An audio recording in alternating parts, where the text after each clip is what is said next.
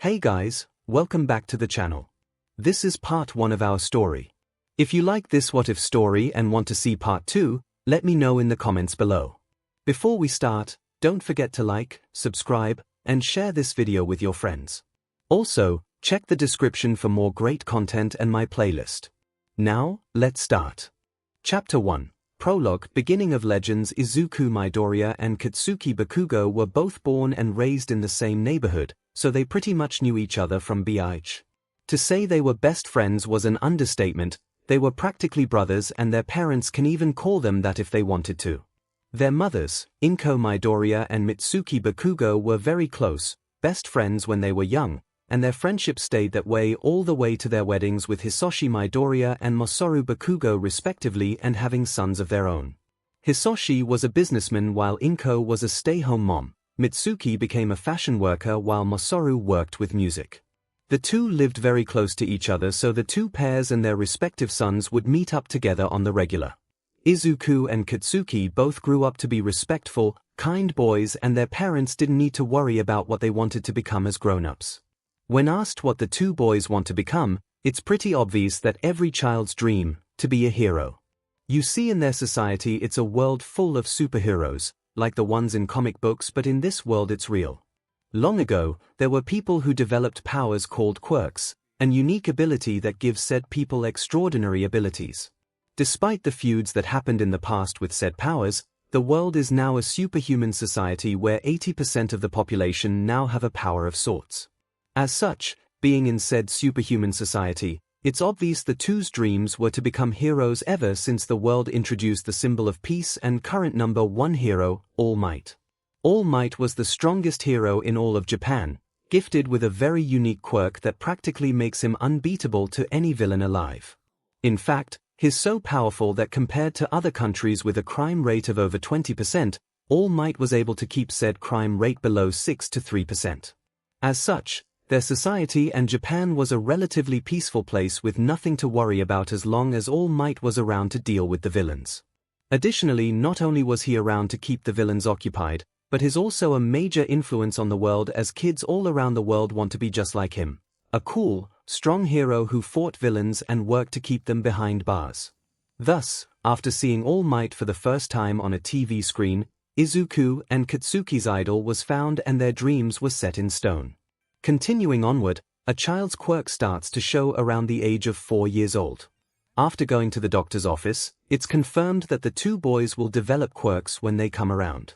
As time went on and Katsuki turned 4, it wasn't until a few months in school that he finally developed his quirk, Explosion, being able to create a liquid that acts like nitroglycerine from his palms and denote them as explosions. Everyone in both his school, his parents, his best friend, and his uncle and aunt were so proud and impressed with his ability that everyone told him that he'd make a strong and powerful hero. Of course, the price of praise comes with arrogance and ego, but it's nothing to worry about since Katsuki would have small talks with Izuku's father, Uncle Hisoshi. "Did you see that, Uncle Hisoshi? Did you see it? Here. I bet no one has a greater quirk than me." Katsuki bragged with mini explosions popping out of the palms of his hands as Hisoshi stopped drinking his coffee and reading his newspaper. It was a Saturday afternoon, so Hisoshi and Katsuki's parents had no work on the weekends. The 2 days were perfect for weekly hangouts and play dates for the two boys. However, this particular weekend had Izuku leaving to get groceries with 𝐼nko, and she didn't have time to tell Mitsuki. Despite it, it didn't stop her or her husband from coming over and revealing that they're going on a date night, and Hisoshi agreed to look after Katsuki until they returned, or he can stay over for the night. After explaining the situation for 𝐼nko and Izuku's disappearance, Mitsuki and Masaru kissed Katsuki and waved him goodbye as he spent some time with his favorite and only uncle. Yes, it is a great quirk. But Katsuki, make sure you don't let all of the praise get to your head. Hisoshi gently lectured as he put down his coffee mug and set aside his newspaper. Katsuki turned to look at him and yelled out, "What? Of course not. I'm going to be the biggest, baddest, coolest hero that'll be even greater than All Might." Katsuki screamed as he tried to jump on the coffee table, but Hisoshi grabbed him before he could try and kick his mug. I know. But Katsuki, it's not the quirk that makes you cool. It's you yourself that makes you cool. Hisoshi explains as he gently places Katsuki on his lap. I know, I'm awesome and the best at everything. Katsuki beamed brightly, though it seemed that he didn't quite get Hisoshi's message there. So to further elaborate, that's not exactly what I meant. What I meant was that a person, no matter a hero or not, they aren't defined by their quirk. You see Katsuki, I know All Might is the greatest hero of all, but it's not just his quirk that makes him the greatest. It's his personality, his charisma, his actions, the fact that he wants to do his best to make the world a better place, how he tries to save all the people he can save. All of those qualities and many more are what make All Might, and what makes him the best hero Japan has to offer. As Hisoshi finishes, Katsuki looks at his uncle in awe as he processes his words. So quirks aren't what define a person, but actions and personality do. Katsuki looks up at his uncle and sees his smile further spread on his face. Correct.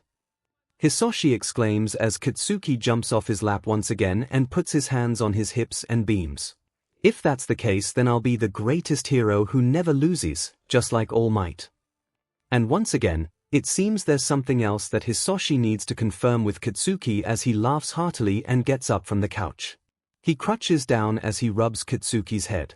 All right, big guy. It seems you're still letting some things get to your head. I'm not. The little blonde pouts as he stamps his feet adorably. You are. Hisoshi says more sternly this time, with his nice smile turns into a tight frown and his eyes narrowing slightly. Katsuki drops his pout and cows before him. Whenever Hisoshi or 𝐒𝐽𝐽 become more serious, it usually means that they are dropping their nice acts. Mitsuki always told Katsuki to never make either 𝐒𝐽𝐽 or Hisoshi mad, as it seems to run in Midoriya BLD to be scary whenever they are mad. Katsuki, look, I'm not saying you're not great and all. I'm just telling you not to get in over your head. Have you ever heard of the 7 sins? Hisoshi gets in front of the boy and puts his hands on his small shoulders. Katsuki looks at him before thinking hard and forming the usual thinking pose anyone would do. Only 4. Sloth, envy, wrath, and pride. Katsuki's eyes widen and his eyes drop down to his sides as he begins to realize what Hisoshi's trying to tell him. You're good and it's okay to remember just 4. But what I'm trying to say, Katsuki, is that when someone allows their pride or arrogance go over their head, they develop egos and think they're great when there are still things they need to work on. In fact, some heroes let their own egos get to them and make them think they can handle anything when this just gets them into trouble or try to handle something they actually can't. And in cases like those, sometimes, they don't come back. But, All Might can do anything. He always wins and saves people with a big smile. Katsuki seems to become desperate as he clenches his fists.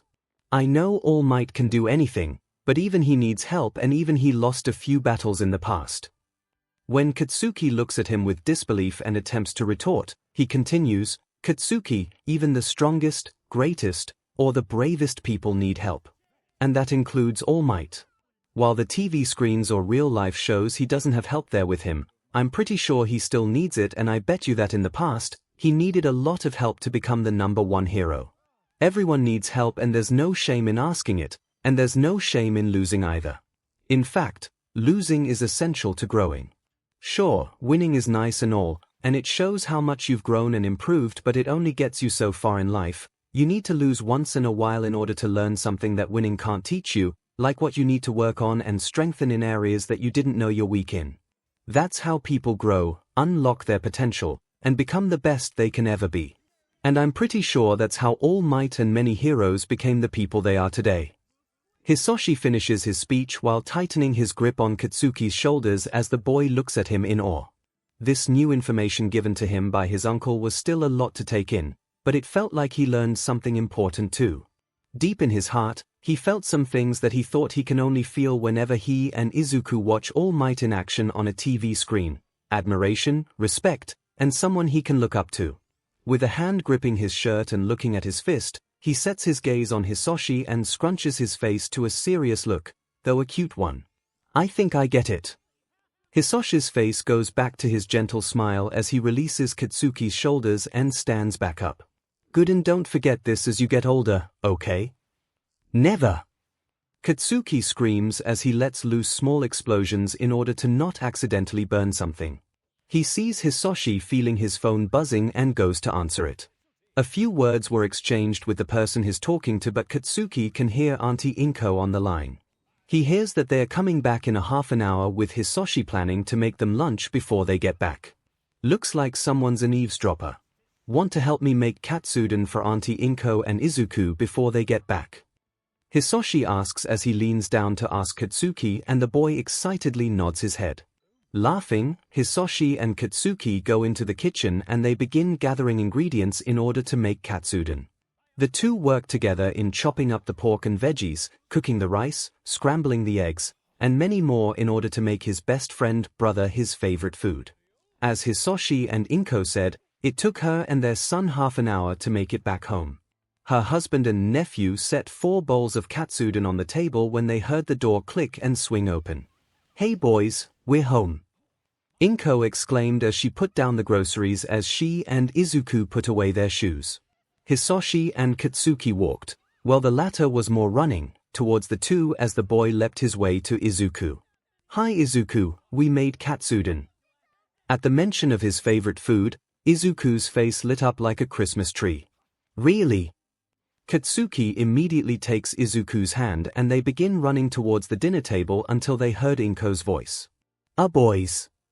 The two stop in their tracks. They forgot what happens when 𝐒𝐿 comes back with groceries. "You two know the drill." Hisoshi smugly looks back at the two as the boys slump their shoulders and begrudgingly trudge their way to 𝐒𝐿. They grab 2 bags each and make their way into the kitchen to put away the things before eating. Luckily, they did it quickly so they can eat as soon as possible. Hearing the clattering sounds of cabinet slamming, 𝐒𝐿 shook her head in amusement as Hisoshi warps an arm around her. The 2 grown-ups helped the 2 out with the remaining bags.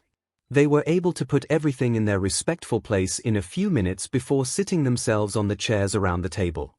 They say their respective prayers for the food before they begin eating. Izuku and 𝐾𝐬𝐞 dig into their bowls in a rapid session that causes 𝐒𝐿 to stop eating and scold the boys. "Izuku! 𝐾𝐬𝐞! Slow down, you'll choke."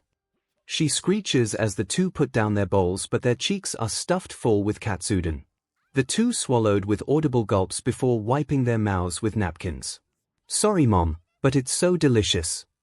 "Yeah, Uncle Hisoshi. And Auntie 𝐒𝐿's famous katsudon is so good that I can eat 10 bowls of it," Izuku and 𝐾𝐬𝐞 stated as the former's parents blushed at the praise of their famous katsudon recipe. Hisoshi laughed behind his hand and chopsticks while 𝐒𝐿 sighed and sagged her shoulders. "Still, if you eat too fast, then you'll choke. And isn't best to savor the flavors slowly," 𝐒𝐿 responds with a mischievous smirk and glint in her eyes. Her husband side-eyed the 2 boys as they began to process the idea of savoring the katsudon much slower next time. Izuku and 𝐾𝐬𝐞 then turned to each other and began speaking as though they can read each other's minds. "Actually, that's not a bad idea." "True, especially when you hear the crunchy sounds of the pork dash or the creaminess of the scrambled egg dash or the cooked rice dash when it's at the right temperature dash and flavor dash. It'd be a food paradise." The 2 screamed as though they came to a profound realization. 𝐒𝐿 and Hisoshi laughed out loud at the boys' antics as they made a solemn vow to eat food much slower next time. However, it seems that the adults laughing is what made the 2 realize that they've been tricked. "Hey, you tricked us, Auntie 𝐒𝐿. I'm sorry, but you've made your solemn vow. So you have to eat your food slower next time," 𝐒𝐿 said in between laughs as Hisoshi began laughing harder than before. 𝐾𝐬𝐞 and Izuku made pouts before laughing out loud as well. After the heartful meal, the adults cleaned up while the 2 boys began playing inside Izuku's room with all might toys and bouncing around the area. Izuku's room was filled to the brim with posters of his and 𝐾𝐬𝐞's idol. To his walls, his computer home screen, his bed sheets, and even his clothing were all Might themed pajamas. It's always a party whenever the 2 come over to either boy's house, as they would play with each other and have fun until they literally drop and fall asleep before leaving with their parents. The day progressed with 𝐒𝐿 and Hisoshi planning a regular movie night as they got a call from 𝐾𝐬𝐞's parents that they won't be able to pick up their son as their date night will end very late. Additionally, getting home will be a challenge as the roads are filled to the brim with traffic, but this isn't the first or last time Katsuki's ever stayed over at Izuku's apartment. The boys didn't stop playing hero versus villain, with either boy being All Might and another boy playing bad guy for All Might to beat. Hisoshi comes in occasionally for both Izuku and Katsuki both play as All Might, so it'd be fair in a way. Come nighttime, 𝐭𝐽 had set up the mini coffee table with some snacks and juice for everyone to enjoy. Izuku was sitting in his mother's lap while Katsuki was sitting in Hisoshi's. The movie the four were watching was, yet again, an All Might one where he first debuted by saving 100 lives from a train that crashed. Despite Katsuki and Izuku's exhaustion from playing all day, the two battled their fatigue in order to watch their favorite film of all time. By the time the movie ended and end credits rolled in, did the two finally fall asleep. 𝐭𝐽 and Hisoshi looked at the two with loving smiles before they carried the boys on their respective laps off to Izuku's bed. After tucking them into bed, 𝐭𝐽 leaned over and kissed both boys on their foreheads before leaving and closing the lights. "Sleep tight you two," Hisoshi says as he closes the door quietly. After that day, Mitsuki and Masaru came over and picked up Katsuki as they waved goodbye. Hisoshi shared a look with Katsuki, and the boy knew what it meant. "Don't forget what we talked about." The boy raised his left fist in the air, which is All Might's signature pose after a victory, and beamed a large smile. Months have passed and Izuku's 4th birthday also went by too. After a few more weeks, Izuku hasn't shown any sign of a quirk. It was summer vacation, so that meant no school, as he and his parents went over to Katsuki's house for a playdate. A dreadful thought crossed over Izuku's mind as he and his best friend were playing with All Might figurines. It didn't take long for Katsuki to notice and looked over. "Hey, what's the matter?" "Katsuki, what if I don't have a quirk?" Izuku asked with a crack in his voice, and his eyes looked watery. "So what if you don't? You can still be a hero even if you're quirkless," Katsuki stated bluntly. Izuku looked at him with a hopeful look as he continued. "There are tons of quirkless heroes in the other countries, and even if there isn't one in Japan, you'd be the first quirkless hero, and that's something to look forward to, and it's awesome. Listen, Uncle Hisoshi told me this once, it doesn't matter what your quirk is and it doesn't make you a hero. It's your actions and personality that makes you who you are, hero or not. And so, who cares if you don't have a quirk, we'll still be the best hero duo this world has yet to see."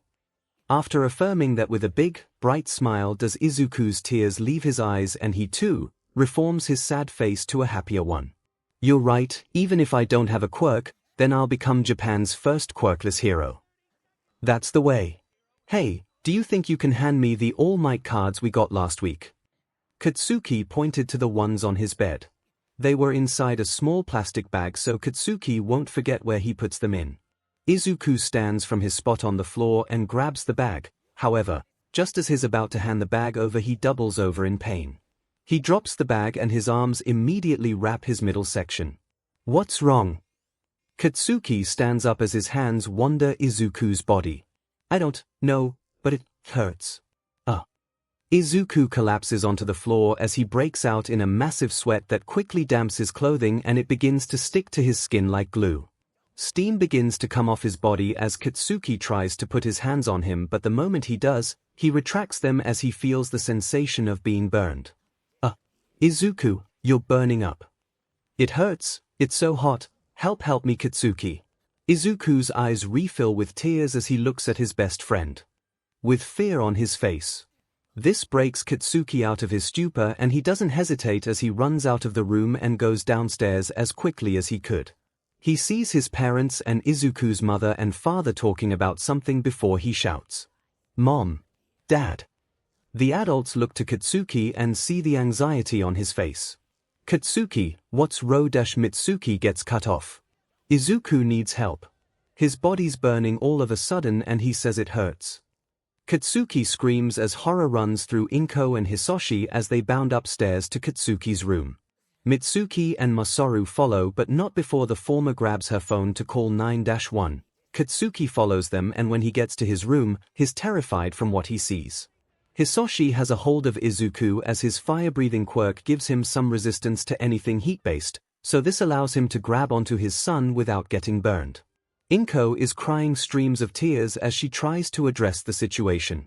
Mitsuki sees this and immediately calls 911 and begins telling the operator everything while Masaru runs from the bathroom with a bowl full of cold water to quell Izuku's fever. Despite the frantic movements of the four adults, it's Izuku that's scaring Katsuki. His body wasn't that of a human anymore. Katsuki was only gone a few seconds and Izuku's body has transformed in the same matter of seconds. His still human-looking face now has black tear streaks running from the corners of his eyes to the corners of his mouth, white fur surrounding his eyes, his lips, chin, throat, and Katsuki can see bits of white poking out under Izuku's armpits from his shirt.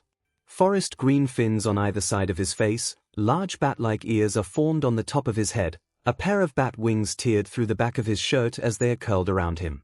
His body was covered in emerald green fur with blotchy spots and stripes littering them. Forest green scales littered his hands and elbows as fins appeared under his elbows.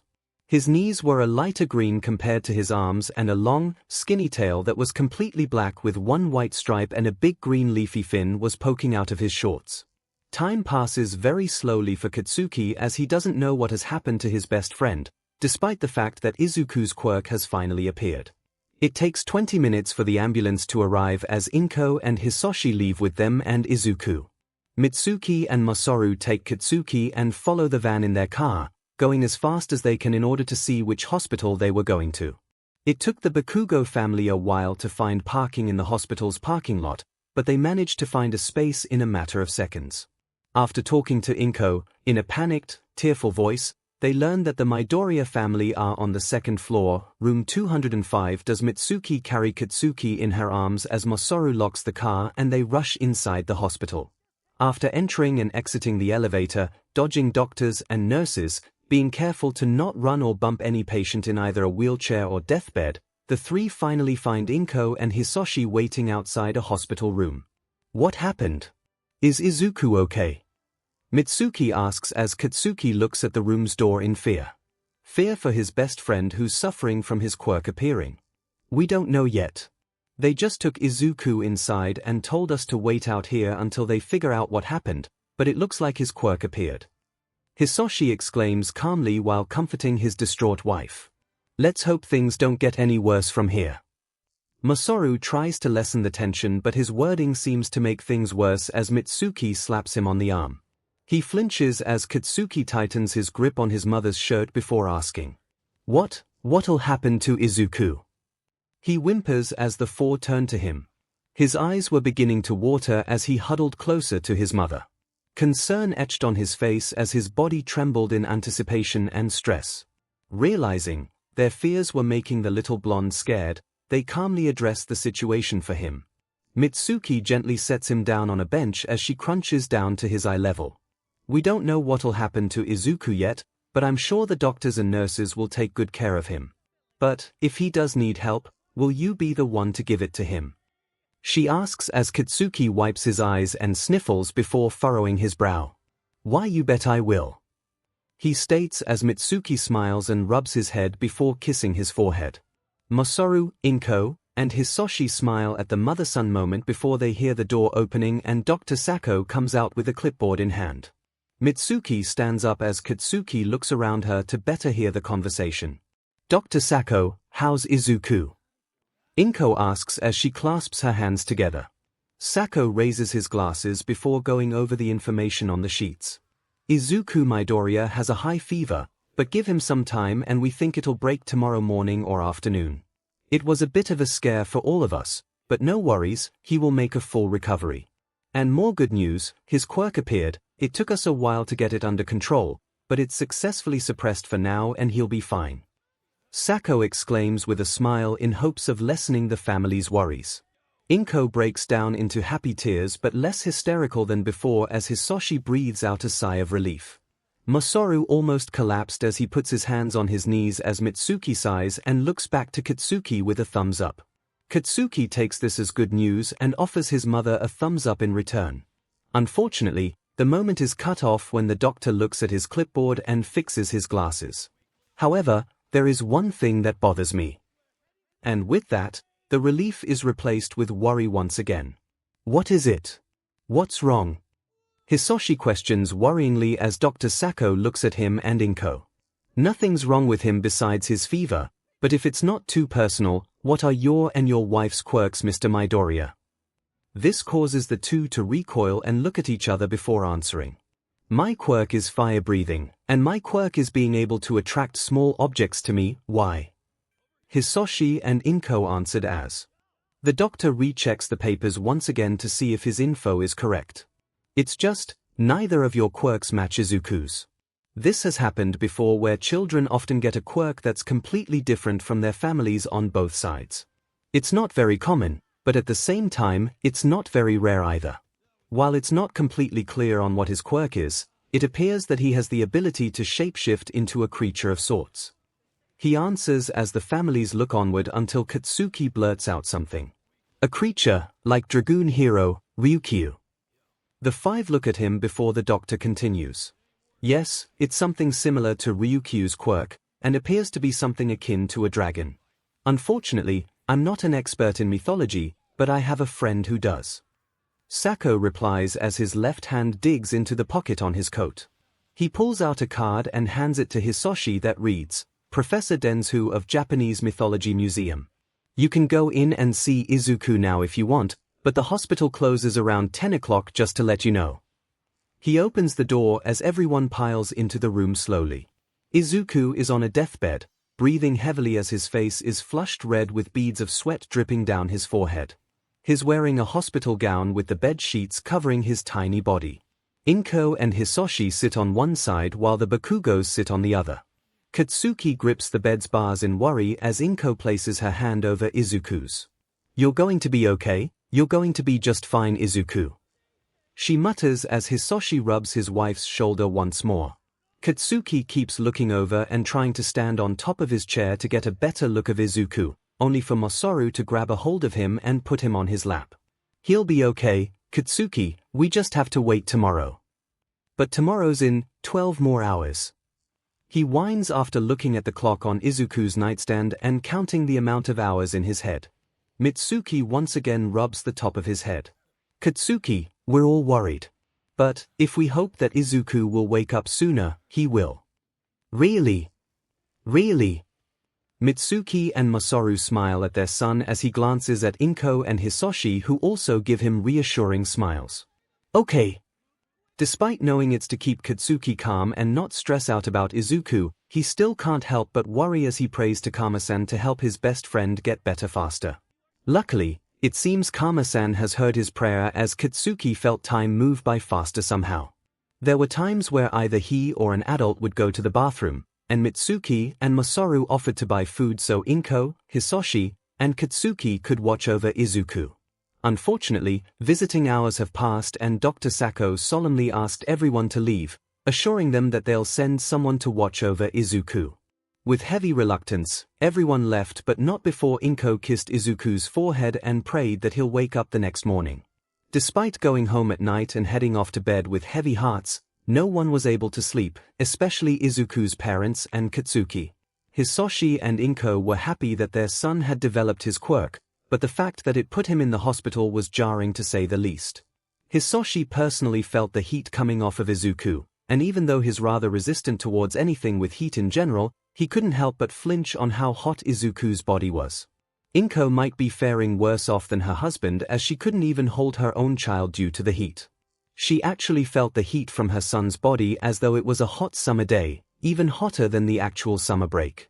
However, as parents, they decide to put their fears aside and help their son in any way they can once he wakes up.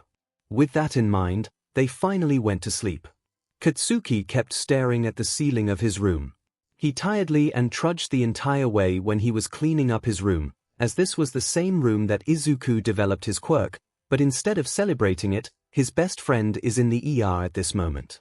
While he's rather excited about what his quirk is and what it can do, he's still scared of what Izuku's newfound potential could be. He personally and literally felt how hot Izuku was as he put his hands on him in an attempt to comfort him, but he recoiled as though he put his hands on the oven in the kitchen. He could also feel the heat from a distance when he went back to get Izuku's parents and his own to help him. Katsuki wasn't sure what kind of quirk Izuku actually has, and despite his fear for his brother, he decides to put it aside and help him once he gets better. With that in mind, he finally pulled the covers of his bed and went to sleep. Everyone woke up the next morning, and as Mitsuki and Masaru were getting breakfast ready, the former got a phone call from her best friend that Dr. Sako called that Izuku's fever finally broke and he woke up a few minutes ago. Upon hearing this, Katsuki grabbed his peanut butter and jelly sandwich with him and ushered his parents into the car. Mitsuki calmed down the eager child as the three headed their way to the hospital. Luckily, there was no traffic and they managed to arrive in 10 minutes maximum. Even more luck is that they managed to find parking since there were so little cars at all, since it's rather early in the morning. Katsuki pretty much bursted from the car despite Mitsuki and Masaru's warnings to look out for any vehicle coming his way. The boy didn't care, as he used his quirk to explode his way to the elevator as quickly as he could. He made it to the elevator and began pressing the up button as fast as he could, and didn't stop until an elevator door opened. Mitsuki and Masaru barely made it in before the former scolds her child. "Katsuki, you could have happened if you got hit by a car.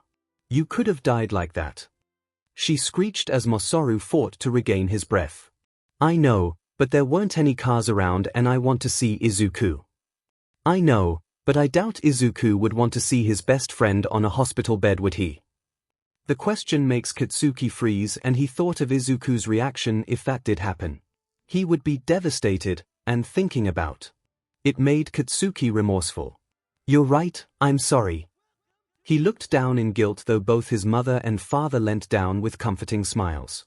"Hey, we know you want to see Izuku, but at the same time you need to be careful with these things in real life too." Masaru gently lectures as Katsuki looks at his parents with a small smile until they hear the ring of the elevator, signaling that they've arrived at their destination. The three begin walking towards the desk to let the person in front know that they're here to visit room. Upon opening the door, they see Inko and Hisoshi sitting beside Izuku. Unlike yesterday, Izuku's sitting upright with his hands on top of his blanket-covered knees. They turn their heads after hearing the door click as Izuku puts on the biggest smile he can muster. "Katsuki!" He spreads his arm out wide as Katsuki smiles and races to his bed, using his quirk to propel himself onto the bed. He immediately plunges himself into Izuku's arms as they wrap each other like blankets. "Izuku! I was so worried about you." The two boys continue hugging and rambling words to one another as their respective parents take in the heartwarming sight. Eventually, the two release as Katsuki excitedly rambles on about Izuku's newfound quirk. "Izuku, you finally got your quirk." "I know, I can't wait to leave and see what it can do." They said it's something similar to Dragoon Hero Ryukyu's. "Wow, really? Do you think I'm going to become a dragon?" "Not exactly, but they said it's something similar." "So cool. Do you think Hey, I know you two are excited, but please keep it down. We have other patients here and it's still rather early." A voice chuckled before gently scolding the two for their loud behaviors. Dr. Sako enters and closes the door as he walks in with his clipboard. Katsuki and Izuku shyly blush and lower their heads. "Sorry, Dr. Sako," said Doctor merely laughs it off before bringing his clipboard up to his face. "It's alright, it's pretty natural for kids to be ecstatic when they get their quirk. But we'll run some more tests to see if there won't be any more nasty surprises like the fever." He grimaces and so do the families, but he presses on. "Anyway, once we get the tests back, it'll only be around an hour and you'll be allowed to leave the hospital." "Sweet. Oh, Izuku, after this we're going to a mythology museum." The parents and doctor smiled and looked at each other. Just one sentence is enough to get the boys in a talking frenzy about quirks and heroes. "Really?" "Yeah, it'll help you learn what kind of creature you just turned into." "Cool, I can't wait. Maybe you can turn into a dragon or a phoenix." "Phoenixes don't have bat wings, Katsuki." "Well, maybe yours is a different version. But we'll be the greatest hero duo the world's ever seen though." "That's true, we'll be the next #1 hero and hero duo."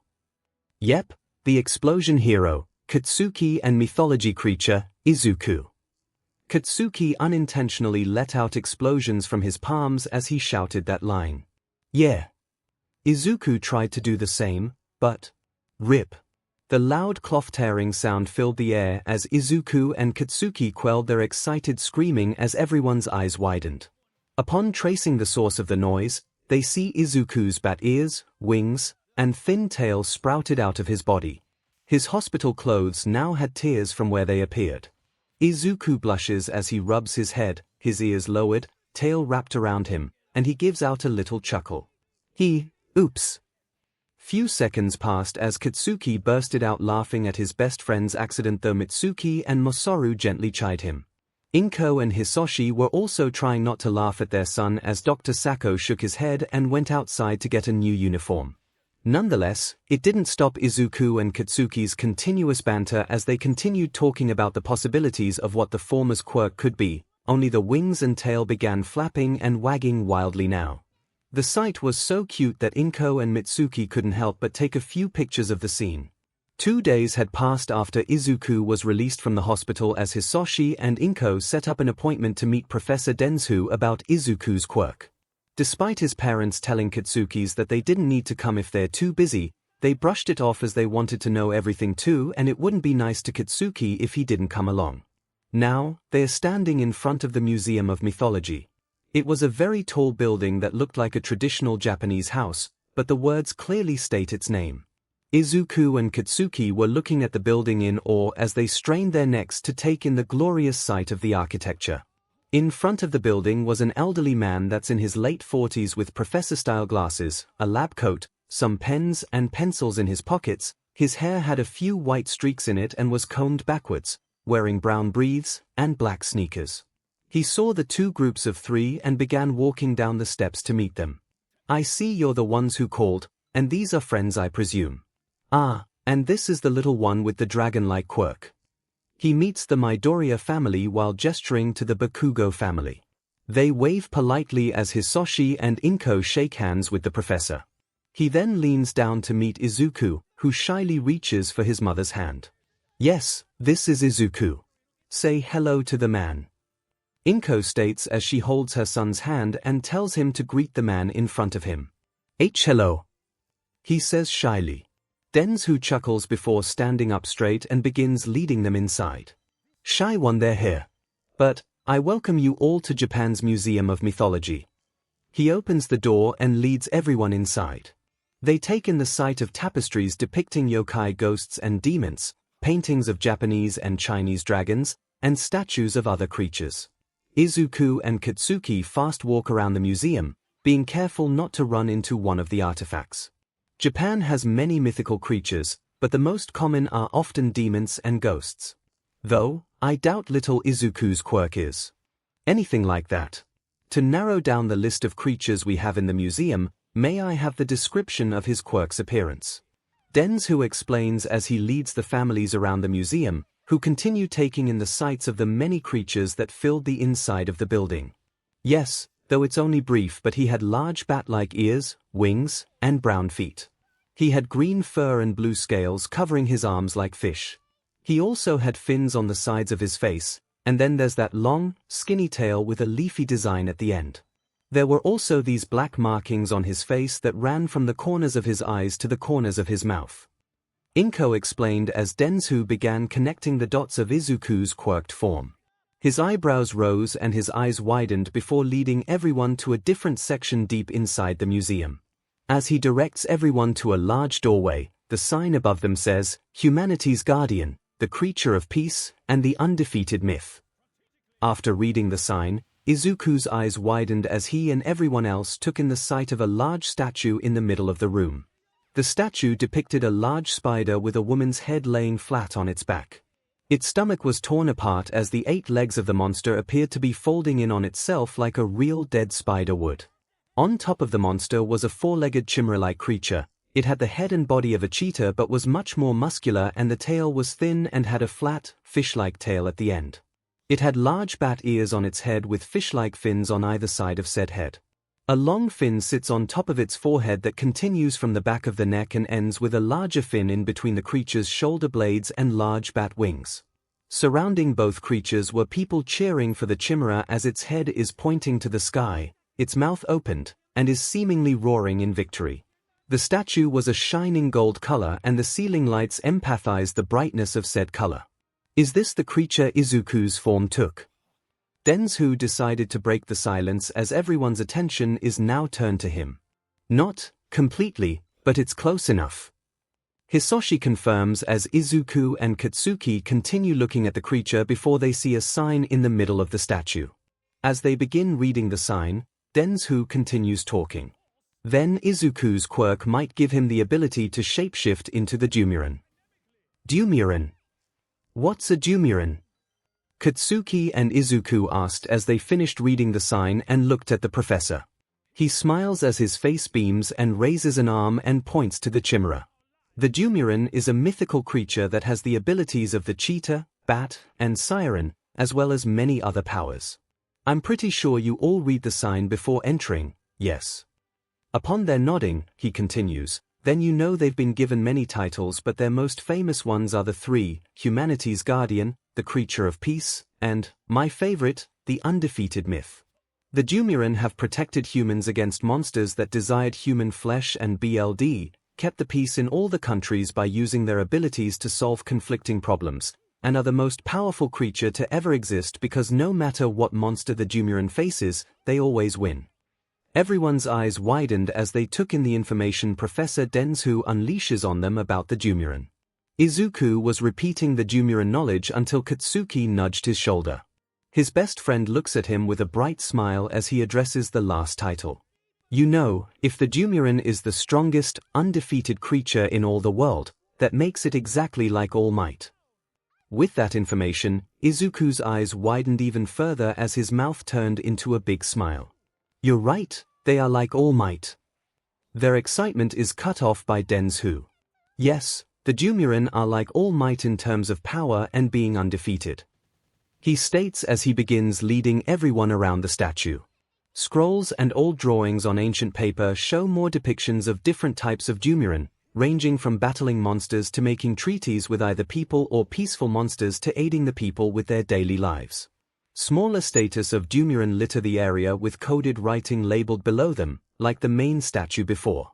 Though mythologists around the world are still researching the Dumuren, we do know this. They start off as a rookie or beginner status called tyros, and as they grow, they gain and mstr their abilities before gaining unique markings to show they've graduated from tyros to champions.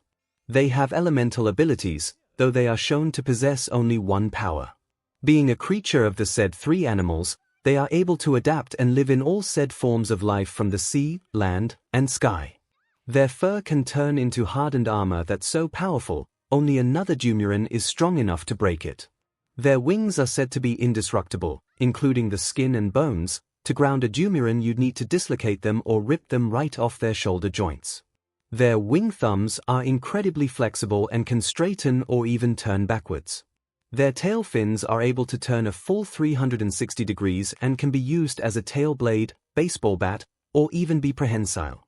Stories say they also have the ability to change their size, from the smallest house cat to a size as big as a mountain, they say. In fact, that statue itself has a story of its own. The spider monster called the 𝐔𝐬𝐽, a creature that takes the form of a woman in order to lure people to her trap before revealing her true form and devours them. Legend says, the 𝐔𝐬𝐽 claimed the lives of 5 people in a village before she was caught and defeated by the Dumuren that was protecting the village. The Dumuren once again triumphed as it roared into the sky with the native people cheering it on. Izuku and Katsuki's eyes continue to widen as they sparkle with all the new abilities and powers a Dumuren has and can use to their disposal. Inko and Hisoshi also take in everything 𝐷𝐻𝐻 says as they look at Izuku. With a sense of pride. Mitsuki and Masaru are also excited by what kind of hero team the boys could make when they go pro-hero. 𝐷𝐻𝐻 continues listing Dumuren abilities that are either well-known or have been researched. The day progresses until it's the evening, the professor giving the Midoriya family a list of the creature's abilities. According to him, the Dumuren's powers continue appearing as they grow older, and while Izuku isn't a Dumuren, his quirk might follow up like the actual creature. Nonetheless, Izuku and Katsuki were eager to find out what kind of powers Izuku will have in the future, as the professor also hands them his contact info in case they have more questions regarding the Dumuren. After the eventful day, the families leave while waving goodbye to Professor 𝐷𝐻𝐻 as they head towards their respective cars. They planned on going out to dinner together for fun as Izuku and Katsuki continued mumbling plans as the future hero duo while their parents ordered them food. Everyone ate wholeheartedly before leaving to go back to their respective homes. Izuku's quirk was named Dumuren Shifter after the whole debacle of fevers, creature transformations, and heat-based craziness. Izuku and Katsuki continued experimenting with Izuku's quirk as it was true with what the professor said. Izuku's Dumuren abilities continued to show as he got older. Even though the professor didn't exactly say what abilities will show as they come when a Dumuren grows older, Izuku and Katsuki were able to check off the basic abilities before slowly going on to the more complex ones. It took Izuku a few weeks of training to be able to transform into a Dumuren cub completely. His full form had him looking almost identical to the Dumuren statue back at the museum, just smaller and was in various different shades of green. And when he transforms into a Dumuren, one would think he'd ruin his shirts and briefs all over again, but Mitsuki was a fashion designer, so she took this problem into account.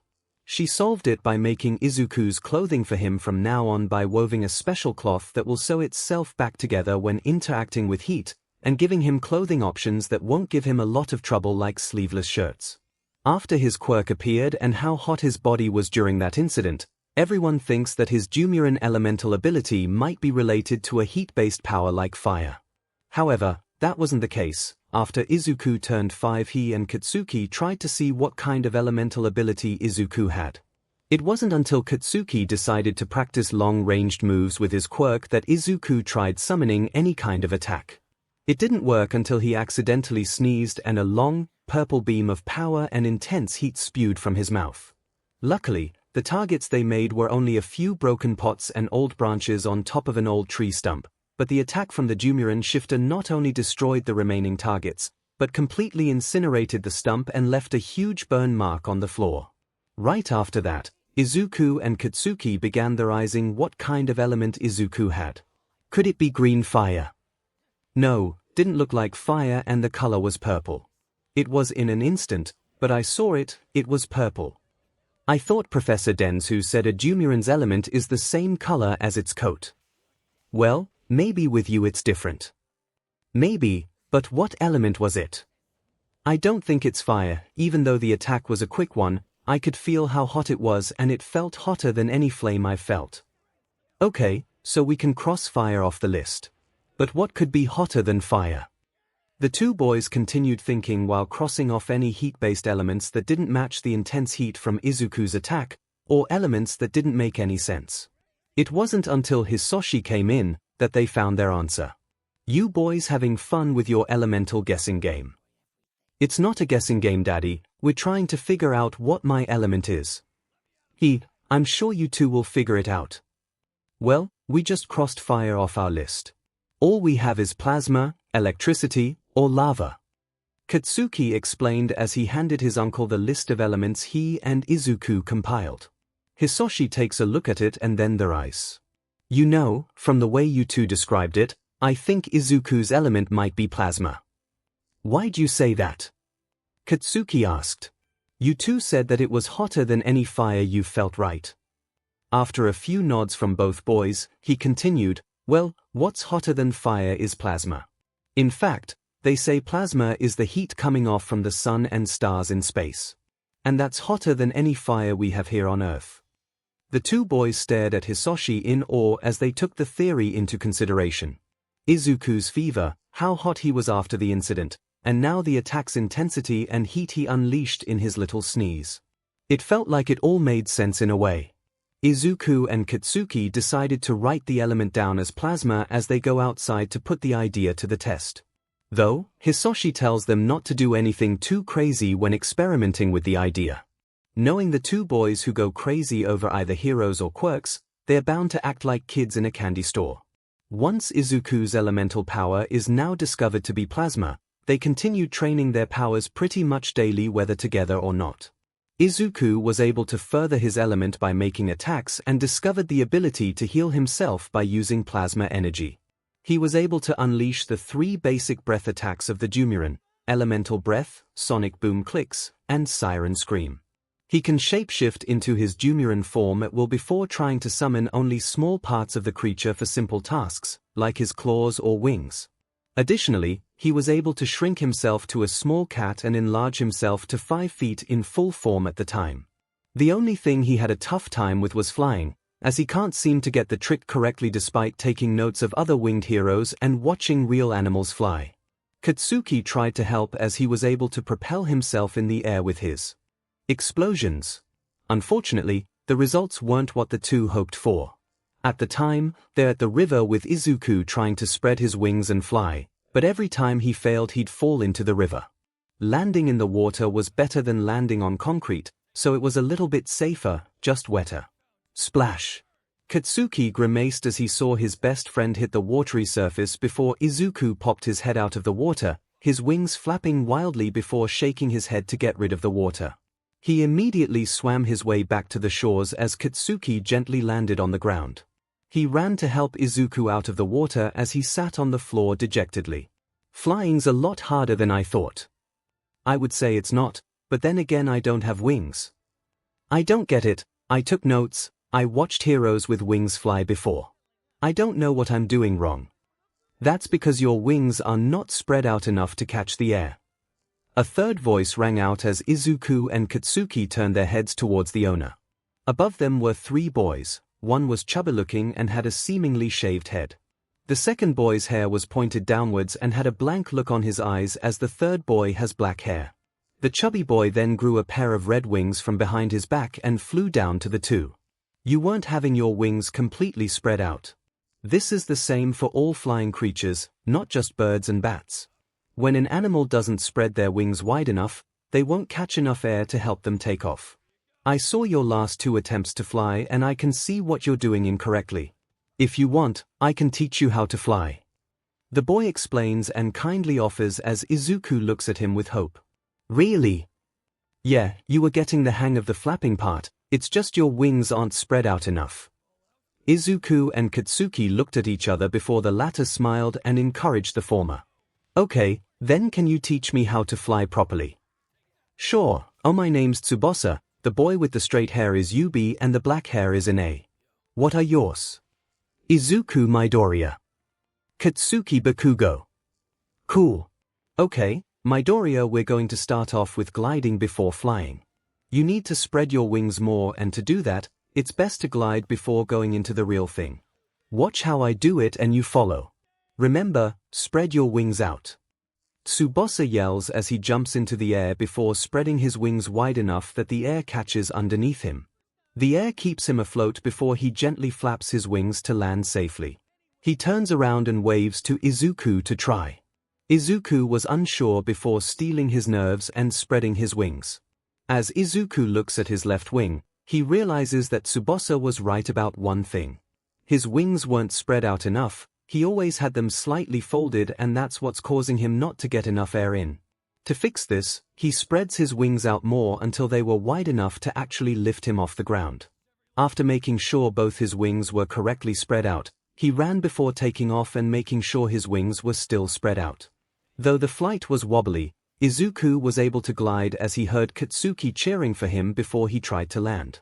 When he glides near where Tsubasa is, he tries mimicking the same flapping movements Tsubasa did. However, his wings flapped unevenly as he began falling to the floor, but Tsubasa caught him before that happened. That was awesome. You got it faster than I did when I was trained. He helps Izuku on his feet as the boy beams at him. Really? Thanks.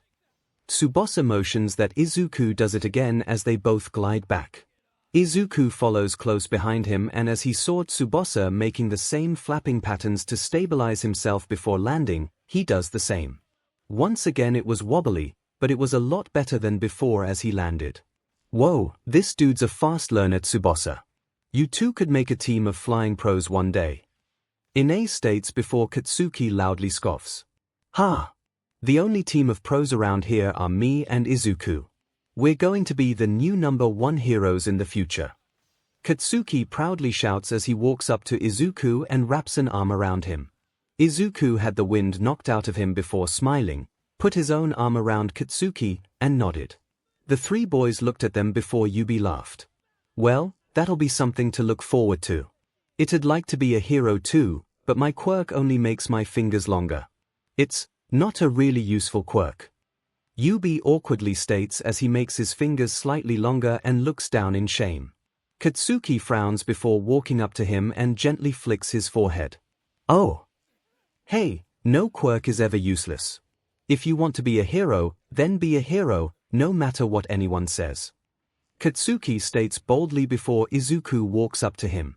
Yep, there are many possibilities with any kind of quirk. For example, color-changing hair is the best for undercover missions. No one would be able to tell if that person's a spy for something else, and if they try to find the person, they can just switch hair colors and blend in with the population to avoid detection. And your quirk, if you look at all the possibilities, you can either make it bend or be flexible if you trained hard enough. Izuku's a quirk-analyzing nerd. Give him a quirk, and he'll give you ideas and different training regimens. Katsuki states as he crosses his arms. Izuku blushes but still looks at 𝐈 with awe and hope. The latter was happy that there were kids who gave him ideas, inspiration, and compliments about his quirk. 𝐈 looks at his now shortened fingers and then looks back at the two with renewed hope. You're right. I don't care what anyone says, I'll be a hero in the future. You can count on it. He shouts as he pumps his fist in the air before the other four do the same. Oh, by the way, what are your quirks? Mine's already obvious. Tsubasa can fly, and 𝐈 can make his black hair grow. Katsuki and Izuku just shoot each other big smiles before the former lets out explosions from his palms and the latter transforms into his Dumuren form. The three boys recoil in awe and shock before cheering loudly. My quirk's called Explosion. I sweat a nitroglycerine-like substance from my palms and I can detonate them whenever I want.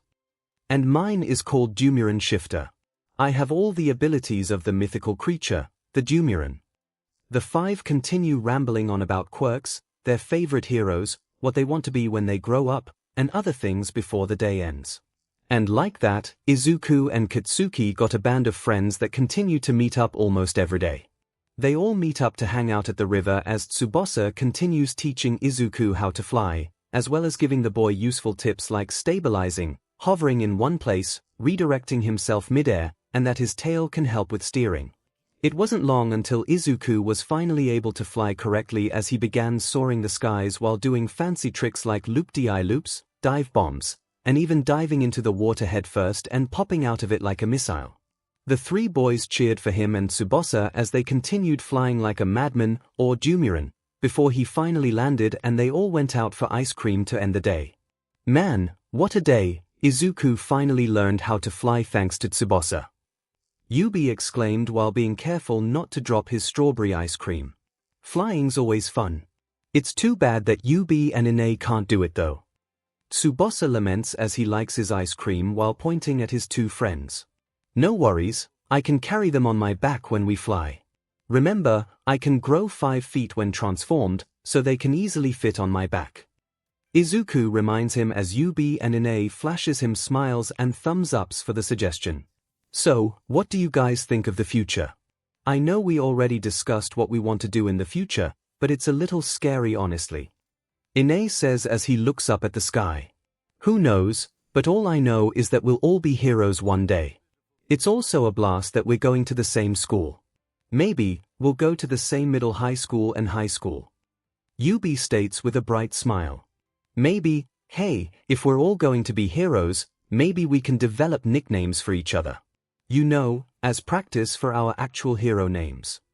An idea popped into Tsubasa's head and he announced it to the others, who perked up from their fears of the future. Hey, that sounds like fun.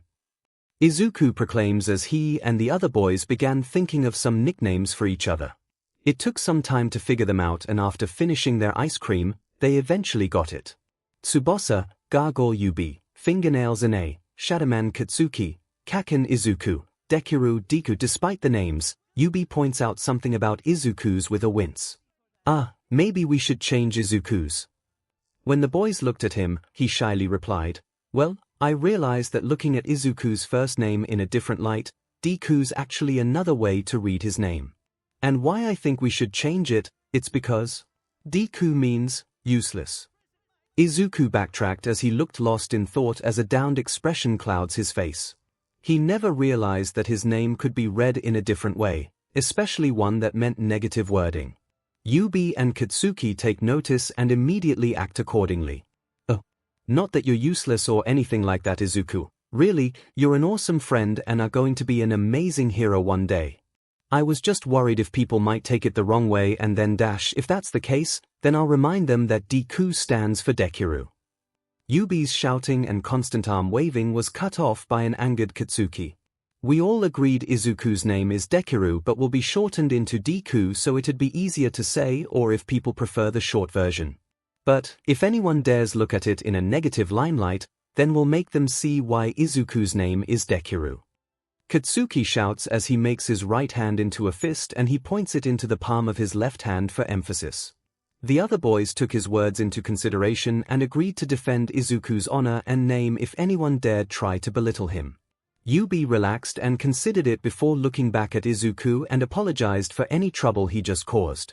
Izuku waves it off and states that Yubi was just looking out for him. The group of 5 then fist-bumped each other before shouting loud into the sky before waving goodbye and going home. As Izuku and Katsuki were walking home, the former nudged the latter. Hey, thanks for making Deku a better meaning than the other one. No problem. We're going to be hero partners and a team in the future, so that means we gotta look out for each other, you know. Yep, and once we go pro-hero, nothing will stand in our way as the new #1 heroes. That's right. Any villains out there will rue the day they got in the way of 𝐭𝐻 and Deku. After a few moments of silence, Katsuki decided something and slumped his shoulders and arms. Tsubasa was right about something. These are good nicknames for temporary hero names. He muttered this as Izuku laughed out loud. Few more years went by as the group of friends would come over to either Izuku or Katsuki's house for playdates since the other three's families were too busy and away to have them at their own houses. It wasn't a problem for the two families as they think the more friends Izuku and Katsuki have, the better. Their families also got accustomed to the group's decision of nicknaming each other and was pretty much the norm nowadays. With their quirks growing, them learning things inside and outside of school, with cool friends to hang out with, and parents to support them, things were going to be fine, dandy, and happy for the pair of future heroes. Knock. Knock. Knock. Hello, this is the Musutafu police. I'm sorry to say this, but your husband died in a villain attack that occurred few hours ago. I'm so sorry, ma'am. A green-haired woman fell to her knees in silence, her face full of tears and are buried in her hands. Her 9-year-old son runs up to her and asks her if what the policeman said was true. He knows much of the world to know how life and death works, unfortunately. She doesn't say anything as. She wraps her arms around her child as he continues to ask her the same question over and over again. Then, he couldn't take it anymore and begins crying alongside his mother. Few feet away are his best friend and parents who are in complete shock from the sudden news. The mother of the ash-blonde boy runs up to the policeman officers and shouts in their remorseful faces what they meant by the news. Her husband follows to comfort the distraught wife and child. Their 9-year-old son, staring in disbelief as his eyes widened from the news. No, it couldn't be. Uncle Hisoshi wasn't dead. He promised them that he'd come back, and they'll go on a big family dinner, just like always. He wasn't dead. He wasn't dead. He wasn't dead. And just like that, all the happiness that occurred throughout their entire lives came to an absolutely depressing end. There was always that phrase, happiness often comes with a price, and this was that price. People also said that the future was unpredictable, and that everyone must be prepared to handle whatever it throws at them. They've always said that, yet some people didn't think that they'd actually have to be prepared for said moments. But this was one of those moments, and they didn't prepare for it, or predict it. Hisoshi was called to be away on a business trip which was said to last a week and that he'll come back on the weekend. Then, he, wife and son, and the Bakugo family would all go out and eat together after either family would come back after a long day at work. It was their way of relaxing, and it was supposed to be like that. It was supposed to happen, but it didn't. No one could have predicted a villain attack in the same place Hisoshi was working at. No one could have predicted that Hisoshi would be one of the people who were killed in said attack. No one could have predicted that that would be the last time Hisoshi would ever see or speak to his family again. No one could have predicted that would be the last time Hisoshi ever said, "I love you" to his wife and son. No one could have predicted that the future would end up like this. And no one was prepared for it either. But sadly, they need to face reality. Uncle Hisoshi was dead, he's not coming back. That was the last time he ever spoke to his wife Inko and his son Izuku. That was the last time he spoke to Mitsuki and Masaru Bakugo, and the last time he rubbed Katsuki's head goodbye. The very last time he'd ever see them again, and the very last time they'll see him again too. Days passed as Hisoshi's funeral was being planned, and the days that passed and came were filled with nothing but sadness and depression. Inko couldn't stop crying, Mitsuki came over constantly to make sure she was okay and handling herself and Izuku properly. Masaru would take Izuku and take him to places in an effort to make him smile again. Katsuki tried to uplift his spirit too, but all attempts failed. Just as Inko couldn't stop her sobbing, Izuku lost his light and stopped smiling. His eyes were rimmed red with eye bags forming, his bright emerald eyes are completely dimmed and the happiness and bright shine within them died out. He couldn't think of doing anything but sit silently and not move at all. Katsuki and Masaru tried everything, but they knew Hisoshi's passing hurt just as much to Izuku as much to Inko and everyone else. Katsuki tried his best and would smile for his best friend, brother's sake, but deep down, he was feeling just as sad and depressed as his beloved auntie Inko and his best friend Izuku. After Inko would pick up Izuku, Katsuki would wave him goodbye with a bright smile before retreating back to his room and fall onto his bed. Silently crying his emotions into his bed, hoping his parents wouldn't listen and pity him with their own sadness. It was tough putting up a facade for Izuku's sake and masking his own pain, but he had to be a hero. Because heroes always comfort people whenever things seem tough for them, so he couldn't cry in front of Inko or Izuku. He couldn't, not until things get better for everyone. The day of Hisoshi's funeral, Inko and Izuku wouldn't stop crying as they paid their respects to their deceased husband, father. The Bakugo family also paid their respects to Hisoshi as a loving friend and uncle to Katsuki. Throughout the whole day, not once has Katsuki left Izuku's side ever, just like Mitsuki and Masaru would keep an eye on Inko whenever she needs a hug. Tsubasa, Yubi, and Ine were also there, and they tried to make things better and cheer Izuku up, but to no avail. The results were still the same, he couldn't smile. And to make matters worse, Tsubasa got the unfortunate news that he and his family were moving to a different place. He wasn't able to explain why they're suddenly moving, as they didn't have any job or financial problems, just that his family wanted to move. It was with extreme heavy hearts that the group of 5 boys now became a group of 4 as they watched Tsubasa's car and moving van leave. That was the last they ever saw or heard from him, as he didn't have a phone despite his family having more than enough money to buy one for him. To bring more bad news, it was only a few weeks to a month later that they got sudden news that Tsubasa and his whole family died in a sudden accident. And it was right before he told them all that he had settled into his new home nicely and planned to arrange a video call with all 5 of them together. It was another reason that kept Izuku from smiling and being himself. His depression began taking a toll on his mental behavior as he started developing bad habits. He started muttering to himself while writing or taking notes. Additionally, he would unintentionally sprout his tail and thump it against the ground along with his muttering. Even though everyone understood the reasoning behind his newfound habit, it was getting on their nerves but couldn't bring themselves to stop him. Unfortunately, Izuku began attracting bullies as they would make fun of his depression, which often led to Katsuki, Yubi, and Ine defending him and getting into fights. This also began to take a toll on Katsuki as he developed a short temper, was prone to anger, began insulting and giving people bad nicknames to be snarky at them, and snapped at anyone who would dare make fun of Izuku or his friends. It got particularly bad when Katsuki accidentally used his quirk on one of Izuku's bullies in an attempt to scare them off. In the skirmish, he burned his opponent's eye badly, and this brought his and Izuku's parents into the mix. Luckily, Katsuki got off with only detention, and the bullies were reported thanks to Izuku, Yubi, and Ine. It was after getting home that Katsuki finally showed to his parents how much of the pain he was hiding after Hisoshi's death. "Katsuki, this is your first detention in all of your school years and your entire life. Why the heck would you use your quirk on those boys?" Mitsuki screeched as she was careful not to use her usual bad language as Katsuki glared at her with a bandage on his right cheek. It's not my fault, they were bullying Izuku and it was wrong. Me and my friends had to teach them a lesson. And fighting back is the best way to teach them that. They were making fun of Izuku by using his nickname incorrectly and they dared to use Uncle Hisoshi as an excuse to do so. I don't care if that JRK is now blind, he got what he deserved. Katsuki Bakugo. No one deserves to have a second-degree burn mark on their face. Masaru shouted as both his wife and son looked at him in immense shock. Masaru wasn't the type to scream at people, and certainly wasn't the type to get easily angered either. However, it seemed that this school fight and Katsuki's Freudian excuses had cut the last straw.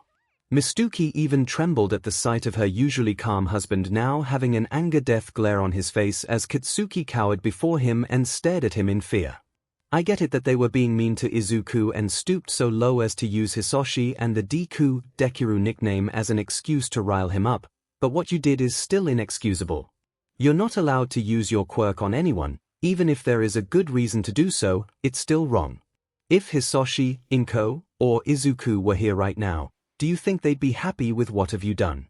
Do you think they'd be proud that you could have potentially blinded someone's eye? And do you think, if All Might were here, he'd praise you for what you've done? Would All Might do something like that to someone, even if he too had a good excuse? Katsuki stood in shock and terror as his father questioned him about what he'd done, and honestly he did feel guilty and was using his anger and protective behavior towards Izuku as an excuse for what he did. Even though it felt right to make the JRKs back off, it did feel wrong and Katsuki was indeed horrified when he learned that his opponent's eye was burned badly. However, he pushed it aside in order to put up a front, but as his father continued to scream at him, he felt his facade beginning to waver as he nears his breaking point. Mentioning Uncle Hisoshi didn't help as the more he's talked about, the more he felt his bravery wane and is close to shattering. And if Hisoshi were here, he would dash Uncle Hisoshi isn't here. He's dead, he's gone, he's never coming back. So don't talk about him like he is. Katsuki screeched. Masaru stops berating him as he and Mitsuki looks at the distraught boy. His angered face turns into one of pure sadness and despair, tears immediately fill his eyes as fat drops of water fall off his face, and his voice cracks the more he screams. I know what I did was wrong. But that was because Izuku was still suffering and those jerkwads didn't give a damn. They kept making fun of Uncle Hisoshi, using Deku incorrectly by saying it meant useless or worthless, and using them as excuses to make Izuku angry. They even said he wanted to die because of his monster son, and that was the final straw for me. Auntie Inko and Izuku haven't been the same since that day. They never smiled again, never laughed again, and never had fun and do all the things we used to when he was still alive. I'm trying so hard not to break for their sake, but I feel like I'm going to break if I can't help out at least. I don't know what else to do. Katsuki stopped and inhaled as he exhaustingly collapsed on his knees. Mitsuki placed a hand on her heart as she and Masaru bent down and came face to face with Katsuki as he utters out, Why did he have to go?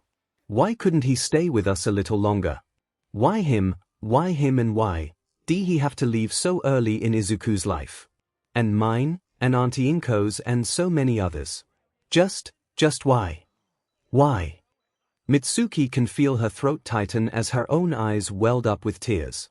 Just like her boy, she was hiding how much pain she felt seeing her best friend in such a sorry state, as well as Izuku's. Neither of them deserved to have a wonderful man leave their lives so early, but she didn't take into account on how Katsuki felt. She didn't realize how much of an impact Hisoshi had on her child's life growing up, and now she sees how much he meant to him. Sniffling, she wraps her arms around Katsuki as Masaru does the same to both of them. He too had tears but doesn't shed them yet. Not now when his wife and son needs at least one of the adults to be strong. Oh, Katsuki! I'm so sorry I never noticed how much you've been hurting. Sniffle I know how much it hurts, I was Inko's best maid at her wedding like she was with mine, so I've known Hisoshi ever since they married. It hurts, but we never predicted something like that night would happen to anyone. And you know what, it's not just us, or Auntie Inko, or Izuku who feels and understands this. All the people who died that night, their loved ones are going through the same thing we are, so we're not the only ones who understand what it's like to have someone they love get taken away from them. Mitsuki holds her child at arm's length before giving him a small, hopeful smile. But they're getting help from others, and I've been thinking of something that could help Auntie Inko and Izuku get better: therapy. Many people who have either depression or are suffering from losing a loved one get comfort from others or go to therapy to heal. They understand people's pain and recommend things to help them. But I want to help, too. Katsuki sniffled and wipes his eyes. Masaru smiled too before rubbing his head. We know, and it's wonderful that you want to help, but you're suffering too. I'm not sure if you noticed, but you've become angrier these past few months. You've also become hostile, temperamental, and rather rude towards others. If you want to be a hero, you need to treat others properly, and that means no fighting other people to put them in their place. We understand that you want to help Auntie Inko and Izuku, but you need help too, and there's no shame in asking for it or needing it. That line reminded Katsuki of his talk with Hisoshi 5 years ago. Everyone needs help and there's no shame in asking it. He ponders this thought and he remembered all the times he needed help with things, even though it was simple tasks like making katsudon with Izuku or asking his mother or Auntie Inko help with his homework or fix something he destroyed. It was a little embarrassing to ask for help, but it was better than doing something on your own sometimes. And thinking back on everything that happened the past few months, Katsuki thinks that it might be best to have help healing than do it alone, same with Inko and Izuku. Okay, and is it okay I have therapy too? Mitsuki and Masaru smiled at their sons asking for help as they decided to call a close friend of Masaru who's a therapist. According to the brown-haired man, he was the top of his class after he graduated from a medical university that studies human emotions and the mind. Deciding it's best to bring this friend up to Inko and Izuku would be best as they're not getting any better. If anything like Katsuki, they were getting worse. A day later, Katsuki's parents met up with Inko and Izuku to explain that they want to arrange therapy sessions for the kids and Inko. The Midoriya woman had gained weight and was much shorter and wider than her previous self. She stated that she was doing fine and that they can make it only for Izuku and Katsuki. Mitsuki frowned and got up from her seat. She can easily tell that she didn't want to trouble her best friend more than she is right now. However, Mitsuki refuses to take no for an answer and instead of talking, she immediately shoved Inko into her arms. It didn't take the green-haired woman long for her to break down into tears as she wrapped her own arms around her blonde friend. Masaru stood up and just put his hand on Inko's shoulder and looks on as the two women hug each other and comfort one another. Katsuki was in his best friend's room and knew that he and Izuku were listening. He looked at his friend and could see that he was thinking about it. Knowing talking wouldn't help, Katsuki did what his mother did for her best friend, and decided to do the same as he'll do anything to help the Midoriya family heal. He wrapped his arms around Izuku, but unlike his mother, he didn't shed tears. The ash blonde thinks it's because he's too tired or had already shed too many tears that he doesn't have any more to cry. However, it doesn't deter the fact that Izuku was accepting the help he desperately needed as he wrapped his own arms around his best friend. Decided it was settled to get therapy sessions, Masaru called up his friend Benjiro Kokoro to explain the situation with his son and close family friends. He agreed to help all three of them on different dates and times as he prepared to help the two boys first, as they were younger and cost less for Inko. She took up work more often after Hisoshi died to make up for his passing, despite her and her son having enough money for them to live by and Izuku to continue school. As a result, she would return home much later in the day and at times, couldn't pick up Izuku from school. Not wanting the young boy to be alone, Mitsuki and Masaru would pick up Izuku to cover for Inko. Despite Inko and Izuku's apologies, it was always a pleasure having Izuku around. Weeks to months of therapy sessions went by, and luckily, things turned up better for the Midoriya family. Inko and Izuku began to slowly smile again, and they were starting to go out more with everyone else. Katsuki's anger and explosive, pun intended, issues began to die down as he was getting control of his newborn temper and learning new ways to properly handle situations where it doesn't involve quirks or fighting. Benjiro would have the boys over every Tuesday and Thursday afternoons where he would spend an hour each to address them and give them advice whenever they would talk about their issues with him. Wednesday and Friday afternoons were for 𝐒𝐿 as he gave her tips on not losing weight but to properly handle the loss of her husband instead of crying and eating to soothe the pain. The therapy sessions were all the three needed to get better, from a month to a full year.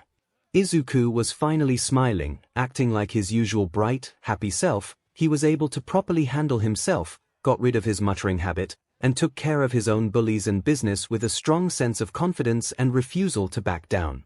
𝐒𝐿 was also herself too, being eager to interact with others, going out with her friends again, and was finally losing weight and slowly looking like herself before that tragic night.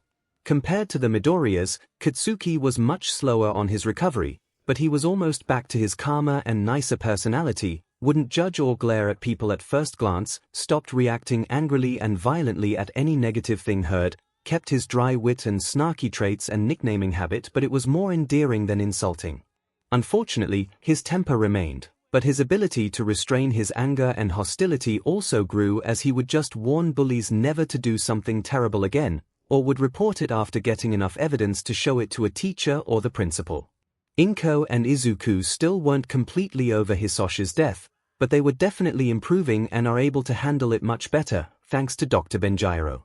Things were finally going back to normal. The two families began hanging out like they usually did, go out for family dinners, and Izuku and Katsuki still kept their fun childhood nicknames the group made as a way of keeping their happy memories alive. They still do their play dates, but they called it hangouts as they grew older. Nonetheless, things were certainly looking up for the better. The years quickly go by as Katsuki and Izuku continue to grow and begin training their quirks. The two were determined to be the best heroes and team the world has yet to see, thus they decided to have backup styles and different ideas so they can adapt to different types of villains when they go out in the field. Additionally, they decided to learn martial arts in case they encounter a villain who can stop their powers from working. Katsuki studied karate and Krav Maga while Izuku studied Muay Thai and Taekwondo. Luckily, Mitsuki had a friend named Joanna Noga who trains and tutors people in the various styles of martial arts. Mitsuki talked to the boys about her, and after calling and meeting her, Joanna agreed to take both Izuku and Katsuki in as students. Through intensive training and hard work, the two quickly rose the ranks in her classes, and in a span of 2 years, Katsuki and Izuku had earned their black belts and deemed official masters. Despite no longer being under her tutelage, the two still go to her studio to train and learn more tricks as well as practice with the other students there.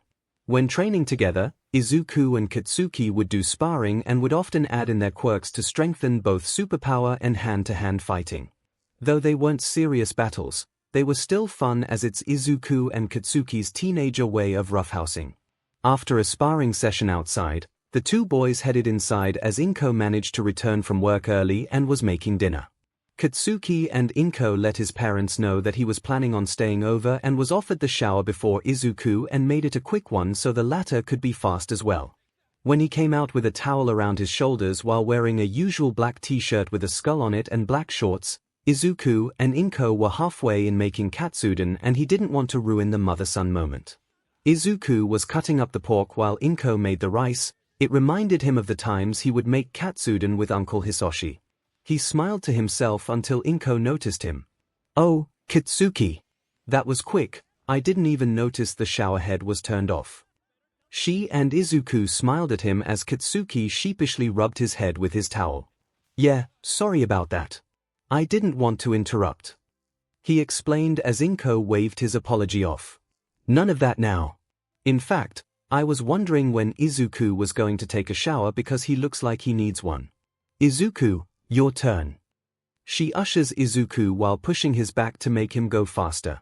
She and Katsuki snickered as he jokingly complained that he wasn't a kid anymore.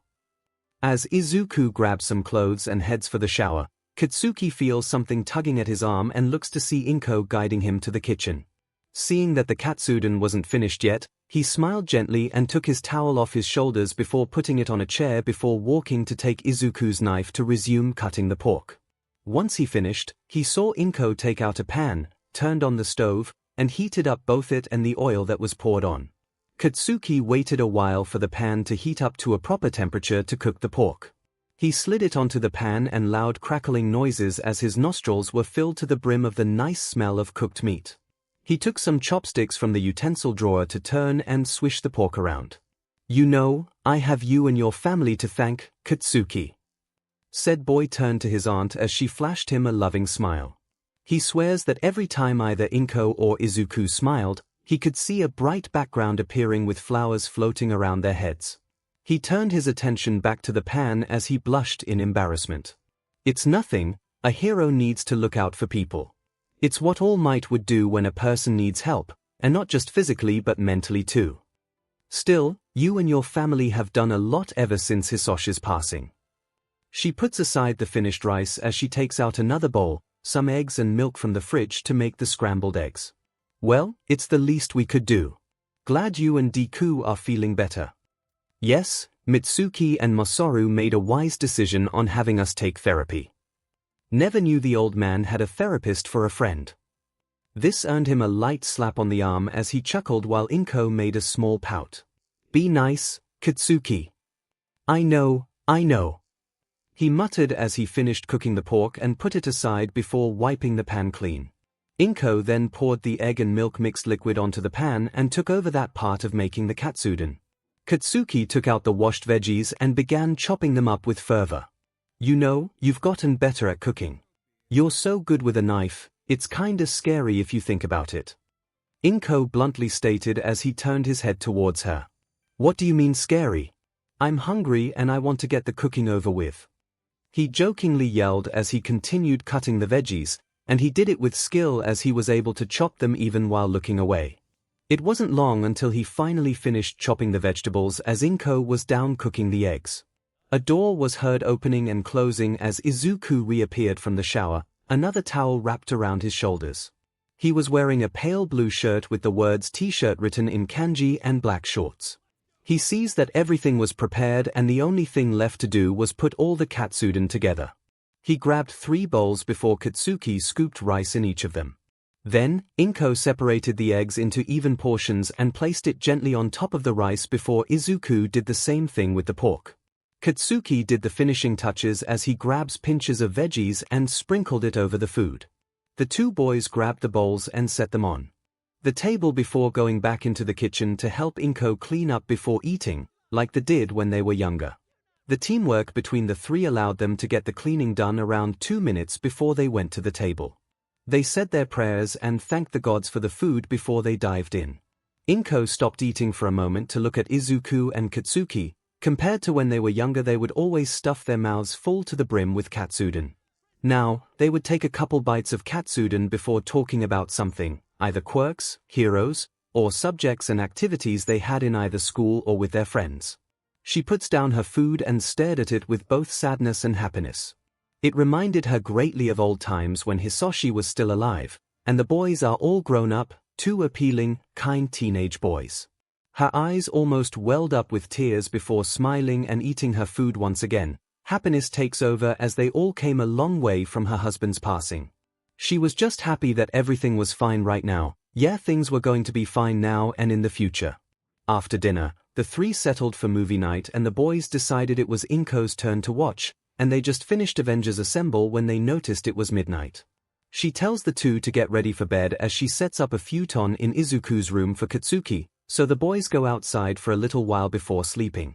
They put their arms on the rail as they stared off into the night sky. Every stretch of sky and corner was filled with bright stars, looking like mini white dots on a purplish-blue background. They take in the sight as the fresh, cool air fluttered their hair and their clothes also sway to the wind. You know, kinda crazy time has flown by. It's going to be another 2 years before we graduate middle school and go off into high school, Izuku states as he's still staring into the sky. Katsuki smirks. Yeah, another 2 years of being in that dull school before going to the place where All Might attended and graduated from.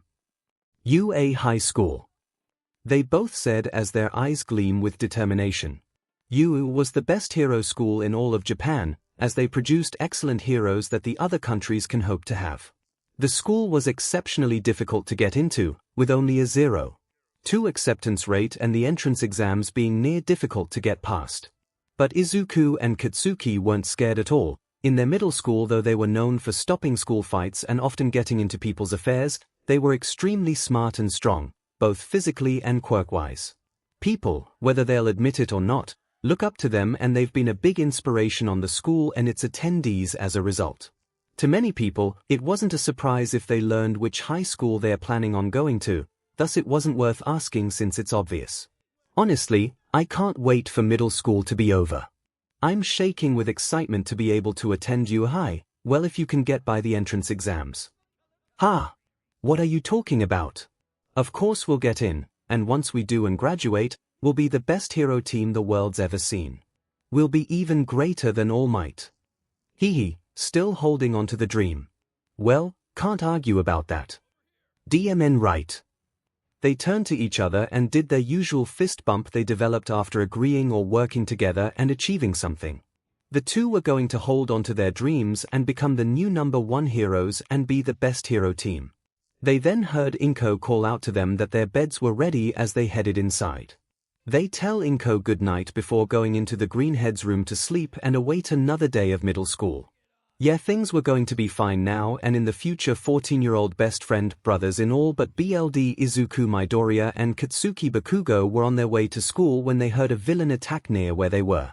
Excited as he was, Izuku grabbed the ash blonde's hand and pulled him along while dodging pedestrians, but was still careful of his surroundings like obeying the traffic lights. The greenhead was staring at his phone that was constantly being updated with news about the incident as the explosion user merely smirked. As always, the two are stoked about anything involving heroes, though Katsuki likes to admit he's more reserved about it than Izuku, though he can't ignore the bubbling excitement bursting in his stomach. He just hopes it's not one of those heroes that were heroes purely for the sake of fame, glory, and money. He hates those types with a passion. Luckily, he gets his answer on who's there when the two boys rounded the corner and see a huge villain on top of a train track bridge while fighting a hero whose skin was practically made of wood while wearing a dark blue outfit with pink flowers around his belt. The new rookie and upcoming hero, Kamu Woods. Welp, so far, he's good on Katsuki's list, even though it was rather recent that Kamu debuted as a hero. He looked around him to see heroes backdraft and death arms around, keeping people away from the action while catching debris here and there. Right next to him, Izuku was eagerly writing down everything that was going on with the fight, jotting down every action that the heroes were making. It's just like Izuku to be analytical and observant. We got ourselves a fanboy over here. A man with starfishes coming out of his head gently teased as he nudged Izuku with his elbow. That got the greenette to blush and look away before he smacked a smirking Katsuki in the shoulder. Suddenly, people started screaming when they saw Kamu pulling back his arm and was about to make multiple branches grow. Izuku, and even Katsuki, couldn't resist screaming along with the hero as he unleashes his ultimate move, preemptive binding lasso chain prison. It would have been an awesome move to watch in person, if it wasn't for another hero literally kicking the villain in the face. Canyon, screamed a lady heroine in a white, purple, and orange outlined hero costume as she lands just as the villain falls to the floor below the railway. Another rookie hero in the making, Mount Lady.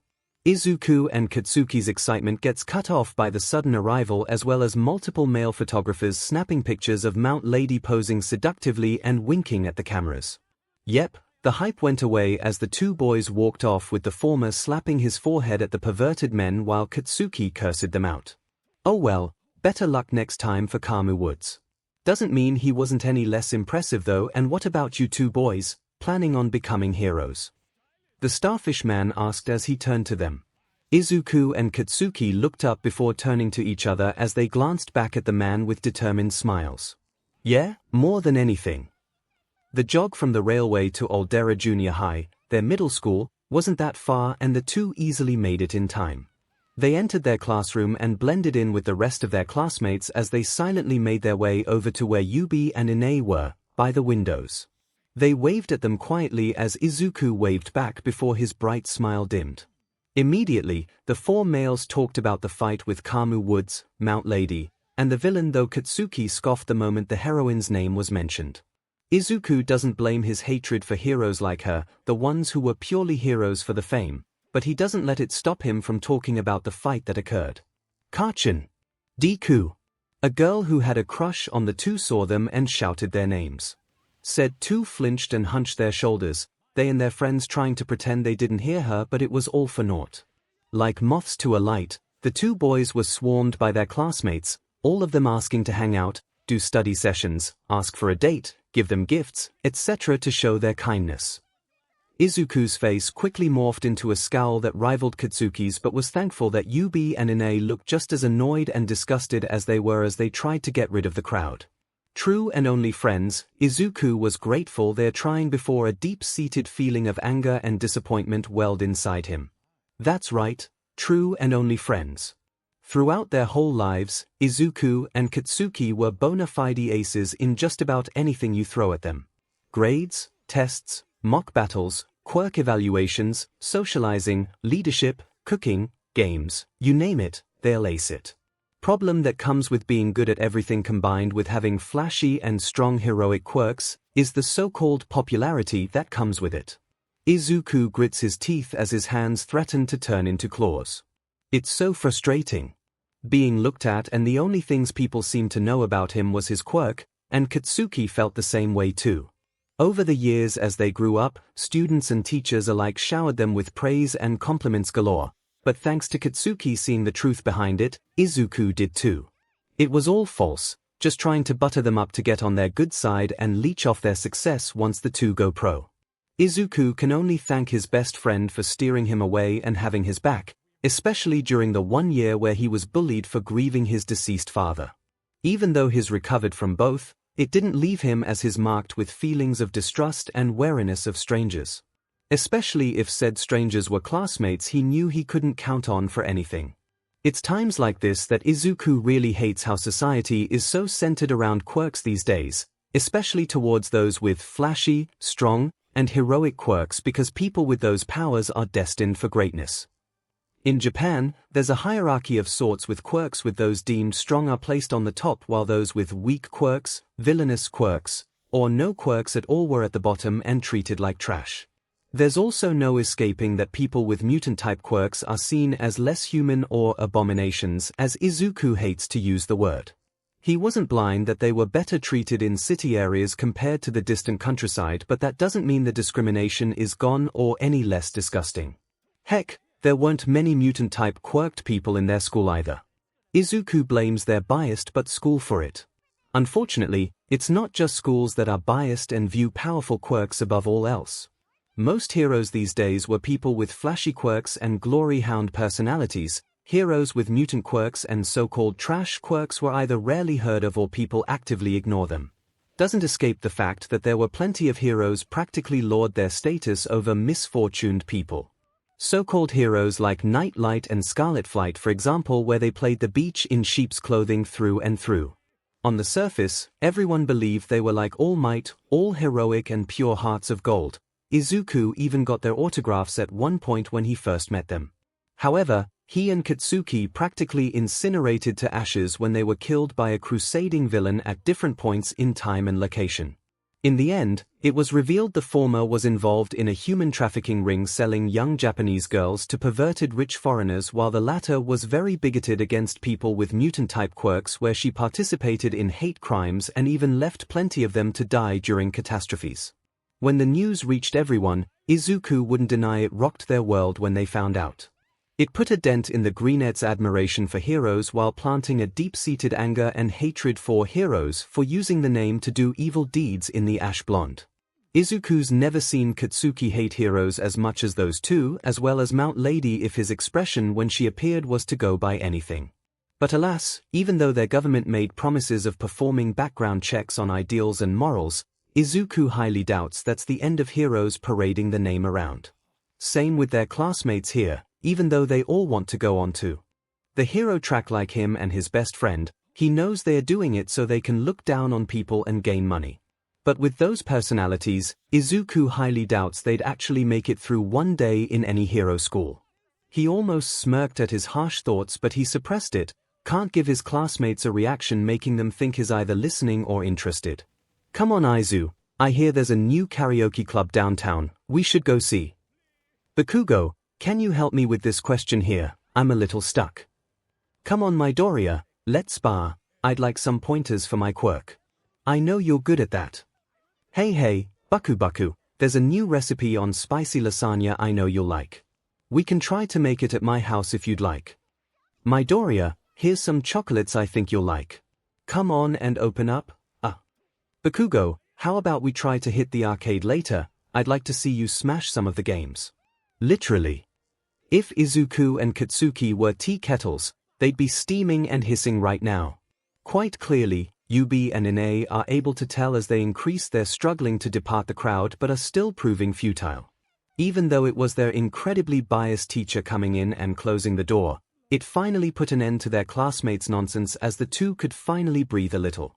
Exhausting. Utterly exhausting. Izuku and Katsuki looked at each other in annoyance and their energy was now drained out of them.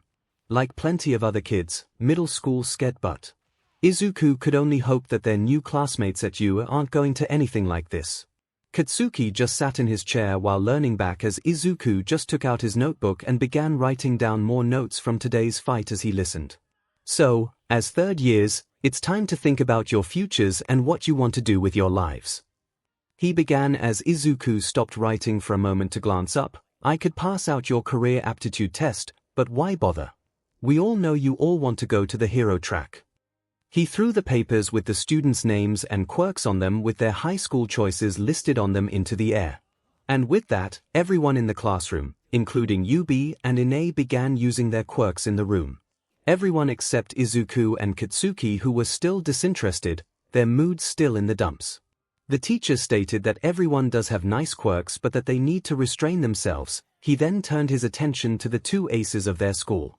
Izuku Midoriya and Katsuki Bakugo, our two fabulous aces of our school. He side-eyed them as everyone turned to them with adoring smiles and suggestive looks. Izuku and Katsuki looked up to pretend they were paying attention as their teacher continued. With very impressive test scores in all mock battles and subjects, no doubt about it that you two will definitely go into 𝐒𝐬𝐽. They're going to try for the national school. That school has a 0.2% acceptance rate. It's impossible to get into. I'm not concerned. I mean, it's Midoriya and Bakugo, for crying out loud. With those quirks I'm sure they'll make it in. I can't wait to see them after they graduate. Such big strong hunks, and the magazines and posters that will come out once they go pro. Wonder if they'll make a monster poster of Midoriya with Bakugo riding on top of him. Dude, don't make it sound like a dirty joke. Said boys grimaced as everyone's comments were getting on their nerves. The only thing that brought their mood up was that Ine and Yubi weren't joining in the conversation and the two were just downright awkward. Yep, middle school really was suffocating. Back in the city, people would think that things would go back to normal after the Mount Lady and Kamu Woods battle with the villain, but then again, we're in a superhuman society where villains are running around. Screams and people trying to find places to hide fill the air as a large slimy villain runs around the streets with pockets of money flying out of his jeans as people dodge to the sides and the store clerk yells for someone to apprehend him. People who were watching the scene were complaining about where the heroes were or if people were even watching the scene. On the sidewalk, two teenage males complained about villains still running amok as the slimy man continued running away, laughing and believing that he made a clean getaway. However, unknown to everyone and the two boys still talking, a very skinny man with shabby yellow hair with two long strands covering his shrunken eyes, wearing baggy clothing consisting of a white t-shirt, green jeans, and large brown shoes came out of the store behind them. He takes in the scene and listens to the two boys commenting on no one arriving on the scene already, before transforming into a very tall, muscular man. His former shabby hair slicked backwards as his two long strands straightened and became a V-shaped sign. The baggy clothing began to properly suit his form as the fabric clung to his skin like a hug. Yes, there is. You know why. A deep voice exited his mouth as the two boys and everyone near them turned around. There wouldn't be a single person in the world who wouldn't know whose voice belonged to as the now tall, strong, blonde man steps out into the light. Even the villain, who was pretty far away, was able to hear the voice and turned to look. Despite being covered in slime, his entire body was filled with fear, his eyes widened, and began to sweat in terror as he recognized the man in both appearance, voice, and his signature catchphrase. "Because I am here. Move it, weakling," scoffed a tall ginger-haired boy, leader in a gang of 6, as they glared haughtily at a fallen underclassman as he landed into his friend's arms. The girl then scowls at them, which catches one of the 3 girls as she marches up to her. "Here. You dare glare at your betters, you little slut. Well then come here and I'll dash," she screeches like a banshee as she draws back her left hand, about to slap the younger girl when her wrist is caught. She turns, a whole slew of swears she plans to throw out, before she pales when she sees Izuku. He glares venomously at her with Katsuki behind him while Yubi and Ine help the distressed freshman. "Oh, Aizu baby. I'm glad to see you have taste." She tries her best at flirting and sways her body to tempt the Greent, but is pushed back by him. "Yeah, sorry, but at least I have taste." Behind the scowling blonde were her 2 other female friends laughing at her. A boy from their group then saunters his way to Katsuki, his face scrunching up as though trying to imitate a gangster. "Hey Bakugo, don't get off your high horse yet, I have a new move that I'm dying to test out on you. We'll see you'll be best." "Yeah, sure, like the last 3 times you tried to fight me and failed." Now it's the boy's turn to scowl. "Yeah, but come on, surely we'd be better company than those 2 losers you guys always hang out with. For real, like what's so interesting about some pathetic freaks with weak pathetic queer dash?" Another boy and girl tried to insult Yubi and Ine, but all words die in their throats when they take in Izuku and Katsuki's faces. While they were glaring themselves, this glare was terrifying. Shadows casted over their eyes while their pupils flared with anger and a promise to bring pain.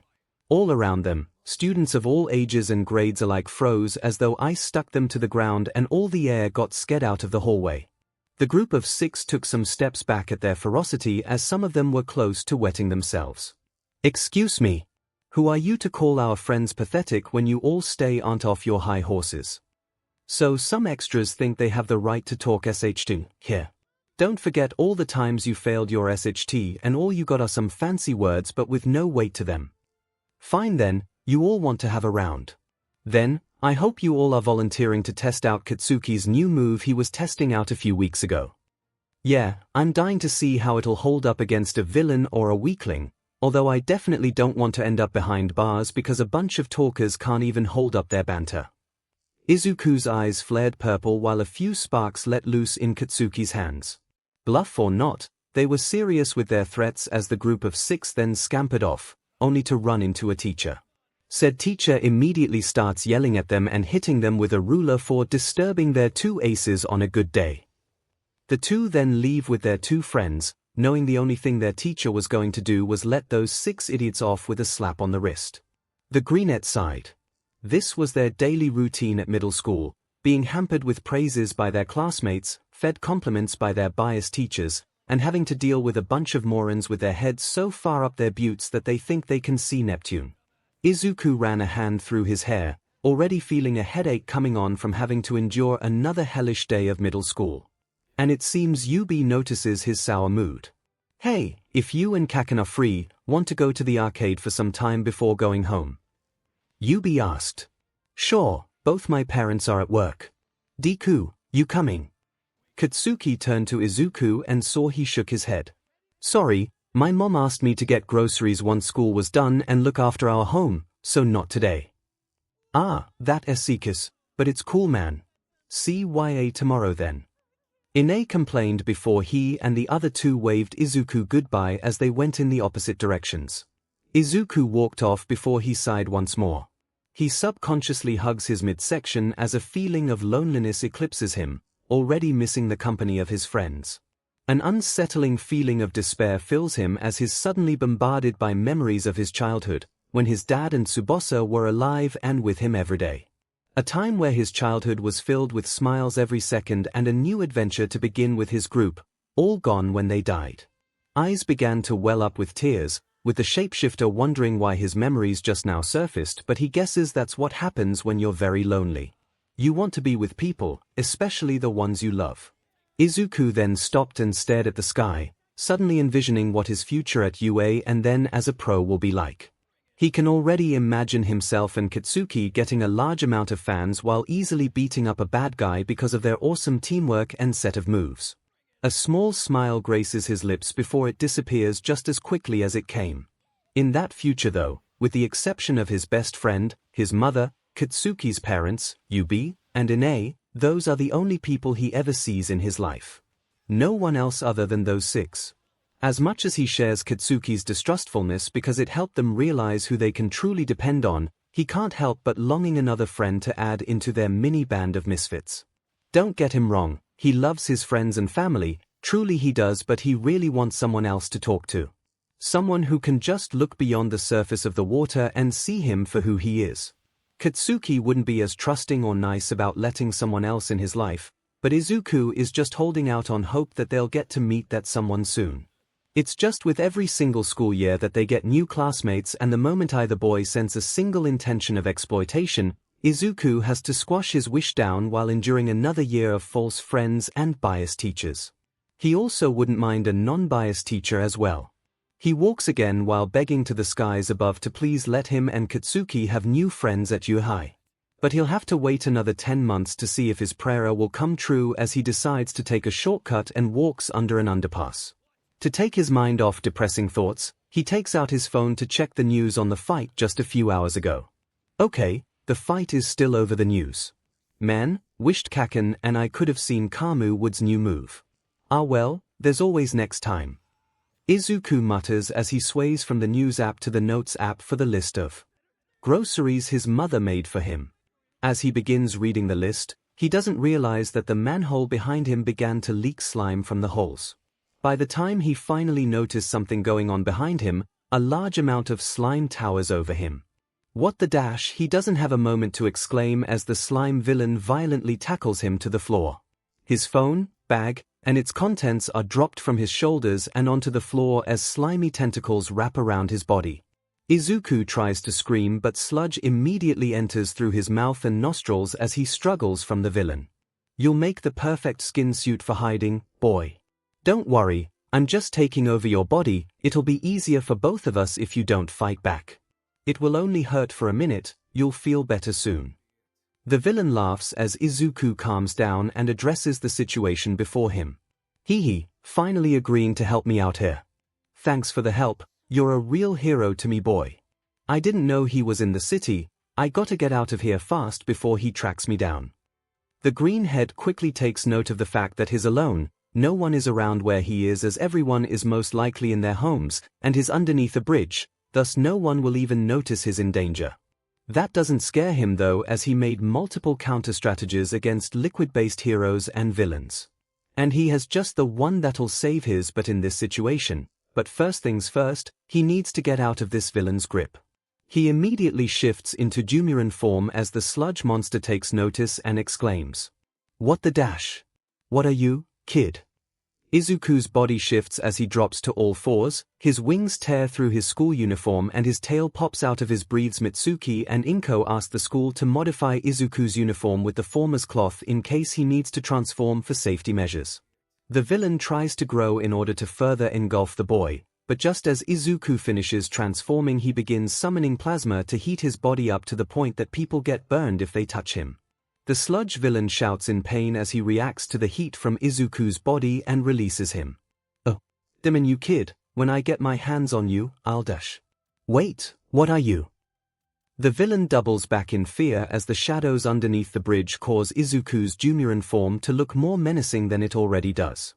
He bares his sharp teeth, growls loudly, claws extended, and his eyes glowing bright purple from his element. His large bat wings flared, which made him look much bigger than he is. Despite his terror of the Dumuren shifter in front of him, the villain refuses to back down and lunges at him. "No matter. I don't care if you are a monster, I will escape this city and you're going to be my way out of here." Izuku's not deterred as he bows his head and releases a loud sonic boom click.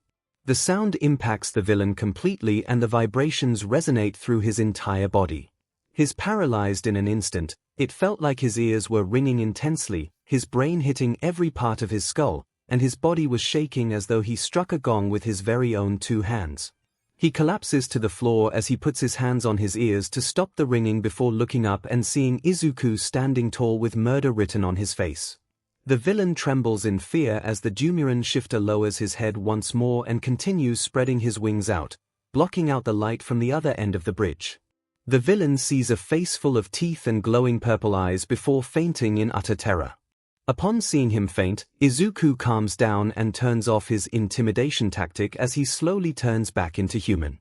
He picks up his bag, notebook, and phone before attempting to call 911 until he hears the manhole shoot up and wind blows in his face. Izuku jumps back and clutches his phone tightly before trying to morph back into his creature form until he hears a familiar voice and a familiar catchphrase. Upon realizing who it was, he froze in shock. "I am here. Now surrender Villa dash." A very bulky man pops out of the manhole before turning around and about to unleash a punch to stop the villain before freezing. He sees that the 𝐒𝐴𝐼𝐽 he was chasing before collapsed on the floor, and in front of him was a boy wearing black clothing that looked like a school uniform. He stands still for some time before repositioning himself and taking an awkward stance as he waves to the boy. "Oh, hey there kid. I was tracking down this villain, but it appears I don't need to do any more searching. I would have gotten here sooner, but I guess the 𝐶𝐸𝐴𝐽 system was pretty difficult to navigate. Anyway, you were a big help in capturing this 𝐒𝐼𝐽 and dash. You all right, kid?" All Might was so busy monologuing that he didn't notice that Izuku fell to his knees. He dropped his phone as he continued staring in shock. It's All Might, the world's strongest hero. His and 𝐻𝐭𝐻𝐿's idol was standing right in front of him, his literally a few feet away from him. He just couldn't believe that the All Might is standing right before him. However, his awe of his most favorite hero is cut off when he finally returns to reality and stammers in his answer. Oh, yeah, I'm fine, All Might." Izuku shakingly grabs his phone as All Might grabs a soda bottle before drinking its contents and begins collecting the villain inside it. His body was made of slime, thus a liquid, and in that line of thinking, he should fit in the bottle despite looking so big. It took some time and needed help from Izuku that allowed All Might to successfully collect all of the slime and put him inside the plastic container. After screwing the bottle cap back on, Izuku took the perfect time to ask All Might for an autograph for him and Katsuki to share. He scrambled around his pockets, trying to find something to get his signature before remembering his notebook and one that belonged to Katsuki. He forgot it the last time he visited his and 𝐭𝐻𝐿's house and meant to return it to him, but he kept getting caught up in stuff and forgot until he returned home. And tried to do the same thing the next day, only to forget again. Izuku takes them out of his backpack with a pen and bows respectively before All Might. Before you leave, All Might, do you think I can get your autograph for myself and a very close friend of mine? It's just we've always looked up to you, and you've been our big inspiration, so it'd be really nice if you could." Izuku is cut off when he feels the three objects get taken out of his hands as All Might quickly writes his name and draws his face in the two books with the black pen. He gives them back to the green head as he checks to see the signatures of the number 1 hero. No doubt about it, there were big autographs written on 2 pages of each notebook as Izuku takes the sight of them with pride and happiness. He couldn't wait to tell the guys and 𝐭𝐻𝐽 about this special meeting. "Thank you so much." Izuku bows once more in thanks to All Might as he salutes to him politely. "No thank you, young hero. As I said before, you helped me catch this 𝐒𝐼𝐽. Now I'm off to take this criminal to jail. So long, beloved fan." And with that, All Might takes off into the air with fervor as wind flies around him as he becomes a very small object in the sky, very quickly. Izuku is nearly blown back as the objects are nearly ripped out of his hands by the wind pressure from All Might's jump. Once it calms down enough for Izuku to see properly, he lowers his arms and sees his idol long gone before he opened his eyes. With a bright smile, Izuku quickly stuffs his items back in his bag before he once again takes out his phone and begins to dial Katsuki's number to tell him of his spectacular encounter. "You know, 𝐻𝐿, it wouldn't hurt to make a new friend every once in a while," 𝐒𝐴𝐽 said. "Ha!" At that, Katsuki whirled around to glare at his friend for suggesting something so bizarre to him but felt his heart pound at the suggestion. "What do you mean it wouldn't hurt to make new friends? Like I need any potential leeches double-crossing me and Deku just because we won't meet up to a single of their DMN standards." Yeah, we know. I mean, the only reason we haven't been played was because you're surprisingly good at reading people," 𝐒𝐽𝐽 said. Katsuki raised an eyebrow at that. "Surprisingly good. But don't you get bored hanging out with us all the time? I mean those 𝐵 weren't wrong with you and 𝐒𝐿𝐼 spending 24/7 with us all the time. It wouldn't hurt trying to talk to someone who isn't us too, Deku, Auntie Inko, Aunt Mitsuki, and Uncle Masaru. 𝐼𝐻 added. Don't be ridiculous. Those jerkwads only said that because they're jealous they ain't true friends like you two, and like I said, I don't need any backstabbers leeching off of us.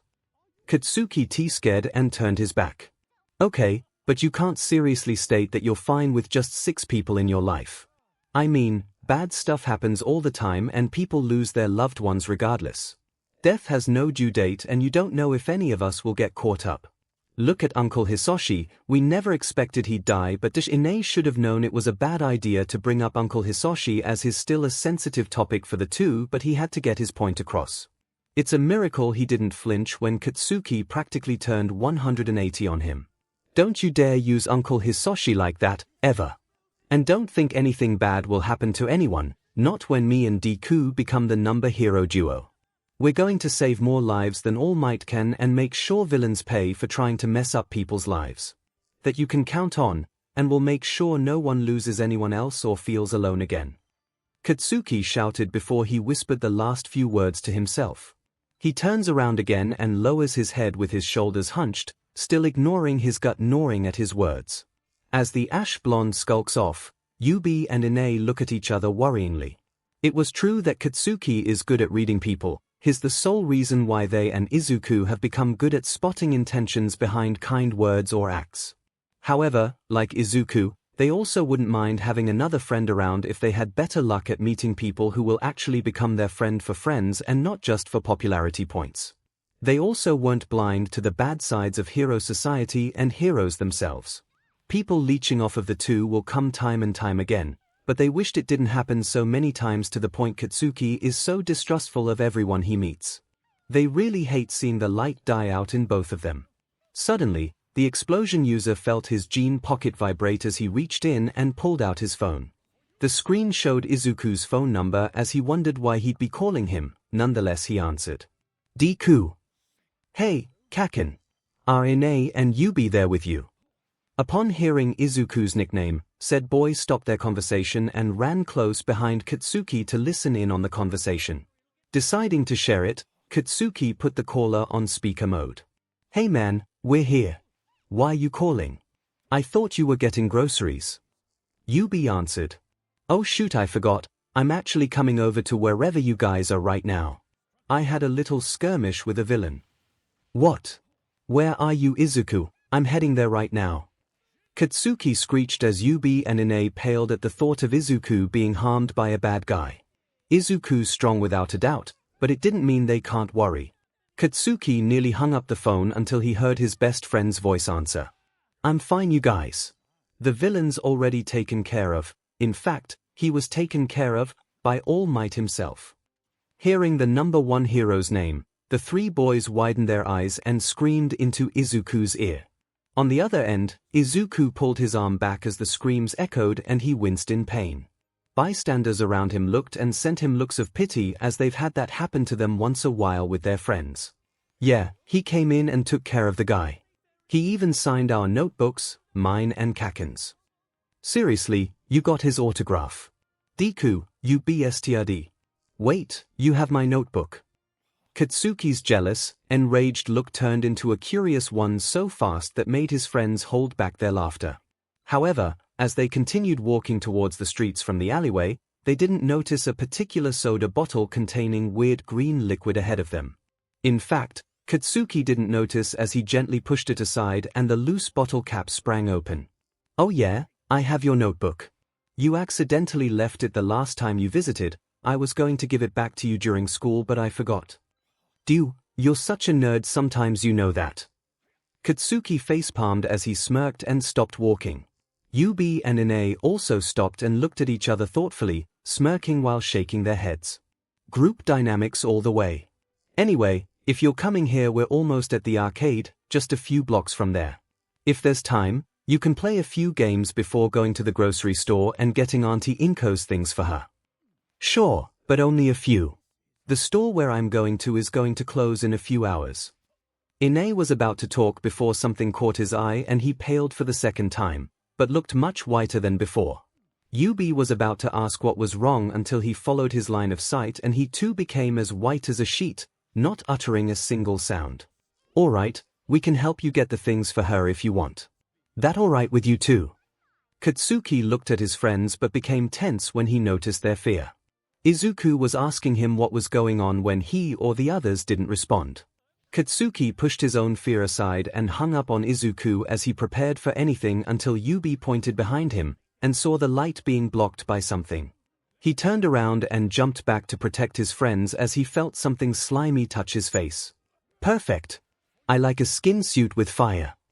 Few minutes earlier All Might was flying through the air while looking back at the ground that was shrinking more and more by the second.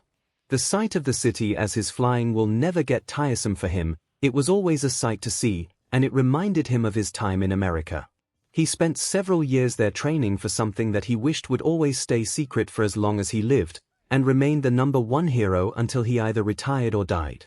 Just as he was beginning to reminisce his thoughts and memories of the United States, he felt his chest beginning to tighten and his left side hurting. Steam began to pour from his body as he put his hand on his mouth as blood slowly trickled out of his mouth. He was glad that he managed to sign the boy's notebooks and give him a little hello and goodbye to not upset him, but he wished he could have held back his charisma. Don't get him wrong, he loved interacting with his fans. All the things that make a good hero is to socialize with the people one protects, but it takes more time out of his hero form. Deciding to hop onto a few more buildings before it was safe for him to transform back to his normal self, All Might hid behind a staircase opening on top of a 6-story building. After breathing a few more times, he turned back to normal as he collapsed to his knees. His bulky frame turned back into the tired, weak build earlier as his hair drooped like dead flowers. His clothing became baggy and he put his hand on his chest as he tried to catch his breath. Doing hero work for 3 hours is tiring, especially with the intense injury to his abdomen on the left side. One of the secrets he wished to hold on to is his weak form and said injury. He didn't want to discourage the public and give villains hope that the symbol of peace was weakening. All Might knew that his the sole reason for keeping crime rates below 3%, but that also meant keeping his image as the strongest hero to keep said crime rate so low. Trying to keep up his hero image and maintain a smile on his face was taking a toll on him. He just wants the day to end and he can go home to bed. Smiling just to keep the fear inside him down was what made him feel like smiling in general, to be too sad and pathetic to even try. The second part is the injury he had, from the fight he had 5 years ago and was the something mentioned above that he wants to keep secret. Said 5 years ago, he was training for the biggest fight that was not just for Japan, but for his life. The battle was difficult, tiring, bloody, gory, and the end result was the symbol of peace barely surviving as he had a hole through his stomach and lost most of it too. His respiratory system was destroyed, and the surgeries he took to get it fixed wore him out. As a result, he could only do hero work for a small amount of time, and compared to what it used to be when he wasn't injured, it's a very short time frame. All Might leaned against the wall and looked up at the sky, just admiring the fluffy white clouds on the blue sky painting. It looked so peaceful to just be flowing slowly along with the wind while looking down and admiring the view from up there. Deciding to shake off the negative thoughts, All Might stood up and opened the door to the staircase. As he walked down to prepare a report to the police, he took out his phone to call his detective best friend. However, just as he was about to press the call button, he put his hand on his jean pocket for the bottle with the villain contained in it. It wasn't there. All Might tried to feel for the bottle in his pocket, but couldn't find it at all. Concerned, he looked down and saw that the button to keep it inside his briefs was opened. Fear began to take over as the villain he was chasing is now back on the streets, without a doubt, going to attack someone or try to get out of the city. Anger and guilt swarmed him as he heard an explosion just outside the building he was in. Deciding to investigate, he opened the doors and ran outside, praying that it was a fight that the local heroes can take care of, and that the villain attacking wasn't the slime one. Izuku pulled his phone away as he stared at his screen in confusion.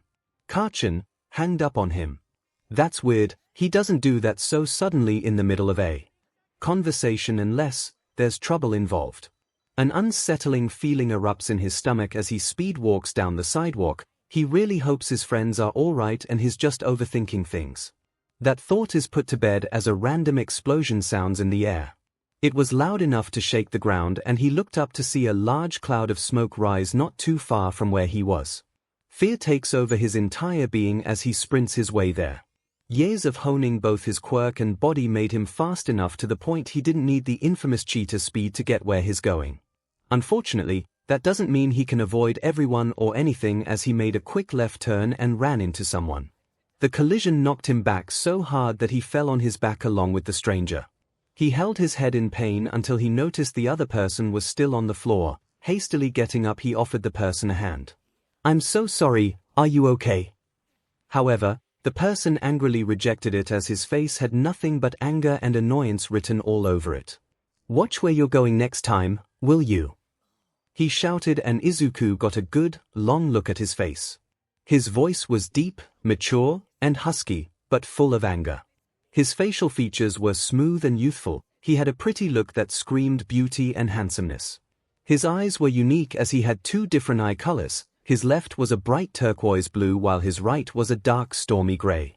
His left eye was surrounded by what looked like a burn scar.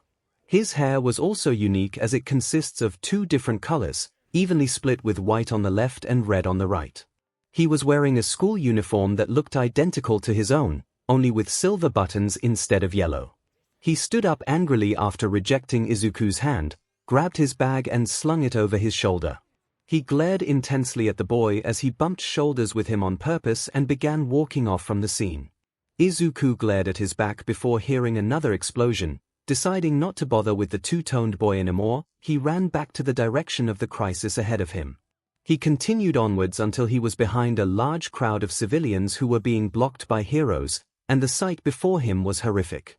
Fire was spread all over the area, eating away at buildings, streets, and anything with fabric material. People who were screaming were running, trying to dodge falling debris, trapped in flaming buildings, or begging someone to help them as they were injured. Heroes like Death Arms, Backdraft, and Kamu Woods were there, but Izuku couldn't see Kaken, Yubi, or Ine anywhere. Fear continued spreading through his entire being as he gripped his uniform shirt tightly, continuing to watch and pray that his friends were safe. Some of his prayers are diminished when he sees that the villain is the same one that attacked him underneath the bridge, and before he met All Might. He was confused. He thought All Might had him, so how did he escape? And more importantly, how did he get out of the bottle that he was held inside of?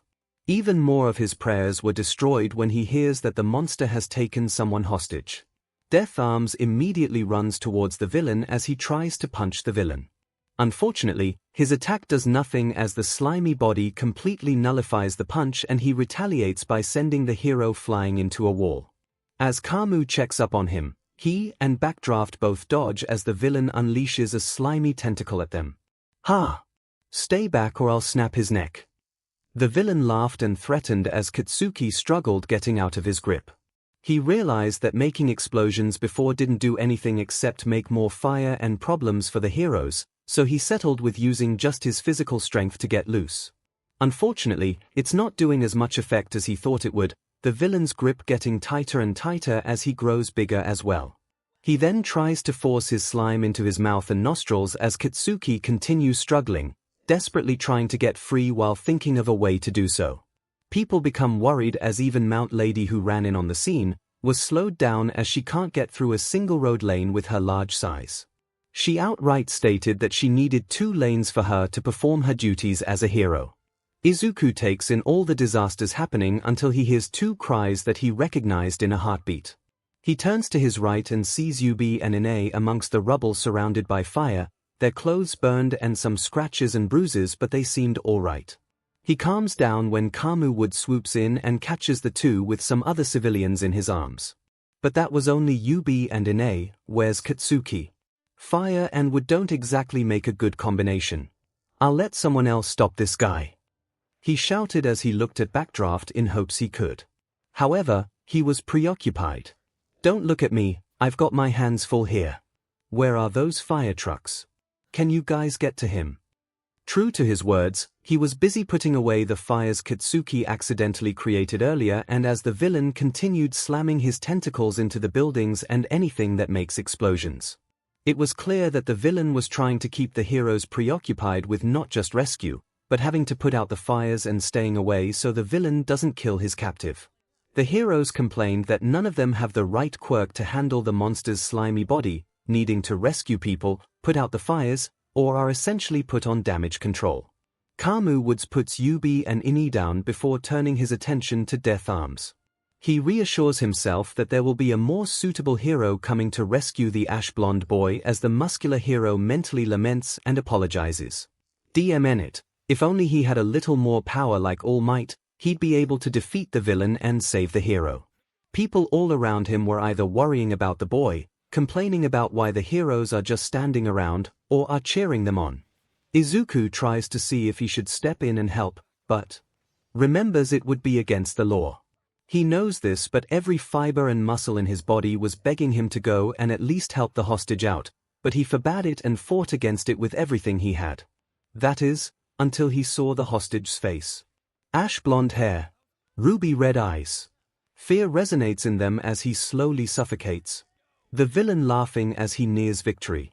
And suddenly, all the rationality and thinking Izuku had to prevent himself from rushing in to help the hostage completely flew straight out the window. Katsuki! Eno, you idiot, stop. You're going to get yourself killed.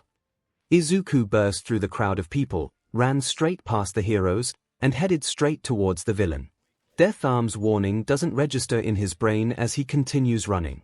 Fear turned into anger, anger turned into determination, determination turned into resolve, and Izuku lost control. With a fierce roar, the green-haired ran from the crowd and jumped in the sky, instantly turning into a Dumuren in the blink of an eye. Everyone who sees him shrieks in either terror or awe as they take out their phones to document the moment. The cocky villain looks up and immediately pales, recognizing the creature that fought him at the underpass. Katsuki opened his eyes slowly before they widened when he saw a green Dumuren, Izuku. The villain cowers and panics before he shoots out gooey tentacles at the middle school student. Without hesitation, he dives forward, all the while dodging his attacks. Izuku breathed in and out in surprisingly steady beats as he felt his body move on autopilot. The action was going on so fast that he's impressed that his body was reacting just as quickly because it feels like his mind is taking a backseat. Actually, he didn't even comprehend that he transformed or that he was flying and getting real close to the villain. He just wanted to save Katsuki. It was only after dodging a near hit from one of the tentacles that it snapped Izuku's mind back into place. Seeing that he was about to get in close in just a few seconds, Izuku tucks his wings in until he is face to face with the villain and spreads them out wide. The shadows from his wings practically engulfed the criminal as he screeched and covered himself, unknowingly and unintentionally releasing Katsuki. He takes in a big gulp of air before falling into his best friend's arms. From there, the shapeshifter flaps his leathery limbs hard while the ash blonde explodes his captor square in the face. The combination of both attacks manages to launch Izuku back into the sky. The two then fly far away enough that by the time the villain recovered, he saw the Dumuren flying far away with his prize. "Oh no you don't. Get back here with my skin suit," he screamed before trying to go after them. The heroes try to stop him before he grabs the Dumuren boy, but they weren't fast enough. He was going to grab the two of them. And again, the key word is was. Just as the tentacles were about to grab Izuku, All Might appeared, grabbing all the tentacles from reaching Izuku and Katsuki. Everyone is shocked to see the number one hero and symbol of peace all of a sudden, but worries and fears turned into happiness, joy, and cheers. Izuku and Katsuki stopped long enough to take in the scene before them. Their favorite hero was right there in front of them, and he was about to kick butt. All Might saw everything. It was the same sludge villain that he was chasing that was attacking the place.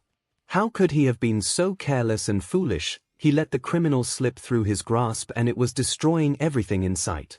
He even heard it took a hostage. Everything was his fault. He was pathetic and weak and disgraceful. To make matters worse, he doesn't have any energy left to transform and be All Might to take care of the criminal. Even more bad news, the heroes in the common areas can't handle the villain as none of them have the right quirks to fight him. He was so angry at himself for letting all of this happen until he saw the same green-haired boy he met back when he first detained the criminal burst from the crowd. The boy was reckless. What was he thinking going in like that, until he saw him transform into a mighty creature that looked like a cheetah, bat, and siren all combined together. He felt the anger he resonated, the determination was clear on his face, the bravery he showed. His eyes traced the boy as he took off high in the sky before dive-bombing straight towards the villain, dodging his attacks until he got close enough that he flared his wings so wide, he stopped his descent. The villain got terrified from seeing the creature up close and personal, that he loosened his grip on the hostage.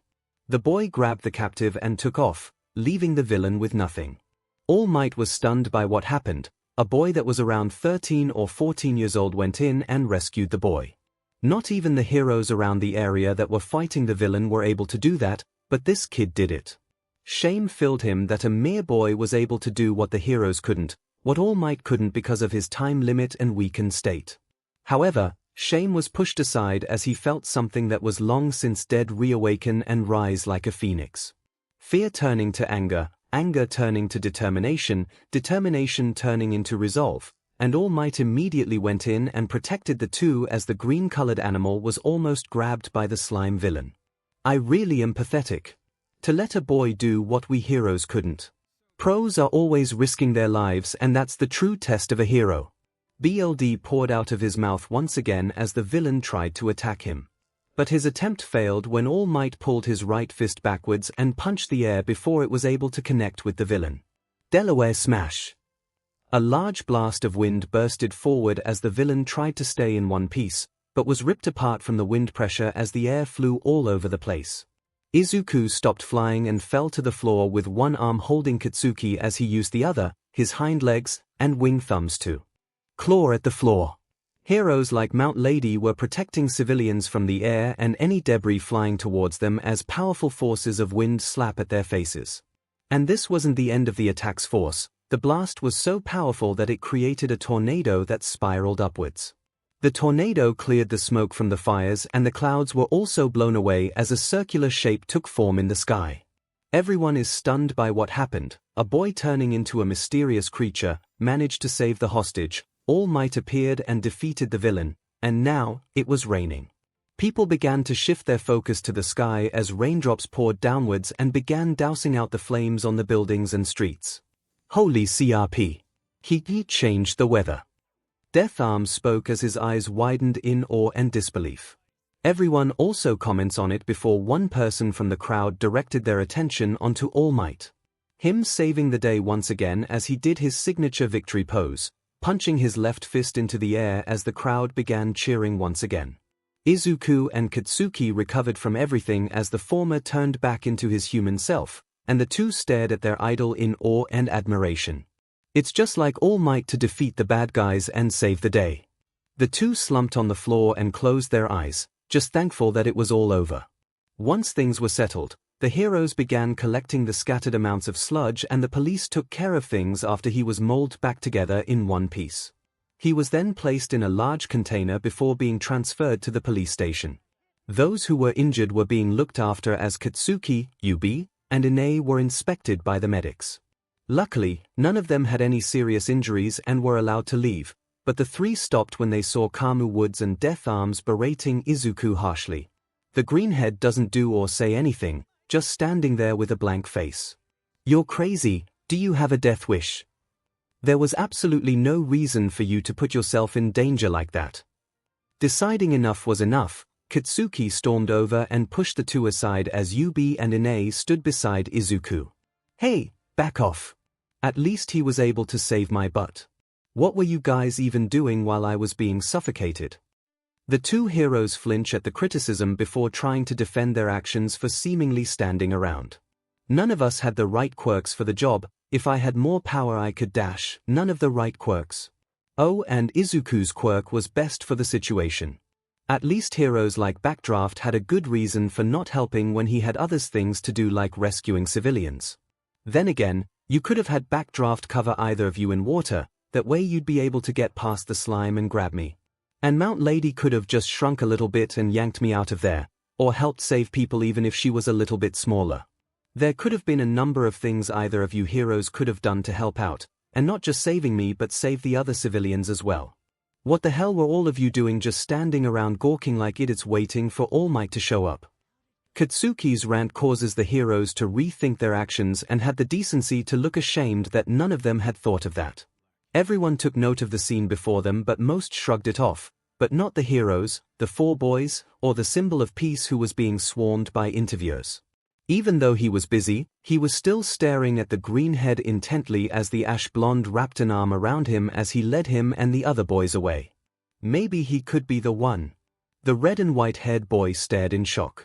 His day was one of his worst as he had been bombarded by his classmates when asked what he wants to do in the future. There was no doubt that it was to be a hero, but what irked him was being asked if he's going to be one like his monster of a father. Brushing off his annoying classmates was easy when you have a strong quirk and are intimidating enough to get them to leave, but his day was still tiresome and irritating. Made even more so after getting knocked over by a clumsy green-haired brat, he should have watched where he was going. He had heard of the event that was going on but decided not to watch as it will be dealt with soon. No need for him to get involved even if it meant his father yelling at him for not doing something that would have boosted his own status. However, something was begging him to stay and watch at least. He didn't know what it was that was egging him to do so, but he did it anyway. He only stood across the street, just watching annoyingly that the heroes weren't doing anything as the villain laid waste to destruction while holding a hostage. He supposed that he couldn't blame them for not doing more than rescue since they didn't want any harm to come to whoever's being held in its grip. But his annoyance and bad day turned into something he'll never forget. The same green-haired pest that bumped and knocked him over emerged from the crowd. People and heroes were screaming at him to come back, but he didn't listen, only moving forward before the most memorable thing happened. He turned into a Dumuren. Most of his body was covered by his school uniform, but he could see his fur was a silky emerald green with his large wings and back fin tearing through the fabric. His black and white tail was thin and had a scaly green leaf-like design at the end. He could feel the creatures roar as he flew up in the sky before dive-bombing and intimidated the villain enough to grab the hostage. He flew away from the scene, and that's when his most favorite hero All Might appeared and took care of things as usual. Even more amazing was that he changed the weather with just one hit and made it rain. It was so fantastic that he couldn't believe he witnessed everything that just transpired. He stood there for several more minutes until the heroes began collecting the villain to arrest him, but he didn't care about them. He was searching for the Dumuren. While he didn't see the Dumuren, he did see the boy who turned into one, only this time, he was being yelled at by the heroes until 3 other boys came in and defended his actions. He didn't care what the conversation was about, but it got the heroes to back off at least before the 3 checked up on their friend. Deciding to take his leave, the two-toned boy walked away without anyone noticing. He couldn't believe it.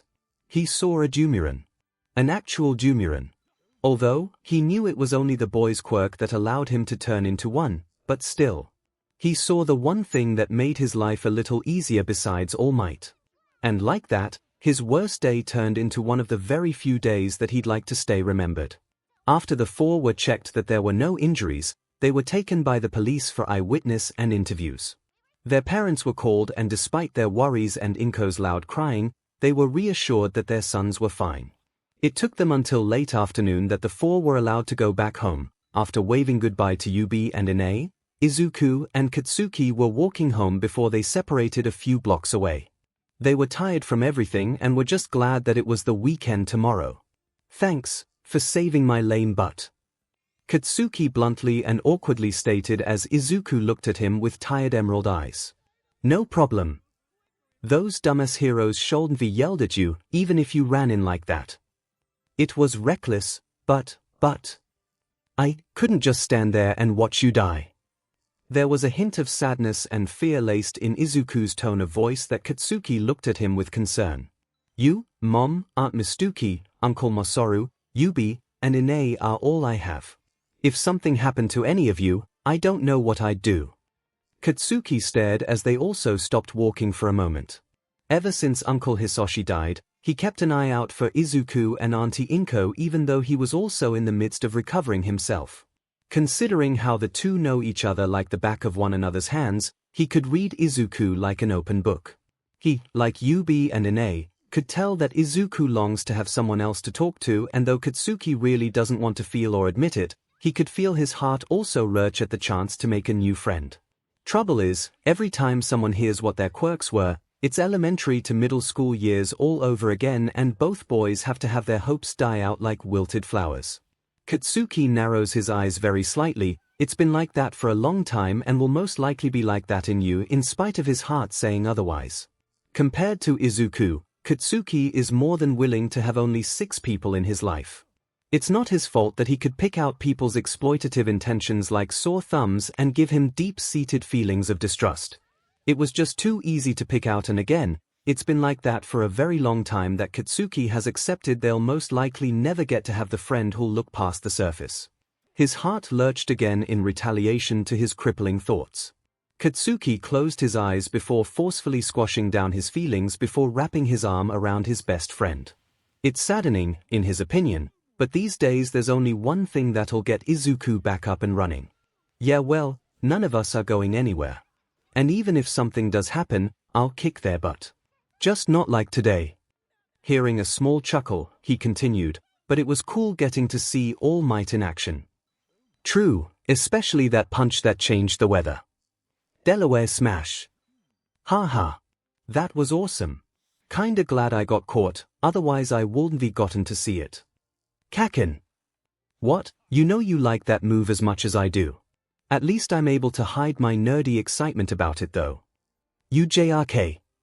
Izuku laughed as he punched his shoulder and Katsuki grabbed it while rubbing it. Even when joking, Izuku can still literally throw a punch. The two laughed it off before calming down. Thanks for that. Izuku smiled. Don't mention it, why crazy nerd.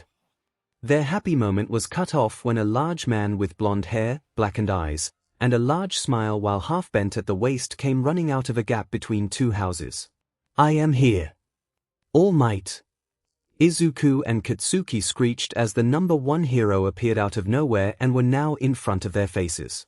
The man immediately slapped his hands on their mouths, begging them to be quiet and making sure no one heard them shout his name. After making sure there isn't anyone else other than him and the 2 boys, he removed his hands and sighed. Please be careful when you shout my name out, boys. Getting rid of those reporters is trouble enough. The boys were still silent. Why was the symbol of peace here? What the hell are you doing here though? Katsuki quietly yelled after getting a hold of himself. This is his second time seeing his and Izuku's idol today. Izuku's still in shock from seeing him for the 3rd time as his mouth hung open. There's something I want to ask the young green-haired boy, but I hoped that I find him alone though. All Might bashfully stated as Izuku looked shocked by that. What do you mean you hoped to find me alone? What do you want? Izuku questioned shyly before they recognized steam rising from All Might's body. Hey, what's going on with the steam? Katsuki worried as he and Izuku rushed to him before the tall man put up his hand, motioning them to stop. I wanted to talk to the green-haired boy alone, but I didn't think you two would be together. But, no bother hiding it anymore. Just, don't scream after this, alright? He said as more steam rose before it covered him whole. Izuku and Katsuki covered their eyes before the steam dissipated enough that they could see again. But what they saw shocked them, but they remembered that they promised All Might they wouldn't scream. Instead, they slapped their hands over their mouths to prevent any potential noise from escaping. Their idol was now a very skinny-looking man with his slicked-back blonde hair looking shabby as it dropped. His baggy clothes no longer fitted his frame as his face looked shrunken and ill-like. The boys still struggled not to scream or do anything that would attract anyone. Their favorite hero of all time was now this skinny, frail-looking man. What in the hell happened? All Might takes in their reactions before sighing. The boys calmly remove their hands from their mouths as he begins talking again. I know that this is a lot to take in, especially with what happened today. However, I'm glad it's the weekend because I want to continue our meeting tomorrow or the day after that. Whichever you both choose is fine. Oh, okay. Izuku stuttered as All Might handed Katsuki a piece of paper, an address and place written on it. Dagoba Municipal Beach, arrive on 7 a.m. on Saturday or Sunday. I'll be waiting. Dagoba Municipal Beach. It's that place a junkyard now. Katsuki raised an eyebrow. It's true, the beach was once a popular spot for people to go see the shoreline until the population began dumping their trash on the place. Now it's a dump for who knows how many years. And that's why no one will be there. It's a perfect place for me to discuss things with the both of you, especially you. All Might pointed at Izuku but didn't catch his name. Oh, I'm Izuku Midoriya. Katsuki Bakugo. The two stated their names as All Might nodded. Ah, alrighty then, I'll be waiting tomorrow or the day after that to continue our talk, he said before Katsuki and Izuku looked at each other and practically read each other's minds. Tomorrow. All Might rebounded by their bluntness and synchronized answer. It was a little creepy and he thought that the two boys would want to take tomorrow off to relax, but he supposes it can't be helped if they wanted answers so bad. Nonetheless, he smiled at their answer and waved them off as he walked away. Okay, I'll see you two there at 7 a.m. With that, he transformed into his heroic form and disappeared from their sight as the two boys were alone once again. The two looked at each other, back where All Might was, then back to each other, and forward again. What the F? Despite the craziness, the sudden appearance of All Might, and his skinny form, Izuku and Katsuki shrugged everything off and hoped that this wasn't a prank tomorrow or they will be very cessed. They went their separate ways, waved each other goodbye, and walked straight home to their worried parents' arms.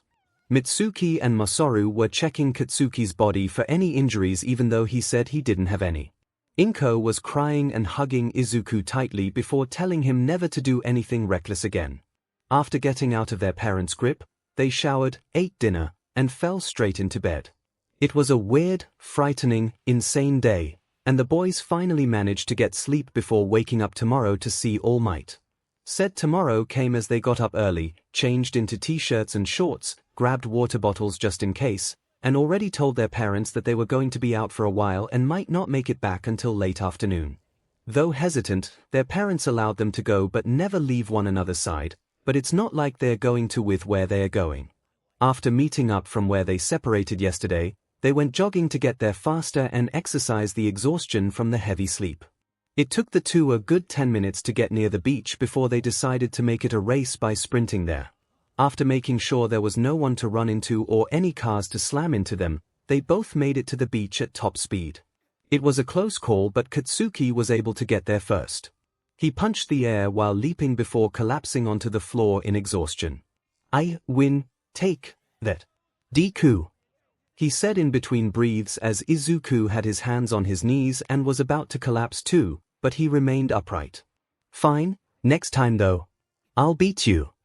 Izuku swore until they heard someone approaching that Izuku straightened his back and Katsuki stood up. In front of them walking is All Might in his skinny form. It was still a little jarring for the two to see their idol like this, but they hoped everything would be explained soon. Glad you both made it, and the fact you turned it into a little race is good for exercise, he stated. Enough with the flattery, Izuku and Katsuki both want answers and to continue the talk yesterday. All Might, with respect, can we continue the talk we had yesterday? What do you want to discuss with us? Izuku cut straight to the chase as All Might's smile turned into a tired frown. All right. I did promise you both that. However, what I'm going to tell you must stay secret, thus you can't tell your friends, teachers, or even your parents about this unless we three agree that it's safe. You two understand? After getting two nods, he took a deep breath before using his left hand to lift up his shirt. What Izuku and Katsuki saw will forever be burned into their memory. There was a large scar on All Might's left side that was a flaring red with blue and purple bruises surrounding said scar. Multiple lines meeting the old injury looked like the skin was forcefully sewed to heal faster. Honestly, it looked like a black hole had opened inside of him and tore him apart before closing the hole back together.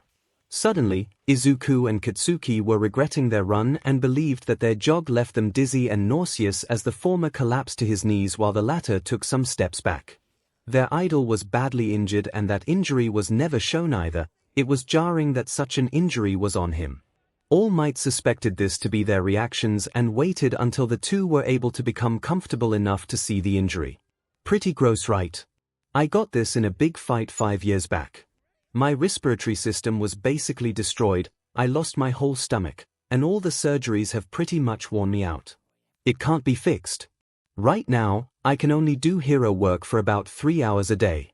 Rest of the time, this is what I look like. he explained as Izuku stood up though he and Katsuki were still sweating from both their exercise and the sight of the wound. Wait, 5 years ago, then, wait, is it the fight with Toxic Chainsaw? Izuku and Katsuki theorized as they looked back at All Might. Wow, you two know your stuff but no. That punk may have landed some hits, but he couldn't bring me down. Most of the world has never heard of this fight, and I did everything I could to keep it under wraps. Kinda humiliating and horrifying, right? Seeing the symbol of peace like this. I'm supposed to be the guy who's always smiling. People everywhere have to think that I'm never afraid. Honestly, I used to smile to hide the fear inside, just a brave face that's put on whenever the pressure's too high. You two want to be heroes, right? So you need to know that this job isn't easy. He explained as Izuku and Katsuki took everything into consideration. They knew that they might sustain injuries like that in the future, some might even cause them to retire early in their lives. They know this but are still going on with their dreams. Wait, you said you used to smile to hide your fear. What changed? Izuku asked as he recalled the word. All Might smiled as he pointed at Izuku. You kid, you gave me a reason to smile again, but not to hide my fear. When I saw that monster attacking young Bakugo, I knew it was my fault that happened because I was so careless and foolish. So for that, I'm sorry. Before Katsuki could object to it not being his fault, he continued, I just stood there blaming myself while hoping that a hero with the right quirk could help you, so when I saw a young boy try to save your life, it inspired me to act too. There are stories about every hero of how they become great, but most have one thing in common. Their bodies moved before they had a chance to think, almost on their own. That one moment made me realize that you, Izuku Midoriya, are worthy of my power. My quirk is yours to inherit. Izuku and Katsuki were in awe before they reread everything that All Might said and slumped their shoulders in shock. Quirk being inherited. What? Wait, what do you mean inherit? Inherit what? What in the world are you talking about? What the hell is this? Are you pulling our legs, All Might? All Might laughed at their reactions before calming them down. You both should see your faces right now. I'm going to explain everything right now. There are some things you should know about my abilities. Journalists always guess my quirk to be super strength or some sort of invulnerability. When people ask about it in interviews, I always make a joke and dodge the question. That's because the world needs to believe their symbol of peace is just a natural-born hero, but I'm not. There's nothing natural about my ability. I wasn't born with this power. It's a sacred torch that was passed on to me from someone else. Someone gave you your quirk? Katsuki asked as his eyes were further widened to the point that he might as well have plates for eyes. And your next young Midoriya. I can give you my abilities. I can transfer my quirk to someone else, and that's just one facet of my secret abilities. The true name of my power is One for All. All Might pointed at Izuku once again. Izuku stood still until he collapsed once again and looked like he was having a panic attack. All Might got worried as Katsuki immediately got down and put his hands on Izuku's back and chest to steady him. I'm sorry, this is just a lot to take in. 1, 4, or. Izuku looked up as he took in steady breaths. Yes, one person improves the power, then hands it off to another person. It continues to grow as it's passed along. It is this cultivated power that allows me to save those who are in need.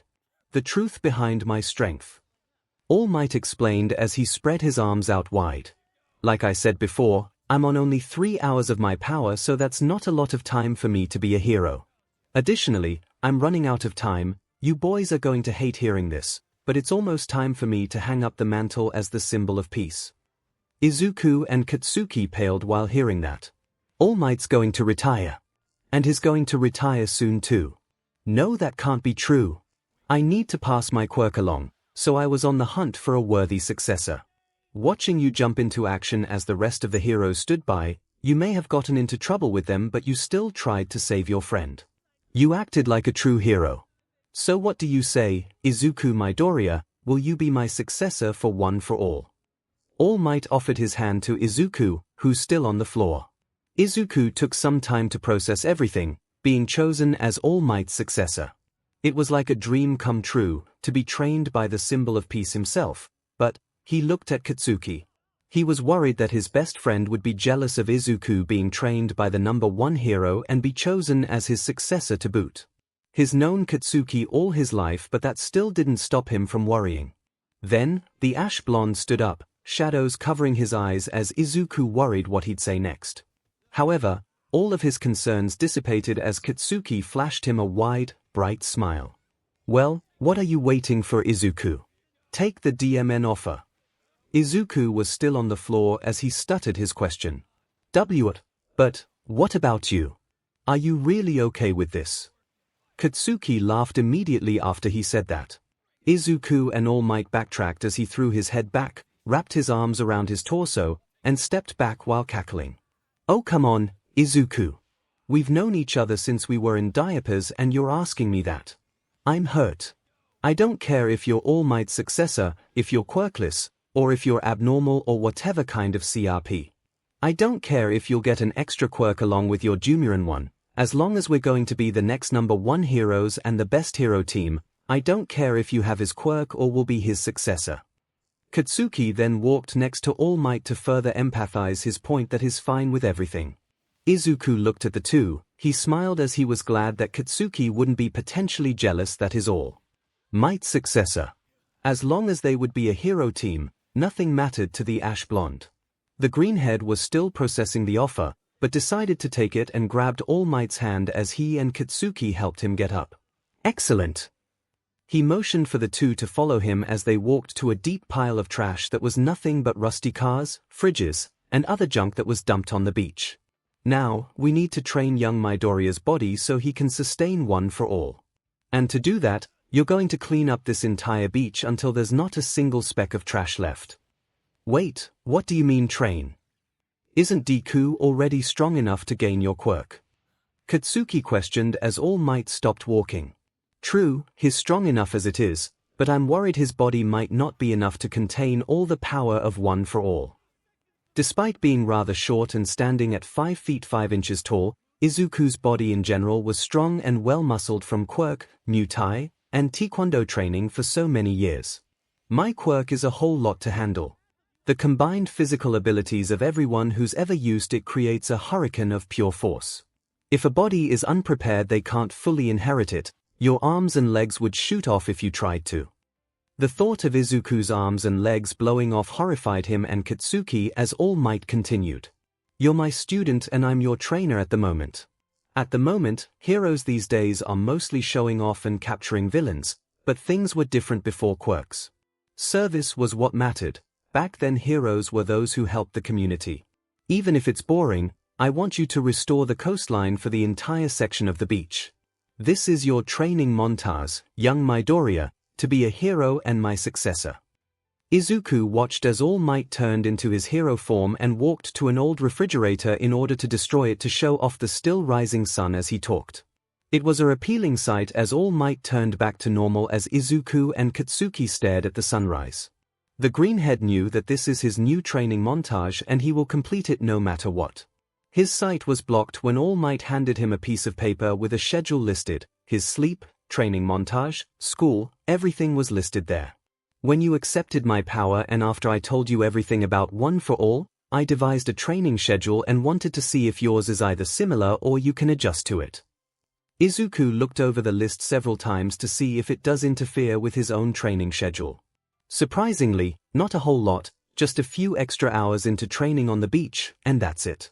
"Actually, not much is that different, but I can adjust," he bluntly states as All Might smiles before he turns to Katsuki. "All right, and young Bakugo, I wanted to ask you on how you want your training schedule to be like." Now it's Katsuki's turn for his eyes to widen in surprise as he turns to the smiling man. "Why?" "Because I like you. The way you fought against the slime villain, you showed determination and refusal to give up. Additionally, I know why you didn't use your quirk to escape, because it would cause fires and give the heroes something else to worry about. That was careful analysis and you were prioritizing the citizens' safety, something a hero should always keep in mind. Also, you didn't hesitate to have young Midoriya's back when he was being berated by those heroes and brought up many excellent points on what they could have done differently in that situation. Besides, I can tell how much young Midoriya cares for you and trusts you very much. I wanted to make sure this is between me and young Midoriya, but if he trusts you then so do I. And like I said before, I like you so I'll be training you too. Katsuki beamed with pride as he could feel happiness and his own nerdy excitement beginning to rise from within him. Thank you, All Might. I look forward to working with you. Katsuki bows eagerly and Izuku smiles, happy that he won't train alone and that his best friend got recognized by the symbol of peace as well. All Might also smiles before he looks at the two, the sun still rising and the light brightly shows off their facial expressions of determination and resolve. No reluctance from either of you. That's exactly how I figured you'd both respond. All Might smiles before he raises his right hand and clenches his fist as the sun continues rising behind him. You two figured out where you both want to go for high school, correct? Yes. UA High School. The one where you went, and it's the best school around. Izuku and Katsuki answered and All Might's smile widened further as he chuckled slightly. I kind of figured as much. Well, the clock is ticking and the entrance exam is in 10 months. So in that time, I'm going to train you both to enter the school I attended. Don't either of you give up, it's time to go beyond. All Might screamed before punching his left fist into the air with the boys following suit as they shouted UA High's ultimate motto. Plus Ultra. Ever since that day, Izuku and Katsuki have been spending every other day at the beach with All Might there. Izuku was building his body muscle further in order to 𝐻𝐸𝐴 better while Katsuki discussed the kind of training All Might and he would agree on, focusing on building Katsuki's power and techniques. After revealing details on how the explosion user's power works, All Might devised arm and hand training regimens that would help Katsuki's sweat glands grow and give him more power. From that point on, All Might continued to oversee both boys' training as well as getting to know them on a personal level. He was surprised and saddened to hear that Izuku and Katsuki's lives aren't as pleasant as he thought they'd be. After asking about their childhoods, the two tragically reveal that things have been nice until Izuku's dad died and they've been plagued by people only wanting to get to know them for popularity points that's made them pits of distrustfulness. If All Might were honest, his surprise to see such disheartened and angry looks on the two faces. Honestly, he'd much prefer them to be smiling, but meeting so many people like that, he can understand. Even more so when the sludge villain incident was revealed, their classmates and teachers were making it a big day. They were either showing false concern or posting on social media that they knew how the two victims' heroes were at the scene, just using them to be popular. Didn't help that their posts ended up attracting reporters to their school, hoping for an interview with the two or the students hoping to be seen on TV. It's only because of Izuku and Katsuki blowing them off that they squashed their dreams for popularity points. All Might felt sickened to hear the boys being used as advertisement sticks for fame from their own school. He'll have to make a note about it to Nezu if it'll make the boys feel better. Nonetheless, All Might can sympathize with the two boys on what it's like to lose someone you love and having a small group of people you trust to consider true friends. Aside from having OFA as the biggest secret of his life, there's also his skinny appearance and his injury that he made sure no one got a peek at. He worked hard and long to make Japan a safer place, and he was aware that if people were to know all 3 points, no doubt villains all over would surge to fight him. There was only a select handful that saw his skinny form and even more of a select group that knew about OFA, and that's even with the boys added in. All Might feels sympathy for the two, despite the two boys having strong personalities and determination to succeed and go beyond. There was something akin to sadness, loneliness, and distrustfulness that was lingering in their eyes. He knows what it's like. He's been there countless times when he had many heroes, civilians, and interviewers try to be his friend just to be a guy or girl who got to meet the famous All Might. Additionally, he's mostly a loner, so he can understand that while it grants one some time to themselves, it hurts to not have any true, real friends. Fame is both a blessing at times but a curse at most. It may grant you attention and earn one's public eye, but it can get too out of hand.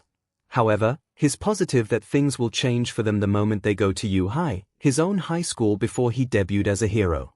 There's always that saying that high school is the point of someone's life when things are looking better for anyone who's had a tough life at middle school. And he's certain Izuku and Katsuki will gain their own happy endings once they enter and exit high school.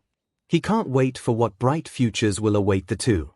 The months fly by very quickly as Izuku and Katsuki train under All Might at Dagobah Municipal Beach. Izuku continues moving the trash away in his human form as his body begins to grow and become much more muscular as time moves on. Katsuki continued doing the arm and hand exercises All Might recommended to him, as well as his own training regimens to strengthen his sweat glands, with the result of his arms getting more muscled and being able to create stronger explosions as time continued. Their parents don't know about this on All Might's command, so they didn't tell anyone, so they're left in the dark. At this moment, they just think their boys are training extra hard to make it into UA's entrance exam, given the immense difficulty to pass both the written and physical tests.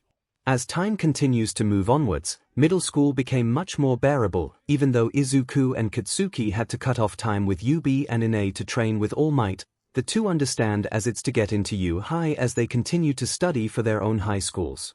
The day before the entrance exam, Izuku and Katsuki finally managed to remove every single scrape of trash off Dagobah Municipal Beach and even make the beach itself look like it's never been soiled before. Then, the two boys met up with All Might, who finally deemed Izuku ready to take his power, but in order to do so he needed to take a sample of the hero's DNA. Thus, and disgusting as it is, All Might gave Izuku a piece of his hair to devour as he reluctantly did so while looking green around the gills.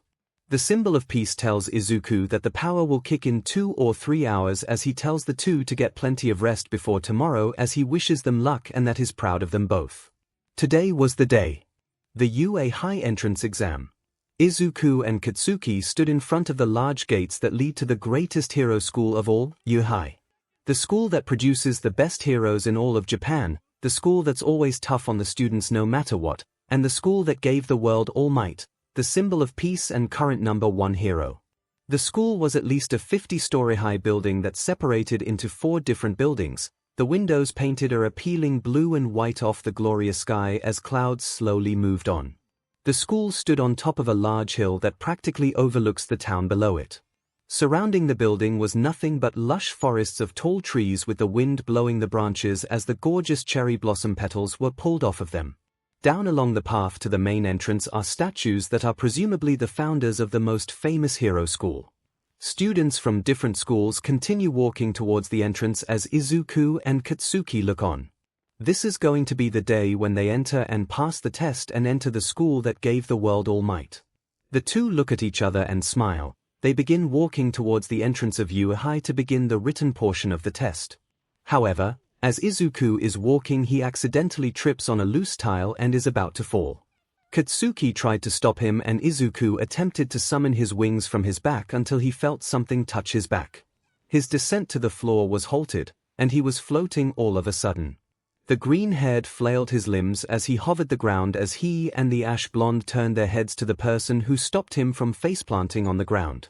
It was a girl with brown shoulder-length hair with 2 bangs almost covering her eyes.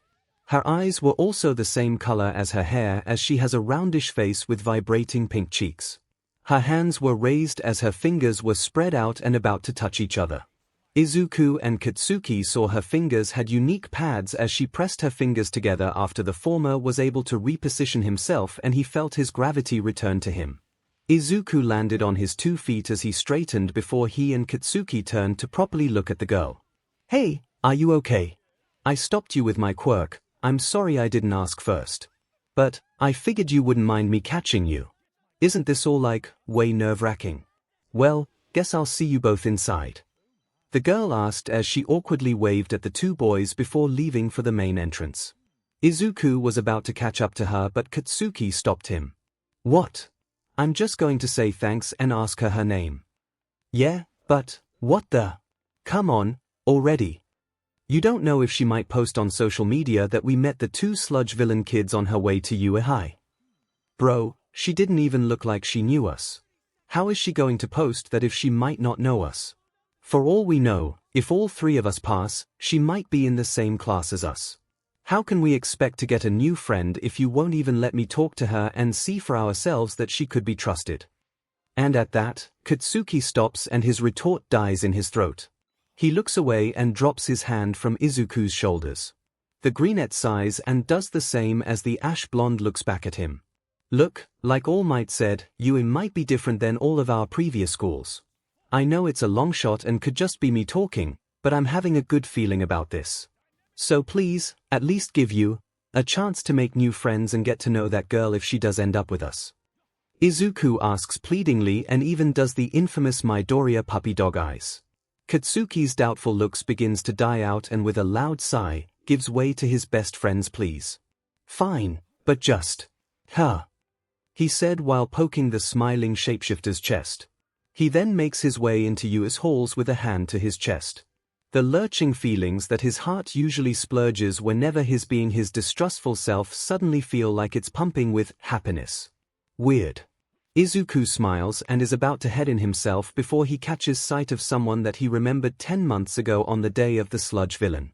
He stops and turns his head towards that person and is able to see a speck of white and red hair mixing together until they disappear into the building. He continued staring as memories of that person resurfaced. There was something particular about that guy that stayed with Izuku all this time. He even discussed it with his best friend at one point, but the motion was brushed off.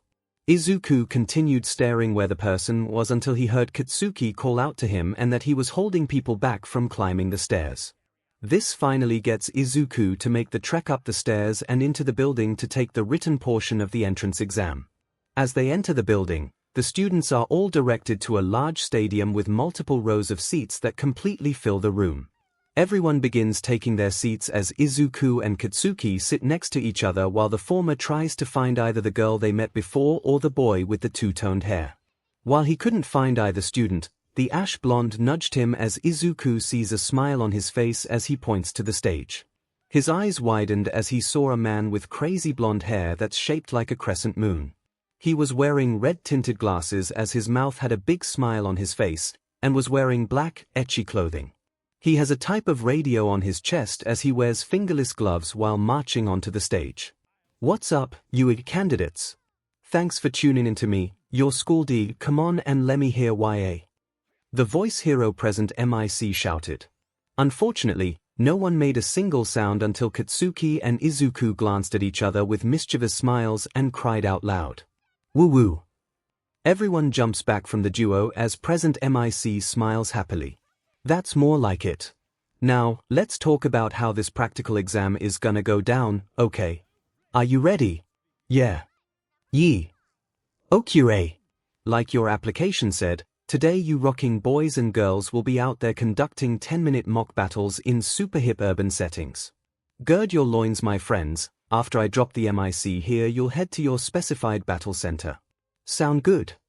Everyone looked at their cards they received before they went through the main doors of the school. Their cards all have a number and a different battle station as present MIC directs their attention to the large screen behind him.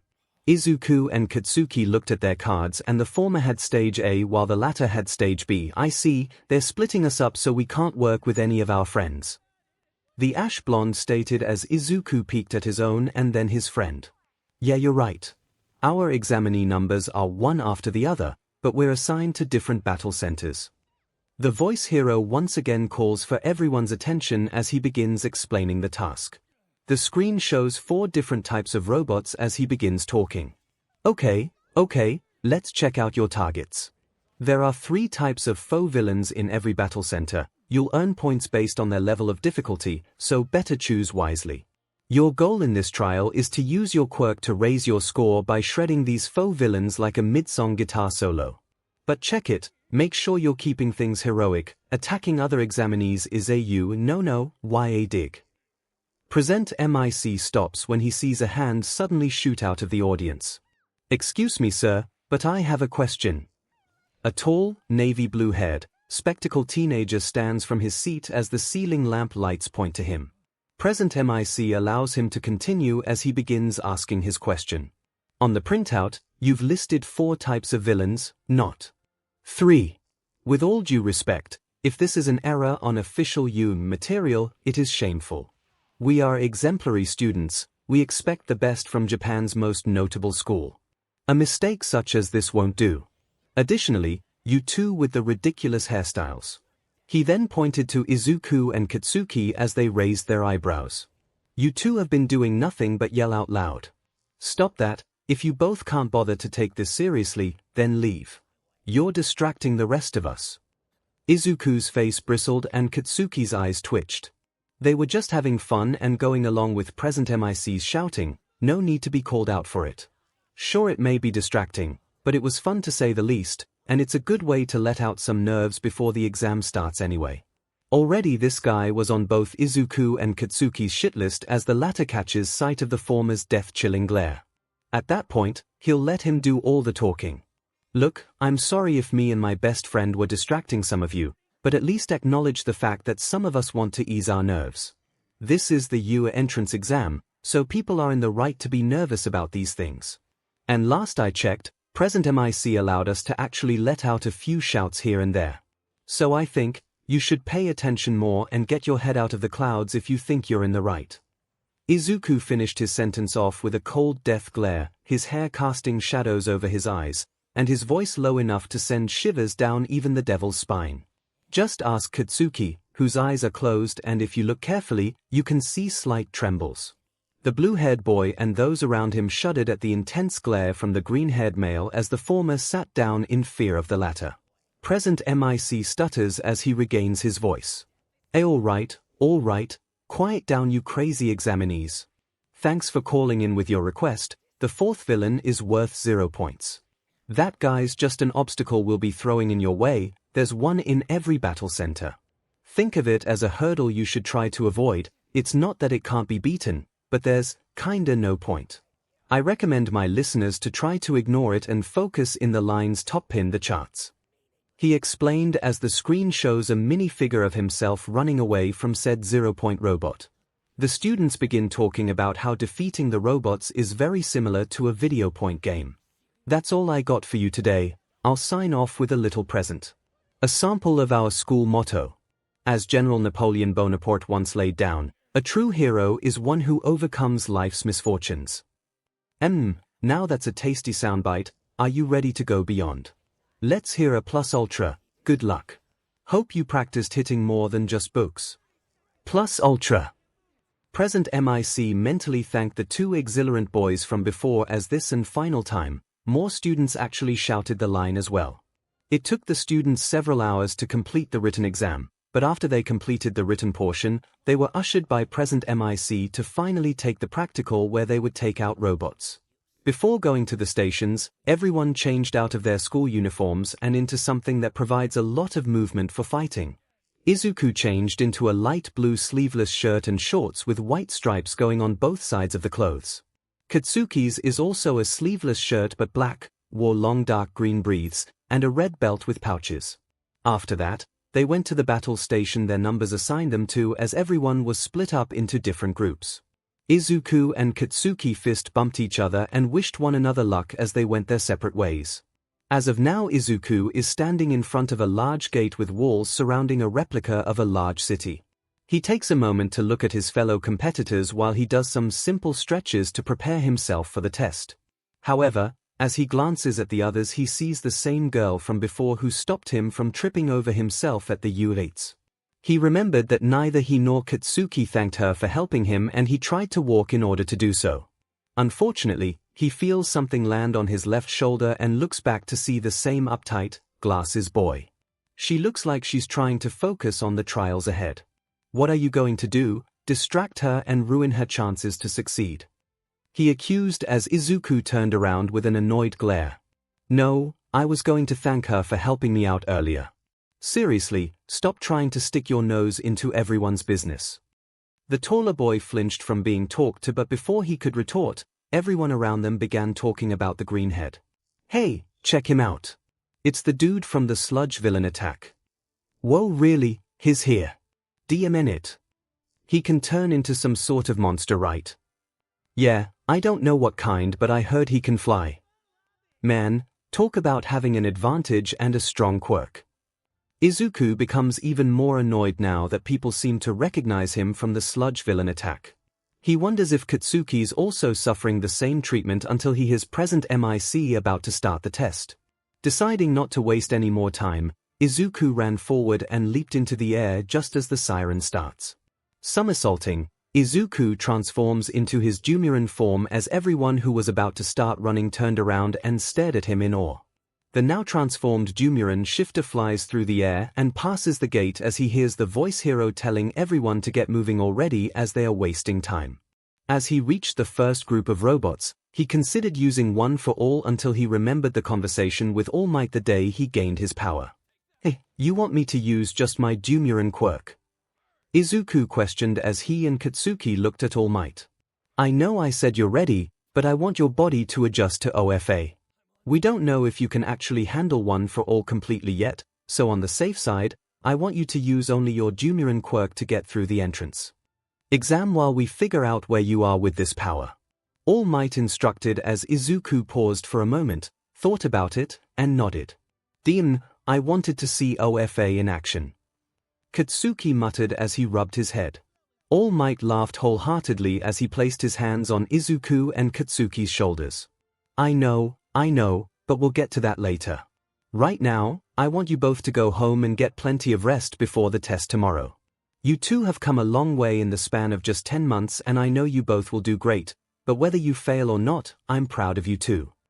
The two boys smile with happiness as they eagerly nod their heads and begin packing their things to go home. They wave All Might goodbye as they disappear from his line of sight and he stares off into the sunset.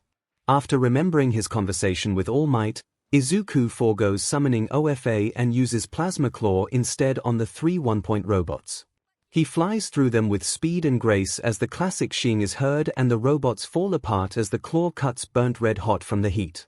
The Dumuren shifter continues flying on ahead as every robot he encounters, he takes care of it with plasma attacks, siren screams, and sonic boom clicks. The other competitors scatter across the station as they attack robot after robot as 𝐒𝐭𝐴 is able to see and recognize some of them in the sky. He sees the girl who helped him using her quirk on several of the machines to make them float and then fall to the floor. 𝐒𝐭𝐴 already theorized that her powers related to something akin to zero gravity as his gaze shifts to the blue-haired boy. The glasses kid runs around dodging a 3-point robot's arm as he leaps into the air and violently kicks its face apart. Not much guessing that his quirk involved his legs or speed as 𝐒𝐭𝐴's focus shifts when he hears a scream. He turns his head onwards to see a 3-point robot advancing on a helpless competitor who somehow trapped himself in robot parts. He struggles to get loose but he can't as the robot raises its arm and prepares to strike. Without wasting a moment's hesitation, 𝐒𝐭𝐴 dives down to land until he's in front of the person before blasting the machine apart with plasma breath. Shielding himself and the person with his wings, the dust and debris finally clears enough for 𝐒𝐭𝐴 to dig the poor guy out of the rubble. The person thanks him earnestly before running off as the Dumuren shifter nods before taking off once again, but this time listening in for anyone in need of help or a sudden robot about to catch them off guard. The minutes went by as 𝐒𝐭𝐴 splits his time by destroying robots and saving his fellow competitors. Despite the villains being robots and this all being a test, 𝐒𝐭𝐴 has to admit that it feels like a real battle where he's the hero fighting to protect lives and take down criminals. He wonders if this is what All Might feels like whenever he's in battle, and is curious if Katsuki feels the same way right now. In a large monitoring room where all the teachers, except present MIC, are watching the students as they continue beating up robots. A white mouse, bear, dog thing was sitting in the front middle seat as he glanced at several of the children battling, searching, or scouting out the area for any more competition. Clearly, the examinees have no idea how many villains are present or their location. They have limited time, must cover a vast area, and hunt down every last target. Some use information-gathering abilities to plan out strategies while others rely on speed to pull ahead of their peers. Of course, remaining calm under pressure can be a huge advantage as can pure power and combat ability. The most successful students use a combination of all these tactics, they're the ones who rack up the highest scores. The creature, or more precisely 𝐒𝐄𝐲's very own principal Nezu comments as the videos SWCH constantly to view as many students as they can. So far the ones on the current screen are the glasses boy, another male with a laser coming out of his belly button, the gravity girl, Katsuki, and 𝐒𝐭𝐴. I'd say this year's group looks promising. A woman with crazy dark blue hair states. She's wearing a white skin-tight leotard with black heels, dark purple thigh highs, and the same colored corset with red rubies stitched onto them. She also had HNDCFFS on her wrists and was wearing thin, fancy red glasses. Well, there's still plenty of time before it's over. The real test has yet to come, let's see how they react. A cowboy-looking hero says. He had a gas mask with fancy light purple ropes coming from both sides, a mustard beige poncho that covered almost his entire body, beige baggy briefs, light brown gloves, and cowboy-style boots. His right hand comes out of his poncho as he holds a trigger and presses the button.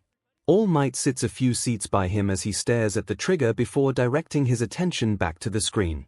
The robot may cost 0 points for anyone, but the size will frighten the students a lot. The launching of the 0-point machines is to test a person's true character when faced with danger, and everyone is eager to see how they'll react. Izuku continues flying after helping another competitor to her feet as the ground unexpectedly shakes. He and everyone else raises their heads to see a very large robot come from behind a building, the 0-point robot. The examinees scream as several of them begin running away as Izuku stays, hesitant to either fight it or fly away. He remembered that present MIC recommended them to run away and ignore the thing, but he wanted to stay and take the thing head-on. The robot then punches the ground as debris flies everywhere as Izuku shields his face again with his wings. Rubble is sent flying all over the place, smashing buildings, breaking glass, and rupturing the street even further. By this point, everyone is screaming their heads off as they run away in fear while present MIC announces that there's only 2 minutes left. Izuku wasn't concerned about time, but more about if someone is hurt by this thing. And his question is answered when he hears a meek. Oh, coming before him. He couldn't see because of the smoke, so he fans some of it away with his wings. The dust cleared as he sees the gravity girl with her leg trapped under some debris, mostly caused by the robot when it punched the floor. The poor girl struggles and she begs someone to help her while trying to get away from the advancing robot about to smash her. Whether it's the Dumuren part of his quirk that's taking over as its role as humanity's guardian, or it's Izuku's genuine longing to help, it's unknown as he rushes over to her. Izuku uses his wings to make himself go faster as he quickly removes the rubble from her crushed leg and holds her in his arms. The robot continues moving and would have crushed the two if Izuku hadn't flown away with the girl secured tightly in his arms. He flies at full speed until he's caught up with the students that have stopped running and turn to look at the robot in fear. Once he gets close enough to them that he can safely and surely drop the girl gently on the ground, Izuku turns to the humongous robot. He snarls loudly as he takes off, because even if this is a test, the robot is still dangerous, evidential when it almost killed the girl. He continues flying as he gets closer to reach the robot's head. After all, the head's the most dangerous thing of all, but also the biggest weakness, because if you go for the head, you're dead. Aggression, fear, and protectiveness flared within him, the same feelings that appeared when he saw Katsuki held in the slime villain's grip that day. It made him want to protect everyone in the battle station by taking out this monster of a robot. The machine tried to take him out with its arm, but Izuku dodged and continued to rush at the head as it fixated its gaze on him. He remembered what All Might said about using OFA in the test, but Izuku didn't care as he forgotten every warning and summoned the legendary quirk. He finally finished, arriving at the top of its face as he bares his teeth and pulls his right arm back to use OFA and Plasma Claw. However, unlike how the move usually looks with his claws glowing bright white and hot, the move had plasma taking the shape of 4 razor-sharp claws surrounding his paw as it glowed in various shades of purple, blue, and white. The spots and scales on his right arm begin glowing as red vein-like markings climb up his arm and crisscross with each other, the spots and scales like a puzzle. Power floods through him as Izuku can feel it, like a warmth that makes you feel safe, protected, and secure, that no one will harm you as long as you have OFA to protect you. Without any warning, Izuku launches his right paw forward as the plasma-solidified claws grow in gargantuan size and violently slice the robot's face until there's nothing but a destroyed head with huge claw marks, burning metal, and lava-like liquid pouring from the cuts on its head as it breaks apart. Explosions pop out of the robot's body as it crumbles down into bits as everyone below them stared in shock. As the claws dissipate, Izuku was snapped out of his stupor when he realized what he had done as he widens his eyes before feeling immense pain and heat coursing through him from his right arm. It was like he put his entire paw on a heating pan and then shoved his entire arm through a 4,000-degree Fahrenheit fire as he felt his flesh burn. Izuku looked down at his arm. The skin was charred black with cuts running through the burn, burnt as creases of red were shown. Honestly, Izuku was more surprised that his arm wasn't fried right off his socket joints. But not only that, all the bones in his arm and hand are completely broken. He could feel the shards of bone jagging the insides of his muscles as though they wanted to come out of his skin. He cursed himself when he felt his body temperature rising instead of falling. OFA must have increased the plasma's heat to a near-infinite rate if it left that kind of damage on the robot. His flying wavers a little before re-stabilizing himself, and he flies down slowly as he tries to deal with his body heat and broken, painful arm.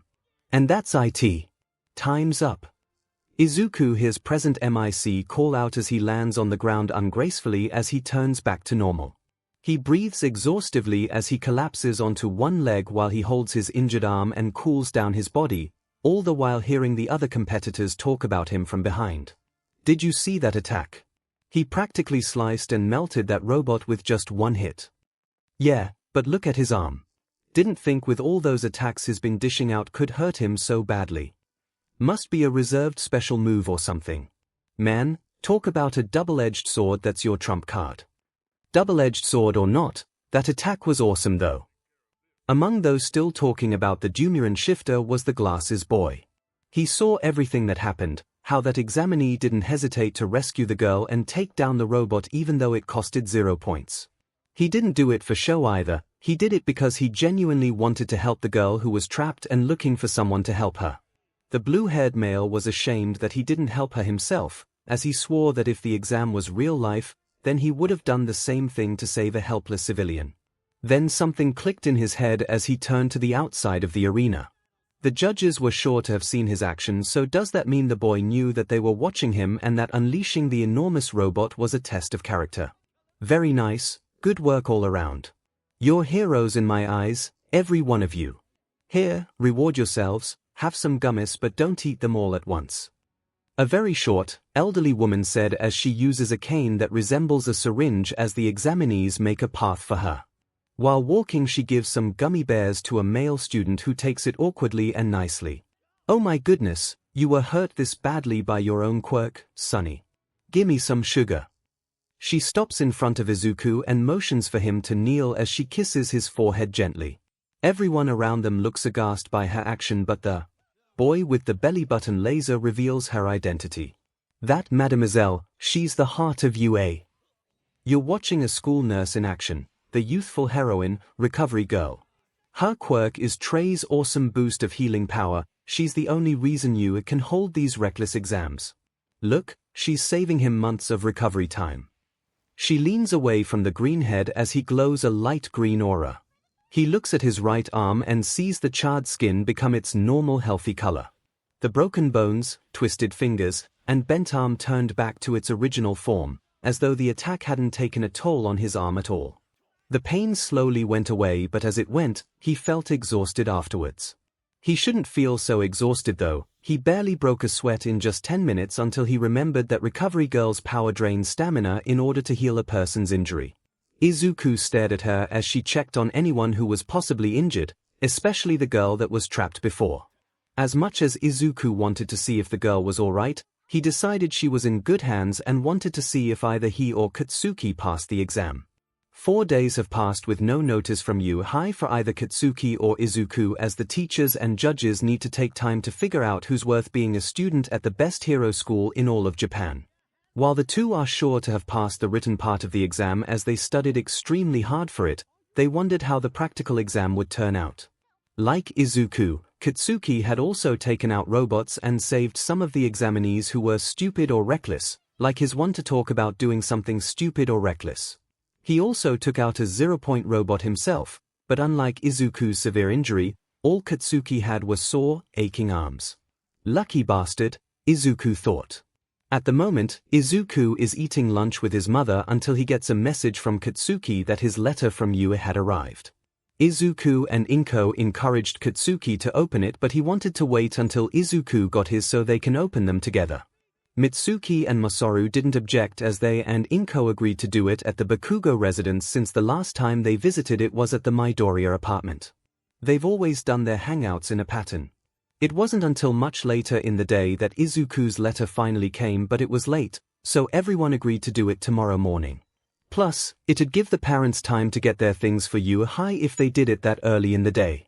Come the said day, Izuku and 𝐭 washed up, ate breakfast, and drove out to meet with the Bakugo family in their house as Katsuki practically bursted out of the house door and dragged Izuku and 𝐭 inside. Mitsuki and Masaru scolded him, but he apologized as he was anxious to see how they did.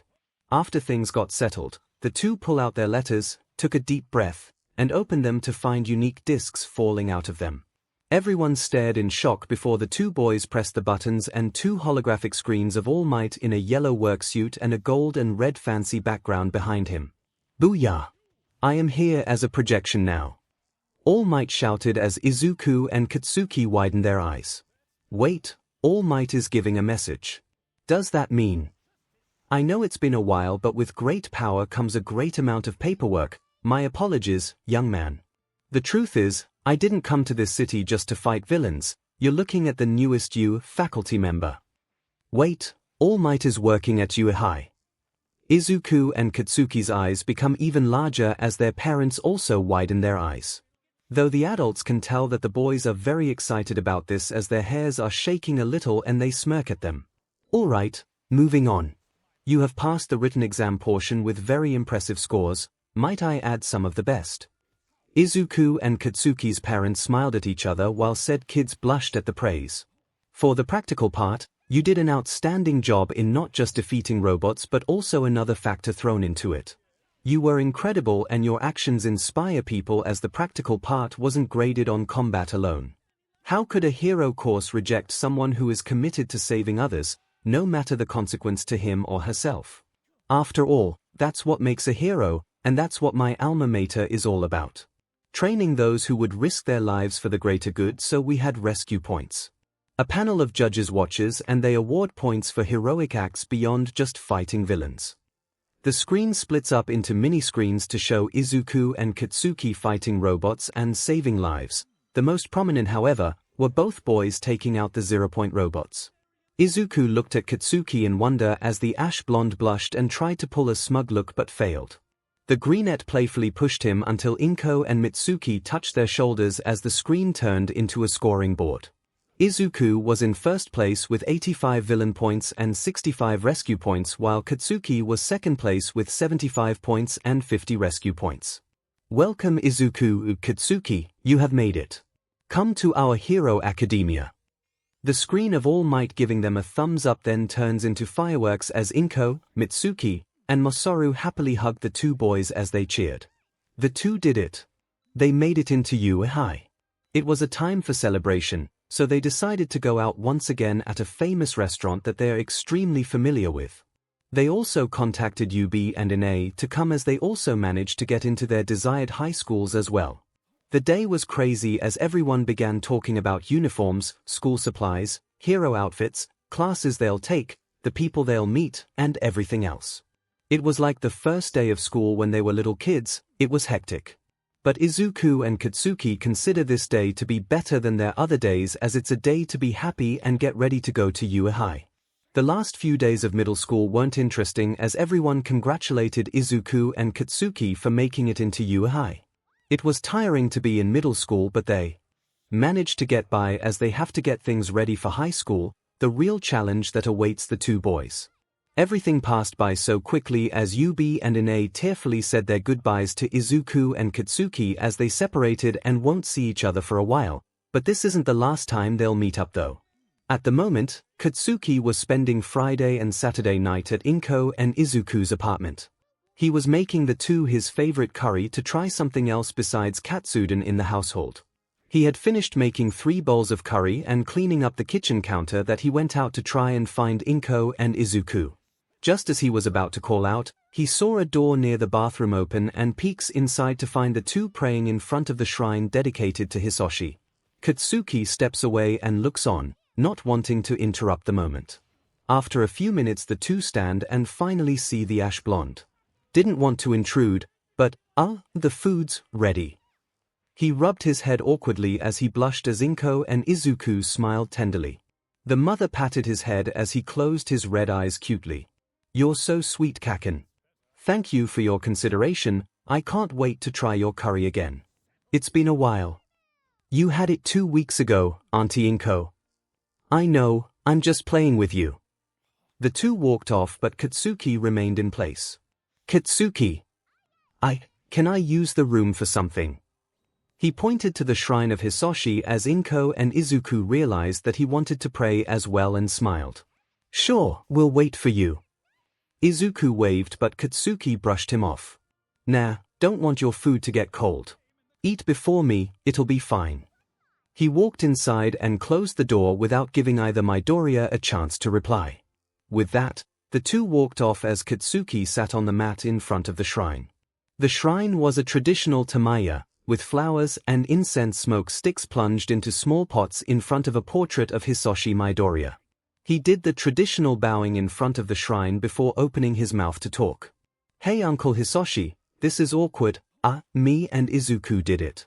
We made it to 𝐒𝐻𝐼, our dream school. It's crazy and we're crazy happy about it, a lot of celebrating too. Mom and Dad are doing fine, Mom's doing fashion and all that and is going crazy on making me and 𝐒𝐿's hero costumes.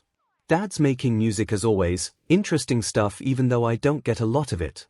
Yubi and Ine are doing fine too, they got into their schools and we'll all try to keep in touch later on."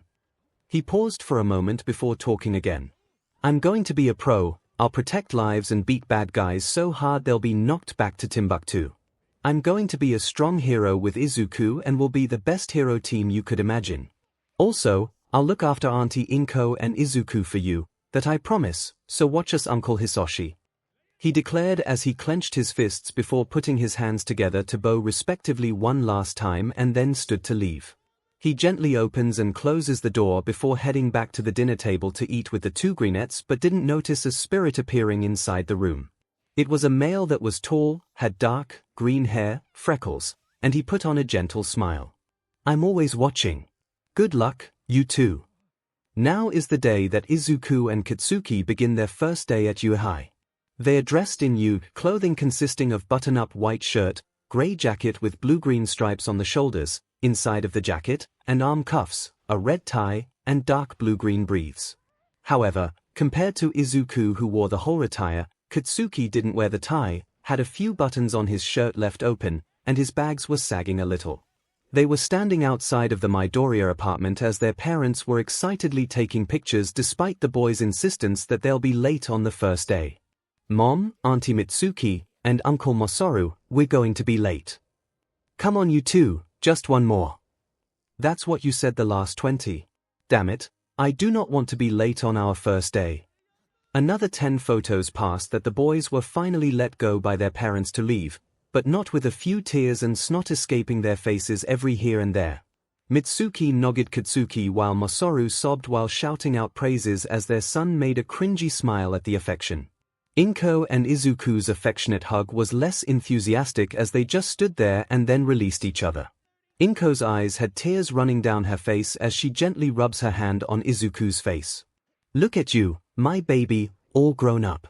Hisoshi would be so proud," she muttered as 𝐒�'s own eyes began to well up with tears. Katsuki looked over and smiled as the two families finally let the new 𝐒𝐼 students leave as they all waved to each other goodbye until they meet up at the restaurant again for celebration. It took them 20 minutes on the train to make it through the city and another 10 minutes to walk on foot to the high school as other students also made their way into the school. 𝐒𝐿 and Katsuki stopped in front of the large gate to 𝐒𝐼 and then looked at each other with big smiles. They then simultaneously stepped into the school grounds as they made their way into the school and navigated their way to get to their class. It took some time for the two to find their class until they came in front of a large door that practically reached the ceiling, Class 1A. They looked at each other once again before nodding as 𝐒� reached and pulled the door over to his right slightly. They saw a bunch of students have taken over most of the seats as their new classmates stared at the new pair of arrivals. There was a blackboard in front of the classroom that had chalk on it. It was a drawing to show the rows and columns of seats with a student's name on it. Katsuki was seat 17 and Izuku was seat. Silence continued until they heard the loud, annoying voice of the student with blue hair and glasses pretty much strut towards them. Good morning. My name is Tenya Ida from Sumi Academy and I can't wait to eagerly work with you as UA. Students. He addressed loudly as he chopped the air with his arms. Was he a robot or something?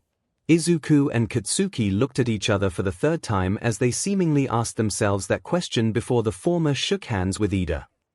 Hey, my name's Izuku Midoriya and this is my best friend Katsuki Bakugo.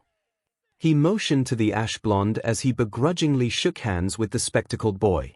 Midoriya, you knew that there was something more to the practical exam, didn't you? You must be very perceptive and I completely misjudged you. I admit as a student you're far superior to me.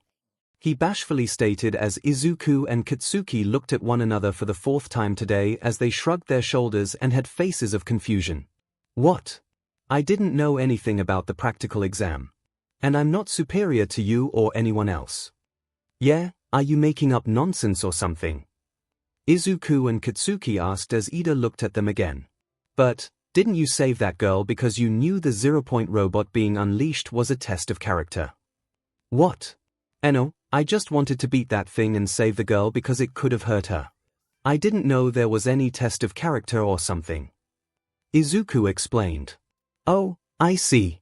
Nonetheless, you did an immensely heroic act while I cowardly ran away. Once again, you have the essence of a true hero, Midoriya. Ida boldly shouted as Izuku looked around the classroom and outside the halls. This was so awkward and it was good luck that no one was outside. He gently pushed Ida inside as Katsuki tried to close the door until he saw the familiar brown hair and round face that he and Izuku met outside the entrance. Ida, can you keep your voice down? This is really embarrassing. Apologies, I'm sorry for your discomfort. Yeah, I get it, but can you please drop the subject and dash hey, I recognize those crazy hairstyles, dragon and porcupine boys. A girl's voice rang out as the three males turned to see the girl that Izuku rescued during the robot test now entering the classroom. She had the same uniform on like the boys but was wearing a dark blue-green skirt and leggings instead. Dragon and porcupine boys. Katsuki questioned as she turned to him.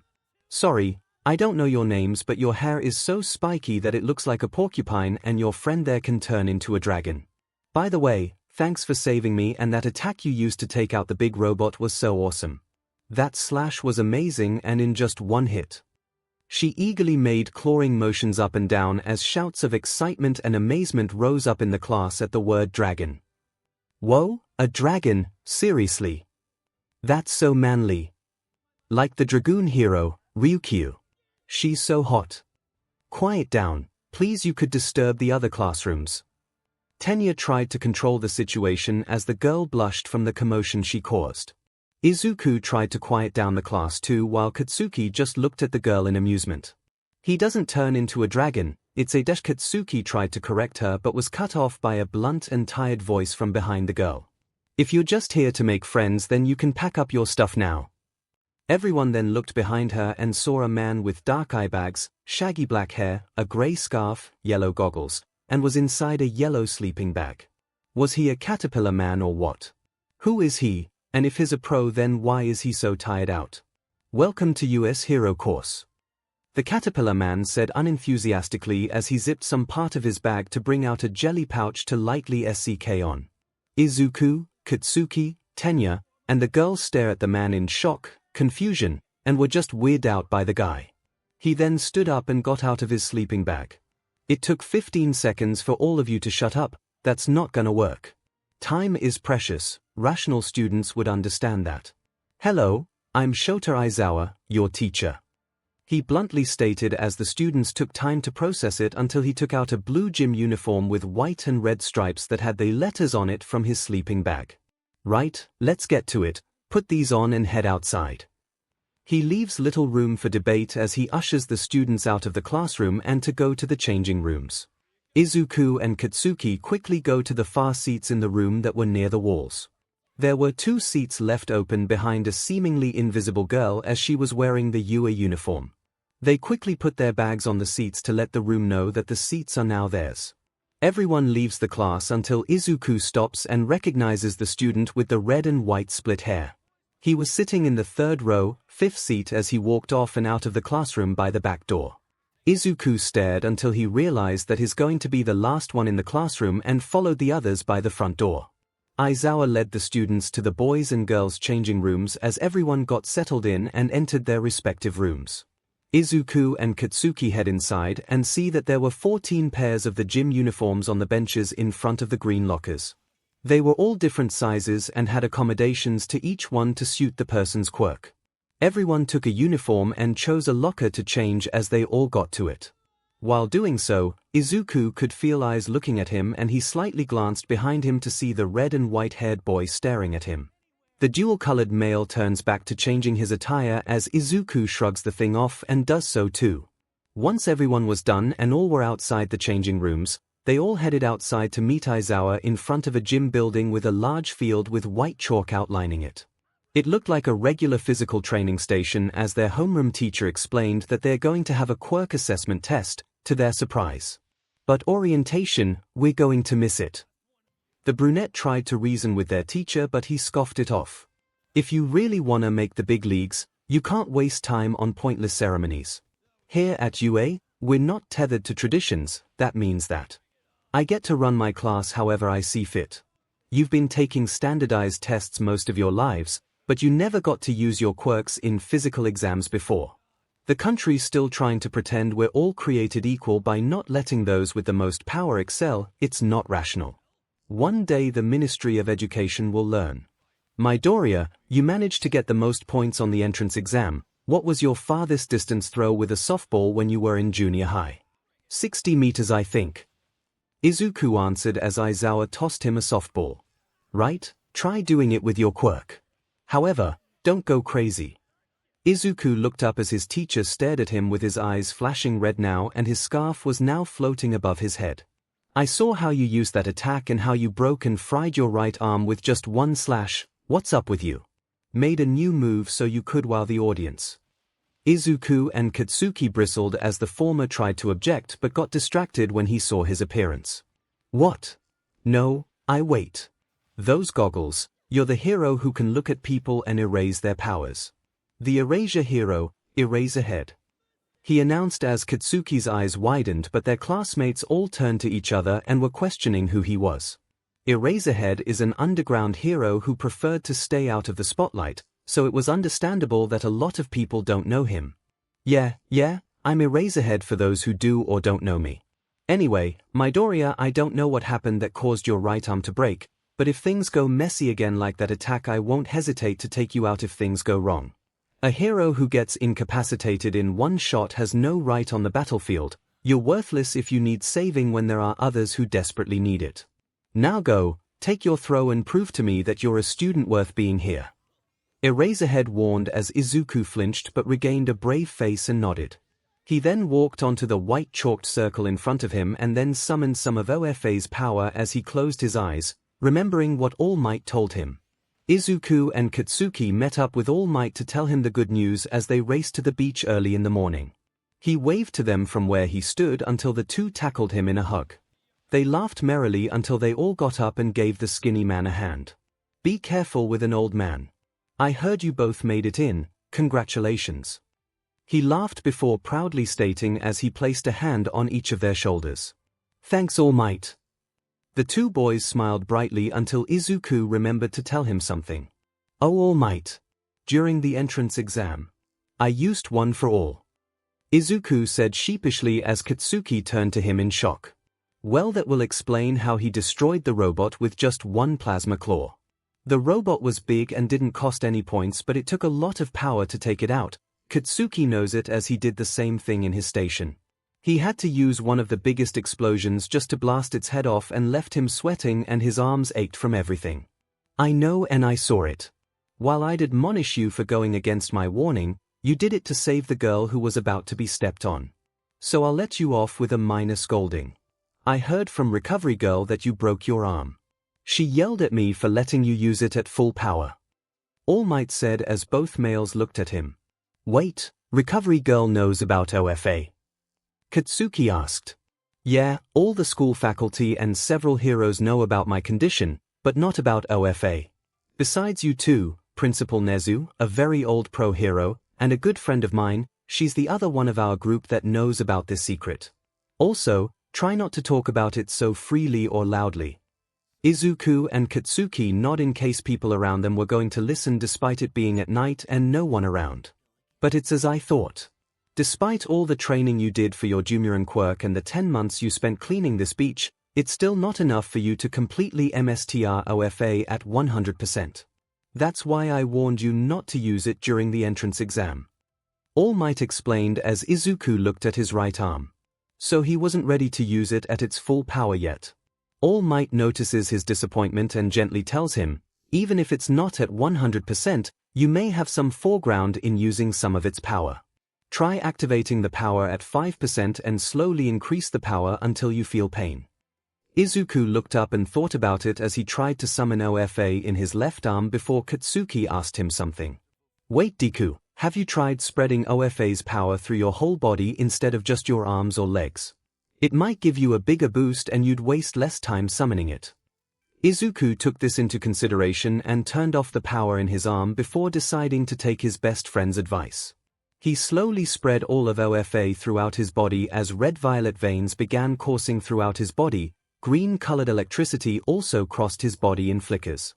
Katsuki and All Might stepped back in shock as Izuku willed the power at 5% for now. He didn't feel any pain at 5%, so he steadily increased the percentage by 5x until he was at 30% that he felt a sharp sense of pain that spasmed through his muscles. He gasped in pain and turned the power off as Katsuki quickly caught his best friend and held him up while he breathed. 30%. 30% is where I begin to feel pain. He told them as All Might widened his eyes in surprise. While you're further along than I thought. Alright, since you can't use OFA fully and you start to feel pain at 30%, use it at 15 to 20% for now and young Bakugo's method since it works best for you. From there, we'll work our way until you can use OFA safely without breaking your bones or burning yourself. All Might tells him as Izuku lets Katsuki know that he can stand and walk again. The Greenette nodded as he and his best friend prepare for the next phase of their lives as the three stared at the rising sun with the light shining brightly on their faces. Izuku opened his eyes and gained his resolve as he transformed into a Dumuren. He stood on the ground on all fours and began to grow to his current height of 2 stories. Everyone looked amazed as Katsuki smirked amusingly while his best friend summoned 20% of OFA, full cowling. The red-violet veins and green electricity appeared again as they covered his entire body as he stood on his hind legs, pulled back his arm, and threw the ball as far as he could. Wind pressure exploded throughout the area as everyone covered their heads from the air flying at them.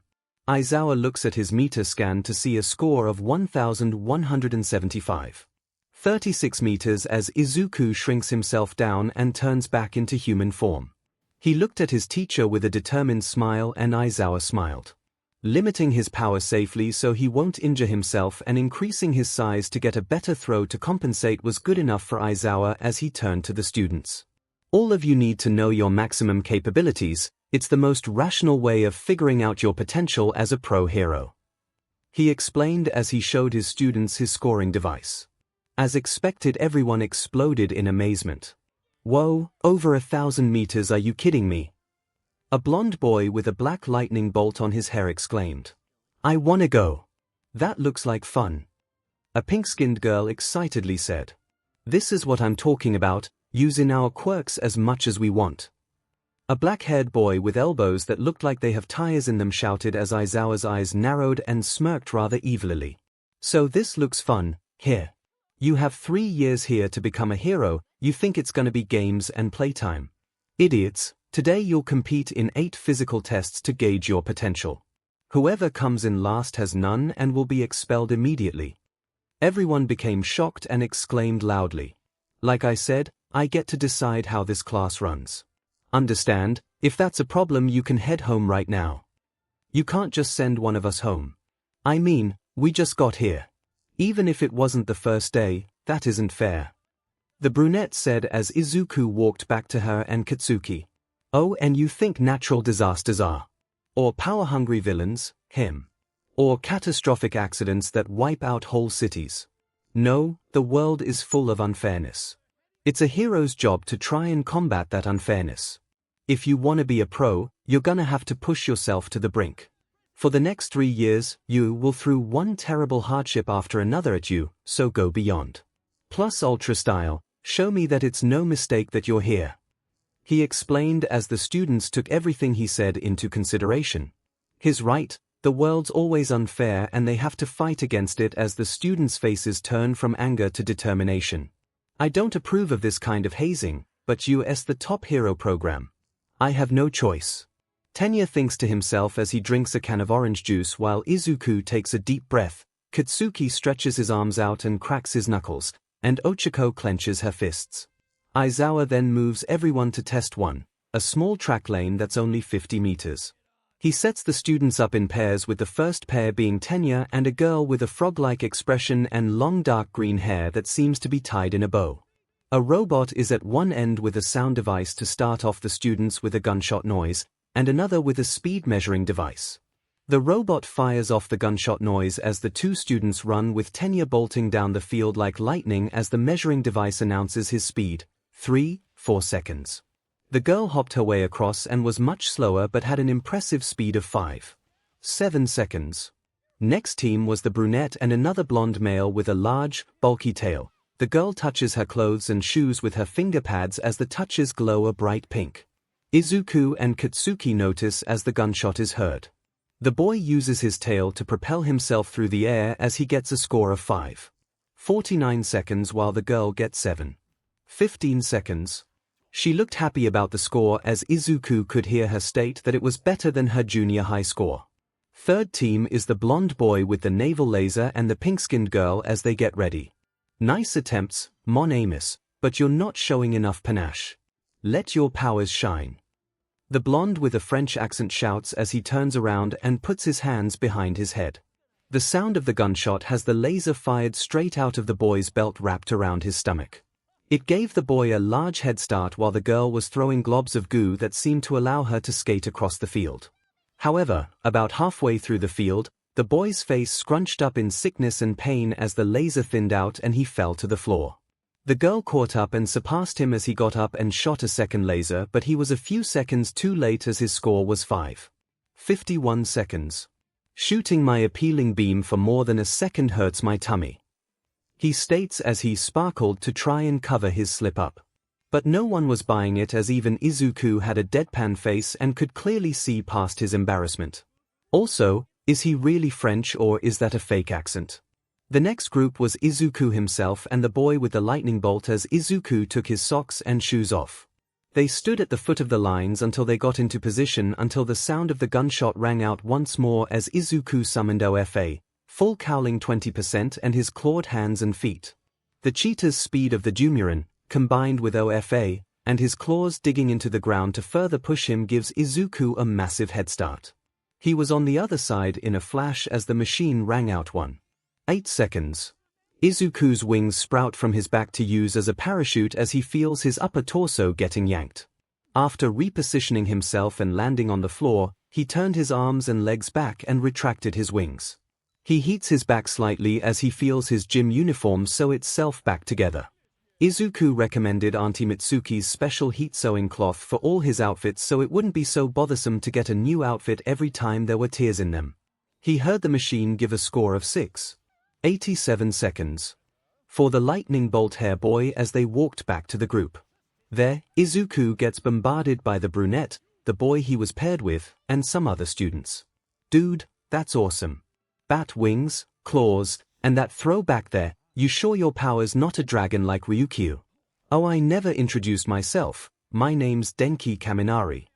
Lightning Boy asked as he shook hands with Izuku as others crowded him. No, it's a Dumuren not a dragon. He answered as Katsuki, Tenya, and the brunette also walked towards them. Hi there, Mina Ashido, what's a Dumuren? Is it a dragon relative? She asked as she clenched her hands into fists and bounced them up and down. The spiky redhead and others were beginning to ask Izuku too many questions for him to process. Luckily Katsuki came in with his own information and a crazy smirk. The Dumuren is a mythical creature. It's basically an animal version of All Might, protects people, keeps the peace, and is the thing absolute best because it's unbeatable. 𝐾𝐲𝐶 explained as he hit his best friend's back ferociously as Izuku looked at him in exasperation while rubbing his back. Oh, a creature like All Might. Like super strength and super speed. The brunette asked before Tenya could have the chance of lecturing 𝐾𝐲𝐶 on his foul language. Izuku smiled and he tried to explain when. Well that, but also other abilities such as dash, the abilities of the cheetah, bat, and siren, elemental powers and resistance, size manipulation, indestructible wings, flexible wing thumbs, 360-degree turning and prehensile tail, fur-hardening armor, enhanced senses, and many other abilities not yet discovered. They are known for their titles as Humanity's Guardian, Creature of Peace, and the Undefeated Myth. A deep voice rang out as everyone turned to see the red and white-haired boy walking past Izuku as his name Shoto Todoroki is called as his setup with someone named Toru Hagekyo. Everyone watches as the gunshot is heard and he makes a ramp of ice that shoots him across the field with speed that almost rivals Izuku. The machine rings out with a score of 2.95 seconds as he lands and melts the ice. Poor Hagekyo is almost knocked out of the field but she regains her form and jogs down the field. Despite her poor showing, the machine gives her 8.9 seconds. Shoto then walks off while making eye contact with Izuku, a challenge floating in the air as the brunette stares at him. Silence erupts the air until it's broken by Kaminari once more. Whoa, hey, I think I know that guy. Yeah, he's Shoto Todoroki, the son of the number 2 hero, Endeavor. What, really? Guess that explains how he got in on recommendations. Ashido replied. Wait, he got in on recommendations. That means he's super strong then. Oh yeah, I also didn't give you my name yet, Hiro Kirishima.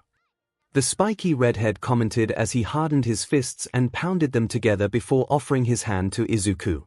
Izuku Midoriya and Dash, the brunette was about to point to 𝐾𝐲𝐶 but Kirishima beat him to it. 𝐾𝐶 Bakugo, I know. I actually know the two of you. Said boy and Izuku looked at Kirishima as he continued. I read that article almost a year ago about how some kid got taken as a hostage from the sludge villain, and how another kid, apparently his friend, went in and saved him. That was so manly of you Midoriya, and it was amazing how you transformed into a dragon dash Dumuren. Izuku and 𝐾𝐶 corrected him. Dumuren sorry, but it was awesome and Bakugo, you were awesome in fighting back against the guy even without your quirk. And then All Might swooped in and saved the day. That was the most manliest day ever, and no wonder your Dumuren form looked so familiar on the throwing pitch. That was my favorite news report ever even though I don't usually read the news. Kirishima finished his rant as Izuku and 𝐾𝐶 sweat dropped from his enthusiasm while the others also chime in. Oh yeah, they say a creature said to protect people went in and saved Bakugo. It was amazing. Talk about creature sightings. The brunette shouted. You do know it's just Deku's quirk that allows him to turn into a Dumuren, right, Pink Cheeks? 𝐾𝐶 asked as the girl bristled at his unusual nickname for her. Pink Cheeks. Well, I don't know your name since you never introduced yourself. He reasoned as she thought back to all their interactions and realized he was right. She never did introduce herself. Oh sorry. I'm Ochako Uraraka and I already know your names too from the article. But I kinda forgot later on since it was a long time ago. She said eagerly and sheepishly on the last parts. Forgot later on. You have a poor memory, Pink Cheeks. 𝐾𝐶 snickered as Ochako tried to puff out steam. It's Ochako Uraraka. She reminds him as he takes out one of his hands from his breath pockets and pats her on the head jokingly. I know, but if you want me to call you by your actual name, you need to earn my respect first, Pink Cheeks. He smirked in amusement as she pouted. The fun was ruined with Tenya's annoying rants and arm chopping. Seriously, does he not know that he could hit someone in the head if he continues doing that? She already gave you her name, so you should call her by her respected last name. Luckily, Ochako ended it. No Ida, he's right but I'll get his respect soon. You'll see. She turns to 𝐾𝐶 and sports a confident smirk which he returns. Izuku smiles as they have new friends and 𝐾𝐶 has another rival and challenger. His smile disappears when he sees Shoto staring at him with a look that wants to tear him a new one. Though the red and white harried boy looks away when their teacher calls out for the students to finally begin Test 2, Grip Strength. He brought everyone into the gym stadium and gave them all grip machines to measure their strength. Izuku uses OFA, full cowling 20% and his Dumuren strength and produces a result of 610 kilograms as Katsuki got an impressive score of 345 kilograms. The two looked at each other and smirked, "It is on." They heard the weird elbow guy and a small boy with purple ball for hair exclaim near another boy that was the tallest in the class, was wearing a mask that covers his mouth, and has arms that looked like they split in 6. They hear the two shout that he hit 540 kilograms as everyone else was curious about someone else's score as groups of 3 to 4 formed. Right now it was Izuku, Katsuki, Ochiko, and Tenya as the latter two also had good scores. The third test was the standing long jump as a long sand pit laid before them for the students to jump across. It wasn't a problem for students like Izuku, Katsuki, the naval laser boy, Tenya, Ochiko, and Shoto, while others struggled a little. The fourth test was repeated side steps, which wasn't a problem for said students, and it gave the boy with the weird purple hair time to shine as he used the ball to form 2 clumps that he used to propel himself left and right. The fifth test was the ball throw as Katsuki went up and had 705.2 meters as he walked back to Izuku as Shoto took the stage.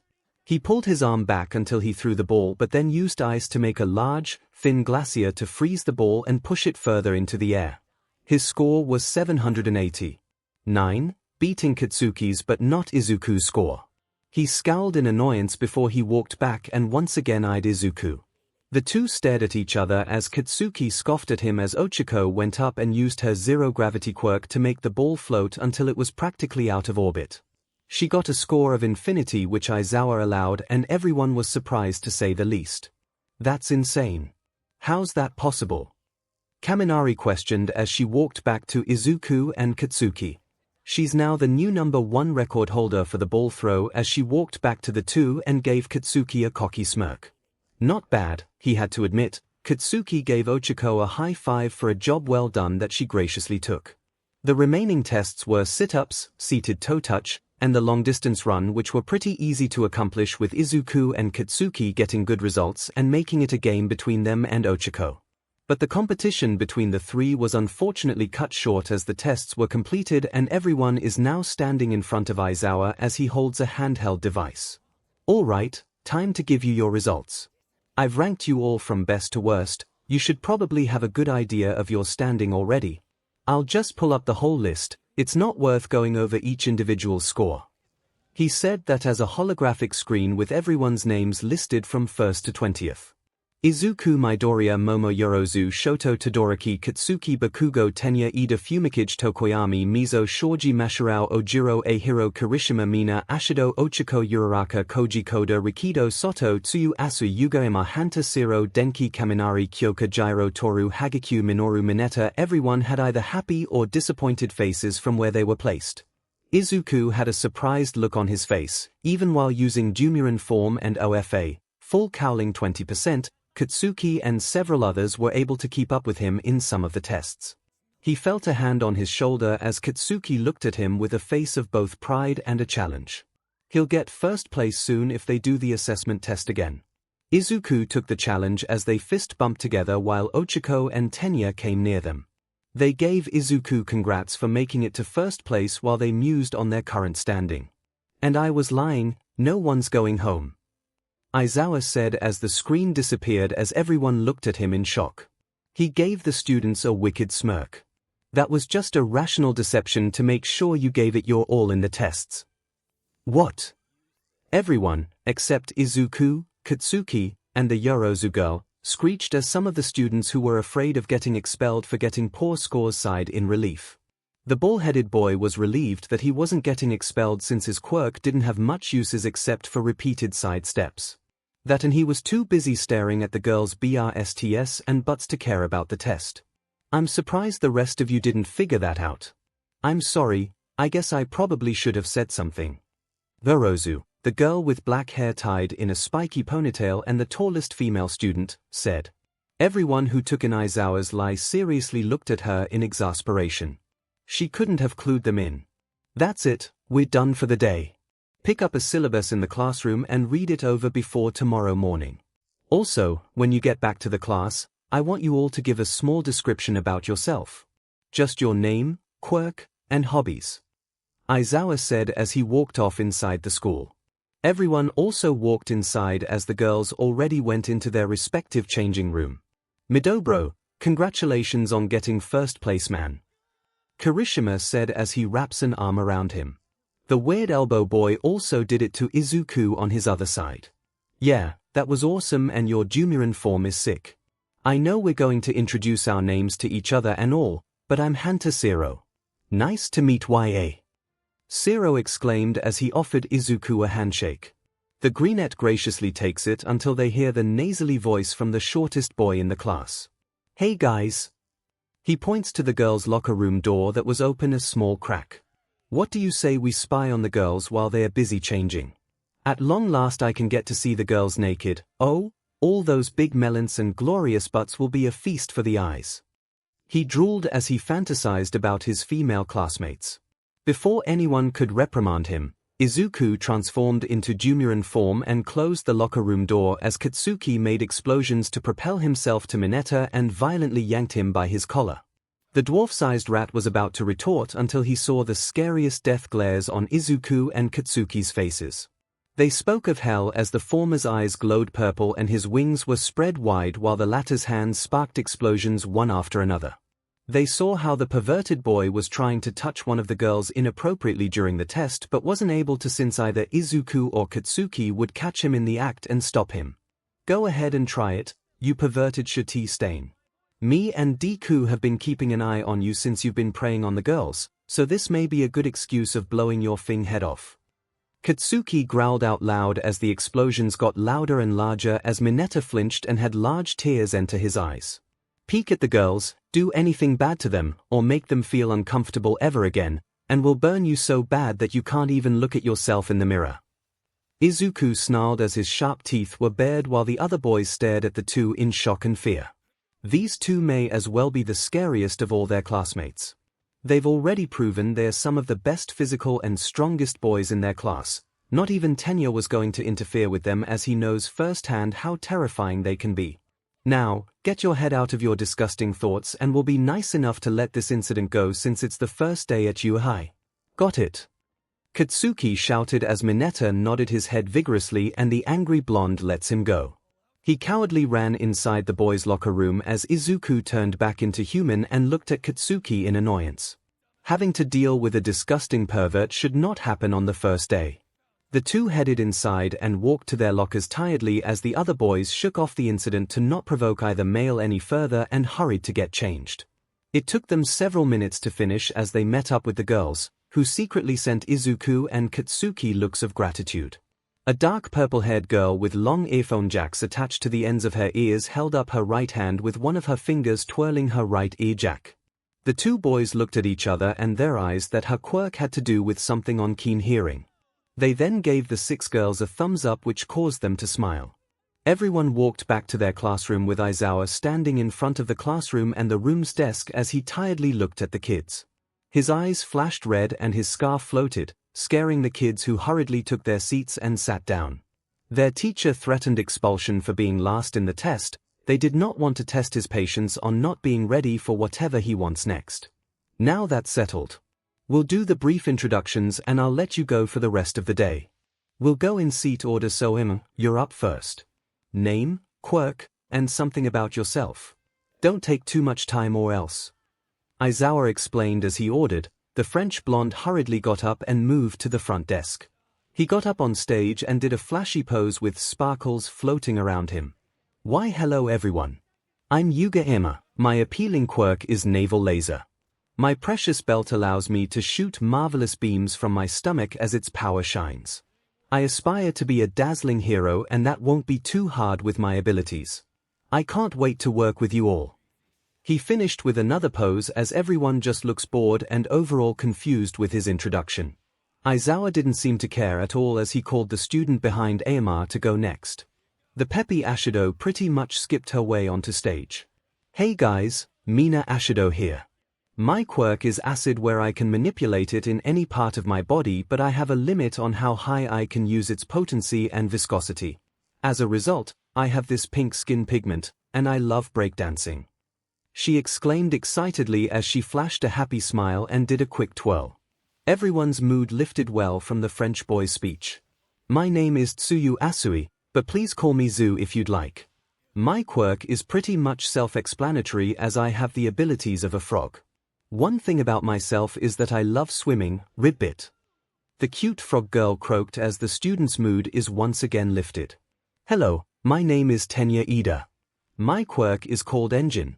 The engines in my leg allow me to go into different gears for different speeds in various situations. I don't have anything to say about myself, but I am honored to be here and I can't wait to work with all 𝐒𝐲 students. The glasses boy bowed deeply, almost hitting his head on the desk. He seems strict and spirited in a way. Aizawa tells him to calm down as the last student in row 1 goes up. Hey, I'm Ochiko Uraraka. My quirk is zero gravity. I can remove the gravity from an object or person whenever I touch them. I can give back their gravity when I press my fingers again. Something about myself is that I love making mochi as it's my favorite food. Izuku and Katsuki looked at each other as she went back to her seat in a bright mood. Maybe they can invite her to one of their houses to make food for each other's families. The first person in second column 2 went up, the blonde male with the bulky tail. My name is Mashirao Ojiro. My quirk is self-explanatory like Zu's. It's just a tail, but it's great for fighting and I do a lot of martial arts training. So if anyone wants to spar, I'd be happy to be your partner. He goes back to his seat as several students raise their hands slightly to show they'd like to train sometime. Hey everyone, Denki Kaminari in the house. My quirk is electrification. I can discharge large amounts of electricity from my body, but I can't use too much or else I'll fry my brain. I like to play video games and I can't wait to get along with everyone. Kaminari said excitedly as he went back to his seat. He high-fives Kirishima who goes up next. Hey, what's up guys? Name's Hiro Kirishima. My power's hardening. I can turn my skin into hard rock basically, so I'm a pretty heavy hitter. My hobby is working out and I love anyone with a manly spirit. He hardened his fists and banged them together again as he bared a sharp smile. Rikido Soto, my quirk is sugar rush. After eating some sugar I get a massive power-up. My hobby is baking. I can bake cakes, cupcakes, cookies, and other sweets, so if anyone has any favorites I'm more than happy to make them. The last boy in row 2 shyly goes up, but instead of talking, he did sign language. Almost no one could understand what he was signing, so Aizawa did it for him. His name is Koji Koda. His quirk is called Omnivoice, where he can talk to animals and they can do his every whim and longing. One thing about himself is that he likes nature walks and he loves to look after the woodland animals. He also has a pet rabbit. Koda bows to Aizawa who nods as he walks back to his seat as the tallest male in the class from column 3 goes up. My name is Mizo Shoji and my quirk is dupli arms. I can manipulate the tips of my arm tentacles into body parts, but I can only do eyes, ears, and hands at the moment.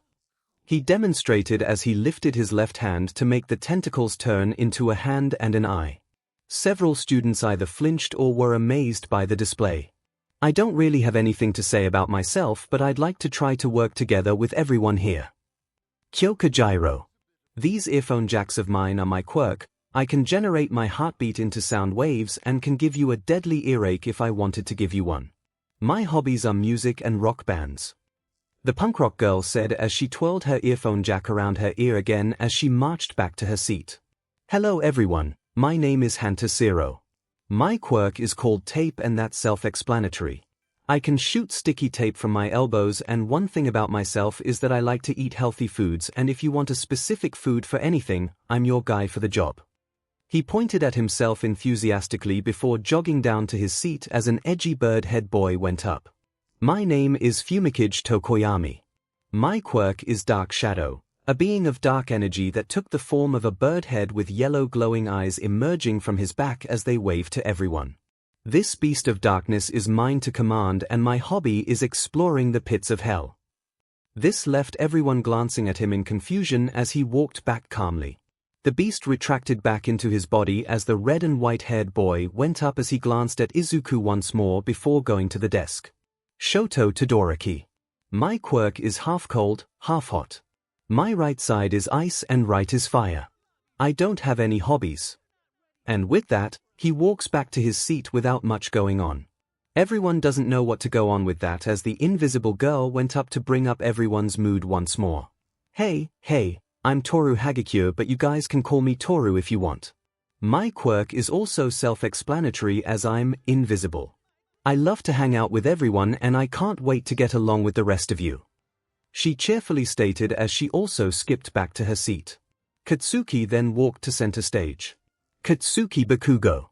Quirk, explosion. I secrete nitroglycerine-like sweat from my palms and then denote them at will. He made a small demonstration as sparks formed in his right hand. My hobbies are mountain climbing, volleyball, and practicing Krav Maga and karate. Also, I have a habit of giving people nicknames, so if you want me to call you by your actual name, you need to win my respect first. Because why be a hero if you're not giving it your all? He pounded his fist with his other open hand as an explosion popped from it before walking back to his seat. Everyone was taken aback by his last sentences, but they all smiled, motivated as he seems to like those who were a challenge. They'll prove to him they're worthy of being a hero. Izuku chuckled softly as Katsuki softly nudged him as he went up. Everyone beamed from seeing the greenette walk up as he introduced himself. Hello, I'm Izuku Midoriya. My quirk is called Dumuren Shifter. I can turn into a mythical creature called a Dumuren and I have most of their abilities. My hobbies are also volleyball, practicing taekwondo and Muay Thai, and I love to analyze quirks. So if any of you guys need some pointers, I'm more than happy to help. I look forward to working with you all. As he bowed politely and was about to go back to his seat when Ashido shouted, Wait, can you transform into your Dumuren form again? Izuku tried to decline gently until everyone began begging him to transform one more time. Come on, just one more time. Zero asked. Yeah, just one more. Kaminari and Kirishima also asked him. Tenya was about to tell everyone to let the next person go, but Ochako stopped him. The exhilarant students were urging the greenette to shapeshift as he looked at Aizawa, who merely shrugged. Without much argument, Izuku took off his shoes, stepped back from the desk, and jumped into the air where he immediately transformed into his Dumuren form. A loud roar came from his mouth, wings appeared from his back, his head turned into a cheetah's, his hands and feet turned into paws, and his long tail sprouted from his rear end. He landed on the desk on all fours as everyone exclaimed in excitement. Izuku shook his head as his large bat ears and siren-like fins flapped before looking at the class with glowing green eyes. His wings spread wide as they almost touched the sides of the classroom. Ochako, Ashido, and some of the girls squealed in excitement as the boys marveled at the now transformed Dumuren. The only ones who didn't show any amazement were Katsuki, who smirked before giggling silently as he bowed his head down on his desk, and Shoto, who looked at Izuku as though he's the ultimate prize. Deciding he was done showing off, Izuku wrapped his tail around his shoes and flapped his wings once before turning back into human form as he landed in front of his seat. While putting his shoes back on, Katsuki turned to him and muttered "show off" before they playfully tried to grab at each other's hands. The second to last student to go up was the purple pervert as he flashed a pose and smirked at the girls who ignored him annoyingly. Hey there ladies, Minoru Mineta. My quirk is pop-off as these sticky ball of mine can stick to any surface except me. What I love the most are hot girls and women heroes, especially those 𝐤𝐻. He began to drool slightly as his hands were beginning to make grabbing motions until he caught sight of Katsuki's hands smoking and Izuku's eyes glowing. He can also feel Aizawa's piercing glare as he can see pieces of his scarf floating around his head. Remembering what happened at the locker rooms, he decided to end his introduction before the two scariest boys tried to tear him apart right then and there. Everyone glared at the gross pervert as he shrunk from their disgusted gazes, especially said scariest boys. Luckily, the last student in the classroom goes up and clears her throat loudly as she gathers everyone's attention. Hello everyone, my name is Momo Yorozu. My quirk is creation. I can make any non-living object as long as I can understand their molecular structure. I don't have anything to say about myself, but I hope to work well with everyone and become pro-heroes. She bows politely, as well as everyone took interest in her introduction. And with that, everyone had introduced themselves as their teacher went up to the desk. Alright, thanks for the intros, and use the remaining time of class to get along, and you all can go home for the rest of the day. Welcome to 𝐒𝐬𝐽, don't disappoint me kids. He said with a smile as his students shivered. Aizawa is so scary sometimes. After their teacher leaves the room and they have the last 10 minutes until the bell rings to let the students go home, everyone got around Izuku and Katsuki's desks.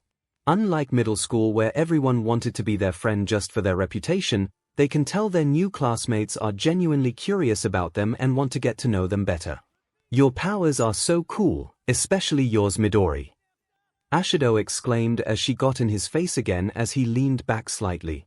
Yeah, what other kind of abilities of the Dumuren can you use?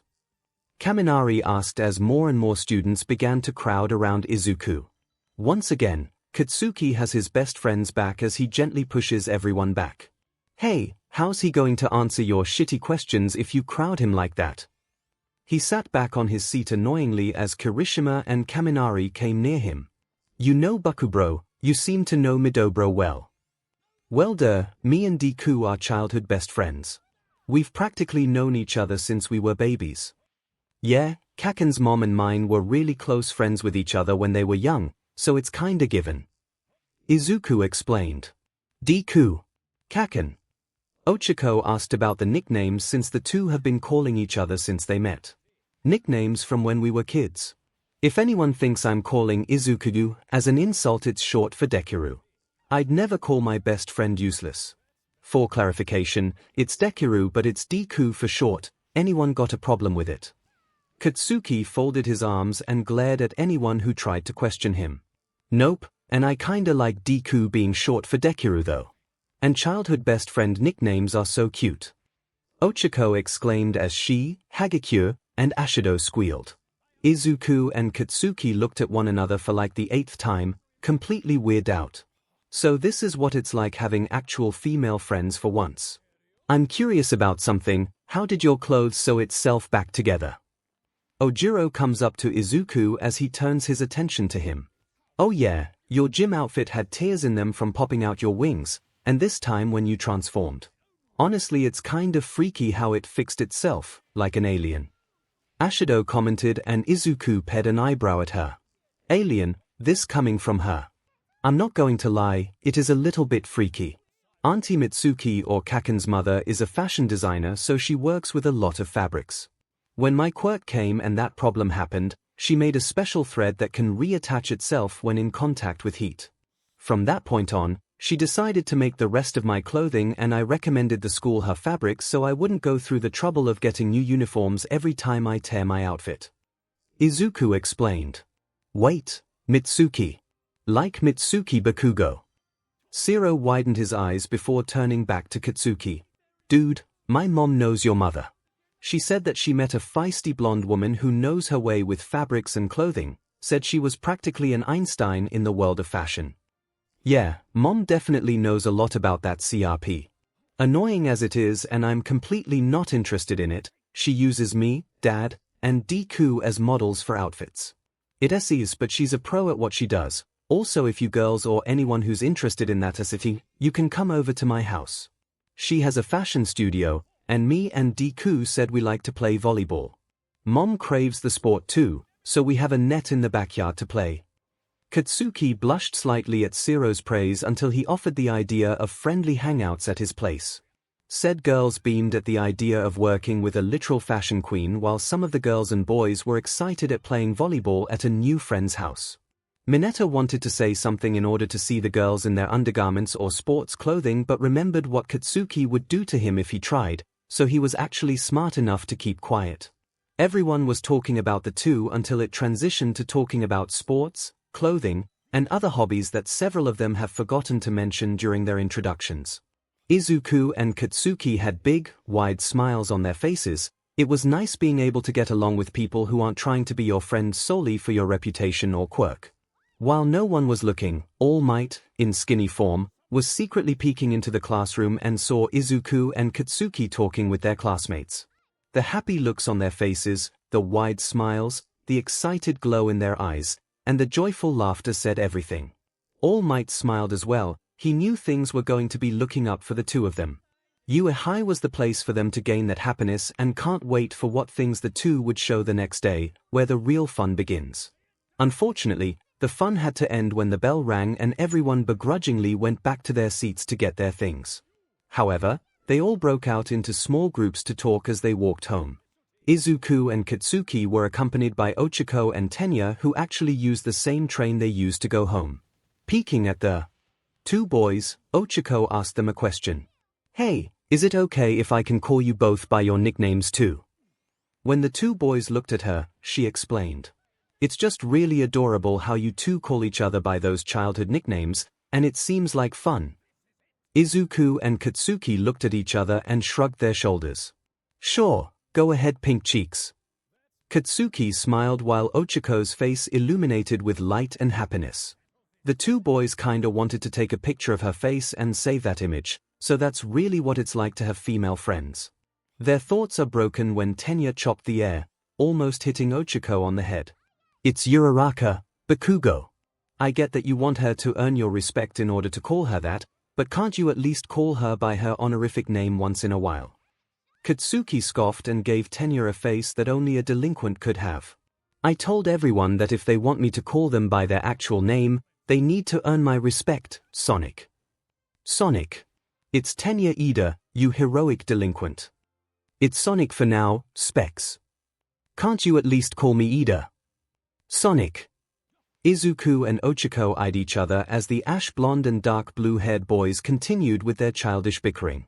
The girl maneuvered her way next to Izuku so she wouldn't get hit in the head by the engine user or spat in the face by the explosion user.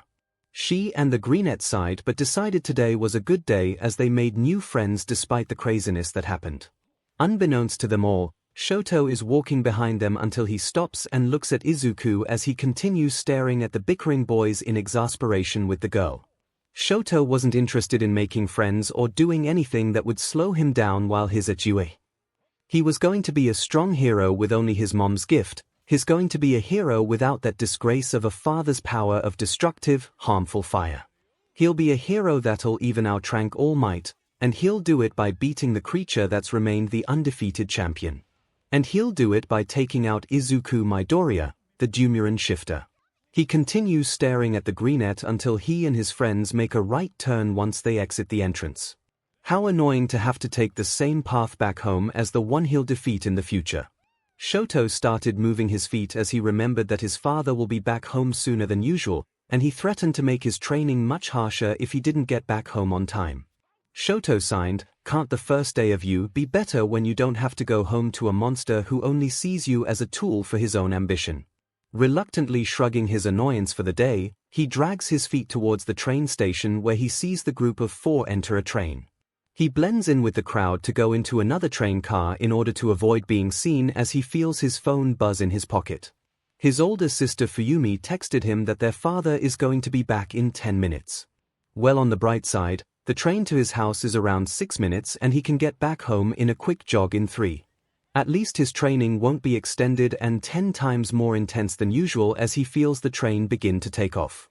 After the train slows down to his stop, Shoto immediately breaks into a run. He either dodges or pushes people out of his way in order to make it back home in time to begin training. It takes a few turns left and right until he makes it back home. It was a traditional Japanese-styled house with some trees and a small garden surrounding it as Shoto jogs his way to the sliding front door. He takes out his house key, but as he was about to put it into the hole, the door immediately opens.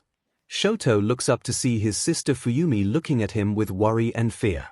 She ushers him inside quickly as she closes the door and locks it again as her younger brother makes his way into his room to change his clothing for training. He puts on a regular white sleeveless shirt and some baggy training briefs as he catches his breath and then hears a car slowly pulling into the driveway. He heads his way to the training room as quickly as he can before his old man does as he hears his sister greet their father. He coldly brushes her off as he makes his way inside. Luckily 𝐿𝐼 makes it to the room in time as his father opens the just-closed door. 𝐿𝐼 stares at his father with a bored look as he looks at him with a disgruntled look. Good, you're ready to begin your training. Wait for me to get ready. In the meantime get on the treadmill and start some light jogging. He ordered as he slammed the door shut and made his way to his room. 𝐿𝐼 rolls his eyes annoyingly as he slightly regrets running his way home. Nonetheless, he turns on the treadmill and sets it to fast setting. The machine picks up speed as 𝐿𝐼 begins jogging lightly. As he jogs, he thinks about his first day at 𝐸, so far not bad, and is thankful that no one bothered him today. The last thing he needed on the first day was to have the same pesky classmates pestering him about his father and what it's like having a hero as a father. With endeavor, it sked tenfold as he began jogging faster unintentionally. How he made him and is running his life at every twist and turn, every decision, every dream he had, everything he wanted he decided for 𝐿𝐼. His life was his, not that monster's. He continues picking up speed and gets lost in his anger that he doesn't notice the door sliding open to reveal Endeavor in his training clothes. He shouts for 𝐿𝐼 to stop running, but when he doesn't he walks up to him and violently jams his finger onto the button. It was enough to snap 𝐿𝐼 out of his thoughts as he felt the machine slow down and he reluctantly got off. His father scowls at him before ordering him to get ready as they engaged in hand-to-hand combat. It was like this every day. Learn some martial arts and then on to Quirk training, the hell part of the day. It was where 𝐿𝐼 refused to use his fire in order to spite his father. He'll become his own hero where he'll use only his mother's quirk, not this. Abomination. The day continues until the afternoon where 𝐿𝐼 gets onto one knee in exhaustion as beads of sweat rolled off his forehead and his clothes clung to his skin. Endeavor looks at him disappointedly and yells at him to leave, have dinner, and then go to bed. 𝐿𝐼 angrily picks himself off the floor and storms his way to the door until he hears his father call out to him. 𝐿𝐼, I heard that shape-shifting boy from the sludge incident is attending UA. Is it true? 𝐿𝐼 doesn't answer for some time before he turns to him. Yes. He answered. Endeavor's eyes narrow at his son's blunt, one-worded answer but continues nonetheless. I also heard that he got the highest number of points on the entrance exam. He along with another boy were able to beat All Might's long record score, but I expected the shapeshifter to get the top spot. I don't give a DMN about mythology, but I did some research about the Dumuren beasts. That boy, Izuku Midoriya as they call him, can turn into one. He will be a good challenge for you. After all, they are basically the animal version of All Might, the strongest.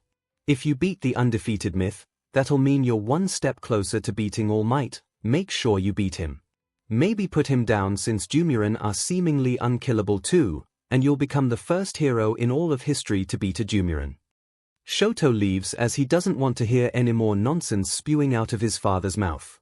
It was bothersome, he was tired and hungry and he wants to get to bed to start tomorrow. He takes a bath that he enjoys at the moment as he takes in the heat to ease his nerves and calm his mind. After that, he goes to the family room to eat cold soba, his favorite food, with his sister as his father took his food to eat in his office. Fuyumi attempted to talk with 𝐿𝐼 about his day but he kept giving her either one-worded answers or short sentences. He ate his dinner quickly in order to get some sleep afterwards, so he thanked his sister for the soba and took his bowl to the kitchen sink. His sister sighed sadly, even if she was closer to 𝐿𝐼 than almost anyone else in the family, barring his mother, he's still so distant. She looked at her dinner in melancholy as she now doesn't have the appetite to eat. Placing his bowl in the sink before leaving to his room, but not before wishing his sister good night. 𝐿𝐼 opened the door to his room before lifting the blanket from his futon to place himself in the sheets. He lays his head on the pillow while looking outside his window on his right.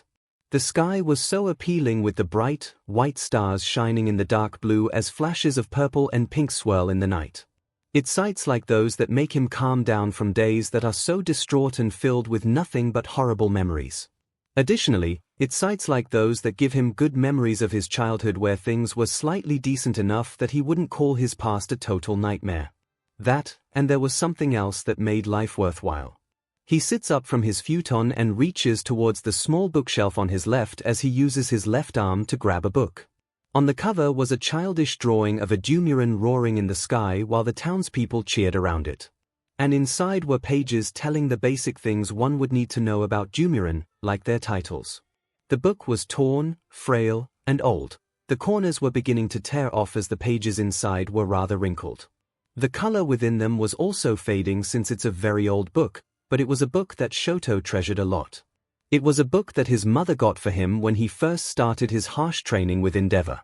She was sent to shop for books to further Shoto's education, thus she couldn't get any of the children's books that should have suited Shoto's age at the time. Just as she was about to leave in order to pay for the books, one in particular caught her eye. It was a book depicting Dumuren, their deeds to the people and to the world, how they are the strongest creature in all the land, and what makes them so captivating.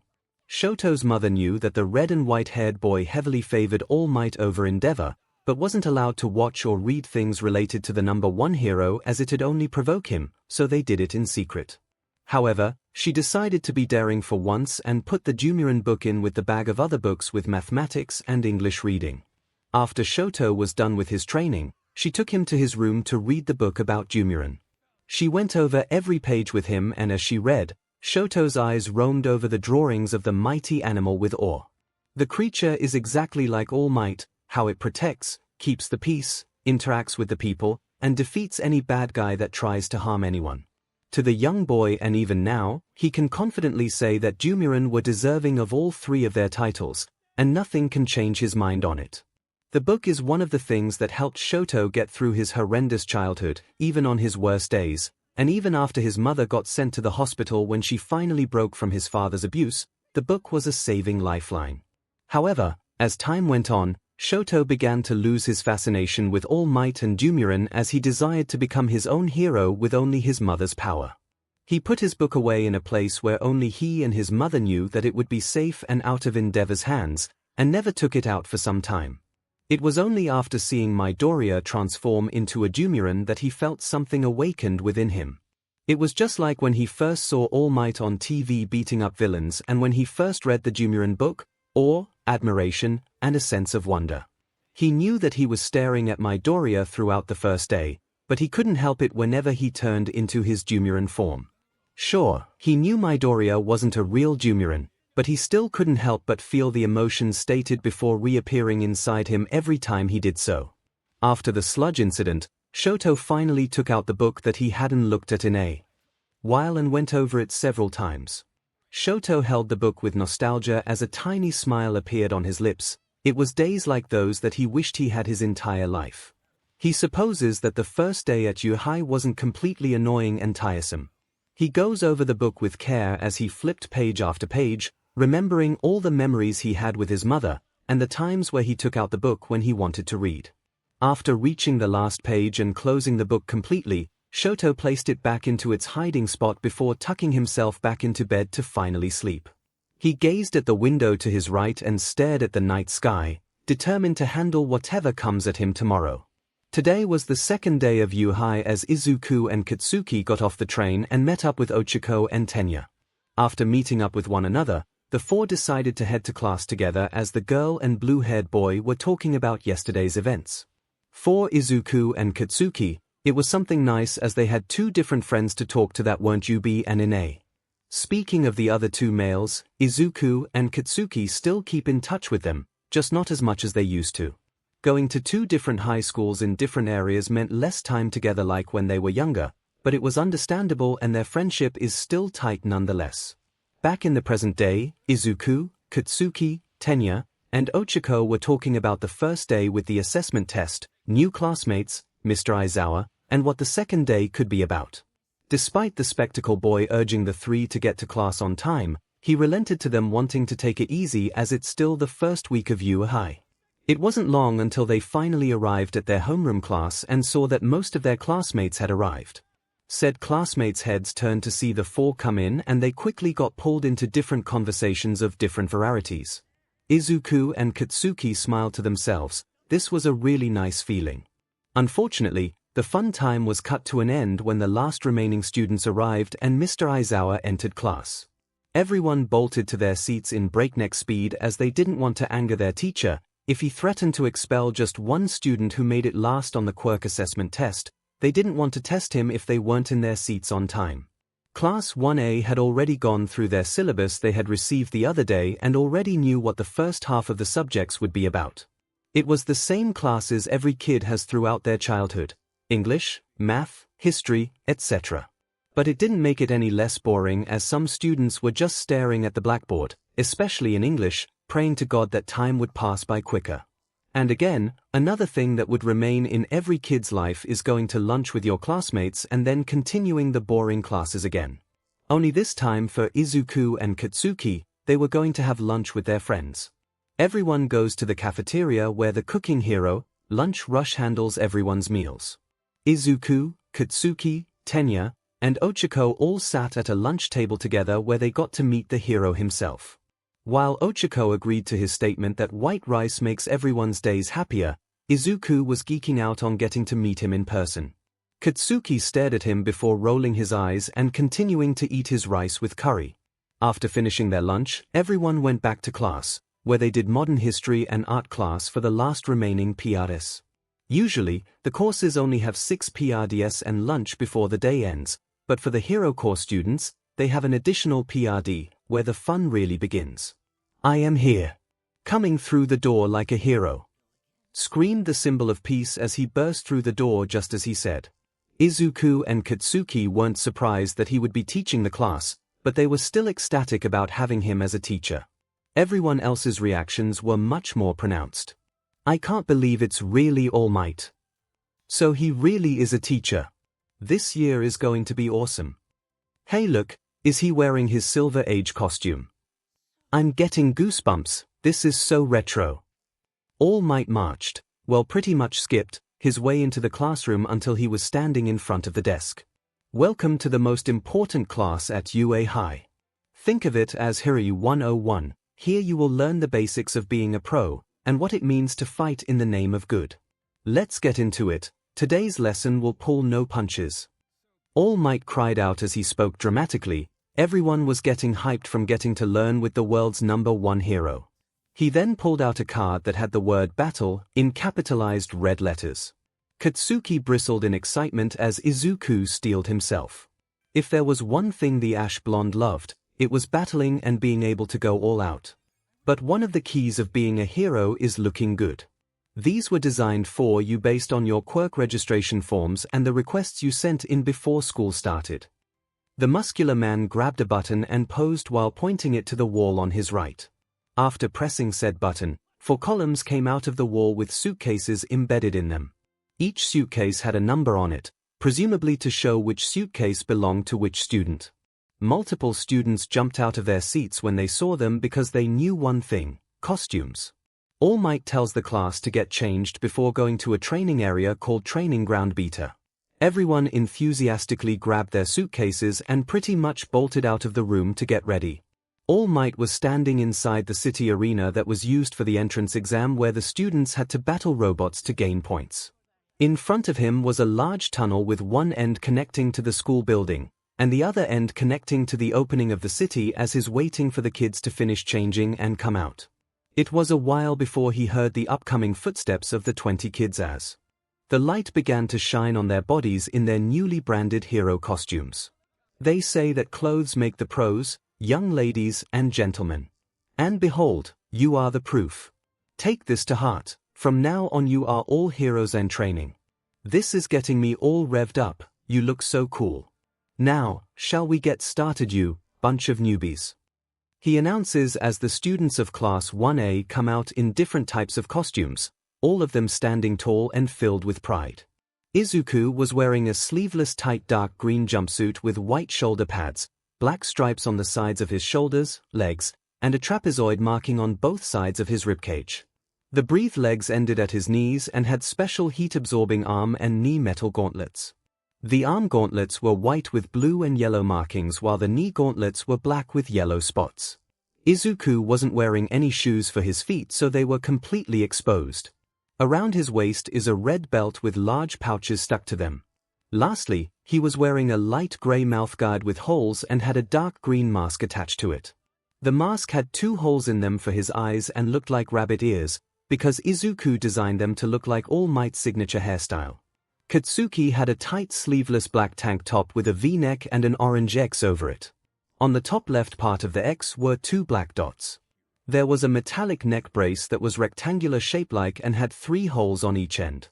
He was wearing thick dark green gloves with orange undersides and big, grenade-like gauntlets that reached his elbows. Black baggy briefs were supported by the same colored green and orangish red belt with smaller grenades attached to it. He was wearing silver-colored knee guards with red holes and black knee-high combat boots with orange soles and eyelets. Finally, he was also wearing a black mask that was big, flared, and jagged with orange rims on the ends. Tenya's costume had a dark blue one-piece suit with a high collar and various silvery white pieces of armor. His helmet's sharp bevel was full of holes, the upper piece rounding over his head with 2 larger holes on either side, 2 curved horns from behind with a single spike sticking out in the middle. He had a chest plate with 3 metal pipes with blue and gold bands circling his waist and protruding from his sides to his back. He had bicep and arm vambraces with the latter extending past his elbows and ending at points and knee-high boots with gold accessories for his quirk. 𝐒𝐿𝐴𝐺's was a black skin-tight suit with multiple pink highlights.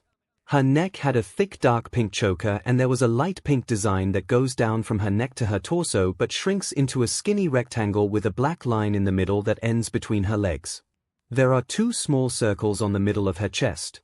Her shoulders are the same light pink color that end with 2 darker pink armbands, and at the ends of her wrists were 2 round gauntlets with a handle on the back. Her knee-high boots were very wide with magenta soles and a 2-piece belt with a circle embedded in the center where the pieces are joined. Her helmet with a tinted pink visor had a band around it that ends with a point jagging near her face with a band on each side on the ends of the jagging ends. Before the kids started school, they took the week to get their quirk registration forms given to you, but they also had their costume designs checked in too.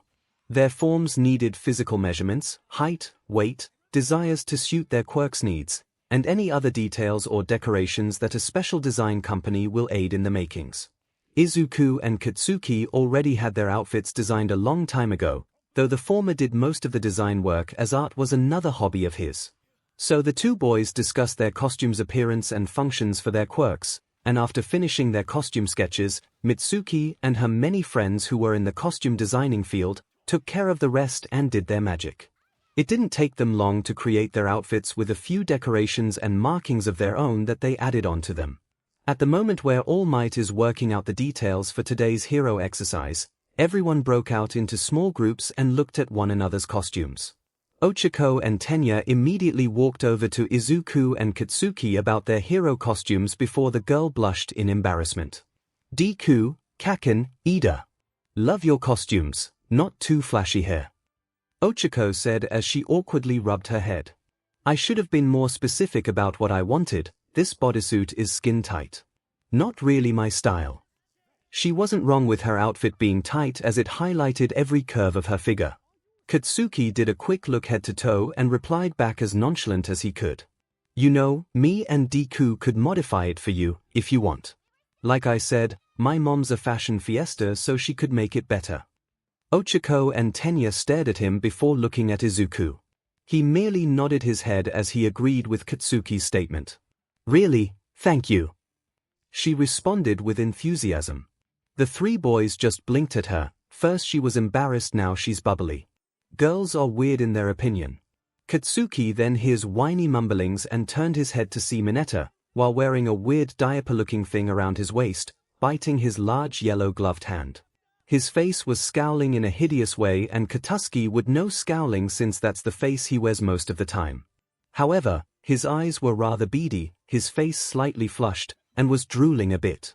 Oh, for crying out loud, Katsuki sets his deadly gaze on him, which the short pervert felt and saw the red ruby eyes staring at him. He jumped and meekly turned his head away while sweating profusely. The ash blonde shakes his head annoyingly until All Might calls for everyone's attention. Now that you're ready, it's time for combat training. However, Tenya raised his hand. This is the fake city from our entrance exam. Does that mean that we'll be conducting urban battles again? Yes, I wanted to move you ahead in your training, but I decided you're still first years. We'll be conducting those fight scenes you see on television. For this training exercise, You'll be split into teams of good guys and bad guys and fight 10-on-10 outdoor battles. Isn't this a little advanced? Sir, will you be the one deciding who wins? Do we need to worry about the losers getting expelled like earlier? Will you be splitting us up based on chance or comparative skill? Isn't this Cape Trays chic? One at a time, please. I'm not that young, you know. All Might screeched. Being a teacher wasn't easy, especially when you're new and have no idea what you're doing. He tried to discreetly pull out a small script, but everyone sees it. Izuku and Katsuki blanched at their idol. Did he really need a script to teach a class? The situation is this. The villains have a nuclear missile about to go off in 20 minutes. The heroes must try to foil their plans. To do that, the good guys either have to catch the avoiders or recover the weapon. Likewise, the bad guys succeed if they protect their payload or capture the heroes. Time is limited and we'll choose teams by drawing lots. Isn't there a better way? Tenya asked as All Might put away his script and held up a yellow box with paper slips with the letters 𝐻 and V on it. Think about it. Pros often have to team up with heroes from other agencies on the spot, so maybe that's the reason we're seeing that here. Izuku informs the engine Quirk user. Yes, I see. Life is a random series of events. Excuse my rudeness. The blue-haired boy bows as All Might waves it off and holds out the box for everyone to begin drawing their teams. Hero Team, Shoto, Tenya, Yorozu, Zu, Ojiro, Ema, Hagakure, Kaminari, Tokoyami, and Mineta. Villain Team, Izuku, Katsuki, Ochiko, Kirishima, Gyro, Ashido, Zero, Soto, Koda, and Shoji. Alright, now that everyone is settled in, we'll begin in a few minutes. All Might stands in front of the villain team while the hero team is kept to the side. Bad guys, I'll lead you all to your hideout. Good guys, you'll be let loose and the battle will start. Yes, sir. The students responded to All Might as he and the villain team walked off while the hero team relaxed a little. The teacher leads the villain team through some alleyways and down several blocks before reaching a city center. Inside said center was a circle with some benches, trees, bushes, and in the middle was a plastic model of a missile. Now, young ones, the key to being successful in this challenge is to embody villainy. Think from the perspective of an evildoer. If things go too far, I'll step in. All Might tells the 10 villain kids as they nod their heads before he crunches down and takes a giant leap in the air. Massive gusts of wind fly in the kids' faces until they feel the air die down some, and look in the sky. All Might is gone for now. You know, guys, All Might's just as cool in person as he is on television. I'm glad that he's not threatening us with some kind of punishment like Mr. Aizawa. We can relax. Ochiko tried to start up a conversation with her teammates before the training begins. Yeah, but what do you expect from the #1 hero? I mean, we have All Might as our teacher. Ashido whines until she hears the hero's name through the microphones around the arena. Get ready, newbies. You all have 5 minutes before the training begins. Start forming your strategies before I give you all the go-ahead. Now begin strategizing. A loud alarm rings through the arena as some of the students cover their ears, especially Gyro and Shoji who have keen hearing. What? Now, but we don't even know what to do. Zero complains until Katsuki and Izuku's voices ring out over everyone else's. Simple, we take out the dumbass team as soon as possible. We'll win this first round without a problem as long as we work together. Their teammates turned to them. Despite their confidence and words of reassurance, there was still hesitance amongst the students. How? They have Shoto and Yorozu. And those two are recommendation students. Kirishima stated, though Katsuki scoffed both parts out. So, just because they're recommendation brats doesn't mean they're better than us. Besides, we have a teammate who's on par with any recommendation student. He turns his gaze towards Izuku, who has a confident smirk. Katsuki bares his teeth as he also smiles menacingly. The look on their faces as they now direct their attention towards the rest has them unsettled yet reassured. It wasn't that long for All Might to get the villain team to their destination before he appeared in the sky and landed on the floor with a very loud thud. The hero team flinched and some stumbled, but they managed to get back on their feet. They all look to All Might as he begins giving them instructions. All right. The villain team is settled. I'll give both teams 5 minutes each to start forming a plan and then we'll start. Remember, you all have 20 minutes to complete this training exercise. All Might then leaped on top of a building as he pulled up a speaker. Get ready, newbies. You all have 5 minutes before the training begins. Start forming your strategies before I give you all the go-ahead. Now begin strategizing. The hero team covered their ears as several teammates' ears started ringing immensely. Well, that part's get in training, but nonetheless, it's time to start strategizing for the hero team. Tenya takes the lead with Yorozu following. Alright, to make the mission short, our objective is to retrieve the weapon from the villains or to capture the 𝐒𝐽𝐽𝐼𝐺. Since we all have a decent grasp on our opponent's quirks from the quirk assessment test, I believe we should work together to stop them. First, I believe we should take out the most capable on their team. Tenya does his arm-chopping motions as Yorozu tries to move away from getting hit. She was wearing a red sleeveless leotard that had a collar around her neck with her cleavage and stomach exposed. There were silver lines circling her shoulders and some around her waist. She had a large yellow belt surrounding her waist with a book stuck to her back. Another yellow belt was thinner and was strapped on top of her chest. Finally, her boots are calf length that dipped down in the center. It was quite a revealing outfit that caused Mineta to stare at her while drooling and thinking of his perverted fantasies again. Agreed. Take out the strongest and then go for the rest. I think our number one priority should be Midoriya, since not only did he rank first in the assessment test, but also seems to be the most dangerous of the villain team. She then turns to Tenya with a look of slight uncertainty. Unfortunately, I don't know that much about the creature called the Dumuren. Indeed, I didn't expect Midoriya to be that much of a mystery. Even though I was with him in the same battle arena, I don't know if he has other abilities other than flight, his breath attacks, and that weird move that broke and burned his arm. Everyone begins to ponder on the thought before everyone's attention is brought to the red and white-haired boy when he speaks, pretty much for the first time. His outfit was a complete white jacket, breathes, and light beige snow boots with spikes on them. He was wearing a type of pack on his back with 2 rings wrapped around his shoulders. His entire left side from leg to head is entirely covered in ice with a red eyeglass on his left eye. Dumuren have the abilities of the cheetah, bat, and siren, elemental powers and resistance, size manipulation, indestructible wings from the skin to the bone, flexible wing thumbs, a tail fin that can rotate a full 360 degrees, fur-hardening armor, incredible amounts of intelligence and adaptability, and many other abilities not yet listed. They are known for their titles as Humanity's Guardian, Creature of Peace, and the Undefeated Myth. At the moment, Midoriya can transform into a Dumuren, grow to 2 stories tall, has the 3 breath weapons of the Dumuren, his elemental power seems to be heat-based, and the 3 animals that make the Dumuren. I'm not sure if he has the other creature's abilities, but it's best to be on guard in case he's keeping some of them hidden.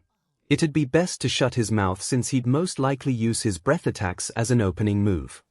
Shoto's information baffled everyone as they stared at him in shock. How does he know so much about Dumuren? However, he doesn't seem to care or notice their staring as he walks to the front. Ojiro calls out to him. Todoroki, wait. How do you know so much about Dumuren? And you seem to know a lot about Midoriya, do you have some history with him or something? The boy in question scoffed loudly as he turned to glare at the tailed boy who was wearing nothing but a martial arts outfit with yellow fur on his left shoulder and black combat boots with blue lines. I don't give a damn if you want to know, I didn't come here to make friends or do small talk with you all. The only one who's going to defeat Midoriya is me, and I just want to win this round without any of you getting in my way. Everyone is taken back by his rudeness, but before anyone could retort against him, the alarm rang off. All right, rookies. Let the outdoor combat training begin. All Might's voice was heard loud and clear as Shoto ran off with the others, finally knocking the shock out of them before running in order to catch up to Shoto. The ice and fire user had his mind focused on Midoriya. He was going to beat the strongest creature in all of mythology with nothing but the ice part of his quirk. Deciding there was no room for argument, the hero team decided to go with the flow, as Yorozu gave orders for Tenya, Zu, and Tokoyami to move ahead and scour the area for the weapon. Tenya immediately heated up his engine and bolted off in a literal blink of an eye. Zu hopped from one building to another, and Tokoyami's dark shadow appeared and began to stretch itself to go find the enemy's base. They took the three a while to find the hideout with the weapon, and after a few minutes, they all did. "We found it." Zoo's voice rings out through the radios in their ears. "Just make a left turn, go straight through 3 blocks, and then a right. The weapon's located in the center of the city, but what's strange is that there's no one guarding it. Not a single person. No one's guarding it." Kaminari questioned. "Perhaps they're waiting for us so they can strike on all sides." Ojiro stated as Yorozu turned to the group. "Maybe, it's best to be on guard in case they show up out of nowhere. Regardless, if they are hiding, I think it's best to engage when they appear and form a strategy from there. Ida, Asui, and Tokoyami, stay where you are and then meet up with us." She ordered with their voices ringing out that they copied. Shoto decides to follow the rest of the hero team as if he does so, then he can fight Midoriya. The group follows Zoo's directions until they reach the city center, and sure enough, there's the fake weapon and no one there.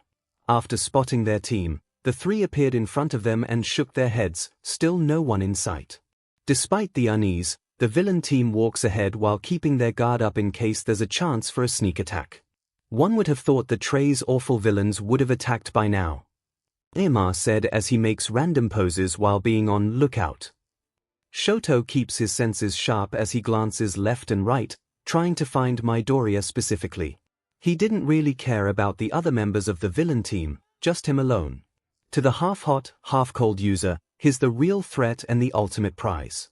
However, his thoughts are cut off when Kaminari and Mineta run towards the missile. "Well, I don't know about you guys, but if they're not showing then I think this match is all ours." Kaminari jumps in the air with Mineta being close behind them.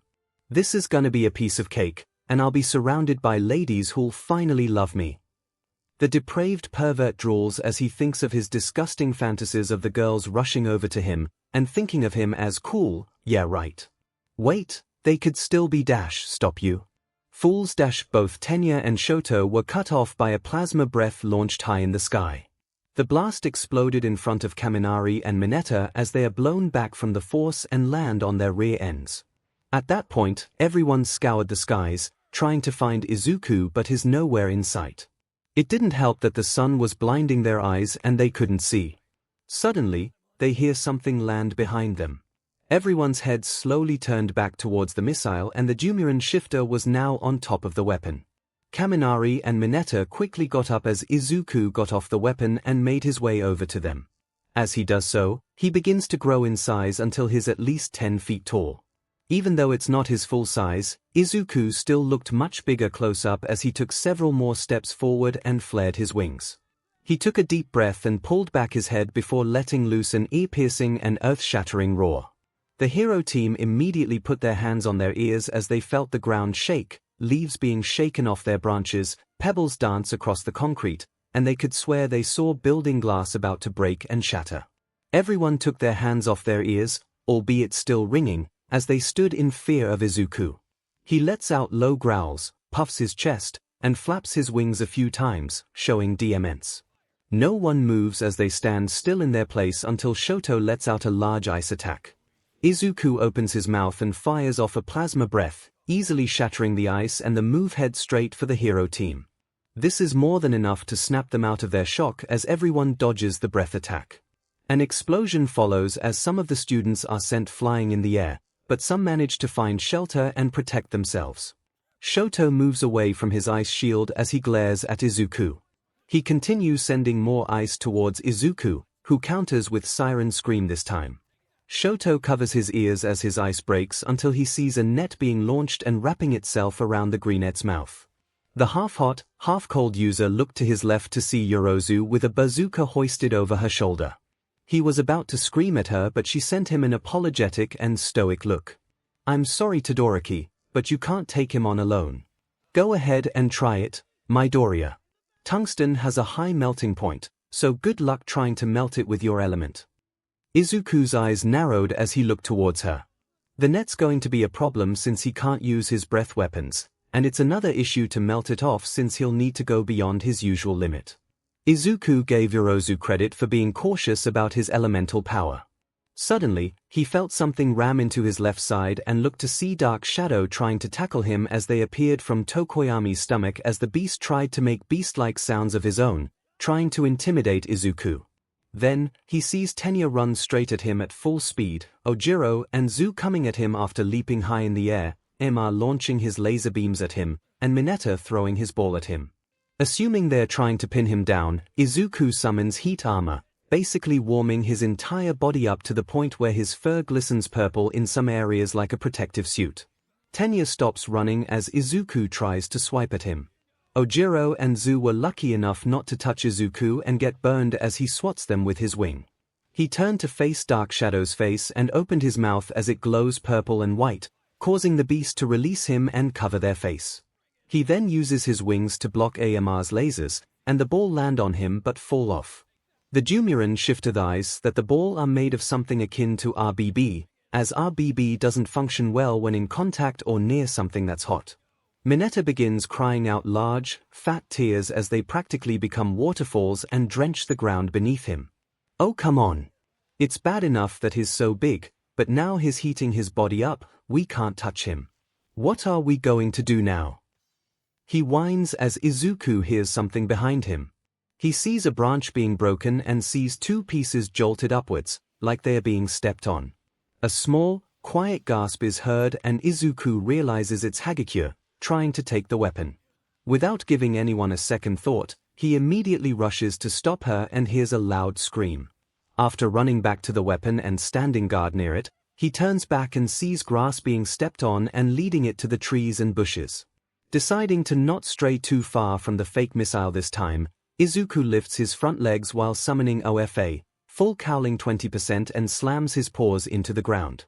The impact causes a large shockwave that ripples through the ground and tears the floor ahead of him into jagged edges. The hero team was unprepared for it, and although Shoto makes an ice shield in time, it shatters when the shockwave and edges strike it. He could feel frostbite beginning to form on his right side as he scowled. Midoriya wasn't making this easy, even though he's outnumbered greatly by 10-1. The shapeshifter lets out snarls loud enough for the hero team to hear as they get back up on their feet slowly. We're running out of time, we need to take down Midoriya and get the weapon now. Tenya stated and Shoto reluctantly agreed. While he wanted to take out Izuku all on his own, he can't afford to lose this round. He then hears something from behind him as everyone turns to see Yorozu had just finished making a large cannon. The back of her outfit was destroyed and she breathed slightly before aiming the weapon at Midoriya. Everyone, get down. She orders and everyone does so without debate. She pulls the trigger on the cannon and a loud boom is heard. Yorozu lowers her arm and is glad to see Midoriya, still using heat armor, charging head-on to stop whatever's being fired at him, no doubt to protect the weapon. However, she's pretty sure that he wasn't expecting white stripes of cloth fluttering around him. Yorozu, what the heck? How's white cloth supposed to stop Midoriya? Kaminari questions. But stops when he sees the smile on her face. Shoto was about to question her when he hears noises from Midoriya, but it sounds like he's struggling. He turns and widens his eyes when he sees the cloth wrapping around him like a Christmas present and looks like he's about to stumble. He tries to spread his wings and legs to get free, but instead, the cloth tightens around him and he cringes. I figured taking Midoriya out was going to be a problem, but after knowing his element is something heat-based and that is still heating up his body, I found the perfect weapon to take him out. She sends Midoriya a glance as they make eye contact and her grin widens. Tell me Midoriya, do you know what nitinol alloy is? When heated it returns to its original shape in an instant. It's a metal with shape memory. Now's our chance, take him down. With that order, everyone rushes at the Dumuren. Mineta throws his ball all over Izuku's body, Dark Shadow bolts straight at Izuku and collides with him, as Tenya, Ojiro, Ema, and Zu use combined attacks of their leg, tail, laser beam, and tongue respectively. The effort finally causes their target to fall on his left side and Izuku looks up to see Shoto walking towards him. There's a sense of annoyance and disappointment as Shoto really wanted to take out Izuku on his own and scowled as he encased him completely in ice. He made sure it'd be strong enough to hold him down as Mineta and Kaminari came bounding towards them. The former steps on top of the now frozen Dumuren and points his finger at Shoto. Ha! So much for taking down a Dumuren all on your own. Guess that's what you get for being a loudmouth, Todoroki. He taunts with a smug smile despite not helping much, crying in fear the whole time, and ogling the girls in their costumes, especially Yorozu. The red and white-haired boy had shadows casted over his eyes as he angrily glared at Mineta, which caused the perverted dwarf to cower and now hide behind Izuku. Kaminari, however, just approached Shoto. Well, let's consider this a moment where we all become Dumuren slayers, and just grab the weapon, alright. He pats Shoto's shoulder but backs off when he now receives his glare. Again, it's not like Kaminari did anything either. The rest of their teammates come up behind them as Tenya supports Yorozu, still tired, as she fixes the back of her outfit, much to Mineta's dismay at not getting to see her bare skin anymore, and the tall male getting to touch said skin. Using his right arm to support her, Tenya uses his other arm to swing it at Kaminari. Kaminari, calling ourselves Dumuren slayers, makes it sound like we're trying to kill Midoriya. This is only an exercise and we shouldn't try to destroy our classmates like that. The electrification user also brings up his hands and waves them in front of his face. Relax, I was just joking, Ida.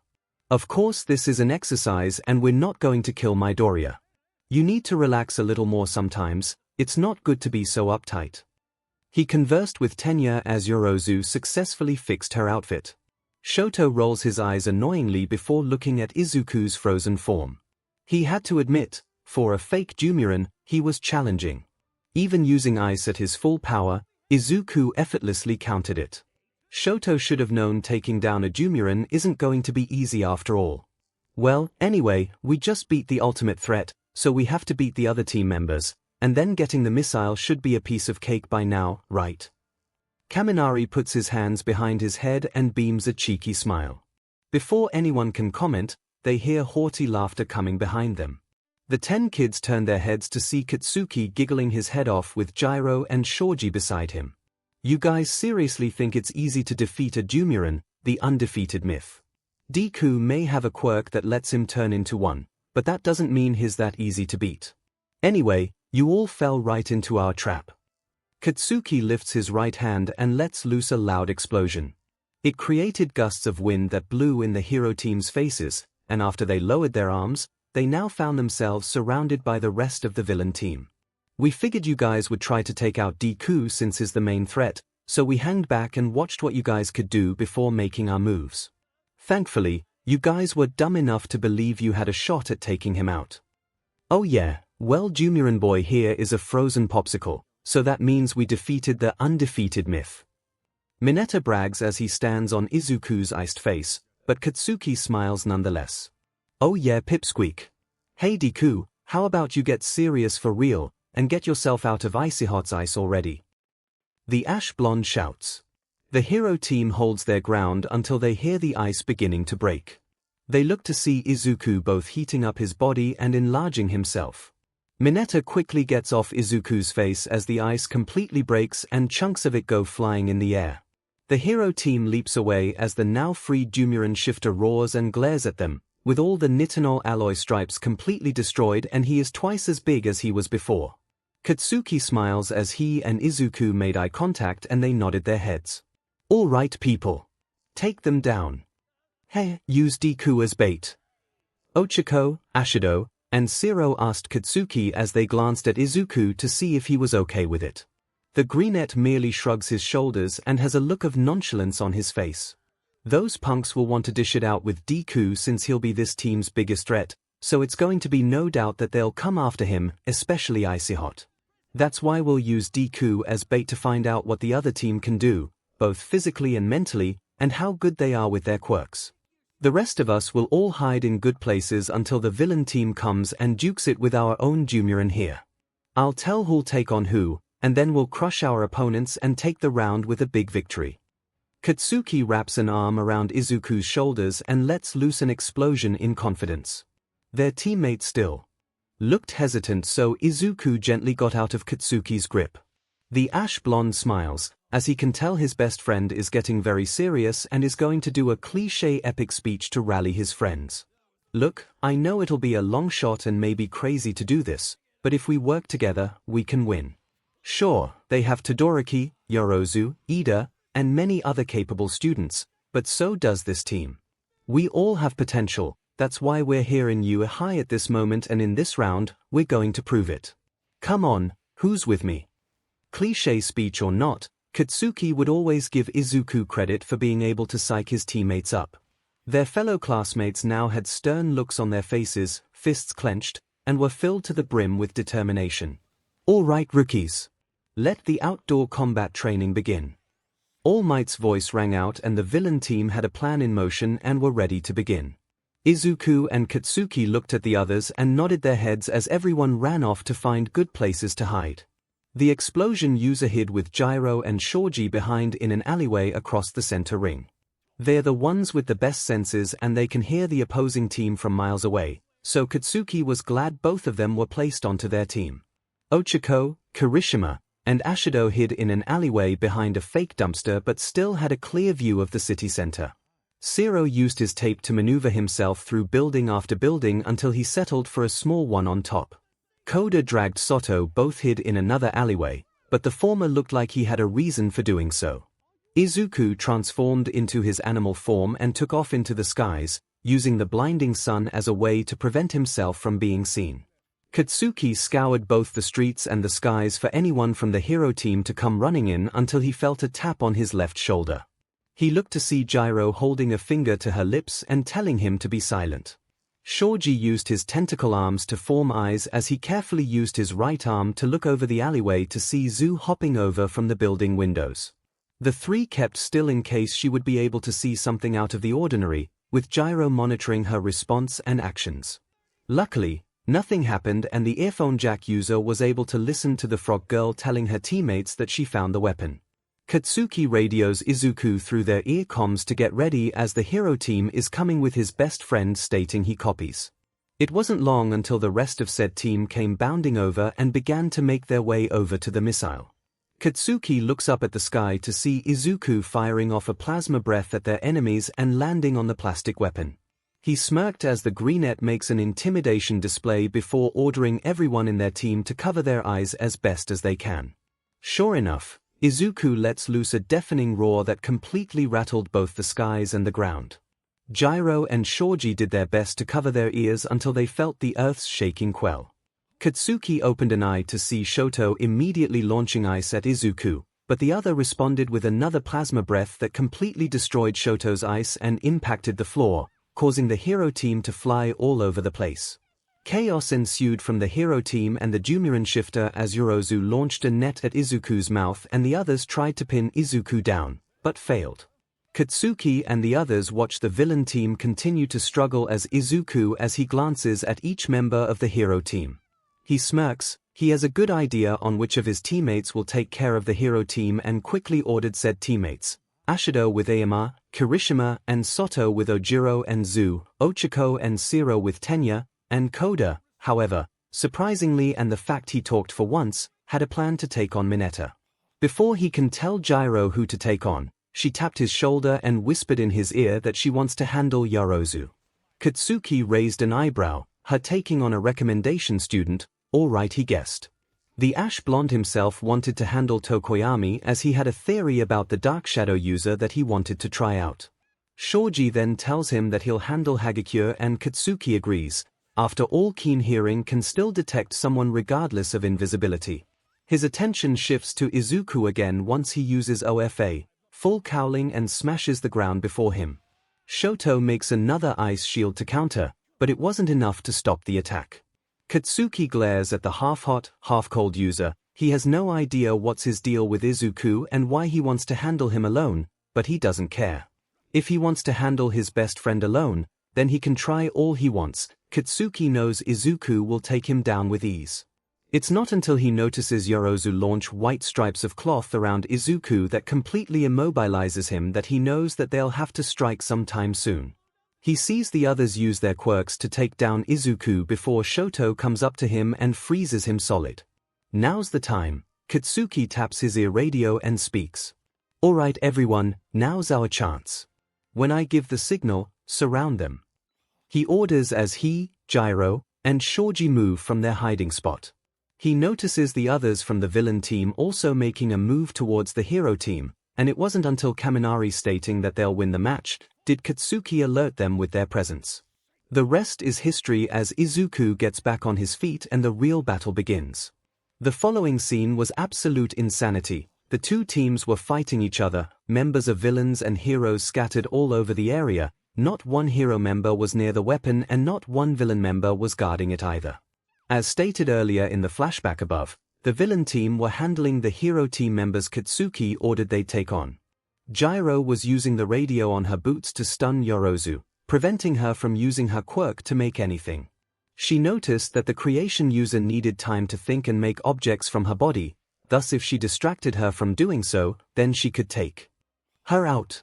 Though it wasn't that Yorozu was making it easy herself, she had made headphones to try and silence Gyro out, but the noise seems to be penetrating the device. Both girls gave each other credit for being determined as hell. However, it wasn't long until Gyro revealed that she snuck her second earphone jack by Yorozu and quickly put it through the headphones and into her ear. The tall girl recoiled immensely and made a move to grab the jack. That gave Gyro an opening as once Yorozu had a hold of her earphone jack, she leapt high in the air and gave the latter a strong judo kick to the face. Yorozu collapses to the floor as Gyro pins her by her arms and begins to wrap capture tape around her. Elsewhere, Ochako, Zero, and Tenya were busy with their own fight. The girl was trying to touch the engine user by his leg, but every time she tried, he'd easily move himself out of the way. For Zero, he's trying to tape his legs together so he wouldn't run, but he was too fast for either of them to perform their tasks. Zero gritted his teeth in frustration until he felt Ochako touch his shoulder. There was a certain look on her face that practically screamed, "Follow my lead." The tape user flinched a little but decided to go with it. Looking back at Tenya, who's making another big U-turn, Ochako runs towards him and he recoils in surprise when she's right in front of him. She immediately touched his chest armor and Tenya was sent high in the air, flipping multiple times before it seemed that he finally managed to re-stabilize himself. Zero immediately wrapped tape around him and Ochako pressed her fingers together. Tenya fell like a sack of bricks. Katsuki was busy taking on Tokoyami and was able to put his theory to the test. He already figured out that the bird boy was pretty weak against close combat since he mostly fought at a distance against Izuku. Thus, it was pretty easy for Katsuki to get the upper hand, but that wasn't what he wanted to test out during their battle. After using explosion after explosion, he managed to get his answer. Turns out, Tokoyami is weak against anything that can produce light, which would explain why Dark Shadow screeched and covered their face when Izuku shined plasma at him. However, Katsuki wanted to get the fight over with as he looked around him and saw Kirishima and Soto struggling against Ojiro and Zu. Dodging an attack by Dark Shadow, Katsuki used his explosions to launch himself at Tokoyami, who reacted too late when the ash blonde was very close to him. The explosion user then grabs his face and viciously slams Tokoyami against the floor.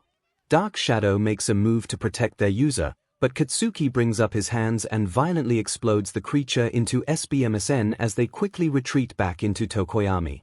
The latter tries to get up but Katsuki brings out his capture tape and wraps it around him quickly before moving on to Kirishima and Soto. Turns out that Ojiro wasn't as plain as he looked and Zu was an even bigger threat than previously thought. The tailed user was a good martial arts fighter and the frog girl was using her long tongue and powerful jumps to give their opponents difficulty. Soto had swallowed a sugar packet before, which gave him a massive boost in power as he formed a fist to punch Ojiro. He dodges a punch and then wraps his tail around Soto's arm and throws him across the center and into some trees. The Sugar Rush user was knocked out cold. Ojiro then moved to help Zu handle Kirishima as she managed to grab him with her tongue and was about to slam him to the floor. The blonde would have smacked the redhead with his tail if not for Katsuki launching an explosion onto his back. Ojiro grunts in pain as Katsuki made another explosion and rocketed himself to grab Zu's head and knee her in the face. The frog collapses as Kirishima is freed from her tongue and runs to quickly tie her hands with tape. Katsuki then lands beside Kirishima. "Hey, where's all that talk about manliness if you're not going to pull your butt over?" He gives the redhead a smirk before he glances at the ash blonde. He then bears a large grin with rows of shark-like teeth exposed. He and Katsuki sprint at Ojiro, quirks activated and about to give the latter hell on earth. The tailed user was unable to handle the barrage of attacks from both males before he was finally overwhelmed and knocked on his back again. Katsuki gives his roll of capture tape to Kirishima, who hurries to wrap up Ojiro as the ash blonde takes a quick look at the other battles going on. The redhead turns to him and asks if they should help the others, but he shrugs it off. He states that the other members are having a much easier time fighting their opponents. True enough, Ashido was skating around Aomar with acid produced from her feet as the boy tried to hit her with his lasers, but kept missing. Aomar's face begins to cringe in pain as he puts his hands on his knees and tries to stay upright. Unfortunately, that gives Ashido the shot she needed to take him out as she skated really close to him and gave him a powerful uppercut to the chin. The naval laser user collapses on the floor, clutching his stomach as Ashido stands over him. Another part of the center has Koda completely immobilizing Mineta entirely in rats and birds. So that's what the quiet boy had in mind. Katsuki had to admit, it was impressive and a little disturbing at the same time. Additionally, Shoji was standing next to what appears to be levitating tape wrapped around something, though the ash blonde can tell that he caught 𝐒𝐻𝑒. He then turns his gaze to the final battle still going on between Shoto and Izuku. Katsuki knew it. Izuku was a match even for a recommendation student as the two-toned boy was struggling against the green-furred animal. All he did was make ice that Izuku counters easily with plasma or screams. He was moving closer and closer to the boy until he saw Kaminari move out of the trees and grab his tail. Izuku turned to see yellow sparks dance around his body. "Oh Seo," Kirishima tried to warn him, but Katsuki moved an arm in front of him. "Don't bother. Dumbass doesn't know that electricity is just going to fuel Deku even more." Kirishima looked at Katsuki and then to Kaminari. The yellow and black blonde bears a large grin and activates his quirk. Electric sparks dance around him and Izuku, but like Katsuki said, the greenette is barely fazed by it. In fact, he seems to be enjoying the feeling of getting shocked. Kaminari was surprised that it didn't work and decided to up the ante. Unfortunately for him, it's still ineffective. It's not long before Kaminari releases Izuku's tail and his face twists into a dumb look with a goofy smile and was holding his hands with his thumbs up. Katsuki and Kirishima nearly bursted out into laughter upon seeing him in that state. Izuku looks at Kaminari before glancing back at Shoto, whose left side is almost covered in frostbite and is clutching his right arm in pain. He breathes exhaustively as he glares Izuku to death. The greenette stares at him in pity before deciding that he's dragged the fight on long enough and harnesses all of his power and extra fuel from Kaminari's electricity to fire another plasma breath at him. Shoto, yet again, responds with another ice attack, but it was much weaker compared to when he was at the beginning of the fight. The enlarged plasma breath pierced through the ice and exploded near Shoto, who's once again sent flying into the air. He lands on the ground hard, so hard that the frostbite on his right side literally breaks off of him.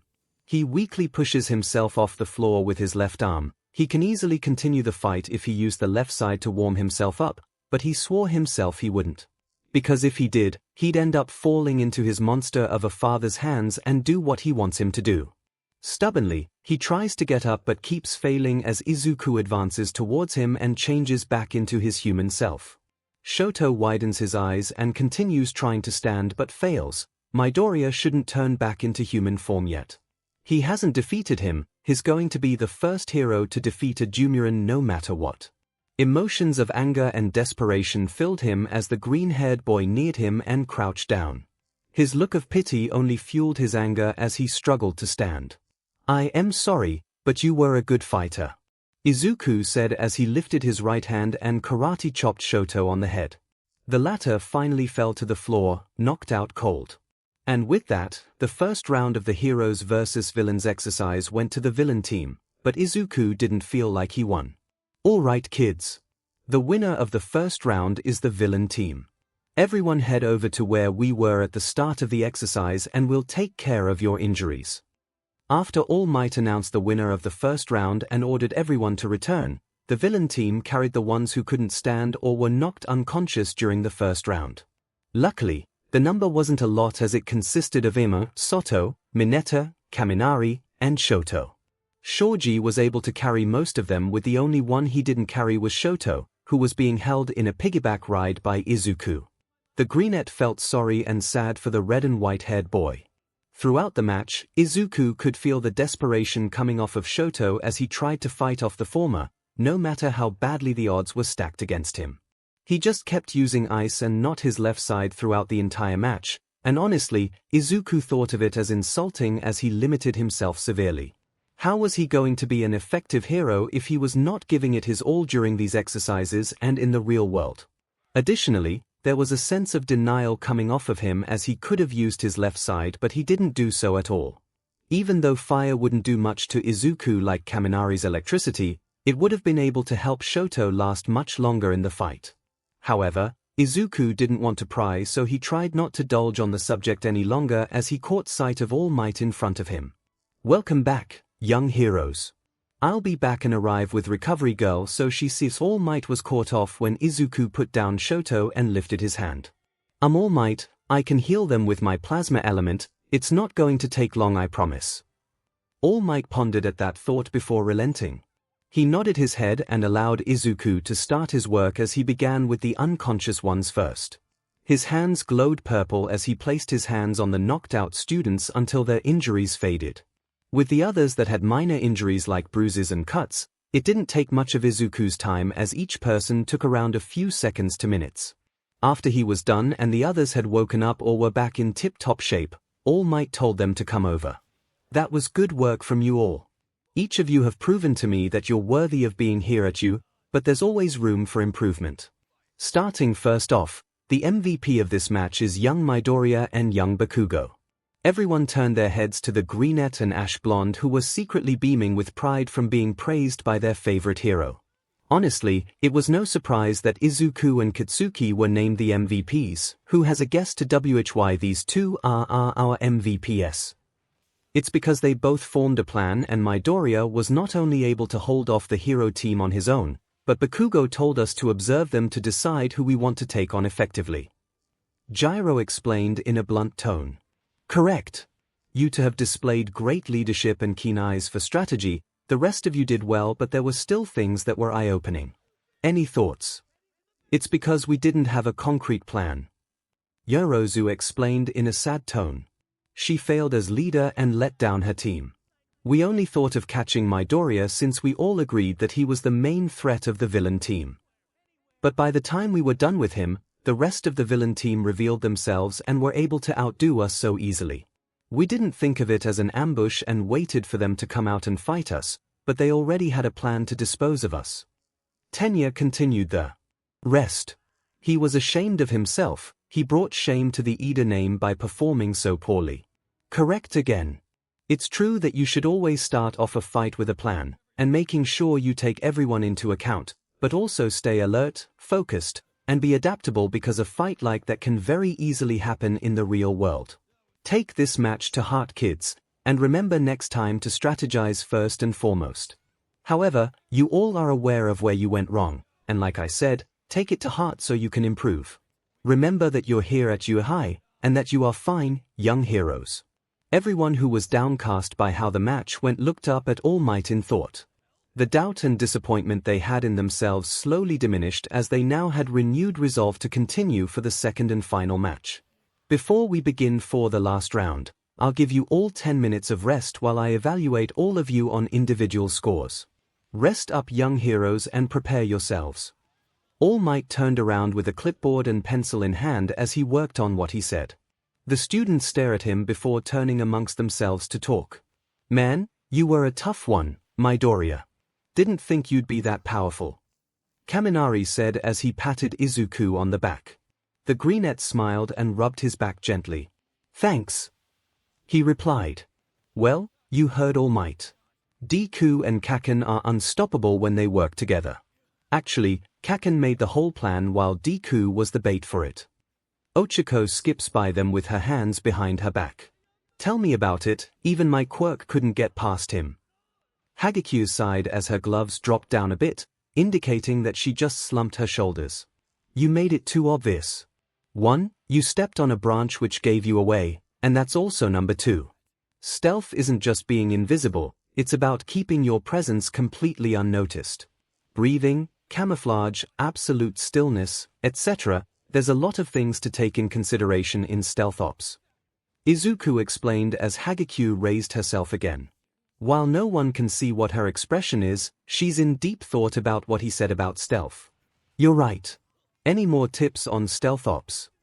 She and Izuku began conversing on different training ideas as Katsuki and Ochako looked at each other with knowing smiles.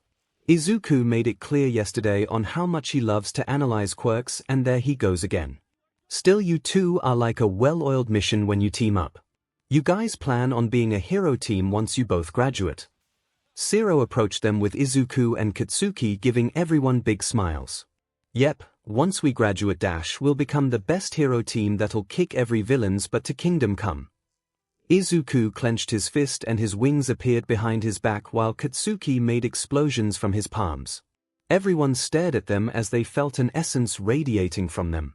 And it doesn't help that the iconic wind blows behind the two and into their faces. Unfortunately, the admiration and awed staring was cut off when All Might appeared. Look alive, folks, because now we begin round 2 of this day's exercise. Now come up and do the same thing we did for the first 2 teams. All Might held up the yellow box and the students single filed to get their red or blue colored papers. The teams in the end were surprising to everyone once it was done. Hero team, Izuku, Shoto, Ochako, Ashido, 𝐒𝐻𝐿, Tokoyami, 𝐴𝐻𝐼, Ojiro, Kaminari, and Mineta. Villain team, Katsuki, Kirishima, Tenya, Yarozu, Koda, 𝐒𝐿, Zu, Soto, Shoji, and Gyro. Everyone stared at the Dumuren and explosion quirk users. The 2 students who carried the villain team to victory are now going to fight against each other in the final round. Though some were concerned with how it'll turn out, Izuku and Katsuki turned to each other and gave one another big, challenging smiles. Bring it on, Deku, Kaken.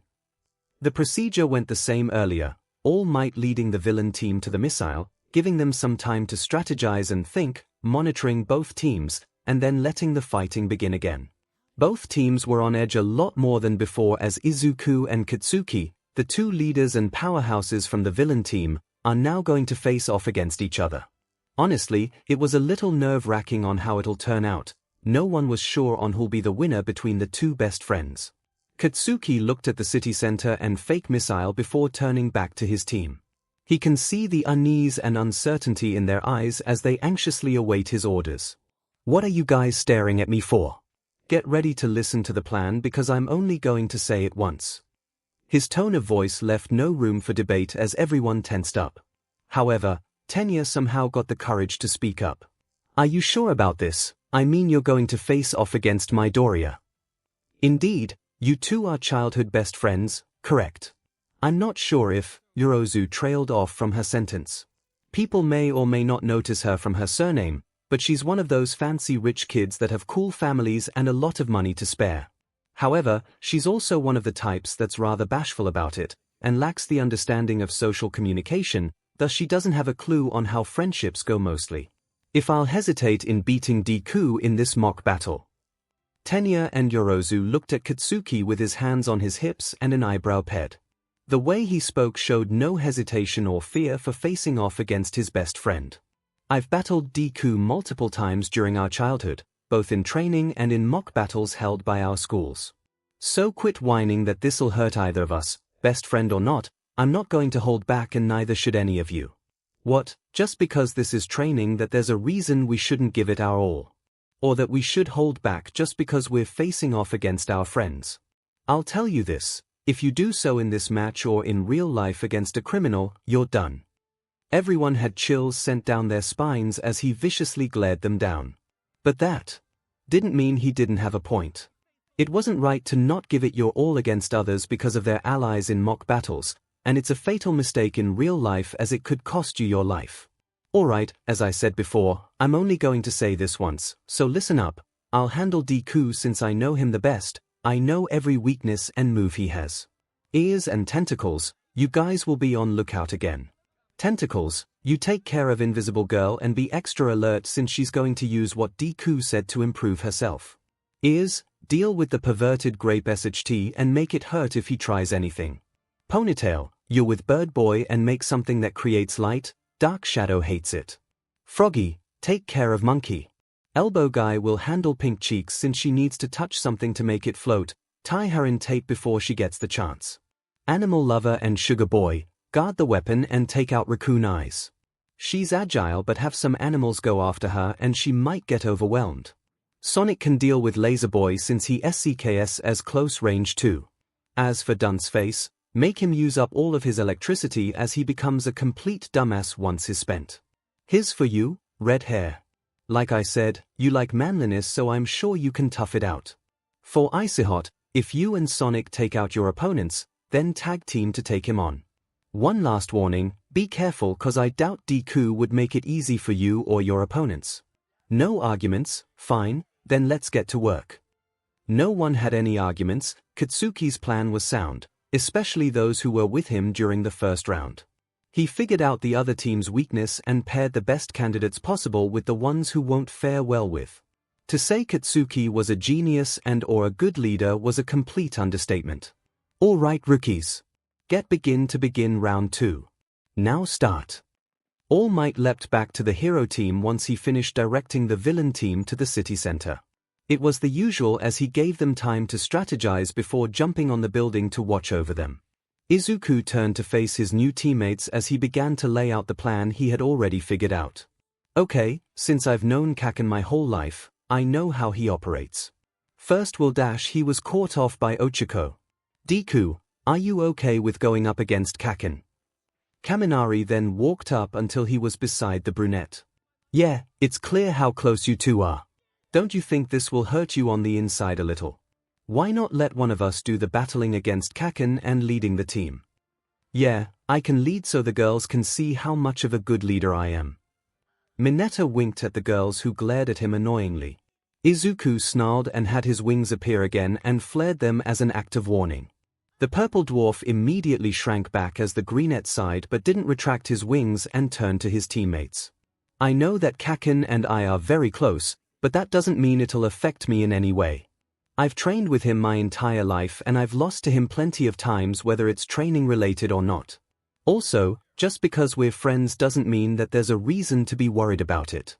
We've been rather acquainted with each other since yesterday and we faced off against each other already, so why's this any different?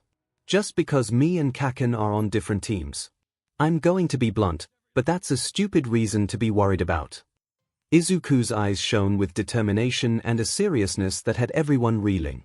It didn't help that his wings spread once more, which gave an additional effect to how intimidating he can be. But they can't help but agree with him, they did face off against those they got along with really well yesterday and they didn't let that stop them in the first round. Okay, not that that's out of the way. Here's what will happen, I'll take on Kaken since it's obvious that I grew up with him and I know everything about him. I have a good feeling on how Kaken would have his teammates fight against too, so we'll do exactly that but follow my orders and we'll play our cards right. He'll have Gyro and Shoji be on lookout again, so be extremely careful not to give ourselves away too soon. Most likely, he'll have Shoji go after 𝐒𝐻𝐿 but use the stealth tips I told you and you should be fine. Mineta, Gyro has the best defense against you, so try to block out her sound attacks in any way you can and trap her earphone jacks since they're her best weapons. With Koda, he can use animals and order them around and might have multiple allies against Ashido. Same with Soto on that part, so use your acid to defend yourself as best as you can, and use your agility to your advantage. Tokum, Yorozu might go against you with her creation quirk, be wary of her, I'm sure Kaken would have told her your weakness. Hima, you're not good at close range and Ida will definitely use that to his advantage, but keep him at bay or draw him in so you can use your laser against him. Also, use it sparingly so you won't collapse like with Ashido. Ojiro will take on Zu, use her tongue against her. Kaminari, I'm thinking Kirishima could tough out your electricity, but unlike last time, don't waste yourself in one move. Save your energy. Todoroki and Uraraka, I'll explain your parts later. Everyone get ready. Once again to those who were with Izuku in the first round, it's no surprise to what he had planned. It was a unique strategy and despite knowing what his best friend would do, he had perfect counter-attacks laid out for everyone to last long in their fights. To call Izuku a genius or an excellent leader who can analyze is an understatement. Alright rookies. Begin round 2. Now start. After hearing All Might's voice, everyone was set to fight. The hero team ran to the weapon but did it through the alleyways as they won't be seen on the streets. However, Izuku stopped suddenly and made hand gestures that told everyone to split up and go in different directions. With the exceptions of Shoto and Ochako, everyone nodded and went through twists and turns, trying to find the city center while moving as silently as possible. Luckily, it didn't take long as Tokoyami's dark shadow quietly said they found the city center and could see the weapon in the middle of it. Additionally, they said all the team members of the villain team are keeping guard, especially Koda and Soto, who are surrounded by the same army of rats and birds. Izuku ordered everyone to make their way to the city center and to not attack until he gave the word. Few minutes went by until he got confirmation that everyone can now see the weapon. Looking at Shoto and Ochako, Izuku then ordered everyone to finally move out of their hiding places and move in for the plan. The following scene becomes chaotic again as Gyro, Shoji, and the animals all see and hear the hero team rushing in at different directions. Katsuki scoured the area until he found Izuku with Shoto and Ochako. He smirked before telling his own teammates to find the person he assigned them to battle and fight like their lives depend on it.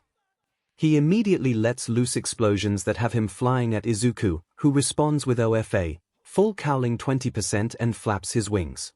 Katsuki heats up his right hand while Izuku lifts his right hand to use Plasma Claw to counter. The attacks meet high in the air until a large explosion of heat and sparks fly all over the place. The two boys were knocked back by the force until they looked up, met each other's eyes, and made wide, maniacal smiles. They immediately charged at each other once more, but this time they used their martial arts skills to fight. Each expertly dodged, countered, and attacked with the skills they cultivated throughout their childhood, all the while grinning still. Katsuki managed to deliver an uppercut to the brunette's jaw, which Izuku responded with a roundhouse kick to the ash blonde's face. The attack sent the two reeling before feeling blood pour out of their mouths. Each used their left hand to wipe it before Izuku transformed completely into Dumuren form while Katsuki lit up his hands. Their fight continues in a fury of explosions, plasma attacks, and just trying to pummel the other into the dirt. Around them, fights were going around them as their teammates of their respective teams faced off against each other. They weren't going easy on one another as they kept outdoing the other. It was complete mayhem with no side getting the upper hand, and it kept going as Izuku and Katsuki used plasma breath and an explosion that, once again, sent them flying. The force of the attacks knocked them back against their sides as the brunette thinks. He knew that the fights would just drag on until time ran out. He presumes that's Katsuki's plan at least before he smiles to counter his best friends. Todoroki. Uraraka. Now. Katsuki's eyes widened as everyone looked at said boy and girl. Shoto was busy fighting off Kirishima with Kaminari nearing his limit while Ochako was collecting more and more strands of tape from 𝐤𝐸 until they heard the Dumuren shifter scream their names. The half-hot, half-cold and zero-gravity users looked at each other and nodded as the girl touched her fingers together and floated in the air with the tape straps. Shoto immediately punched the floor and created large sheets of ice that covered the entire city center, the villain team members, and the weapon. There was nothing that escaped his attack as Ochako grabbed a floating tape strand and lassoed it around the weapon. Katsuki then realized that this is what they've been planning and so close to the time ending. Izuku was running with Ochako and Shoto until he stopped and looked back at them. He pulled out a pencil and paper and began writing in it as fast as he could. He's thankful for all the years he's spent analyzing quirks and writing them down in notebooks. The two with him stared at the brunette like he had three heads all of a sudden. How the hell does he have a pencil and paper, how did he pull it out of his back, and how is he writing so fast? Those questions disappeared from their heads when he handed the paper over to them, and they read it over. I'm not sure how good Gyro or Shoji's hearing abilities are, so to be cautious I'm writing down your roles in the fight so they can't potentially hear us. Shoto, I'm sure Kaken will have Kirishima and Ida go after you since the former could tough out Kaminari's electricity, and the latter would use your long-distance attacks against you. And Uraraka, 𝐤𝐸 would gun for you to tie you up in tape. What I want you both to do is to hold them off as best as you can, because you two will be the key players if my plan goes well. It's risky and it'll depend on it being near the time limit ending, but running down the clock would be Kaken's best bet. So Shoto, I want you to freeze everyone in the villain team solid and make sure it's so strong they can't break free. And Uraraka, that's where you'll come in. I want you to collect as many tape strands from 𝐤𝐸 as much as you can, float yourself and it out of danger, and then use it to lasso around the weapon so you'll secure it. Shoto, if anyone tries to stop you or her, protect Uraraka so she'll retrieve the missile. Sound good?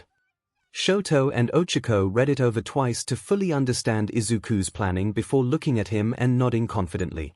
They'll follow his lead and ensure victory for their team. And that's when they get confirmation from Tokoyami that he and Dark Shadow found the weapon. Izuku then orders everyone to surround the team and meet up at the center before running off with the two. Shoto and 𝐭𝐻𝐼𝐾o's eyes narrowed. They'll follow his lead and ensure victory for their team. 𝐭𝐻𝐼𝐾o succeeded in lassoing the weapon and was now pulling herself over to it as fast as she could. Anyone frozen in ice saw what she was doing, but Shoto and the others from the hero team managed to subdue them. Katsuki sees what she's doing and tries to break free from the ice, but is stopped when he feels like his entire body is hit with an invisible force and is about to collapse. He glared at Izuku as he just used Sonic Boom Click to stop him and managed to accurately use it so it had hit him and not break the ice. Luckily, it took a few extra seconds for 𝐭𝐻𝐼𝐾o to stop herself from floating once she was close enough to touch the weapons with both her hands. She immediately wrapped herself around it as All Might's voice rang out through the arena. The winner of the second and final round is the hero team. That fight was excellent, kids. Now come back so we can evaluate the marvelous battle. Izuku sighed in exhaustion and relief as Shoto touched the ice and began to melt it with his left side as quickly as possible. The Dumuren shifter looked around him to see the ice ensnaring everyone and the weapon melting just as quick as it'd appear, if not a little slower. Katsuki hanged his head in defeat and smiled slightly as he's freed from his ice prison. Even though he accepted losing to be a part of growing, he's still no fan of it. But he always remembered Uncle Hisoshi's speech on winning and losing being both essential to one's growth. The ash-blonde's smile perked upwards as he reminisced those words before looking up to see Izuku offering his hand to him. Katsuki's smile spread further before reaching to grab the greenette's hand as he pulled him up to his feet. Not bad, Kaken. Gotta admit, that was a close match. Yeah, you're not bad yourself, Deku. Next time though, I'm the one who'll win. We'll see about that. The two fist bumped each other before they hear Tenya calling out to 𝐭𝐻𝐼𝐾o. Uraraka had released the weapon and fell to the floor. She put her hand to her mouth and was close to throwing up. Using her quirk too much had taken a lot out of her as Tenya was currently rubbing her back as she struggled to calm herself. Izuku and Katsuki immediately ran over to help her as the white and blue armored boy helped her up. Uraraka, are you okay? Izuku asked as his hands wandered around her. I'm fine, just used my quirk too much, that's all. She rubbed her stomach softly before Katsuki nudged Izuku with his elbow. He motioned to bring up his left arm as the ash blonde removed his gauntlet and handed it to 𝐭𝐻𝐼𝐾o. Here. The three looked to the explosion user as he explained. Heat helps calm an upset stomach. Deku made these to absorb any heat that his body can't handle and store it for extra power once he's running low on energy. Still hot, so use it. 𝐭𝐻𝐼𝐾o took the gauntlet and flinched a little by how hot it was, so Izuku wraps his mask around it to make it easier. She then gently pressed it to her stomach and relished the warmth as it soothed her. That feels a lot better. Thanks a lot, you too. Izuku and Katsuki smiled and gave her thumbs up before Kaminari and Kirishima called over to them, telling them that they'll be the last ones in the center. The four then walked off but stayed close in case 𝐭𝐻𝐼𝐾o needed some help walking. While walking, Shoto glanced back at Izuku before looking back ahead. It didn't take long for the 20 students to make it to where All Might was, who's eagerly awaiting their arrival. That was a spectacular fight, young ones. You all should be proud. Once again, the MVP is young Midoriya and young Bakugo, but I'm feeling mighty generous this round. All of you will be the MVP. Everyone looked up at the number one hero in surprise and happiness. They're all going to be the MVP of the second round. You all did a splendid work of teamwork, strategy, communication, adaptability, and most of all, fighting against opponents that would give you a hard time. That's something to be aware of. You're going to face off against villains who'll have an advantage over you or might be stronger than you. This exercise certainly helped you with that, and for that, I'm proud how you handled that situation here. You all should be happy. Excellent first day of training all around. Hearing the strongest hero in all of Japan say that bright pride to the young students as they blushed at the praise and had big smiles on their faces. It really enlightened and excited them that they performed extremely well at the second match. It's nice to hear some encouraging words after the first day of class. Mr. Aizawa was kind of a buzzkill. Zu bluntly stated as she scratched her cheek. Everyone looked at her but couldn't help but agree that their homeroom teacher really is a buzzkill. But seriously, how freaking blunt can she get? I'm happy to bring such happiness to my alma mater. That's all for now, folks. Now watch how a pro exits like he's got somewhere to be. All Might screeched as he left with gusts of wind flying all over the place. Just all the times he jumped around the area and left examples of power at his disposal, this also takes the cake for the students. Okay you guys, now that is a hero. Or, I'll never be able to run that fast. Super awesome. Izuku and Katsuki looked at each other in pride, but also a sense of concern. They know about All Might's weakness and how he has a time limit, and this class usually lasts around an hour or more. This might take out a lot out of the pro hero, and after giving it to Izuku, he said that his time limit will shorten even more until he'll no longer have one for all inside him. Luckily, Ochako, Tenya, Kirishima, and Kaminari snapped them out of their dark thoughts when the girl walked up to them and handed Izuku's gauntlet back. The red and blonde-haired boys wrapped their arms around the brunette and ash blonde before everyone walked back to the changing rooms to get out of their hero costumes. Everyone begins bounding over how the first class of hero training went as they eagerly await tomorrow. I'm curious, Gyro, how did you know that I need longer time to make bigger objects? Yoirozu asked. Gyro twirls her earphone jack with her finger as she responds.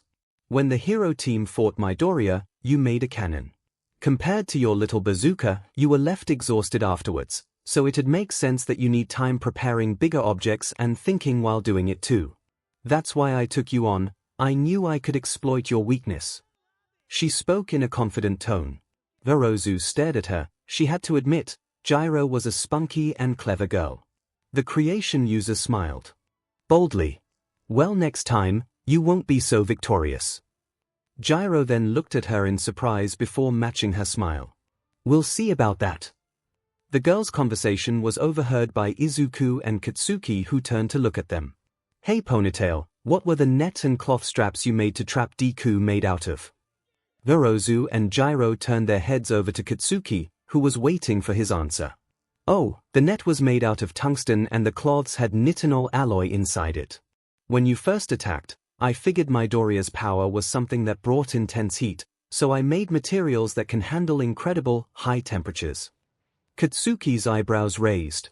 He was impressed as Izuku turned to her. Out of curiosity, what would you have guessed my elemental powers would be?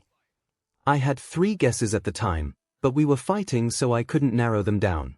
But I had fire, lava, and plasma. I quickly crossed out fire and lava since the former, no matter how hot the temperature, it can't take that kind of form your attack made. And the latter didn't even look close enough, so I guess plasma would be my answer. It's the hottest substance in the world. After all, the sun and stars in our solar system are made out of it. Izuku and Katsuki stopped and looked at each other. She had 3 guesses and now narrowed them down to the correct element. No wonder this girl was a recommendation student. With a powerful quirk and a high intellect, she was amazing. Am I wrong? Yoirozu twiddled her hands together and asked shyly before Katsuki looked back at her with a smile. You got it correct, and right on the first try too. Not bad, Ponytail. Yeah, that was an amazing deduction. I can't believe you went down to an answer that made the most sense. And the way you made those materials too. You really are a genius. Oh, mind if I take some notes on your quirk? I can also help you take care of some of your weaknesses. Katsuki and Izuku praised Yoirozu, who flushed red. Oh, thank you, and of course. You both were amazing on the field. Your planning and strategies are on point. And in the second round, Bakugo, you knew which one of our teammates would pair well with the hero team. And Midoriya, you knew what he was planning but went along with it and ordered everyone to take advantage of their weaknesses and last long for your idea to work. You two are very impressive hero students. The two boys smiled before Gyro pitched in on the conversation as well. However, before any of the four could continue, Katsuki's eye catches something behind the two girls. He looked downward and saw Mineta, with the usual perverted look on his face as he stared at Yorozu's backside. He growls loudly that catches the three students' attention before a loud yelp is heard, and they turn their heads to see Mineta. They stopped and glared at him annoyingly before Katsuki raised his hand and made mini sparks. Izuku's eyes glowed purple, Yorozu's skin glowed their signature rainbow color, and Gyro raised her jacks as a warning. That was the signal for Mineta to run for his life as he bolted on ahead. What an annoying little nuisance! Katsuki growled as he shoved his hands in his costume's pockets and they began walking again. For real, how'd he even get into the hero course if all he's doing is drooling over girls? Gyro muttered as Yorozu stared at her costume in consideration. Her outfit was rather revealing and it highlighted her assets rather boldly. Her glance and discomfort wasn't unnoticed as Izuku turned to her. You know, Yorozu, I could redesign your outfit for you. The two girls and Katsuki looked at him while the latter smiled. He knows what's cooking in Izuku's brain. Really? Yorozu asked as she looked at the greenette. Yeah, I actually designed Kaken and my outfits while his mom works with design companies. She and her friends actually made our costumes. Izuku points out as the ash blonde butts in. Yep, like I said yesterday, Mom's an Einstein in the field of fabrics and clothing design. If you'd like a new outfit, let Deku draw it out since he's an art nerd too and Mom will take care of the rest. Katsuki says with a smile as Izuku glares at him for calling him an art nerd while Yorozu beams in happiness. You will, thank you. She squealed and the boys and Gyro stared at her. Adorable. A sudden thought crossed her features as she glanced at the ash blonde. But, what if your mother doesn't have a fabric for my quirk problem? Don't worry about it, knowing Mom, she'll WHP up a new outfit for you in a day. He's right. I've seen Aunt Mitsuki at work and if she made my clothes that reattach itself when absorbing or touched by heat, I'm positive she can make something up to solve the issues of your quirk. Trust us, we've seen her magic. All I need is to analyze your quirk for its strengths and weaknesses, discuss it with Kaken and Aunt Mitsuki, draw a new outfit, and you'll have a new outfit in no time. You can count on us. Right. Then let's get started. Yorozu squeals at Katsuki and Izuku's support before her cuteness factor skyrockets. I've said it plenty of times, but thank you so much, Midoriya and Bakugo. Izuku and Katsuki smiled before Hagekyo and Ashido joined in.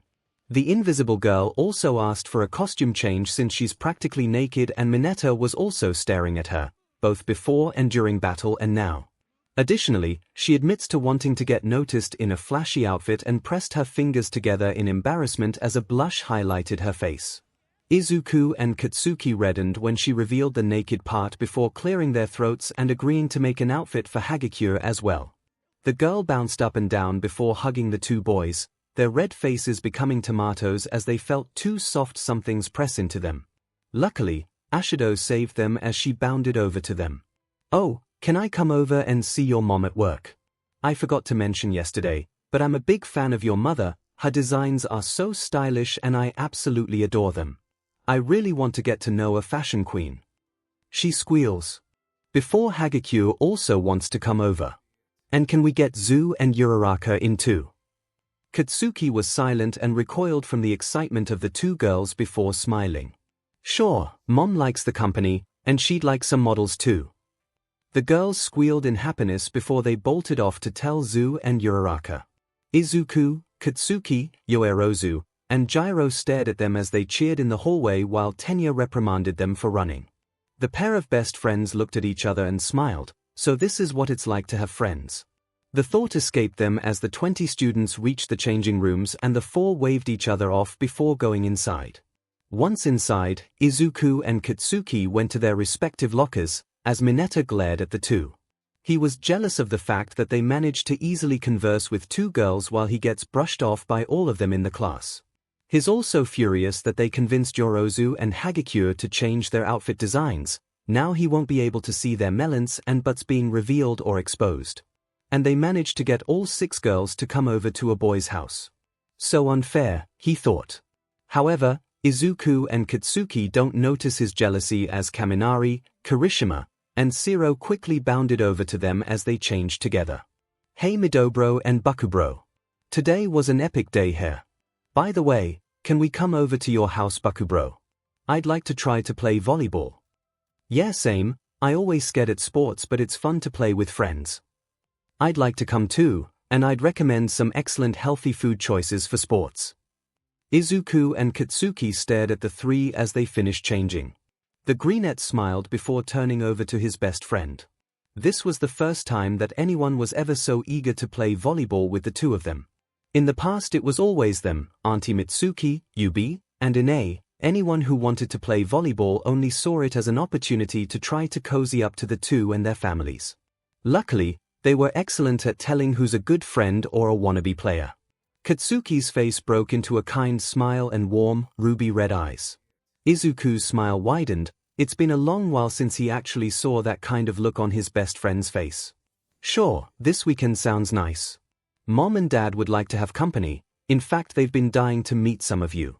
Also, the girls are coming over to be Mom's models and know her secrets. Katsuki grabbed his bag and headed out with Izuku and the other 3.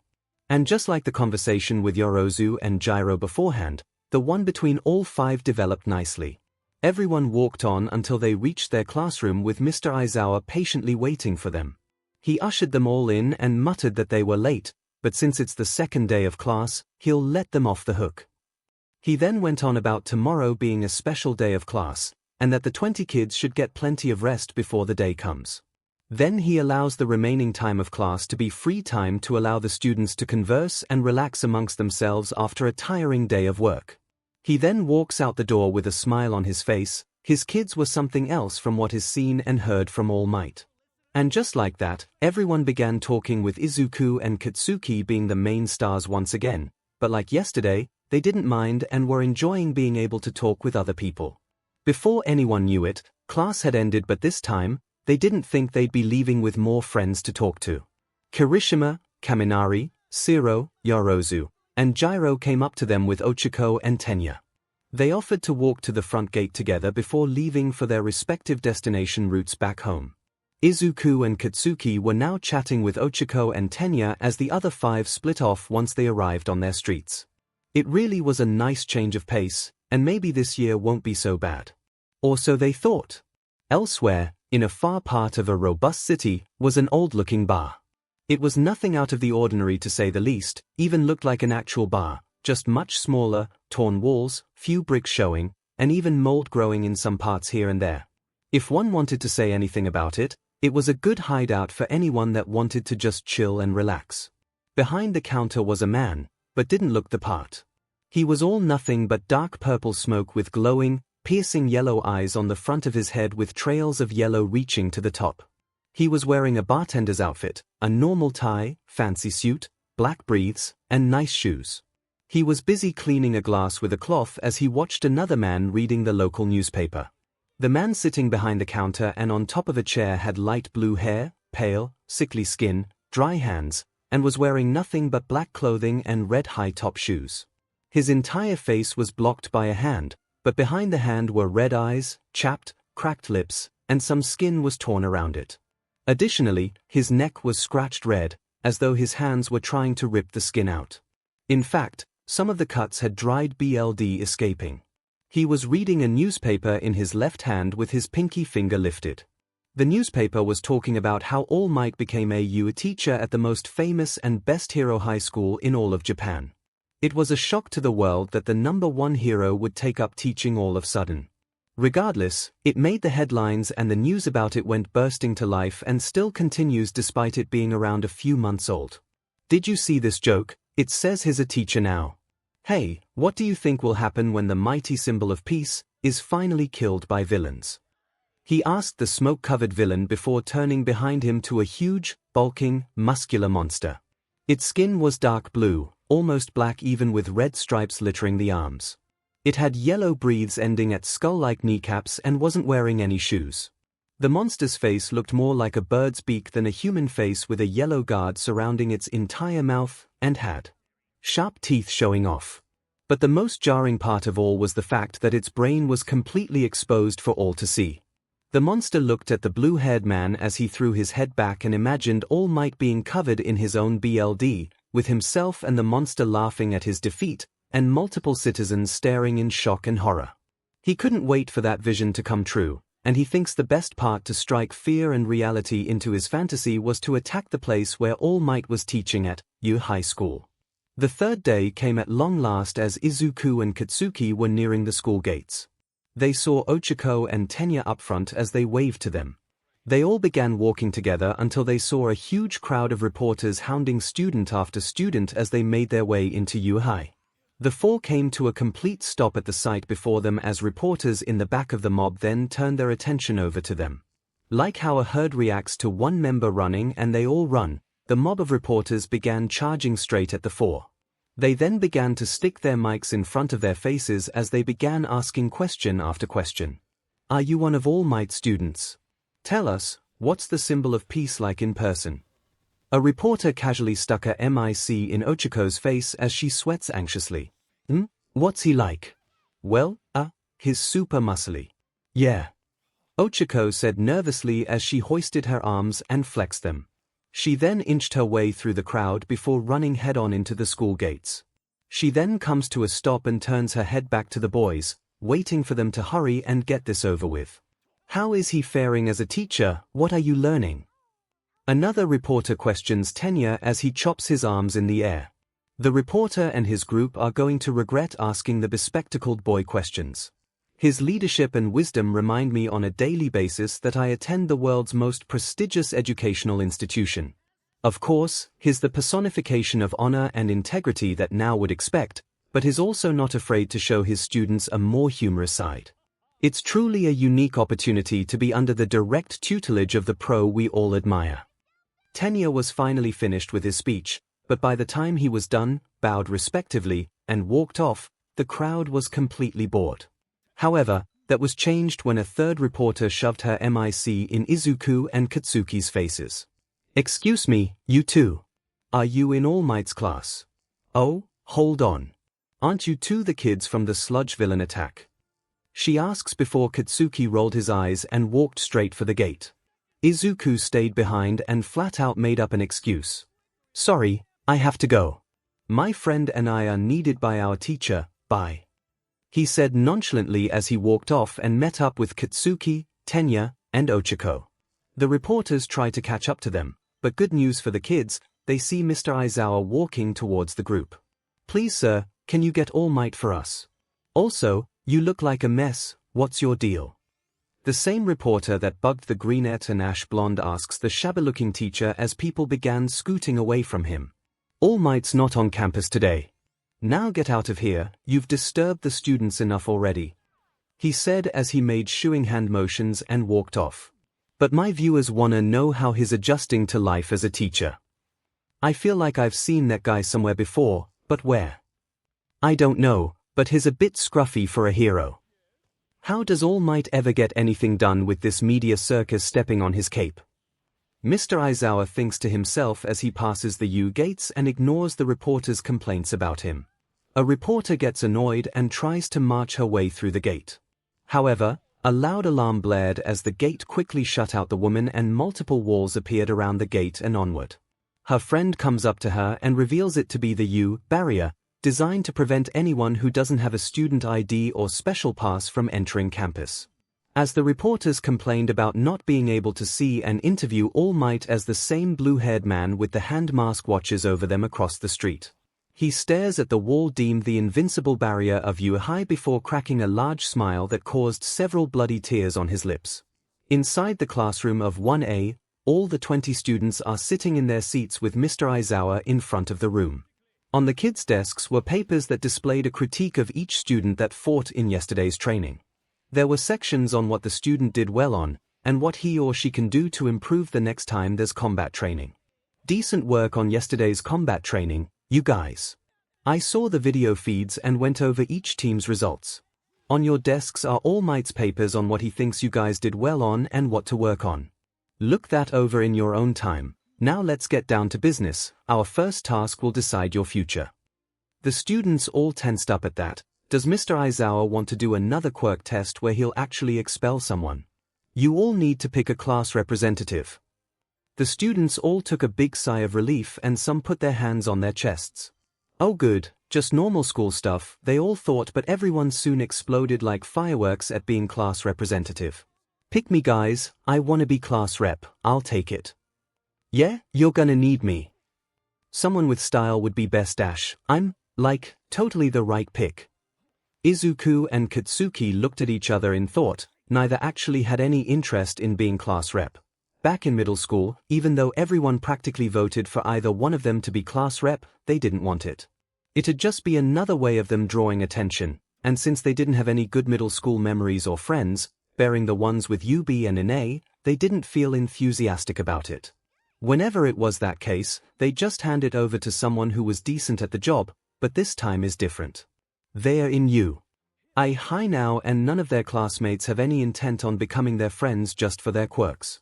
Despite this, neither wanted to take up the role, though neither boy minded following the other if they wanted to be class rep. Both shrugged and raised their hands a little, but no one noticed.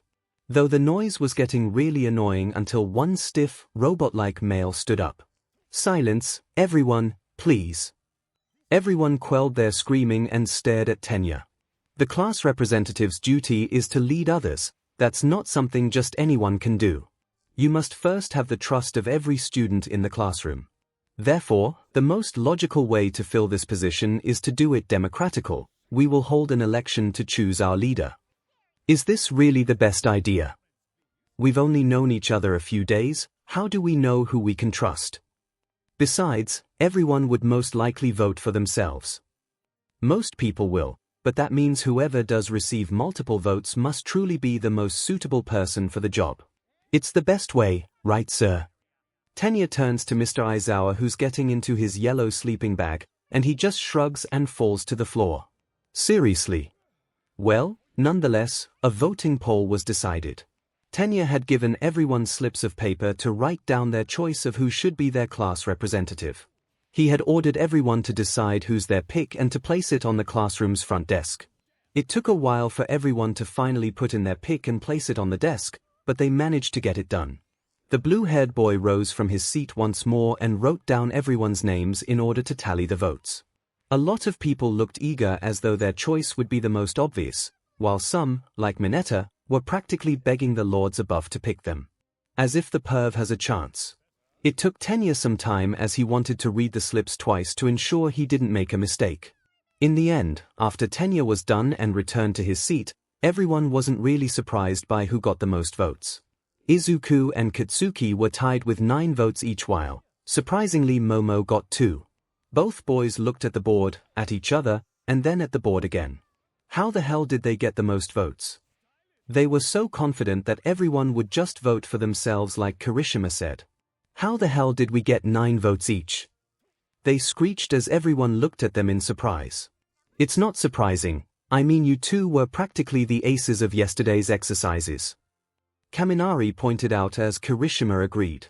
Yeah, you two are such good leaders, either one of you could easily fill the position. Their comments didn't help as they thought it would as Izuku and Katsuki violently banged their heads on their desks. Kirishima and Kaminari looked at each other, was it something they said? Everyone was genuinely surprised that the 2 stars from the Heroes vs Villains battle didn't want to lead the class despite their performances. When neither boy lifted their head, Mineta chimed in to help the 2 recover. Hey, if it helps and neither of you want the position, I'd like to have it. My first order would have all the girls show at least 6 inches of thigh dash. He was viciously caught off when Izuku and Katsuki quickly lifted their heads from their desks and glared at him. The former's eyes were glowing purple and his teeth were sharpened, and the latter's eyes also practically glowed red and his hands were smoking. Mineta squealed like a little girl and sank in his seat. Everyone was now glaring daggers at the perverted dwarf. Luckily and unluckily, Mr. Aizawa awoke from his nap but was still cocooned in his sleeping bag. He ushered Izuku and Katsuki to stand in front of the class despite their reluctance. Alright, so we have two candidates for class rep, Midoriya and Bakugo. One of you will have to choose who's going to be class rep and who'll be the vice rep. Do it before you get back to class after lunch. He said, utterly bored as both boys stared at each other. As stated before, neither wanted the position, but at the same time neither cared who'd follow who and 𝐒𝐬𝐽's much different compared to middle school. Still, who's going to be the class and vice representatives? I don't care who's going to be the top man. Midoriya and Bakugo got this in the bag. Yeah, either one would be a good fit for the role. Though kind of surprising that neither of them wanted the spot. I mean, what's up with that? Ochako and Tenya also found it strange that Izuku and Katsuki had those reactions. The two looked back at each other before hearing the bell ring for lunch. Everyone got up to leave the classroom and head to the cafeteria, but the group of 4 now became a group of 8 as Momo, Kyoka, Kirishima, and Kaminari walked to them and asked to join them. Izuku, Katsuki, Ochako, and Tenya had no issues with it as they managed to find a table to house all 8 of them. At the moment, Izuku and Katsuki were eating katsudon and curry respectively until Kaminari spoke up. Hey, what happened to you two back there? How come neither of you look like you don't want to be class rep? The two looked up and said it in perfect unison and complete deadpan tones. Because we don't want to. Kaminari reels back by their simultaneous answers, best friends or not. It was a little creepy. Why, though, both of you would make awesome leaders. I bet you two took turns for class rep in your middle school years. Ochako said while shoving a piece of rice in her mouth. Hell no, being class rep's just another way for extras to try to hang out with us. Katsuki responds roughly. Extras? Another way? Tenya and Kyoka questioned. Izuku then looked up from his bowl as he and Katsuki realized they never talked about life before high school. Oh sorry. While we were offered the position of class rep during middle school, we wouldn't take it. It was, as Kaken said, another way for people to try to become our friends. Izuku said before cutting a piece of egg. Try? What do you mean by try? Didn't you two have a lot of friends when you were young? Kyoka questioned as Kaminari leaned in her line of sight. Yeah, I bet you two scored a lot of girls too. He wiggled his eyebrows up and down in a suggestive manner. Izuku and Katsuki glared at him while Kyoka smacked him upside the head. Yeah right, the girls and guys would be those types of morons who want to hang out with the cool dude just to become popular. That's how it was our entire lives. Katsuki said with an annoyed scowl. Yeah, everyone just wanted to be our friend because of our quirks and what we can do with or without them. And because of that, we had little to no friends, except for Yubi and Ine. We met the two of them when we were all kids and they were the only friends we had growing up. It was a little suffocating having only 2 true friends and everyone else just wanting to be your friend for the popularity. Everyone was surprised by that. Izuku and Katsuki had only 2 friends in their childhood. So that means everyone they've met before coming to you, just wanted to hang out with them for their reputation. Now it makes sense why they don't want to be the center of attention by being class rep. Well, now's different. Because you guys have friends who want to be your friends, so you two have nothing to worry about. Kirishima said and finished his sentence off with a large smile. Izuku and Katsuki looked around them and saw everyone around them giving them supporting smiles. They then glanced at each other and smiled too. It really was different now. They do have nothing to worry about at all. By the way, who voted for us? Izuku asked as he put down his bowl. It was almost finished with just some rice and egg left over. Well, you can count me as one of those who voted for Deku.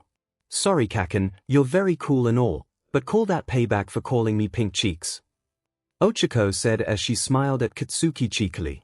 Why you little dash, Katsuki said teasingly as he tried to grab her chopsticks with his own. She moved Hess out of the way and tried to do the same with him. Sorry Midoriya, but me and Kirishima agreed to vote for Bakugo too. Kaminari rubbed his head bashfully though Izuku waved it off. Yeah same, Bakugo's blunt and a little rude, but I like his directness at least. Kyoka said while chewing some rice. Well, I voted for Midoriya. Apologies Bakugo, but he's a little kinder than you and his strategy to defeat us yesterday ensured him and his team victory. It was a risky gamble, but in the end it gave them a win like no other. Tenya said as the ash blonde shrugged and stopped toying around with 𝐒𝐿. Momo blushed and leaned over a little behind him. Same, and it was really nice of you to offer me those tips yesterday on what I can work on with my quirk. Momo said, though that brought attention over to her. By the way, Yorozu, you had 2 votes right. Who voted for you? Kaminari asked, though the girl in question shrugged. Oh, I did. Izuku and Katsuki said bluntly. Everyone turned to them in shock, but Momo was the most surprised of them all. What, you 2 voted for me? It's no surprise, really, Ponytail. You made crazy calculations on Deku's powers and had good countermeasures against him. Yeah, your strategies, quick thinking, and battle style was so interesting. And your quirk so unique, you have to think of the molecular structure of the item you're making before you actually create it. And even though you said you take a much longer time making bigger objects, it's still awesome that you dash. Okay, before Nerd Boy here goes on another rant, Izuku gets pulled back in his seat that he unknowingly rose out of by Katsuki. The greenette glares at him for calling him Nerd Boy. Anyway, the 2 of us voted for you because you'd make a badass leader. You're a recommendation student with immense brains, a cool quirk, and you're strong to boot. Alright, you're a badass. Remember that, or else I'll PND that into you during training next time. Although Tenya tried reprimanding Katsuki for his foul language, they all agreed on one thing: Momo would make an epic leader. The girl smiled boldly and clenched her fist at the explosion quirk user. Thanks you too, but next time Bakugo, I'll both lead and defeat you and Midoriya. Said boys also smiled at her and clenched their fists at her too. Everyone smiled at the display before Kaminari had a question suddenly come into mind. You know, if neither Midoriya, Bakugo, or Yorozu were class rep, who else do you think could fit the role? He taped his chopsticks against his cheek. Despite it being a random thought and Kyoka about to say that it doesn't matter, it really got the others thinking. Other than said 3, who else would make potential class rep candidates? Well, we can definitely rule out Mineta. Kyoka bluntly stated. The others nodded their heads. The disgusting perv needs to find some actual hobbies. Oh, I think Ida would make a great candidate. The other 7 looked at 𝐒𝐿 as she explained. Well, I mean he does look the part, because of the glasses. Seriously, Uraraka, that's your reasoning. Well, wanting a job and being suited for it are 2 different things. Observing the Ida family's hero agency has taught me that much. He said, which caused everyone to look at him when they heard the word agency. Agency, hold it Sonic, what does your family do again? Katsuki questioned as he leaned over the table to get a better look at Tenya. When he realized that he now had everyone's attention, he tried to brush it off. You know, I've been wondering something about you. Admit it, Ida, you're filthy rich like Yorozu. 𝐒𝐿 clenched her fists in excitement as everyone once again blanched at her. I was afraid people would treat me differently if they knew about my family. When he feels the others' gazes on him, he sighs and relents. You see, the Idas have been pro-heroes for generations. It runs in our BLD. Are any of you familiar with the turbo hero, Ingenium? I know all about him. He's a super popular pro with 65 sidekicks working alongside him at his Tokyo agency. Izuku blurts out and almost lets his wings pop out of his uniform before he realizes something. Don't tell me, he's my elder brother. Tenya proudly proclaims as he rises from his seat. Everyone exclaims in excitement from the news. Your family's famous. I can't believe it. Ida bro, that's crazy. Ingenium is an unmatched commander who honors the hero code. As the second oldest Ida son, I strive to be just like him. Tenya explains before he turns to Izuku and Katsuki. However, I think it might be a bit soon for me to be in a real leadership role. For example, during the training yesterday, you both displayed the ability to strategize, adapt, and think on your feet. A rep needs that sort of insight, not just in real-life battles, but also guiding the next generation of heroes. The situation soon turns awkward when he notices everyone is now staring at him in pure awe but also something else in their staring. That's the first time I've seen you smile, Tenya. You should do it more. 𝐒𝐿 said. Yeah man, a smile can do you wonders, especially since you're practically a stiff robot. 𝐭𝐻𝐼 stated as he reached over and patted 𝐻𝐻𝐼 on the shoulders. What are you two talking about? I smile all the time, and I am not a stiff robot. 𝐻𝐻𝐼 rebukes and begins chopping his arms at 𝐒𝐭𝐻𝐼 and 𝐭𝐻𝐼. Izuku, Katsuki, and Kirishima laugh out loud as Kyoka pats her head with her hand. Momo looks over at her and smiles gently. Warning! Level 3 security breach. A loud alarm rings through the cafeteria speakers that puts an end to the group's banter. Everyone in the lunchroom looks up and listens in as the speaker now orders everyone to evacuate. Sitting at a nearby table behind them, Izuku looks over his shoulder and asks an upperclassman. Hey, what's a level 3 security breach? The student turns to him with a terrified look on his face.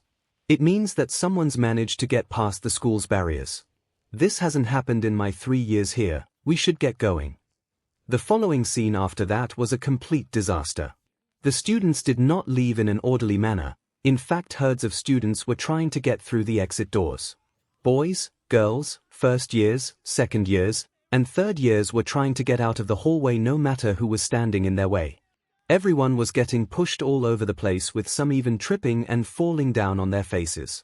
People don't realize until they trip over them themselves. Stop shoving so hard. Wait, I'm getting trampled. I said, stop pushing me. Oh. This is a total mob. 𝐒𝐿 screamed as she squished between two students. Her friends were also in a similar situation, though Kirishima and 𝐭𝐻𝐼 were getting further dragged in by the swarm of students. Everyone! Stop freaking out. Kirishima waves his arms and tries to grab Katsuki's hand, but gets pushed away. 𝐭𝐻𝐼's not too far behind either. The current's too strong. And just like that, they've disappeared into the crowd. Katsuki tries to worm his way through, but is trapped before trying to get to the two. Dunce face. Kirishima. Izuku is taken further away from his friends until he's now pressed against the window. He turns around painfully to see what's going on outside. If level 3 security meant someone or something trespassed the campus grounds, then there's bound to chaos brewing outside. But what he saw wasn't what he was expecting. The press from outside are now outside the school's front doors as Mr. Aizawa and the English teacher, aka the voice hero, present MIC. The two men were trying to usher the crowd out of the gates, but the reporters kept pressing their mics in their faces. Seeing as this is not some sort of villain attack, Izuku tries to turn to reassure the students, but his face is now pressed against the glass. This is concerning as more students are getting pushed and some are falling on their floor with their bodies trampled on. Deciding enough was enough, Izuku uses OFA, full cowling 20% and Dumuren claws to grip the pillar next to him. He climbs it slightly until he's completely out of the mob's grip and has his wings and tail tear through his uniform. Climbing a little higher, Izuku finally retracts his claws and leaps into the air. He flapped his wings until he felt he was high enough that he let loose a loud roar. The sound was so deafening that the ceiling, glass, walls, and ground shook. The students stopped running and shoving each other and stopped to look at the semi-transformed Izuku. The boy continued roaring until he felt like he had everyone's attention now on him. Wings still flapping, tail swaying, eyes glowing green, shadows covering almost his entire face, and teeth bared, he glares at the students below him. Will you all get a grip? It's just the F media outside, so calm your asses down right now. This is UA High School, and this place is said to be the best of the best, so why don't you all act like it and prove it? Izuku roared out loud as his entire body radiated with power and vehemence. Everyone felt compelled to listen to what he had to say and calmed down immediately. Admittedly, some even think they cessed themselves just staring at the guy.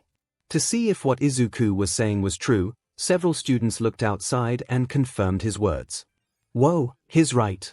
It's just the media. Hey, look, the police are here. Oh, thank God. Izuku breathed as he descended to the floor, with some of the students noticing and giving him room to land. He retracts his wings and tail before walking off, the crowd of students whispering about him, but he didn't care. All he wanted was to find his friends and get back to class. Fortunately, it didn't take him very long as he saw Katsuki guiding Kirishima and 𝐭𝐻𝐼 back to where 𝐒𝐿, 𝐻𝐻𝐼, Momo, and Kyoka were. The rest of the lunch party was extended a little after the police finally got all of the reporters off school property. The staff faculty had all agreed to end school a little earlier to allow the students to recover from the whole ordeal. At the moment, most of Class 1A had returned to their classroom with only the group of 8 still not present. Izuku had walked up to the door and slid it open to have the whole class completely bombard them. "Midori! That was so cool. Impressive that you got the entire situation under control." "Yeah, thanks so much. I was getting trampled." "Well, no duh. You're invisible." The startling comments continue to pile up on Izuku until Katsuki lets loose an explosion. Everyone quiets down and turns to him. "Shut the F up, people. We all get what Deku did was cool, but that doesn't mean you should crowd him like the goddamn vultures from before." This allows their classmates to understand what they did wrong and back off, allowing the group to finally enter the room. Izuku gently punches Katsuki's shoulders, who gives him a small smile. Few minutes pass as Mr. Aizawa enters the classroom. "All right, kids, as you know it, class will be ending early today. I'll give you your homework for today and then let you all go, but first, we still need to address the class rep situation. Bakugo, Midoriya, you both can decide today or tomorrow." Lunch PRD was hectic, so no rush in deciding who's going to be class rep for now. He says until Katsuki raises his hand. "Actually, it's already been decided." The students turn to him as Izuku stands and leans over to him. "What are you doing? We haven't decided on who's going to be what yet." "I've already made up my mind, Deku. I'm not going to regret it and you're not going to change my mind either." Izuku stopped and sat down to listen to what Katsuki had to say. Deku's going to be an epic leader as we all know, so that's why he and Ponytail will be the leaders of this class. Plenty of people stood up from their seats, particularly the ones who voted for Katsuki. Mr. Aizawa raises his eyebrow at his decision though. "Hey, you want Yorozu to take your spot?" "Yeah man, I thought you would kill for either role. I mean I get Yorozu's a hottie and all, but still." Katsuki turned to glare at Mineta for his blatant comment, but continued. "I don't really want the leadership role, I'll be the one in charge when neither Deku or Ponytail are around." Reason for Ponytail to be the second one in charge is obvious. She's a motherfucking badass. She may be a recommendation student, but she has an awesome quirk, is smart as hell, and is a demon on the battlefield. If anyone's up for one of those roles in this class, it's her and Deku. He sets his gaze on the girl, who's completely read by the attention and his high praise. "Like I said before, you're a badass, so own it and prove it to this class and the world. If you have any doubt about yourself, I'll beat it out of you during training. Got that, Ponytail?" Momo blinked her eyes twice before smiling, standing from her seat, and turning to the class. "I am honored to be this class's vice rep. Please come to me if you need any assistance. I'll do my very best to help, and Midoriya, I'm looking forward to working with you in the future." She turns to the Greenette, who also stands from his seat and walks towards her.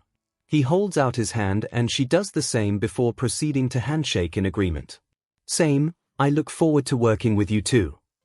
The two let go of each other's hands before a loud cough interrupts their moment. Everyone turns to Mr. Aizawa as he sets his gaze on the two. They get the message that they are holding up class and hurried to their seats. However, his look softens as he addresses the class. "Okay, looks like we have our official officers. Midoriya is class representative and Yorozu is our deputy and vice representative. Please give the two of them your warm regards." The students began clapping for them as they flushed red. "Now, your homework for today." The rest of the day continues as Mr. Aizawa gives the PRs that were cancelled today a brief description on their assignments. After that, he allows the remainder of the day to be an open class, which consisted of him sleeping in his bag, the students talking to one another, playing games, and Katsuki stopping Mineta from harassing one of the girls, particularly Momo. Few minutes before the moment above, outside the U doors were Nezu, Snipe, Midnight, and Recovery Girl. After the police sprayed the press off school grounds, and healing the students who've been injured during the fiasco, did several of the teachers come outside to handle the current situation. In front of them was the now destroyed U barrier, but what's strange about it is that it looks like it disintegrated somehow. The metal was completely reduced to dust, the gate was completely open to the streets outside. How were ordinary members of the press able to bypass our security systems? Someone else must have been behind this. Some villains actually managed to infiltrate our school. But is this purely a show of power or a declaration of war? The mouse, bear or dog thing asked as everyone else around him pondered that thought. The man behind it was walking away in a far remote area, grinning at the thoughts and fears that he managed to instill within the school. He honestly can't wait for tomorrow, where the day will mark the day Hero Society falls, and the death of the symbol of peace. The day after the press craziness has Class 1A and their homeroom teacher up front of the room again. Remembering what the staff had agreed on in yesterday's meeting, he opens his eyes and reveals what the students' hero class would be like today. Today's training will be a little different. You'll have 3 instructors, me, All Might, and another faculty member will be keeping tabs on you. Though surprising, it's not understandable given what happened with the break-in. Sir, what kind of training is this? Zero asks with his hand raised. Rescue. You'll be dealing with natural disasters, shipwrecks, stuff like that. Mr. Aizawa holds up his right hand with a white card with bold, capitalized, blue letters on it. His students become excited at the thought of rescue opportunities. Disasters, here. Sounds like we're in for a big workout. Totally. Real hero stuff. This is what separates the men from the boys. I'm shaking with excitement. Finally. I'll get to show off how good I am in water, ribbit. Guys, I'm not finished yet. Mr. Aizawa's cold tone causes the class to go completely silent. They should know when to make noise in front of their homeroom teacher who doesn't pull his punches with his threats. What you wear in this exercise is up to you. I know you're excited about costumes, but keep in mind that you haven't gotten used to them yet, and they might limit your abilities. This special training's at an off-campus facility, so we'll be taking a bus to get there, that's all. Start getting ready. He pressed the button. All Might used the Day of the Heroes versus Villains exercise to bring out the hero costumes from inside the wall. Everyone gets out of their seats to collect their suitcases before heading out to the changing rooms. Like Mr. Aizawa said, the outfits could limit their abilities, so some of them left behind some of their equipment, like Katsuki drops his mask and one of his gauntlets, or Shoto and Ochiko who didn't bring their helmets. Some, like Izuku, however, decided to wear the whole thing. At the moment, everyone is waiting for the bus to arrive so they can head to the rescue building. Izuku and Katsuki were pretty excited for rescue training, as that's one of the hero operations All Might prioritizes most. The two have researched how heroes and police have rescued people in all kinds of situations, and they can't wait to test their knowledge for today's exercise. Pulling up the curb is a blue and white bus as Izuku and Momo walked up to it and turned to their classmates. Okay guys, time to board the bus. He and Momo stand aside the bus doors as they open. Single file everyone, time's ticking. Everyone begins walking to the door before Tenya comes up to them. Shouldn't we do this with our student numbers? It's not a 2-line seating bus, either. Besides, sitting with one another and getting to talk while awaiting the facility would be a good way for all of us to communicate and get to know each other. Izuku reasoned as Momo nodded. Ah, I see. Excuse me, class rep. He shouted as he bowed respectively. Izuku grabbed his shoulder and pulled him back straight. Don't call me that, just call me Midoriya. Now come on, rescue training is calling for us. He orders before gently shoving Tenya up the bus stairs as he almost tumbles on the staircase. After everyone mounts the bus, Izuku, Momo, and Mr. Aizawa go inside as the teacher instructs the bus driver to leave. Izuku sits with Katsuki, Kaminari, Soto, and Zu on one side of the bus with Tenya, Kirishima, Ashido, Kyoka, and Irma on the other side. Momo and Ochiko were sitting on one of the 2-seaters near the back of the bus, but they were close enough to hear any conversation between the 10 before them. The bus rolls out as the students jolt and bounce in their seats every time there were cracks or bumps in the road. If the kids were honest, it's just like a regular old-school field trip. This is out of the blue, but there's something I want to say about you, actually. Zu turns to Izuku, who's curious to hear what she has to say. About me, what is it? I know you have your Dumuren quirk and all, but what's with that strength-enhancing part? I'm not sure if it's related to Dumuren or anything, but it reminds me a lot of All Mights," she said bluntly. Izuku and Katsuki both pale at the thought. Zu was very observant and perceptive. Even though they had trained with All Might in making up excuses for situations like this, it still shakes them to their core if someone were to find out about One for All. "Wait, hold on Zu. You're forgetting All Might doesn't hurt himself, that makes a huge difference." Kirishima interrupts them, which causes Izuku and Katsuki to exhale silently. Thank God for the redhead to bring that up. He lifts up his arm and hardens the skin to the point it looks like jagged armor. "Still, I bet it's cool to have a simple transforming or augmenting type of quirk. You could do lots of flashy stuff with it. My hardening's super strong and can destroy bad guys in a fight, but it doesn't look all that impressive." "Shut the F up, Kirishima." Izuku was about to retort, but Katsuki's rough voice pitched in. Their small friend group turns to him as he explains. "Sure, your DMN quirk's not flashy by any means, but that doesn't mean it's a useless one. Think about it, with that power you can protect civilians with your body, plow your way through enemies, brush off any weapon like a knife or bullet, and if you can push yourself to your limits, be freaking invulnerable. Possibilities are endless, Kirishima. You need to find them and make them reality, make that quirk awesome in your own right. After all, isn't this school's motto to be go beyond, plus ultra?" Kirishima stares at the ash blonde in shock. He never considered all those capabilities with his quirk before. As he processes all of Katsuki's words, he thinks about it and realizes that he's right. If he can push past his limits and make his quirk into something he can be proud of, he can be a cool hero. "Yeah, you're right." He flashes his signature grin at Katsuki, who sends one right back at him. However, he realizes something during their talk. "Hey, wait a minute. You just called me Kirishima, twice." That's right, Katsuki did call Kirishima his honorific surname. Their friends looked at the ash blonde as though he was crazy and he just PPS an eyebrow. "Yeah, so. You earned my respect yesterday." Kirishima flushed red. He managed to earn the respect of the brash, hot-headed blonde in their class. Katsuki then turns his gaze onto Momo now. "Now that I think about it, I should also stop calling you Ponytail. Like I said, you and Kirishima are badasses, thus you both have my respect." Said boy and girl's eyes widen further. Swells of pride radiate in their hearts as they take in everything that just happened. Katsuki is brash, rude, and rather hot-headed, but is determined, kind, a strong strategist and leader, and looks out for everyone.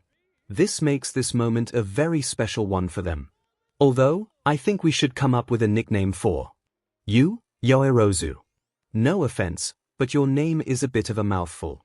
And Katsuki's straightforwardness ruins the moment. Izuku rolls his eyes and leans back in his seat at his best friend's attitude. Kirishima and Momo's faces went from happy to shocked in a matter of seconds before the latter rubbed her cheek. "Well, I won't deny it, my name is a bit of a mouthful to say." She blushes even further with a bashful smile.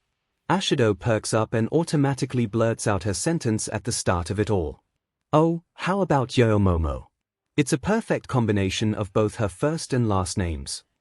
Everyone ponders the thought before they agree to it already. "That sounds nice. I like it. Goes with the flow." Everyone turns to the Ravenette, who flushed red once more from the attention before a smile perks on her face. I like it. Your Momo it is then." And just like that, Momo now has a new nickname as the kids up front began talking amongst themselves on random subjects like nicknames, hobbies, and all sorts of stuff. It carries on until Izuku laughs his head, throws it back again, and sees Shoto staring at him.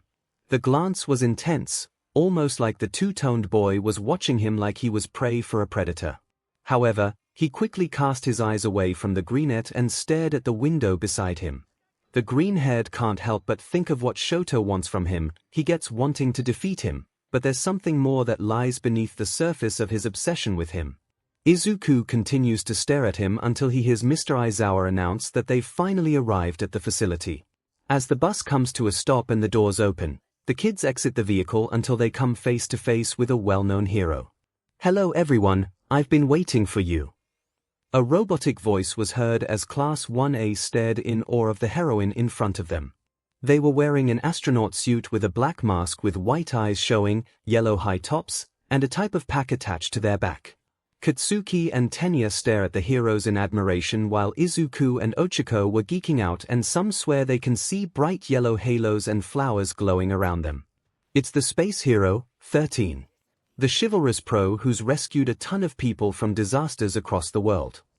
Izuku bursts out as he accidentally causes his wings and tail to appear and starts flapping and wagging them enthusiastically.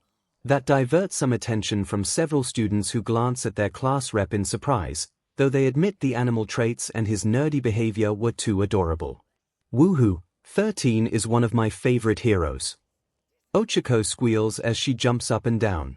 13 then directs the kids to the facility doors as everyone almost shoved each other just to get in. Everyone's eyes, even the most stoic ones, widened as they took in the glorious sight of the rescue facility. It was a large dome with multiple stations that could make it resemble an amusement park at best. Each station had a type of environment, from a city, a broken waterslide, a landslide, and many more within the dome. It was so massive that the kids and teachers literally looked like ants inside it. A shipwreck, a landslide, a fire, a windstorm, etc. I created this training facility to prepare you to deal with different types of disasters. I call it the Unforeseen Simulation Joint, but you can call it USJ. 13 said with excitement as they pointed at the students while announcing its name. However, that stopped the students' happiness in complete surprise. The facility was named after Universal Studios Japan. Hey, shouldn't All Might be here already? Let me guess, he booked an interview instead. Mr. Aizawa walked up to 13 until they stopped posing and walked up to him. Actually, it's something else, they say quietly as they raise their right hand with 3 fingers showing. Apparently, he did too much hero work on the way to school this morning and used up all his power. He's resting in the teacher's lounge. That man is the height of irresponsibility, he says annoyingly before looking back on his class. Well, we should be okay with just the 2 of us, Mr. Aizawa thinks before turning to address the class. The clock's ticking, we should get started. Excellent. Before we begin, let me just say one thing. Well, maybe 2 things, possibly 3, 4, or 5. They went on and on, but the students' annoyed faces caused them to finally stop talking and get down to it. They then hold up their left hand as they explains. Listen carefully, I'm sure you're aware that I have a powerful quirk. It's called Black Hole. I can use it to SCK up anything and turn it into dust. Well you've used Black Hole to save people from all kinds of disasters before. Katsuki stated the obvious as Izuku's tail materialized and started wagging again, and Ochako was shaking her head up and down vigorously. That's true, but my quirk could also very easily be used to kill. Some of you also have powers that can be dangerous. At that point, all excitement vanished from the amount of seriousness that was detected in her voice.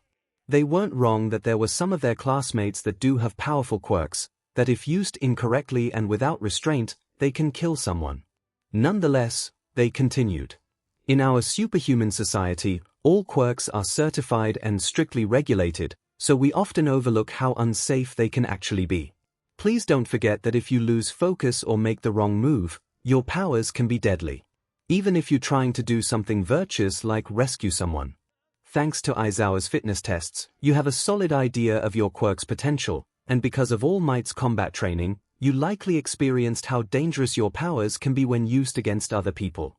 Carry these lessons over to this class. Today you're going to learn how to use your quirks to save people's lives. You won't be using your powers to attack enemies or each other, only to help. After all, that's what being a hero is all about, ensuring the safety of others. That's all I have to say. Thank you so much for listening. 13 bowed after giving an inspiring and motivational speech for the students. Said kids were clapping for the space hero as they cheered loudly. Mr. Aizawa was still looking bored throughout it all and automatically cuts to the chase as usual. Right, now that's over. He was cut off when the lights and water fountain in the dome center beginning to flicker. The students and 13 also took notice as the facility constantly changes from bright to dark in seconds. The fountain also starts pouring out water in splurts until something starts to appear before it. Mr. Aizawa senses something behind him and quickly turns to see that object become a swirling mass of black and purple smoke. And from that mass came a sickly, torn-up hand as it pushed away some of the smoke. Mr. Aizawa sees a person behind it, a man with light blue hair that almost looked close to white, a pale hand on his face, but behind it was a deranged, red-orbed eye. Stay together and don't move. 13. Protect the students. Mr. Aizawa screams as he faces the danger before them. The students look to their homeroom teacher in surprise before Kirishima calls out to them, catching their attention. Whoa, what is that thing? Everyone's eyes are now directed towards the smoke, which expands until he becomes a tall wall of purple and black. The man walked out of the mist, but now few to tens of people began to pour out of the portal. There were men and women of different quirks, ranging from human, to mutant, to monster, all of different looks and varieties. Wait, has the training started already? I thought we were rescuing people. The redhead narrows his eyes to get a better look at the people that are still coming out of the mass and heading towards the staircase. Everyone began to move forward to get a better look. Are they hired actors? Stay back. The students flinched at their teacher's harsh, but alarmed tone. Izuku looks at him and sees Mr. Aizawa putting on his yellow goggles. This is real, those are villains. The students' eyes become dinner plates as they take in his words. Villains? How? 𝐒𝐻𝐼 has some of the best defenses in the world, how are villains able to get inside? Sure, the press got in yesterday, but everyone assumed it was some sort of fluke or a hole in the defense structure, but villains. This wasn't how the day was supposed to go. They were supposed to be rescuing people, training for disasters. So how come they are the ones that need to be saved? This wasn't how the day was supposed to go. They were supposed to be rescuing people, training for disasters. So how come they are the ones that need to be saved? Villains continue pouring into the 𝐒𝐲 in swarms as they walk towards the huge staircase leading up to the students and the teachers protecting them. The portal shrinks until it's nothing but a fume of purple and black smoke with two yellow eyes near the top, and around his neck is a metal brace. The smoke then walks, or moves, near the blue-haired man with the hand covering his face until he's a little bit behind him. The only real heroes I see are 13 and Eraserhead. Perplexing, according to the schedule we retrieved from you, All Might should be here as well. The portal says as Izuku sees a huge dark monster with a bird's head and its brain exposed exit. A vacant stare on its face as it stares at the floor before it. So, you scumbags used the press as a cover and sneaked onto camps. Aizawa states as his scarf begins to rise and hover around his face. Where is he? I went through all the trouble of bringing so many friends who are eager to meet him. They want All Might, the great symbol of peace. I can't believe he's not here. Maybe if I kill a few kids, he'll come out to play. The hand-masked man says as villains continue advancing near the stairs. Back on top of the stairs, a hero moves forward to get a better look at the army. What? Real villains? No way, how could so many of them get into a U facility this secure? A hero questions as Momo comes near him. Yeah, 13. Why aren't the alarms going off? The space hero turns to her before casting their gaze onto the alarms above. Good question, I'm not sure. The students become worried. With the alarms off, how are the heroes and teachers going to know that villains are now inside the 𝐒𝐻𝐼 grounds? Is the entire campus under attack? Or is this their only target? All eyes are on Shoto as he begins his analysis. Either way, if the alarm sensors aren't being triggered, then one of these villains must have a quirk that's masking their presence here. They carefully chose this isolated facility as an entry point at a time when a class was being taught. They are fools for trespassing here, but they've thought this out. Whatever their plan is, they must have a concrete objective in mind, but what is it? Shoto's questions and observations puts the students and teachers on alert. The entire thing involving the press, alarms not going off, attacking a facility with a class, groups of villains, and many more were too suspicious. 13. Get them out of here, and alert the main campus. Actually, if they've got the ability to block our sensors, then they might be jamming our regular communications too. Kaminari, try using your quirk to contact the school. Mr. Aizawa orders as Denki presses his communicator, but it doesn't work. I can't get through, it's like all communication got cut off. His teacher grunts in annoyance before turning to 13. DMN, that's it. 13, take the students and go now. I'll leave it to you, he says as they nod and order everyone to leave with them. Mr. Aizawa jumps from the stairs and begins to dive straight at 3 villains who come forth from the army. A man with red hair, a mask, and gun-like fingers shouts to the other 2. Shooting squad, take your aim. A woman with long hair that looked like tentacles and a bulky green man that looked like Oogie Boogie from the Nightmare Before Christmas movie came up to him. Didn't our intel say it was gonna be 13 and All Might out here? Who's that? Don't recognize him. But if he thinks he can take us down easy, he's dead. The 3 prepare to use their quirks as Eraserhead draws near to them. Let's gun him down. They shouted, but because Eraserhead's wearing his goggles, they can't see his eyes flashing red. The villain's confidence in striking down the pro-hero vanishes when they feel their quirks not activating.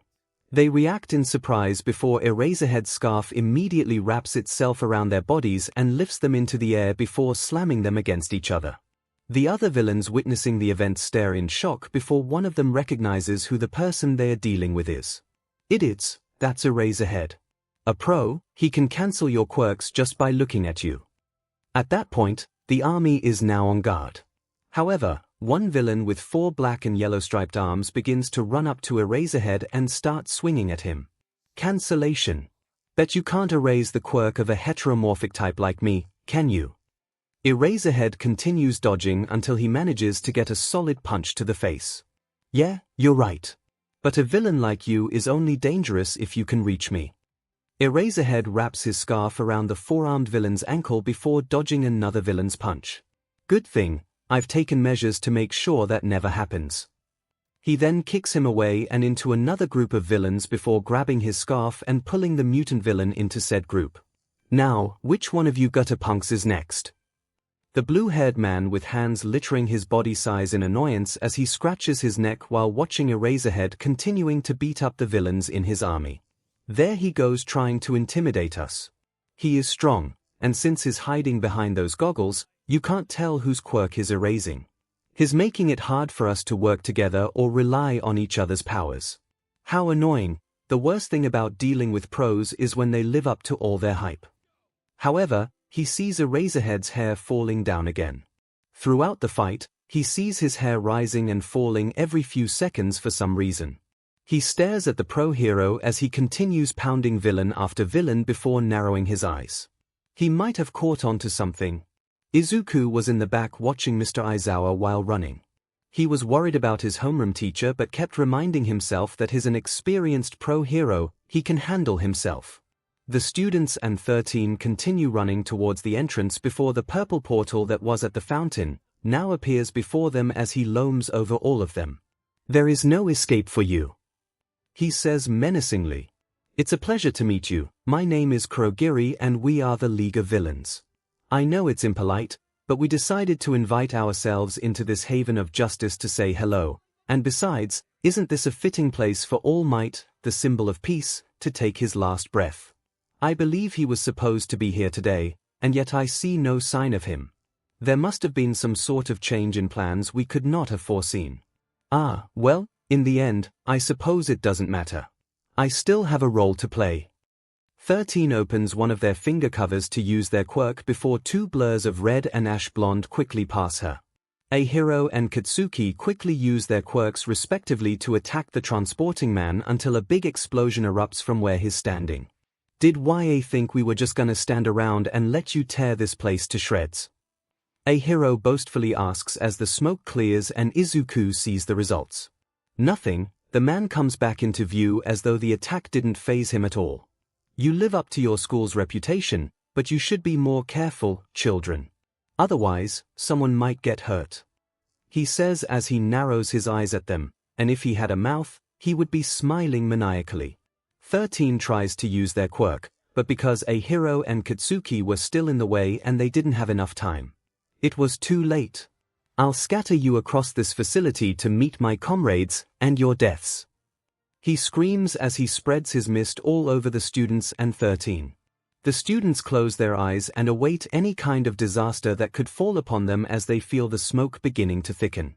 It envelops everyone with the exception of Tenya, Ochako, and Soto, who manage to avoid getting trapped. The students that manage to escape stare at the smoke now transforming into a dome. What's going on?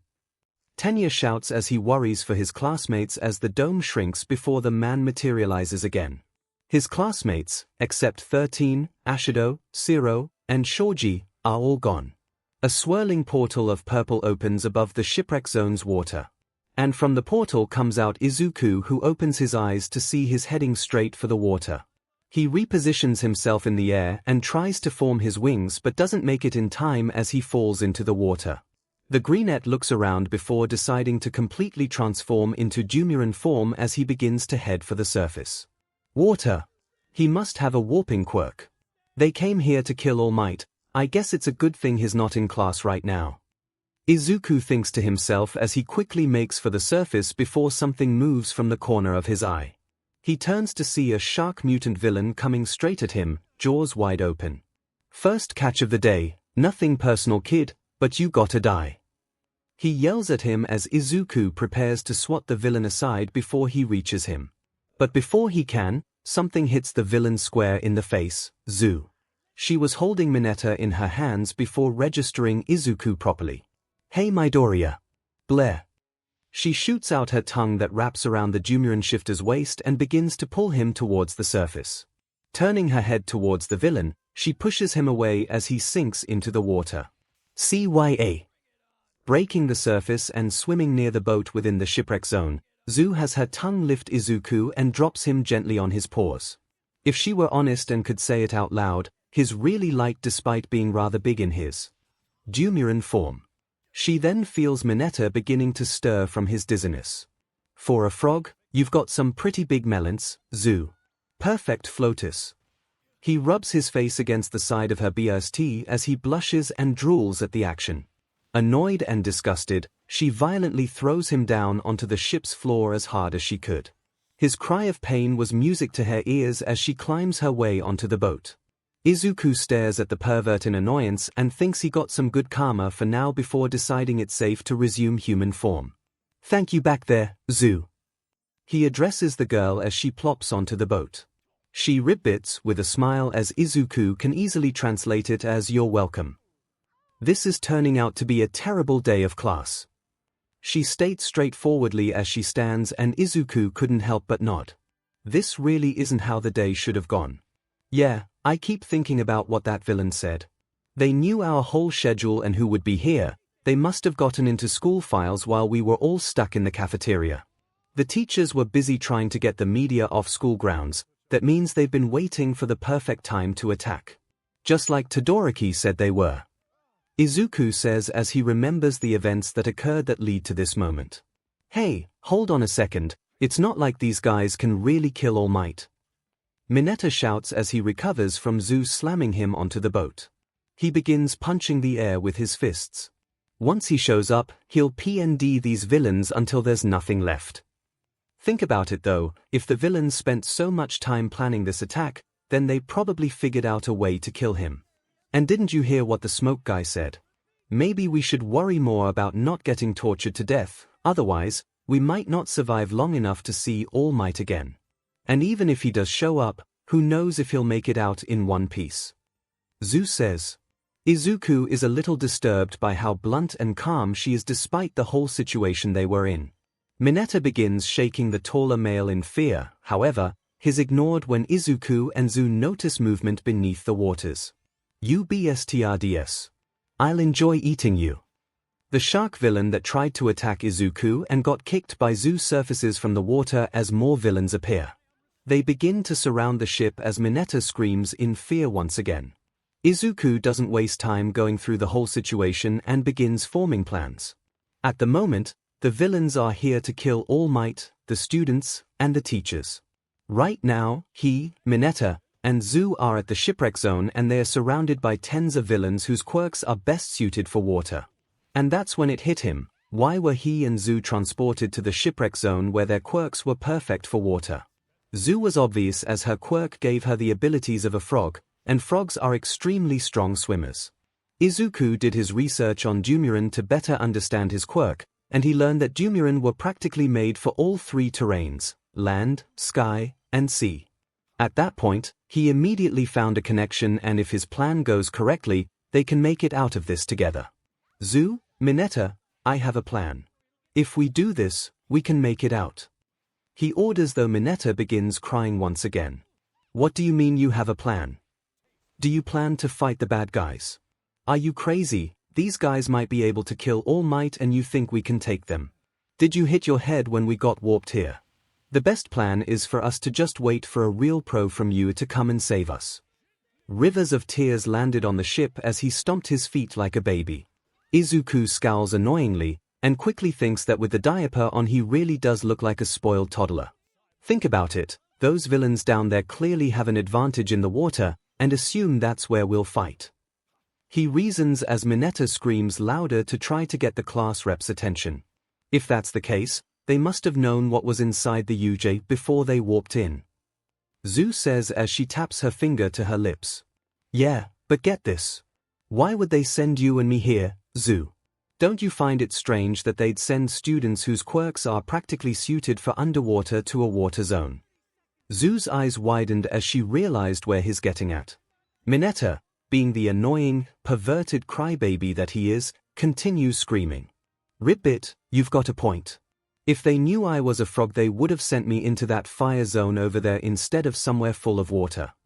She looks over to the fire-colored dome that's right next to the shipwreck zone. They probably separated us because they didn't know what we could do, and planned to overpower us once we were in smaller groups. Easier to pick us off one by one, and we're going to use that to our advantage. They don't know what our quirks are, so, for all they know, the three of us could be super powerful. See how none of them are trying to climb into the boat? That proves they're a little unsure. That also means they're not going to underestimate us, either, and are playing it safe for now. I have a plan, and since I have a decent understanding of your quirks, we can get them all in one shot. He explains as 𝐒 nods her head and Mineta finally stops crying enough to listen. However, 𝐒𝐿 didn't have enough time. I'm starting to get bored, let's get the show on the road. A shout was heard as 𝐒𝐿 turned around and widened his eyes. A massive clawed hand made of water shoots out from the pool of liquid. A villain with his hand raised was presumably the one that's controlling it. He swings his hand down and the watery hand follows through. The attack was swift and powerful. It cut straight through the ship as though it was a piece of meat on a cutting board. 𝐒𝐿 uses his claws to grip the boat while 𝐒 quickly uses her tongue to prevent Mineta from falling off the ship. The two halves now begin sinking as water climbs up the fake vehicle. That's a great power, now the ship's sinking. 𝐒 comments as she releases Mineta. In a panicked state, he runs to the rails and begins grabbing his hairball and throws them at the water. 𝐒𝐿 grabbed the boy and pulled him away from the rail and looked over it, seeing several villains shooing or trying to swim away from Mineta's sticky ball. He narrowed his eyes and almost cracked a smile. He was right. We're fish food. Mineta screams as his back hits the boat wall. 𝐒 stares at him nonchalantly. So Mineta, are you really sure the hero thing is right for you? She asks, and in that moment, 𝐒𝐿 couldn't help but agree. Shut up. It's weirder not to be scared right now. We just got out of junior high a little while ago. I didn't think I'd be facing death a few days after starting you. I can't believe I'm gonna die without ever getting to touch 𝐒𝐻𝐈's melons. He screams as he starts crying once again. 𝐒𝐿 blanched. Of all the things he wished he could do before he died, and that's what he wanted to do. 𝐒𝐿 marches up to Mineta, grabs him by the front of his costume, and slaps him hard across the face. The boy stops crying, grabs his cheek, and stares at the greenette in shock. Be quiet and listen up. 𝐒𝐿's stern voice rings out as Mineta straightens in his grip. An enemy that's certain of their victory is bound to make a mistake. All Might said something along those lines in a TV interview a while back. So shut up, and listen to what I have to say. His voice leaves no room for demand as his eyes are shining with determination. Mineta could only stare at the emerald green orbs as he and 𝐒 began listening to him. Back in the water, the shark villain begins laughing from hearing Mineta's loud crying. Poor babies, sounds like they're crying for their mommies up there. This causes some of his friends to laugh as well. The villain that cut the boat turns to him in disdain. Hey now, don't forget. Shigaraki told us to keep our guards up. We can't judge them by how old they are, but by their quirks. They could do anything. Of course, we'll definitely have an advantage in the water, so I'm not exactly worried for us. He says as he has water form around his arm. The water glistens as it takes the form of claws. He stares at his hand for a moment before thinking about the green-haired boy. Even though he only got a glimpse of him in that monster form, he had to admit that he almost didn't want to fight him. He didn't know why, but he didn't have the nerve to strike him.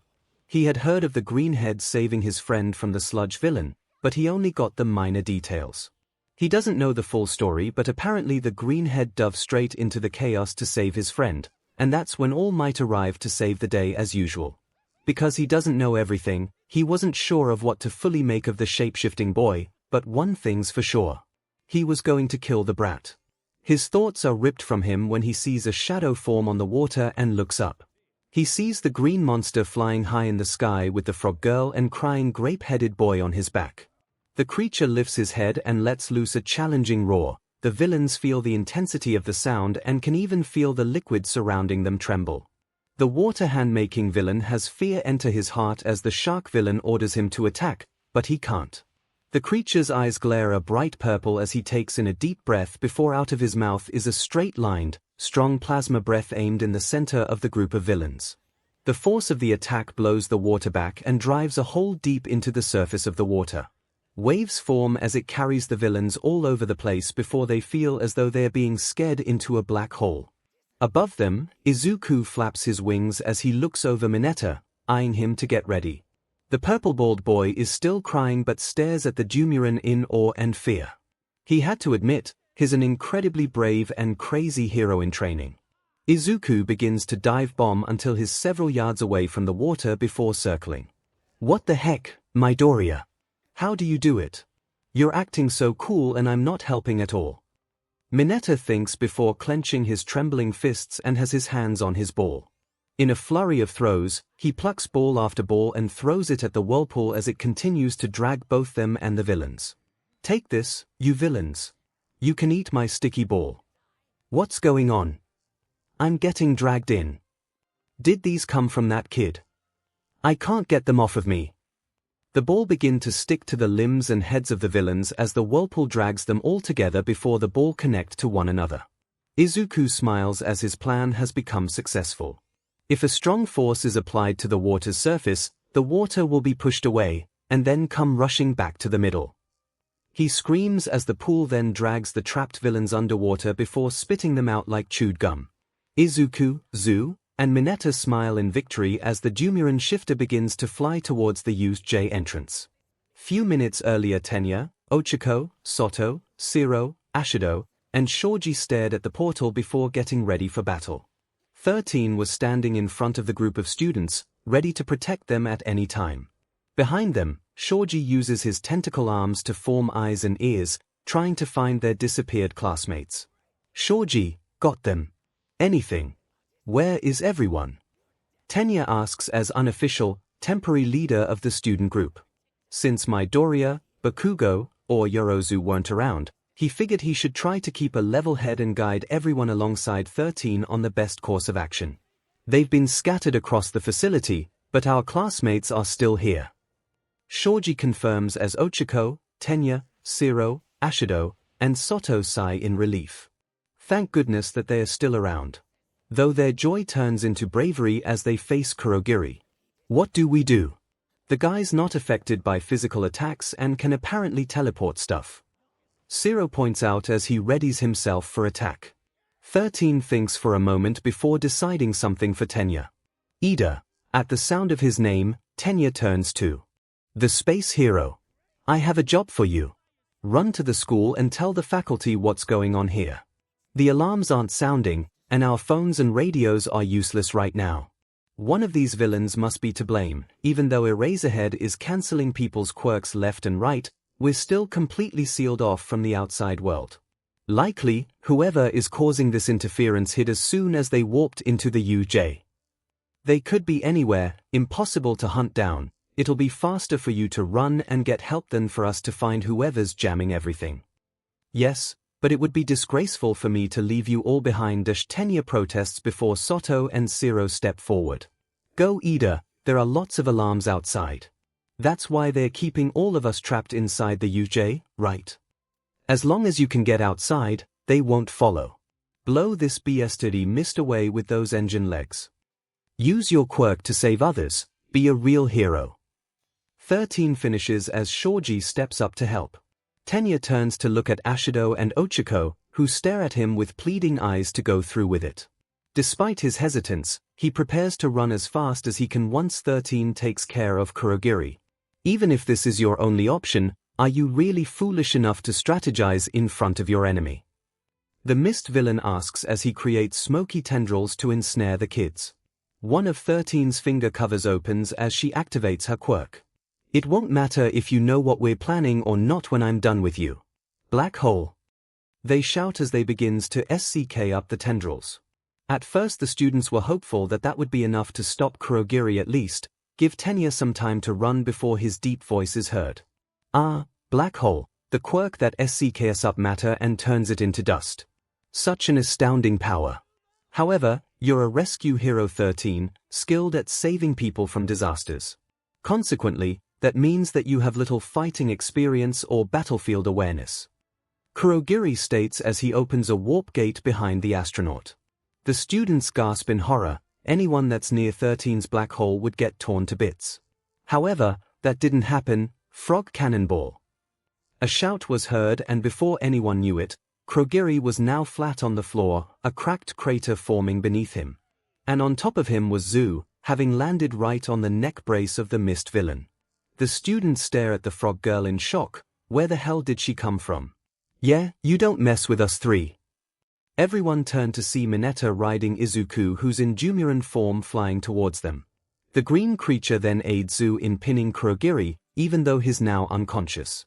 It took a few seconds for the group of 7 to understand everything that just happened until Zero breaks the silence. What the hell dash? Wait, how, what? Where did you guys come from? He screeched before Mineta got off of Izuku and began sticking Kurogiri to the floor with his ball. They and Zu stared at each other. After a few eyeball exchanges, they turned their gazes to the 7. The ship was still sinking. The sticky ball of villains splashed into the water before they popped back up to the surface. The villains complain about being stuck together and trying not to drown even though they are perfectly floating. Izuku, Zu, and Mineta stare at the villains before the purple hero chuckled. I had a good poop this morning which makes my ball stickier. They're not going anywhere. That was TMI and very gross for Izuku and Zu, especially for the former with the 2 on his back. The Dumuren sighs in relief that his plan worked before flying back to the main entrance. Wait. There was still Kurogiri that needed to be dealt with. Izuku was sure that he's going to try to prevent anyone from escaping, and his quirk can easily send anyone anywhere in just a matter of seconds. Izuku remembered Denki saying that he couldn't get through to campus as the communication systems were down, and the alarms weren't going off. That means they can't contact anyone by electronic means, then they have to get help on foot then. But to do that, they need to take Kurogiri out of the running first and foremost. We're not done yet, we need to get help. How? Didn't you hear what Kaminari said? Comms are down and the alarms aren't working anymore. We're not getting out of here. Before Mineta could start bursting into tears and attracting any attention to them in the air, Izuku continued. Which is why we need to get help on foot. If we can't get through to the main campus by comms, then we need to get there on foot, and to get out of here is to go through the main gate. But Kurogiri is guarding it. Zu states. I know, which is why we're going to take him out. Here's what we do, once we get there, we're going to fly in undetected. If he doesn't know we're coming, then he won't be able to send off us anywhere in the UJ, we'll get the jump on him then. And when that happens, Zu, I'm going to throw you at him. I noticed something when Kaken and Kirishima attacked him. Sure, their attacks didn't connect, but there was something he revealed. It looks like Kurogiri is wearing some sort of armor, which means he does have a physical body after all. If we attack that point, then we'll have a shot at taking him out. After we take him out, Mineta, I want you to subdue him with your quirk so he won't go anywhere. Are you two with me? 𝐬 and Mineta looked at each other. Izuku always seemed crazy, brave, and daring to them, but he managed to get everyone this far. Looking back at him, they nodded. Their plan was set in stone as Izuku flies full speed at the main gate, but he flies low and near the dome wall in order to avoid detection from Kurogiri. As he silently flies to the main gate, he sees 13 activating their quirk and 𝐒𝐭𝐻 in the mist villain. Izuku quickened his pace. That's the last thing the space hero should have done. 𝐬, get ready. Get off my back, I'll catch you. The frog girl looks surprised at Izuku's request but trusts him nonetheless. She jumps off of his back, but instead of free-falling, he grabs her around her shoulders with his bat feet. The harsh slaps of wind against her cheeks were brutal, but by the time they were near the main gate, Kurogiri had opened a portal behind 13. Wasting no time, Izuku activates OFA, full cowling 20%, and warns both Mineta and 𝐬 to hang on and get ready to pummel the warping villain. Immediately, Izuku began performing loop-de-loops as he circled at lightning speed. Until he felt like there was enough velocity in the throw he's going to perform, Izuku finally released 𝐬 and she was launched like a green, froggy missile. Tenya, Ochako, Siro, Ashido, Shoji, Soto, and 13 took in the story as quickly or slowly as they could. Even though they're dealing with criminals, it's still crazy that the three managed to fight their way back to the main gate without so much as a scratch. Though then again, it was Izuku who got them out of there and took out Kurogiri by using 𝐬 as a cannonball. The silence is once again brought to an end, but this time, it's Soto who does it. Ida, go now. Kurogiri is unconscious, so that means we have a shot at getting help. Soto nudges Tenya forward but he stops. Wait. But what about the others? Shouldn't we help them first? He tries to reason as he's pushed near the gate. Ida, we know about wanting to help the others, but who knows how many other villains there are? Or how strong they are. There could be 2, 3, or 5 villains that could be major powerhouses. Shoji and Ochako reason, but Tenya continues to protest until he hears Izuku shout his name. Tenya Ida. Izuku's stern voice and having him say his full name causes Tenya to straighten his back. We can take care of the others, but right now, there are tons of villains rampaging the Yuji. Mr. Aizawa and 13 are just 2 pro heroes, and we don't have anyone else. And like Uraraka said, there could be plenty of hidden powerhouses scattered around the area, and they could easily kill us if they want to. So if that's true, then we can't beat them because at our current level, we'd be screwed as hell. And there's no guarantee on when Kurogiri could wake up and potentially summon more villains. You want to be a hero like your big brother, then get help because that's what we desperately need right now. Izuku's widespread wings, tone of voice, intimidating height, and glaring green eyes leave absolutely no room for protest. Tenya had to take several steps backwards from the sheer intensity the other was giving off. The others could only stare at the Dumuren, completely frightened by their class rep's speech, logic, and overall DMs he's portraying. The engine quirk user stands still for some time before nodding his head. He'll agree to get help. Izuku nodded before flying over to the gate and using OFA 20%, pried open the doors with ease. Tenya's legs that were raring to go burst to life as he dashed off in a spark of blue, yellow, and white. Izuku watches the small that disappear in seconds before he turns to the others and orders them to watch over Kurogiri, and to not let him escape in any means. He stares off to the other UJ zones before casting his gaze onto Mr. Aizawa, who's still fighting villains left and right. He casts his eyes onto 13, and they can practically read what he wants to do. You want to help the others, don't you, Midoriya? Everyone turns to the space hero, who's watching over Kurogiri with Siro and Soto. You're right on several points, and there's no telling on how many villains there are or how powerful they are. However, while dangerous, I won't disagree on wanting to save the others, so as class rep and with my permission, you can go. Izuku doesn't hesitate as he flaps his wings hard and takes off to the closest zone near the gates, with Ochako and Mineta cheering him on. Go get them, Deku Midoriya. Say goodbye. Katsuki yells out loud as he lets loose an explosion against 2 villains. They get blown back by the force and collide with the wall behind them. The ash blonde looks back to see a hero still in combat with a villain holding a sword. He swings his hardened arms rapidly until the sword breaks from being hit against them. The villain went from confident to frightened in a matter of seconds when he saw his sword broken and a hero about to punch the hell out of him. He doesn't stand a chance when the redhead violently pounds the guy into the floor as he's knocked unconscious. Katsuki smirks at the redhead, "He's not bad. Think that's the last of these guys. If they went down that fast, then it's obvious they aren't a big deal." After getting warped by Kurogiri, Katsuki and a hero were transported to the ruined city zone in a destroyed building with tons of villains waiting for them. However, as the ash blonde said, they weren't a big deal as the two easily defeated all of them in a matter of minutes. Alright, let's hurry and find the rest of our class. If we're both still in the UJ, then everyone else probably is too. And not all of them have the offensive skills we do, we gotta make sure they're safe. Especially since we screwed things up when we got in the way earlier. If 13 had been able to SCK up that villain, then we never would have been separated like that. We have to make it up to the others. A hero laments before turning to Katsuki. The latter looks away and out the window though. The others can handle themselves, offensive abilities or not. We're going to find that warp villain. He says calmly, but a hero begins protesting.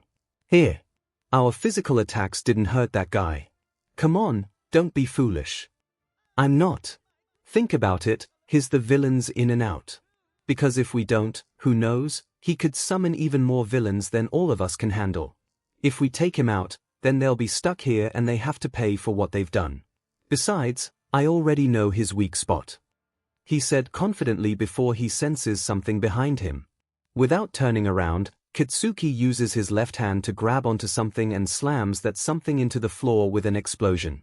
A hero looks to see a chameleon-looking villain appearing out of nowhere, skin charred and eyes completely white as he groans in defeat. And like I said, if villains are small fries like these guys, then our classmates can take care of themselves. Katsuki smiles before releasing the villain. A hero says nothing as he stares at his fellow classmate in awe. His reaction time was incredible, his deduction skills are spot on, his attack style, his quirk, almost everything about him was practically on fire. It was apparent that his staring was obvious as Katsuki takes notice and calls him out. Hey, Kirishima, Kirishima. Hey, wake up, you deaf idiot. Getting annoyed, he smacks the other upside the head, finally causing him to snap out of it. Shaking his head, a hero looks up at him, blushing and embarrassed. Sorry. Anyway, you're right. Let's go crush that warpy bastard, he said after hardening his fists and punching them together. Katsuki's response is a silent smirk until they hear a voice from behind them. You don't need to. Katsuki and a hero quickly turned around if there's a potential enemy, but relaxed when they see it's just Izuku in full Dumuren form sitting on a broken window sill.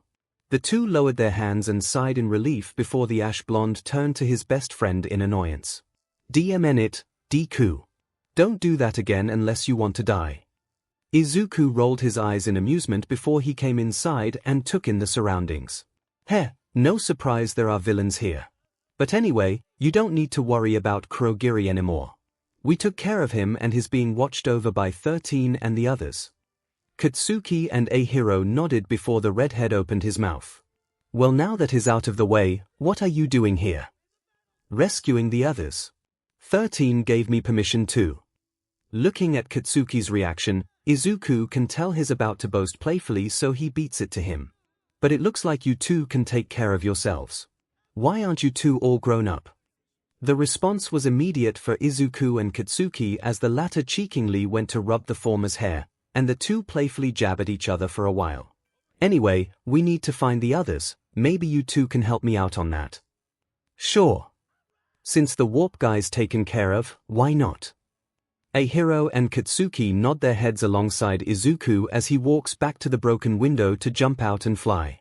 I'm going to the mountain zone, next to this zone is the landslide one. Help the others. Avoid detection from the central plaza as best as you can. He screamed as the two males ran to the doorway to get out of the building. They were going to save people and be heroes. Aren't you embarrassed to lose to a child? For God's sake, you're adults. Put up a real fight. Shoto's deep voice rang out as he finished freezing an entire group of villains at the landslide zone. He begins walking down the landslide as is confident the ice will hold the villains solid.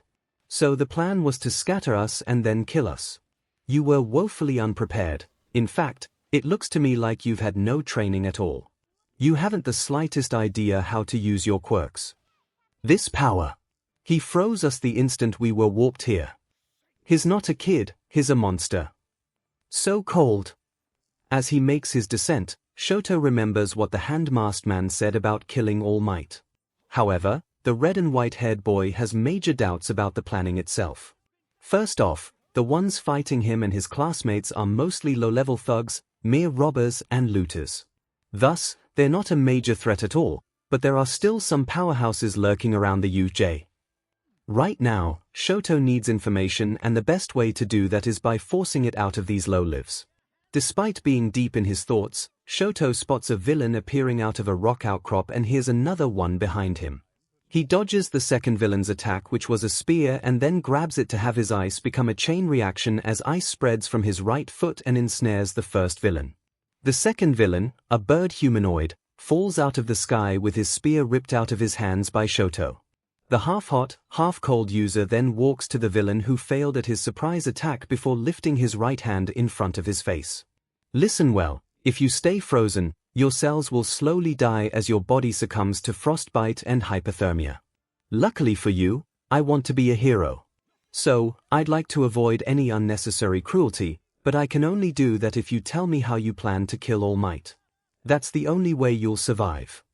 He says incredibly coldly, his eyes leaving no room for doubt as the villains begin to cry out of fear.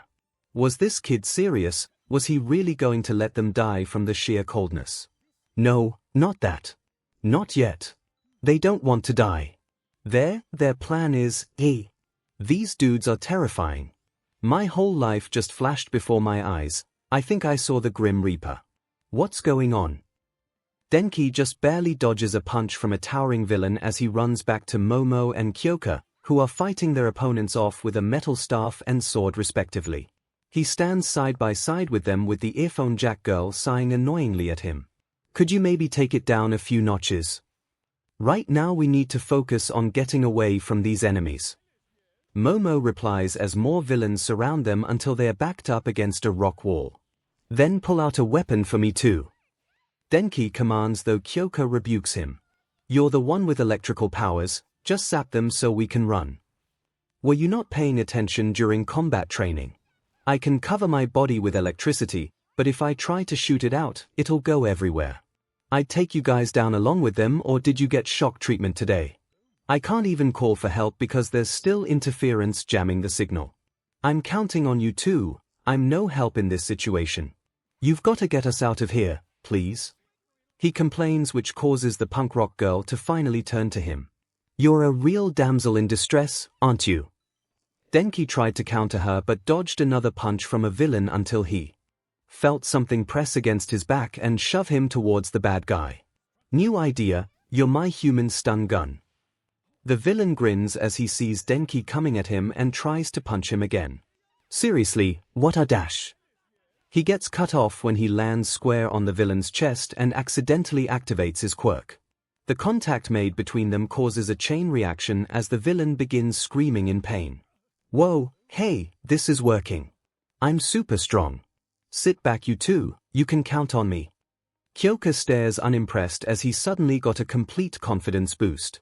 She narrows her eyes at him and flat out responds, you are exhausting. Try electrocuting solid rock, kid. She hears a villain scream as he uses his bendable arm and large hand to throw a large rock at Denki. Well, not on her watch. Kyoka stamps her foot in his direction and connects her earphone jack to her radio boots. Due to her being able to turn her own heartbeat into a powerful attack, the radio boots amplify the attack as it heads straight for the boulder. The rock is destroyed from the sound waves and there's now nothing the villain can use against Denki. Instead, he tries to attack him by punching him in the face, but like with the other villain, it's another chain reaction as touching Denki resulted in him being electrocuted too. A third villain tries to attack them with knives, but Momo quickly makes a net to ensnare him. Not seeing the net coming and catching him, he doesn't see where he's landing until it's too late and he also gets electrocuted. You're lucky that worked out so well.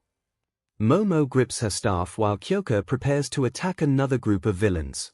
I'm sorry, next time I'll ask before saving our butts. She plugs in her other earphone jack to her radio boot and blasts sound waves at said group. The villains cover their ears as they feel the vibrations piercing through bodies. 𝐷𝐸 Kaminari. You couldn't have asked for some kind of aiming gear when you put in your costume request form. I mean, come on. 𝐭𝐽𝐽 then notices a shadow moving until it practically covers her and she looks up. She sees a villain also wielding a sword and she dodges his strike. Angered that he missed, he tries to go after her but is stopped by Momo after she uses her staff to elevate herself and kick him in the face. She gets in front of 𝐭𝐽𝐽 and crouches low enough as something begins to bulge out of her back. It's ready! It takes me a little longer to create an object this big. In a matter of seconds, a large, thick blanket quickly covers both girls. A blanket? Is it supposed to be a shield? The villains mock Momo's plan but she pokes her head out of the blanket with a confident smile. You're looking at a sheet of insulation 100 millimeters thick. Go, Kaminari. She addresses the boy and he instantly understands what she wants him to do. He cracks a confident smile. Hey, badass. Denki couldn't help but agree at that moment. Izuku and Katsuki were right about Momo being a badass girl. Now I don't have to worry about hurting my friends, you guys are fried. He screams out loud as he charges his entire body with electricity. He raises his hands in the air before bringing them down to touch the floor, spreading the electricity all over the place. Villains are immediately shocked from head to toe as Denki puts his full power into his move. Yellow, electric shocks ring through the air as they dance across the mountain zone before they shrink and die down. Momo and 𝐭𝐽𝐽 waited for the attack to end until it was safe to come out of the insulation sheet. The creation user lifts the sheet a little and sees all the villains are nothing but shocked, smoked bodies. Some were standing still from the shock while others comedically fell to their sides or their faces. Seeing that the coast was clear, Momo completely lifts the sheet but doesn't seem to realize that her clothes are ripped to shreds. 𝐭𝐽𝐽 blushed the moment she realized that her friend was practically topless. Now then, I'm worried about the rest of our class. We should find them right away. You're looking a little overexposed right now. The vice rep turns to her with a reassured smile, completely oblivious to her embarrassed friend. Here. I can make some new clothes. It's easy, so don't worry. 𝐭𝐽𝐽 was still blushing, but had to admit that Momo making the sheet was smart. Your Momo is so punk rock. She thinks to herself until she sees Denki walking around them. And seeing as Momo was exposed. Kaminari, don't you dare look. She wraps her arms and body around Momo to protect her from viewing eyes until Denki walks past them. 𝐭𝐽𝐽 then realizes it's Denki's dumb state when he overuses his quirk. Now that they were out of danger, she can freely admit to herself that it was funny. She gets out of the insulation sheet but wraps it around Momo. Get out of there when you're done repairing your outfit or whatever. She turns away and Momo smiles in gratitude. Thankfully, it doesn't take long for her to remake her outfit as she removes the sheet and puts her hand on 𝐭𝐽𝐽's shoulder. The shorter girl turns to her, still embarrassed and blushing while covering her own body. Momo couldn't help but think that 𝐭𝐽𝐽 looked cute right now. Humorously, she spreads her arms wide and the girl's blush deepens. You see, good as new. 𝐭𝐽𝐽 cracks a wobbly smile until they hear something akin to the ground breaking. They turn their heads to see a huge figure behind Denki. The figure grabs the boy's head and jumps back with him, now a hostage. The villain had a skull-like mask on his face and had his hand outstretched. Get your hands up, and no quirks, got it. Use your powers, and I'll kill your friend here. He says as he raises Denki's head. The girls scowl at their stupidity. They should have known that there would be villains capable of dodging Denki's electric attack. How did they not see this coming? I feel a little brotherhood with other electric types, so I don't want to kill him.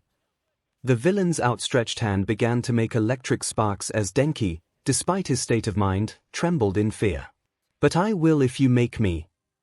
𝐭𝐽𝐽 and Momo's eyes widened, so he's the one that was blocking communications. Even though the villain had his face covered, The girls could feel a smirk etching on his face at his victory. Kyoka growls before a plan comes to mind. You know, you two dudes are so lucky. People with electric-type quirks are destined for mainstream success. The villain and Momo look at her as though she was insane. I mean, even if you didn't want to be a hero, there are tons of jobs you could do in the city, right?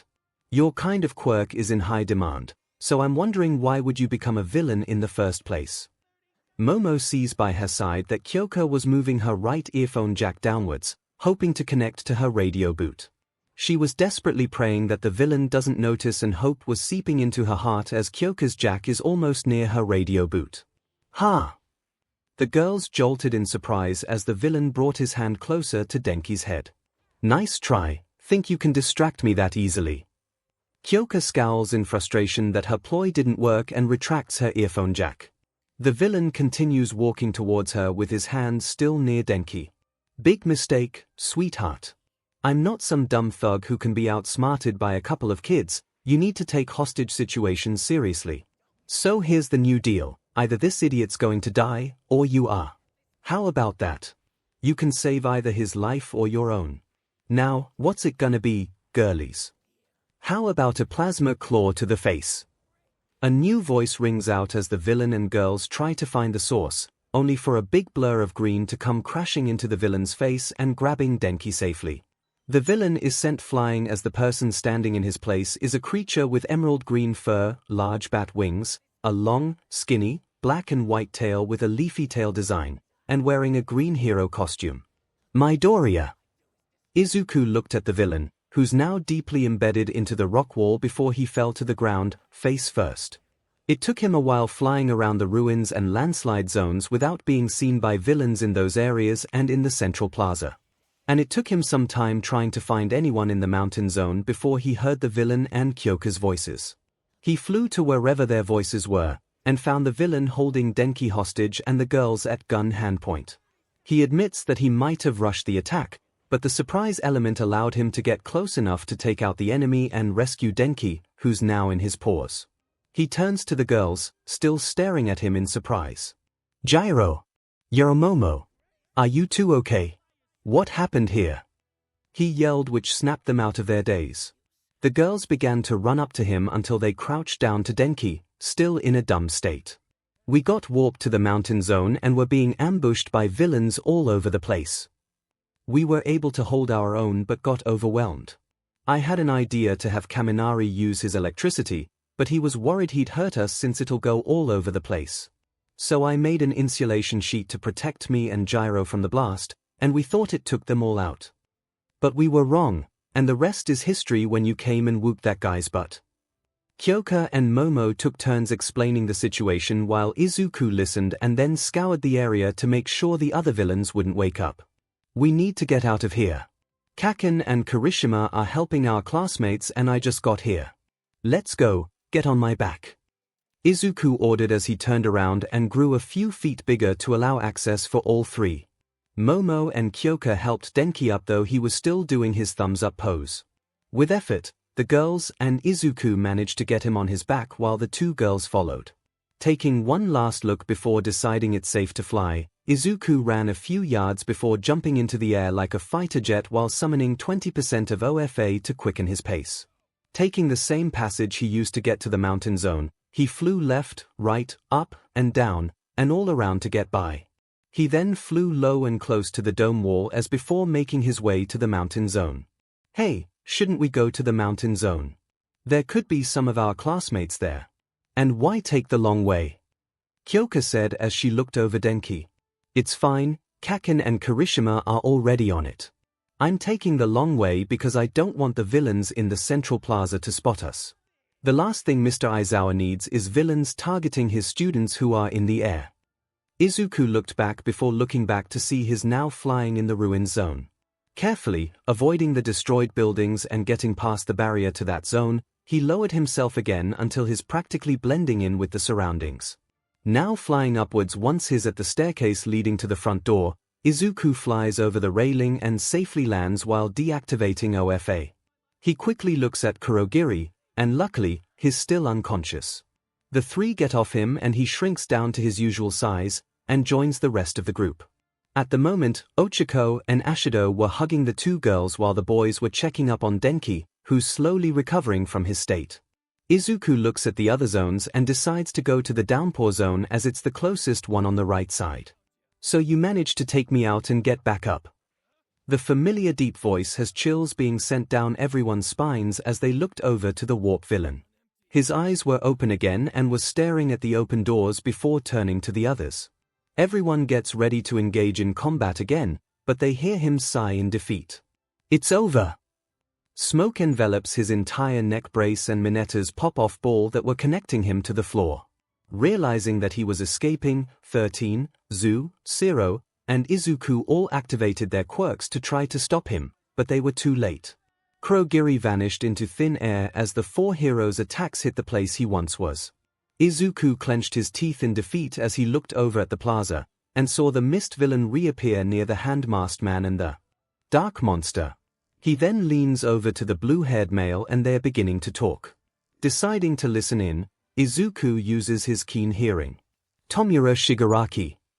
𝐼𝐻, what took you so long? Did you manage to kill 13? No, there were some students that I couldn't disperse and those brats were able to take me out for some time. To make matters worse, one of them managed to get outside the facility. Shigaraki's face behind the mask scowls in anger before he begins scratching his neck. Izuku cringes in disgust as the nails begin to tear the skin and some blood even leaked out of the cuts. 𝐻𝐻, you fool, if you weren't our warp gate, I'd tear apart every last atom in your body. There's no way we can win if dozens of pros show up to stop us. It's game over, back to the title screen. And I was looking forward to this day. Damn it, let's go home. Izuku was almost hopeful that was going to be true, but he was smart enough to not be optimistic yet. Why would they retreat so soon when the villains were so confident in their plan to kill All Might? They had to know that the symbol of peace would be on his way, and this would be their best chance since 𝐻𝐻 would most likely strengthen security after this attack. His thoughts are cut off when Shigaraki's gaze is cast onto Eraserhead, who's managed to take out most of the villains in the plaza. Oh, before we leave, let's make sure the symbol of peace is broken. Let's wreck his pride and make this hurt. He screams as he launches himself at Mr. Aizawa. Izuku nearly shouts for his homeroom teacher to look behind him, when he turns around, uses his scarf to bring Shigaraki closer, and elbow him in the stomach. Izuku almost smiled when he thought his teacher got him until he saw something that made his heart stop. It was hard to see when you were jumping around, but I've found your tell, it's your hair. When it drops, it means you've stopped using your quirk, you're having to blink more often. Don't push yourself too hard, now. You might just fall apart, wouldn't that be a shame? Mr. Aizawa's clothing, skin, and muscles began to disintegrate before he activated his quirk again. Eraserhead jumped back as villains began to jump him again. That annoying quirk of yours isn't suited for drawn-out fights against big groups, is it? Don't you think you're a little out of your element here, Eraserhead? You're much better at working stealthily. You're known for surprise attacks, not fighting head-to-head, but despite knowing that, you didn't hesitate to jump into the middle of this fight, to put your students at ease. He says this while watching Eraserhead continuing to fight the group of villains. Tired and one arm down, he continued fighting them until he managed to get most of them out of commission. He turns to Shigaraki again with his good arm and hand on his scarf while breathing exhaustingly and hair raised again. And look at you, you're still standing. You really are so cool. Oh, by the way, hero. I'm not the final boss. Shigaraki says as he points behind Eraserhead. The pro hero turns to see the brain-exposed monster behind him with his hand raised. Mr. Aizawa. After watching the whole thing and recollecting his thoughts after seeing the monster move from one place to another, Izuku summoned OFA. However, instead of the usual 20% and spreading it through his entire body, he used 100% and his wings in order to get to his teacher in time. He didn't hear his classmates calling out to him, he didn't think at all, and all he wanted to do at that point was save Mr. Aizawa, but in order to do that he had to move fast. In a split second, Izuku was at the top of the staircase to the side of the shipwreck zone with Mr. Aizawa safe in his claws. The greenette breathed heavily before he stood in front of his teacher. Numbness and slight pain were jolting in his wings, but unlike the other time during the entrance exam where he used a OFA full-powered plasma claw and got his arm burnt and broken, his wings were fine. Izuku looks at his left wing for a second and remembers what Professor Denzu said about Dumuren wings when he and Katsuki were little. Their wings are said to be indestructible, including the skin and bones. Maybe that's why his wings weren't broken or burnt, because Dumuren wings are indestructible from skin, muscle, bone, and even skin cells. However, now's not the time to test out that theory as the monster that tried to crush Aizawa looks at his hand and then to Izuku. Shigaraki stutters as he tries to take in the situation before him. Wait. What the dash? Where the hell did you come from? Izuku tenses, though remains on guard and standing protectively in front of Aizawa. His gaze lands on the monster as it prepares to engage in battle with him. Midoriya! What are you doing here? Leave now, go back and stay there with 13. Mr. Aizawa ordered, though Izuku wasn't listening. He was trying to find ways to defeat or at least hold the monster at bay until help arrives, because that thing is no joke. The way it moved from standing next to Shigaraki and then behind Mr. Aizawa was fast, like split seconds fast. And that's when it clicked. What if that thing is the villain's plan to kill All Might? If it can move as fast as All Might, then it could be just as strong as him. The monster's jaw opened to reveal rows and rows as sharp teeth. The sight, its power, and its abilities cause Izuku to flinch and even take a step back before growling his own set of sharp teeth. Shigaraki glares at the green Dumuren for his defiance before he realizes something and smiles maniacally. The look in his eyes made him look like a madman from Izuku's perspective. Hey, I know you. You're the kid from the sludge villain incident, yes? The one who rescued his friend despite the risks and punishments. He glances at the monster and then back at Izuku. Yes, yes, yes. You could be an excellent test run for Nomu, since he might as well be warming up his engine for his fight with All Might. Nomu, tear this brat apart. What happened next was just like when the monster appeared from behind Aizawa. It ran at Izuku in mere seconds until it's right in his face. Despite barely reacting in time, Izuku pushes his teacher aside and brings his wings to shield his body as Nomu was going for a punch. The impact was surreal. Izuku's wings managed to handle the blow, but the fist still connected to both his wings and stomach, and is sent flying into the shipwreck zone's water. A huge splash erupts from where he just landed as Aizawa recovers and sees where his student was sent. Midoriya! He doesn't say anything else as the monster is now in his line of sight, and he just realizes. Like Izuku, but unlike him, he doesn't have anything to protect him from the blow the monster just gave him, as he too is sent flying into the staircase concrete. A loud splash is heard as Nomu turns his head to see Izuku flapping his wings to stay in the air.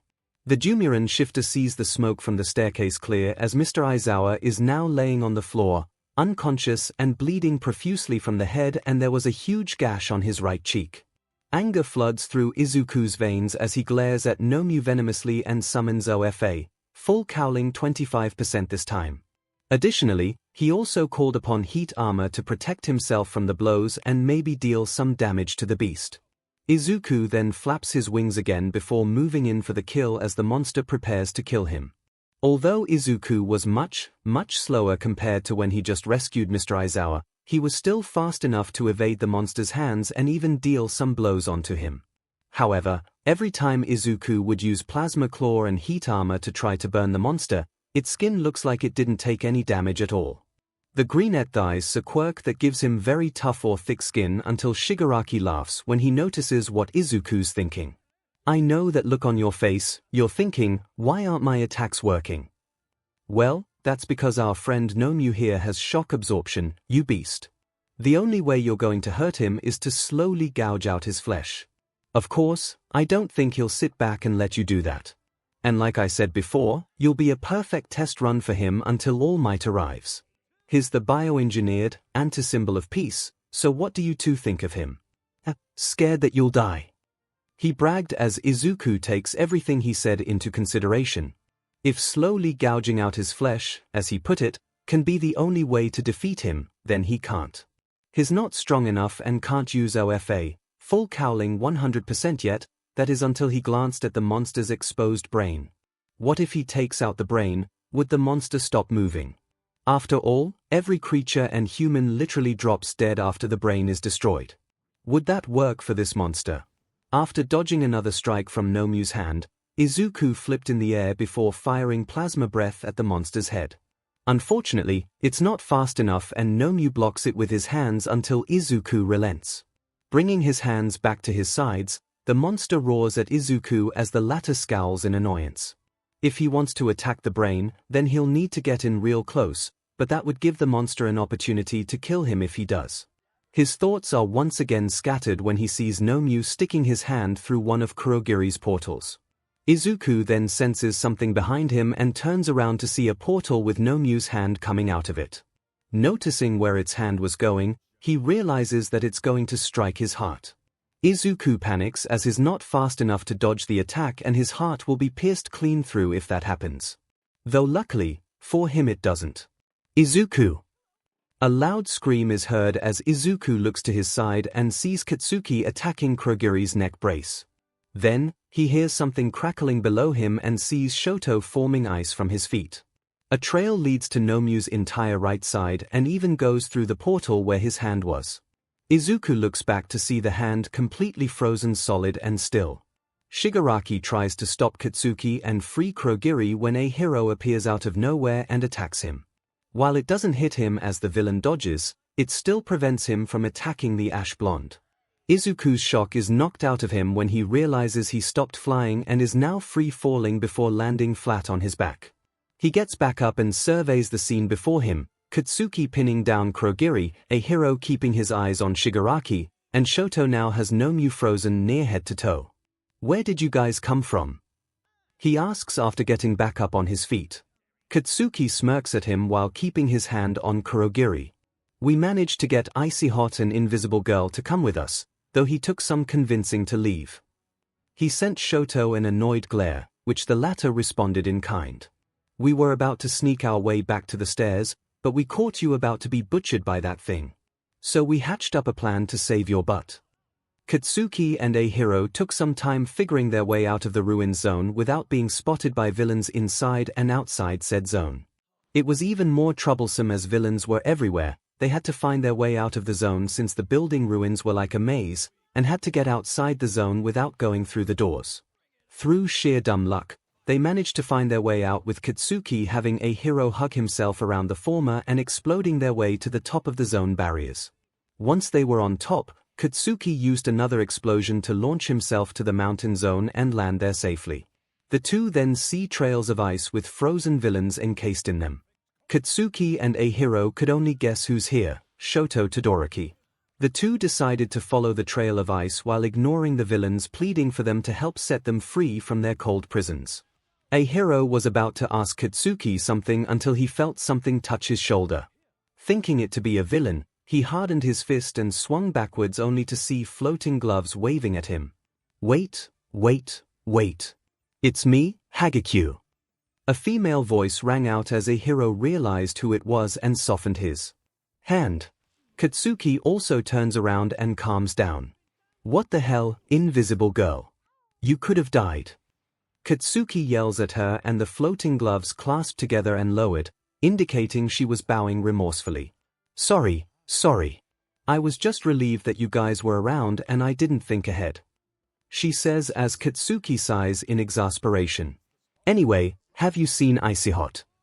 It took 𝐔𝐻𝑚𝐲 some time to recognize the nickname before a light bulb lit up in her head. "Oh, you mean Todoroki? Yeah, I saw him down the mountain a few seconds before. I overheard a conversation between him and the villains. He was interrogating one of them and they said something about a monster made to kill all might." Katsuki and a hero looked at each other. Monster must be that bird-faced, brain-exposed villain standing next to the blue-haired man. "Okay, we need to catch up to Icy Hot. If that thing's made to kill all might, then we can't take that thing on alone." Katsuki orders as he, a hero, and 𝐔𝐻𝑚𝐲 run off to find Shoto. It took some time until they noticed a white figure and recognized it as him. "Hey, Todoroki! Todoroki!" A hero shouts as he waves a hand at the red and white-toned boy. He looks over his shoulder and sees the three running after him. He stops and the three stop a few feet before him. "Where are you going?" 𝐔𝐸𝐽 asked as she and 𝐒𝐻ERO breathed. Going to stop the villains from killing All Might. He turns to continue running but Katsuki stops him. How? By freezing him till he's nothing but a monster popsicle. Yeah, you can't take that thing on alone. Shoto glares at him before he rudely pushes him aside. Maybe you can't, but at least I can stall it long enough before help arrives. Fine, but you're not doing it alone. Before Shoto could protest, Katsuki grabs him by the front of his shirt.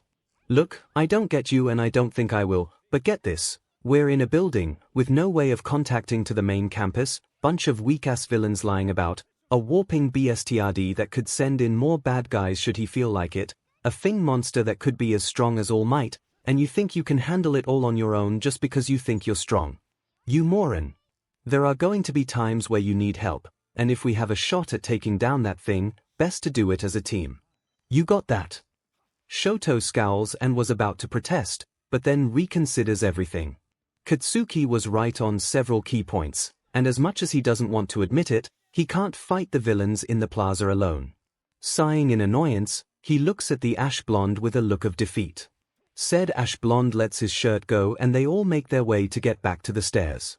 Going through the doors wasn't an option, so they decided to go back the way Katsuki and 𝐒𝐻ERO went when they came in. As Katsuki and 𝐒𝐻ERO help pull 𝐔𝐸𝐽 and Shoto over the zone barriers, they hear roaring and explosions. They all look to see Izuku currently in combat with the monster, just barely escaping its grasps as though they were playing a game of tag. Katsuki was about to call out to him but stopped and looked at the other three, clearly wanting to go help his best friend. 𝐒𝐻ERO and Shoto agreed while 𝐔𝐸𝐽 looked like she was, hesitant to join before she saw something embedded in the staircase. Mr. Aizawa. She pointed and the boys followed her finger to see Mr. Aizawa, unconscious, beaten up, and bleeding from the head. Katsuki growls and looks back at the others. Okay, here's the new plan.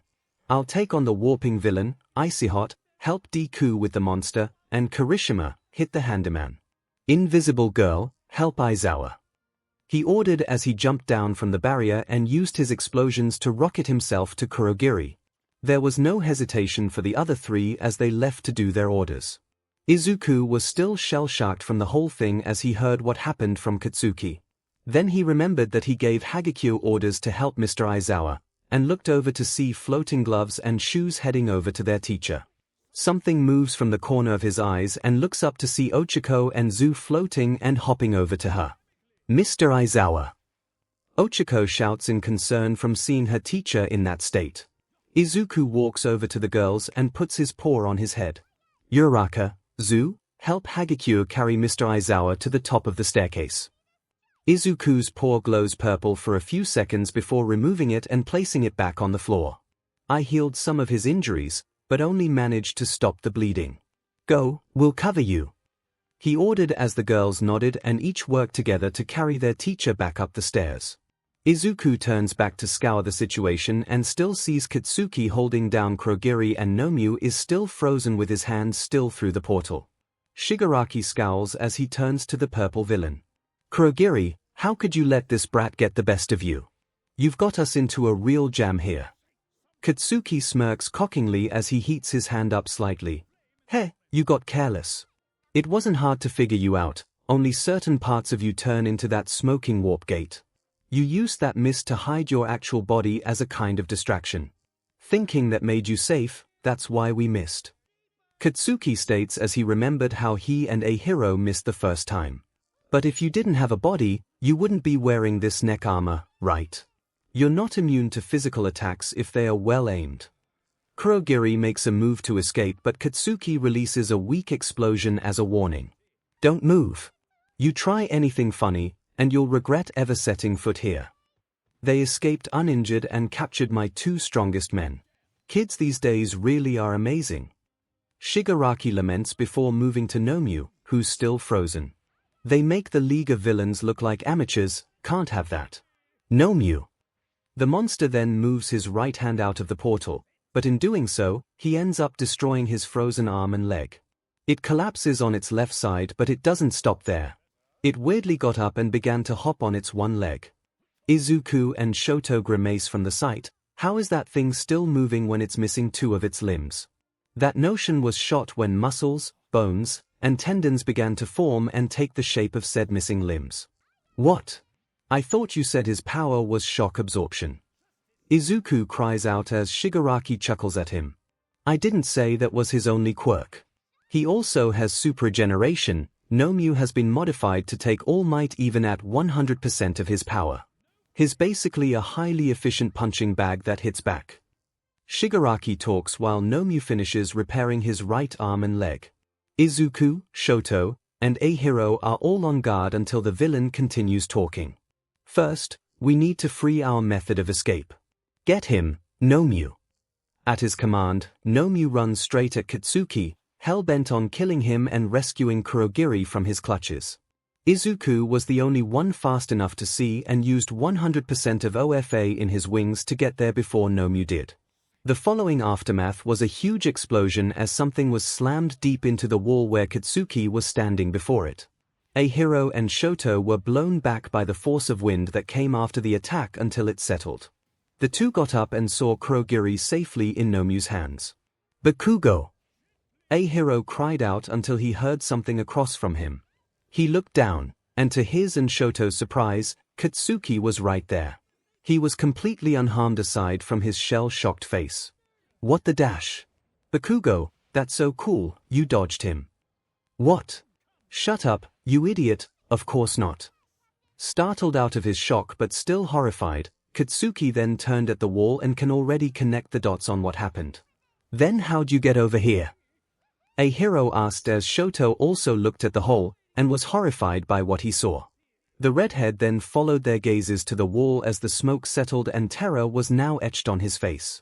Izuku was now lying on the floor, a huge crack appeared on the wall from where he was smacked into, his emerald fur was now laced with dark crimson, his mask was knocked off and broken in 2, his head was bleeding, the red liquid escaping his mouth, and face scrunched up in pain. His wings weren't broken like before, but they were sprawled on the floor and he was clutching his sides, obvious that 𝐿's attack had broken some of his ribs. Izuku Midoriya. He moved so fast that I couldn't even see him. So he protected his friend again, just like the sludge incident. But this time, he's done. Shigaraki thinks before turning to the 3 males with a sinister smile. Well, that's 1 down and 3 more to go. That was a good test run, and I'm honestly impressed that he's still alive from that hit. Gotta admit even for a student, he lasted much longer than I expected, but now he's down for the count. Shigaraki laughed out loud as the 3 hero students turned to him in fury. DMNU. He's our friend and you didn't hold back. 𝐒𝐻ERO screamed as he hardened his fists. It's not like I had much of a choice, besides the loud one was threatening my comrade. You boys aren't angels. What, you think just because you're heroes that means you can get away with being as violent as you want if you say it's for the sake of others? Well, you know what, that really pisses me off. Shigaraki's pupils shrink till there's nothing but a red speck in huge white eyes. Why do you people get to decide that some violent acts are heroic and others are villainous? Casting judgment as to what's good and what's evil, you kids think you're heroes. Ha! You boys are just another government-sponsored instrument of violence, and violence always breeds more violence. I'll make sure the world understands that once All Might is dead. The boys growl in fury and are about to attack when they hear groaning coming from Izuku. Everyone looks to the side to see the Dumuren shifter weakly stand on his feet, his wings spread out, his hair covering his eyes, and the added BLD just makes him more menacing. He breathes in pain as he struggles to breath because of his broken ribs, but manages to talk. Shut up. You're nothing but a lunatic. It's true that some violent acts are looked at as heroic and others are villainous, but that's all depending on the people who do them. It's people like you, who try to make your actions sound justifiable. But, deep down, you're only doing this because you like it, isn't that right? Shigaraki only responds by glaring at the Dumuren boy. Izuku figured him out and he was intrigued yet annoyed by him. 𝐿, Kurogiri. Kill the monster boy, I'll deal with the others. Shigaraki ordered as he turned to the other males. Said males get ready for combat while Izuku glances at Katsuki. As though they can read each other's minds, The ash blonde's eyes widen when he realizes what Izuku is planning. While he noticed that his wings weren't broken and he thinks it's because Dumuren wings are indestructible, it doesn't mean that it's still a reckless plan. To use OFA at 100% will not only increase his abilities tenfold, but if he decides to use his plasma element, then he'd be overheating his body to degrees he can't handle yet. Additionally, he could be a few swipes in before he ends up breaking his bones and possibly have them ripped clean off. Though, it's not like they don't have a choice. If 𝐼𝐺 is as strong as All Might, then he's going to be a major threat if he does actually defeat the #1 hero. Even more of a threat if 𝐼𝐺 will be unleashed on the world, and the devastation that could follow up would be horrifying. Despite the hesitance found in the ash blonde's eyes, there was confidence and trust in them that reassured Izuku. Deciding not to waste any more time, the greenette summons OFA, full cowling 100% and spreads it throughout his entire body. The recognizable red-violet veins and green electricity dance across his body as he glows slightly. Secondly, he activates heat armor and plasma instantly forms around him. However, like how Plasma Claw took the form of plasma solidified claws back in the entrance exam, the move is much different than what it usually looked like. The glistening purple plasma on his body now took the form of thick, strong, actual armor while glowing white, red, and purple. The improved heat armor gave him a helmet, shoulder, arm, leg, and knee guards, and armor surrounding his chest, stomach, and back areas. Aside from using said move, Izuku decided to heal his fractured ribs so it wouldn't hinder him on the battlefield. It didn't take too long, and the good news is that his ribs are healed and he can properly breathe again. But the bad news is that he severely underestimated how hot and how much pain he was in. It felt like his bones were creaking and on the verge of breaking while he felt like he was in a boiling volcano about to erupt with immense power. He wobbles slightly from the intense heat before correcting himself. And he's not the only one who could feel the heat, everyone around him could feel it. In fact, the 𝐼𝐺 that was given the order to kill him actually flinched and took a step back from how hot Izuku was. Despite this, Izuku shakes his head and refocuses his glare at 𝐼𝐺 before letting out a challenging roar.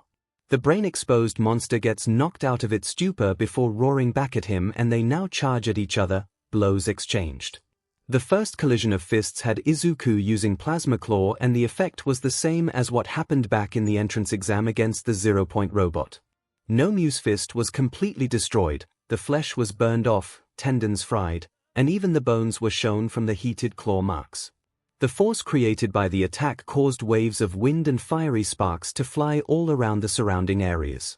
Katsuki, 𝐴hero, Shoto, Shigaraki, and Kurogiri are blown away from the recoil as they are sent flying. Weren't you listening? One of his powers is super regeneration, Shigaraki says as he repositions himself in the air. True to his words and despite the injury, 𝐼𝐺's fist regenerates in an instant before it goes back to exchanging hits with Izuku. Although it appears that the two are at an impasse, 𝐼𝐺 had a harder time doing so as his fists would be in contact with Izuku's claws or his heat armor, which was much stronger and was protecting him from the blows.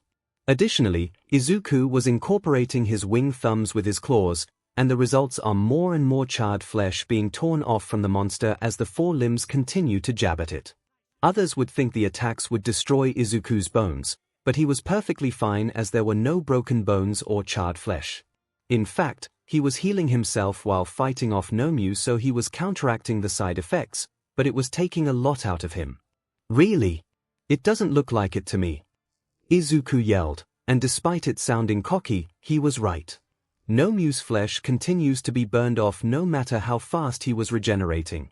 His friends are barely able to stand from the continuous wind pressure and heated sparks still flying in their faces. Whoa, they're so fast, 𝐴hero exclaims as he's blown back some more from the increased wind pressure. Katsuki covers his face with his hand while staring at Izuku in both amazement and shock. As much as Izuku's gaining the upper hand in the fight, he was still worried. Using OFA at 100%, heat armor in effect, and fighting the thing at immense speed and strength would take a toll on him. The ash blonde wasn't sure how long Izuku can keep the fight up as more of 𝐼𝐺 is actually trudging against the floor. Shoto watches Izuku as he begins pushing 𝐼𝐺 back as the monster's body continues getting attacked by the flurries of wing thumbs and plasma claws. The dual quirk user had read about Dumuren from the book he and his mother would always read together when she was still with him. He remembered every single detail about them when he went back to read said book, and did his own research on Dumuren to take on 𝐒𝐿. While he knew 𝐒𝐿 only had a quirk that allowed him to take the form of the legendary creature, he didn't expect him to seriously be this powerful. The heat was still flying in his face, but 𝐿Soto didn't care about it for a minute. He was too busy staring at 𝐒𝐿 to care that the sparks were marring his skin a little. 𝐒𝐿 was continuing the stalemate with Nomu until he felt his brain frying, his body overheating, and becoming dizzy from both the heat and the numbing pain from OFA. He couldn't keep this up any longer and decided to end it with one attack before his time ran out. Seeing how the Nomu's arms and hands were basically destroyed and were still struggling to regenerate, 𝐒𝐿 decided now was the best time for his final attack. Carefully aiming his wing thumbs at Nomu's hands, he violently pierces them through its palms and grabs its brain with his paws. 𝐒𝐿 could feel Nomu trying to grab his wings and rip them off his body, but luckily, he was slightly faster as he began to prepare a plasma breath. He began to feel pain as the Nomu succeeded in grabbing his wings despite its pierced hands and tried to pull them out of their joints. Feeling as though his 𝐻NSSED enough power for a last attack, 𝐒𝐿 opens his mouth and fires plasma breath at 100% of OFA at Nomu's brain. The monster still tries to rip 𝐒𝐿's wings off, but its hands and body went limp in a matter of seconds from the Dumuren shifter's elemental breath attack. Deciding that the Nomu was finally done, 𝐒𝐿 lets go of its brain, which is reduced to a black, burnt husk of flesh. He then pulls his wings out from the monster's hands and leaps back as its body falls down to the ground. 𝐒𝐿 then deactivates OFA, full cowling 100% and heat armor as he breathes exhaustingly.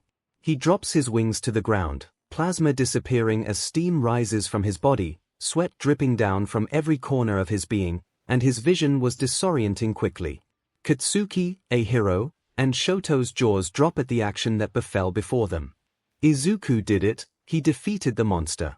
However, there was one more thing the Greenette wanted to do, and that was to proclaim his victory and reassure his classmates that the terror was over with the monster now dead. He struggles to get on top of the monster's body, but he manages to place his front paws on its back before spreading his wings, pulling his head back, inhaling deep, and letting out an ear-shattering roar. Like all the other roars that is used to intimidate, challenge, or silence people, 𝐒𝐿's once again rattled the entire UJ dome. Rocks trembling, water shaking and splashing, buildings in the ruins zone looked like they're about to completely fall apart. The mountain zone had small rocks acting like tumbleweeds, and even the students trapped in the other zones were able to feel the roar's vibrations. Those in close proximity to him had to cover their ears from how loud he was. What's happening? Everything is shaking, and what's that thundering noise? What the hell is that? So loud. 𝐒𝐿's throat was throbbing as he finally finished his victory roar before dropping his head in exhaustion, wings drooped, and eyes closed. Everyone above the staircase dropped their hands to their sides despite their ears still ringing. Zero and Soto were helping Denki, who's out of his dumb state was able to take in 𝐒𝐿's roar as his eyes widened, stand as they and everyone looked at their class rep in pure shock. Whoa! I can't believe it. He actually beat that thing. Such power. Wow, that's our class rep for YA. Ribbit. So, that's the power of a Dumuren. Zero, Soto, Shoji, Mineta, Zu, and Momo exclaim as sweat continues to beat down their brows, and it's not just sweat created by the heat 𝐒𝐿 expressed earlier. It was pure, genuine fear and awe of seeing someone that powerful take on a monster that terrifying. Even though they knew 𝐒𝐿 only had a quirk that allowed him to do all those things, they still couldn't help but think if that's what a Dumuren fighting a monster would actually look like in real life. Quirk and Ashido collapsed on their rear ends with the latter crying tears of relief while 13 was still staring in bewilderment. Back with the three boys standing a few yards away from 𝐒𝐿, they're still glancing at him until a hero finally has the nerve within him to break the silence. That was, like, the finishing move in a video game. He clawed the shock absorption right out of him. I've never seen something like that. The hardening user says as he also lands flat on his butt. Katsuki was still staring at his best friend in shock as his hands lower from his ears, though they were still ringing.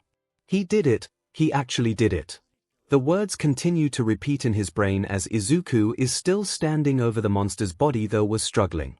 He wonders if this is what the Dumuren shifter would be like in the future if he succeeds in mastering OFA at its full power. Izuku would be a thing beast if he did then.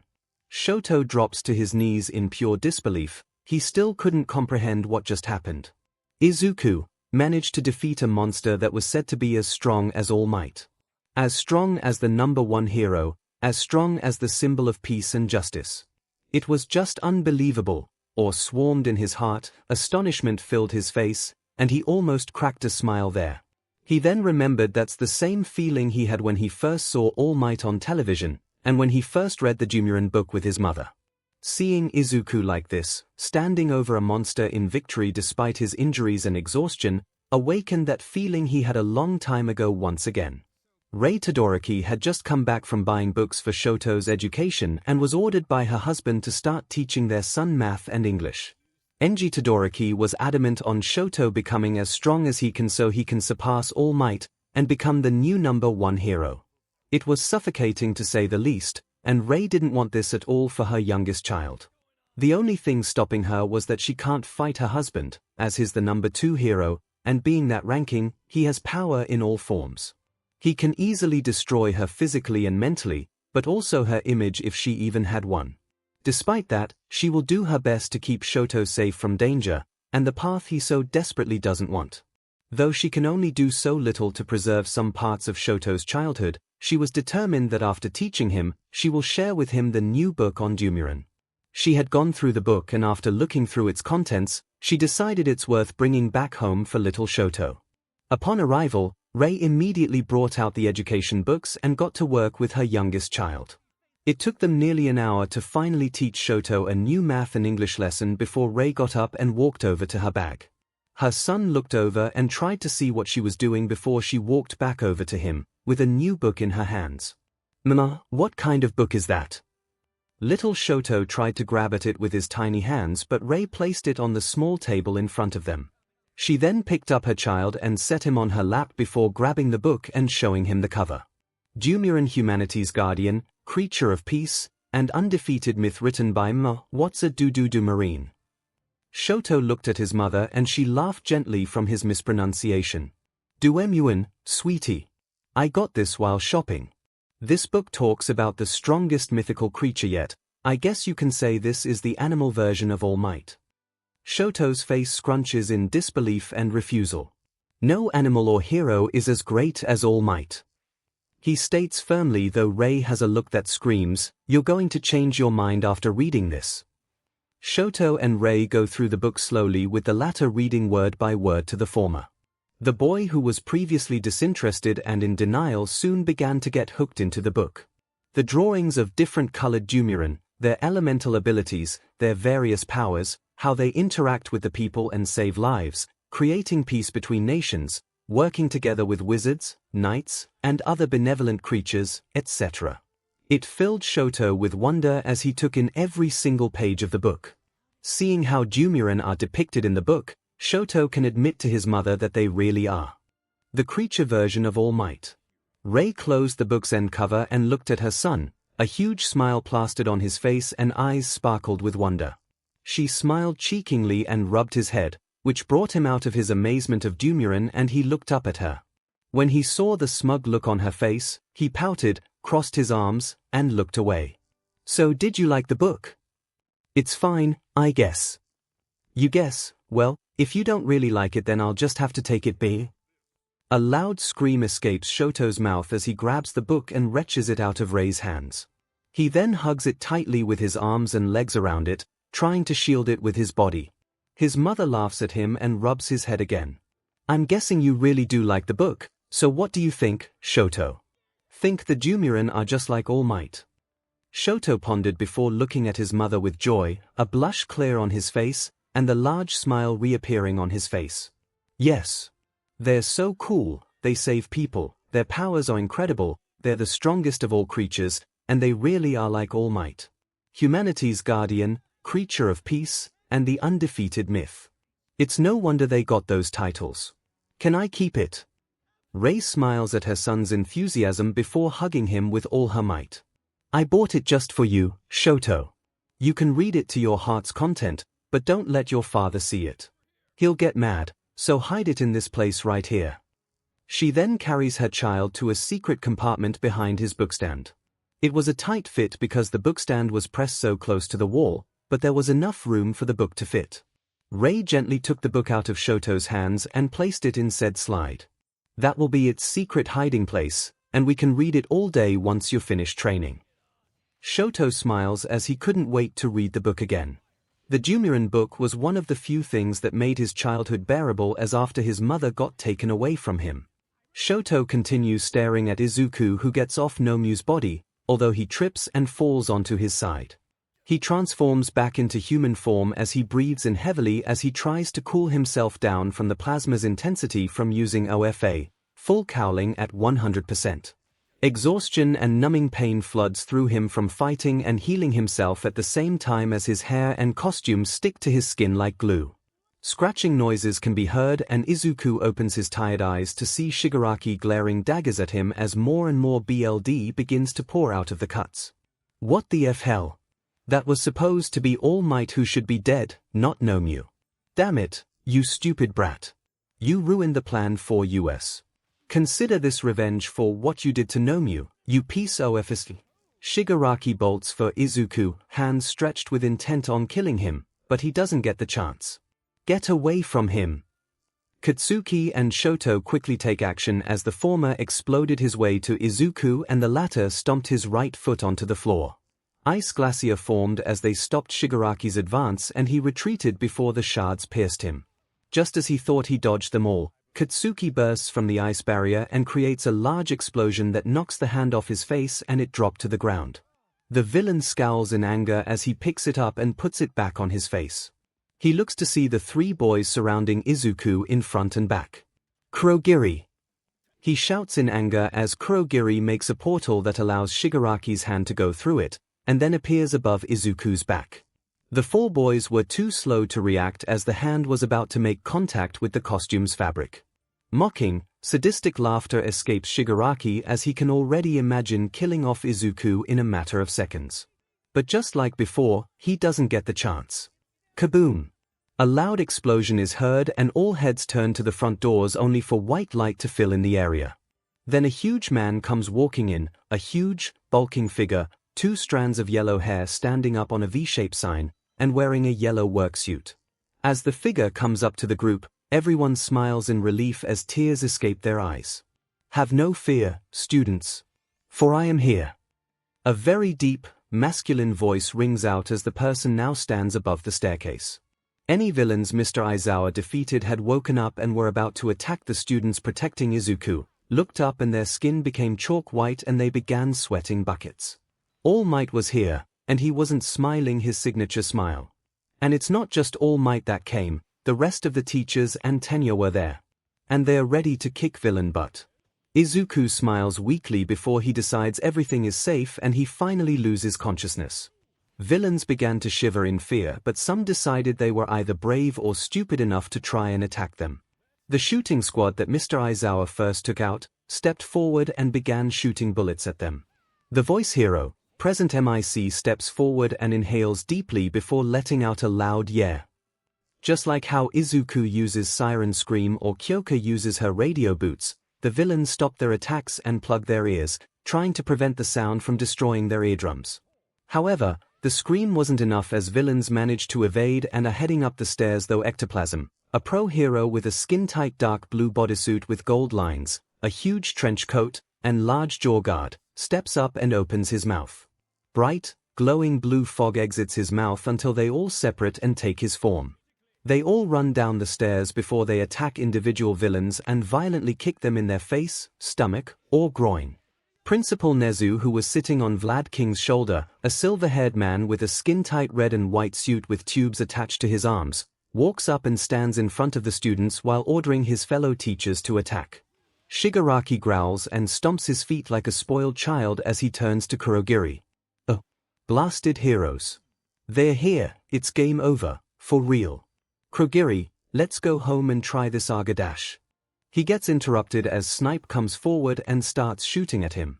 He successfully managed to shoot his arms and legs as Shigaraki collapsed to the ground, but Kurogiri blocked the remaining shots. Katsuki, a hero, and Shoto got down because even though Snipe was an excellent marksman, there's still the chance of his shots being redirected by Kurogiri. Hurry! We need someone who can capture them from a distance. He orders as 13 steps up and opens one of their fingers. I'm on it. Snipe steps back as Black Hole begins its work. Kurogiri tries to warp himself and Shigaraki away, but is about to be scared up by 13's quirk. However, it's not enough as the warp villain overlaps Shigaraki and they're about to make their getaway. Shigaraki lifted his head and glared at All Might before the fog enveloped him. I may have failed to kill the symbol of peace this time, but your days are numbered. I'm going to kill you, All Might. He then turns to Izuku and says in a cold whisper, and you too, shapeshifter. Next time, you won't get away from me. The following scenes later were the pro-heroes splitting up and taking on villains while entering the other zones to rescue the kids that haven't escaped yet. The excavation hero, Power Loader, a small man with spiky ginger hair and a huge yellow, metal helmet attached to his head, went to the fire zone to save Ojiro and AMR. He brought with him a large, digging machine with large, strong arms and a seat that allows him to control it. Present MIC went to the downpour zone to rescue Koda and Tokoyami by screaming at the villains till they dropped to the floor from having their brains rattled and ears destroyed. The rest of the villains were apprehended by the other heroes that separated in order to take out any stragglers. All Might himself checked up on Izuku, Katsuki, a hero, and Shoto. Izuku was still unconscious with his body still hot from using OFA, full cowling 100%, but he cooled down enough for All Might to pick him up and carry him to the front doors. Police cars and an ambulance were waiting outside, with the symbol of peace carrying both Izuku and the still unconscious Mr. Aizawa to the medics to take care of them. All Might scowls in fury towards himself for failing to be there for both his students and fellow colleagues as the ambulance took the two away to Recovery Girl to help them. He then goes back into the 𝐒𝐻 and overhears a conversation between Midnight, Snipe, and Nezu. Well my. Snipe says as he surveys the destruction caused by the villains. I can't believe we let them escape after everything they did here. Midnight laments until Vlad King comes up and places Nezu down gently. They did catch us completely by surprise. For now, we need to make sure all the students are okay. He states as the three pros nod their heads and go to tend to the students, leading them outside for the other medics to check up on them. All Might went back down the stairs to retrieve the three remaining boys. The principal was staring at the dead 𝐵𝐻𝐼's body that was now surrounded by police. Its charred brain and burnt limbs are captured in his mind, despite his nonchalant look, seeing the monster brought up fears that existed 6 years ago. Alright you boys, it's time to go back up and see the medics for any possible injuries. Let's go. All Might says as he leads the three back upstairs and outside to meet the medics. Shoto deduces that since the pro-heroes are all gathered in the 𝐒𝐻, then the rest of the school is safe. His mind then wanders back to Izuku, though he suspects that he was taken to the school nurse to recover. Shoto's mind goes through the entire fight between him and 𝐵𝐻𝐼. It really was a battle to remember. As he walked upstairs with a longing to fight Izuku sometime soon, there was something else brewing up inside him that he couldn't explain. Meanwhile, in the rundown, secret bar in the dark parts of the city, a dark purple portal appears slightly above the floor. Shigaraki is gently dropped onto the floor but the gunshot wounds have BLD escaping them and in pools. Oh, shot in both arms and legs, all those underlings wiped out, even 𝐵𝐻𝐼 was beaten. We failed. Shigaraki groans in pain as every time he tries to move, his wounds are screaming in agony. He lifted his head and turned to see the large TV screen with the light purple words voice audio shining on it. No need to fret, Tomura Shigaraki. There's always next time, we just weren't as prepared as we should have been. A deep voice rings out from the TV screen. I agree, we underestimated them. Thankfully, we failed under that cheap League of Villains name and not our own. And what about the creature the MSTR and I created? Where is 𝐵𝐻𝐼? Another voice asks. Yes, why is he not with you? The first voice rings out. Kurogiri walks up. He was killed. What? The second voice screams in fury, though it was calmed down when he asked the later questions. Wait, was he killed by All Might? Did the symbol of peace weaken at all? No, it wasn't All Might's doing. It was a student's. Kurogiri says with his smoky fists clenched. What? A mere student? The second voice once again screamed at the thought of a student defeating Nomu. Shigaraki lifts his head some more and scowls. Not just any student, Doctor. If you remember the Sludge Incident newspaper, there was a boy who could shapeshift and the one who saved his friend from that guy. It was that boy, he was the one who defeated Nomu, and because of the heroes arriving, we couldn't even warp Nomu's body back with us. Also, about that boy, he was just as fast and strong as All Might. I hate him so much. If only the symbol of peace arrived sooner, Nomu could have killed him, but no.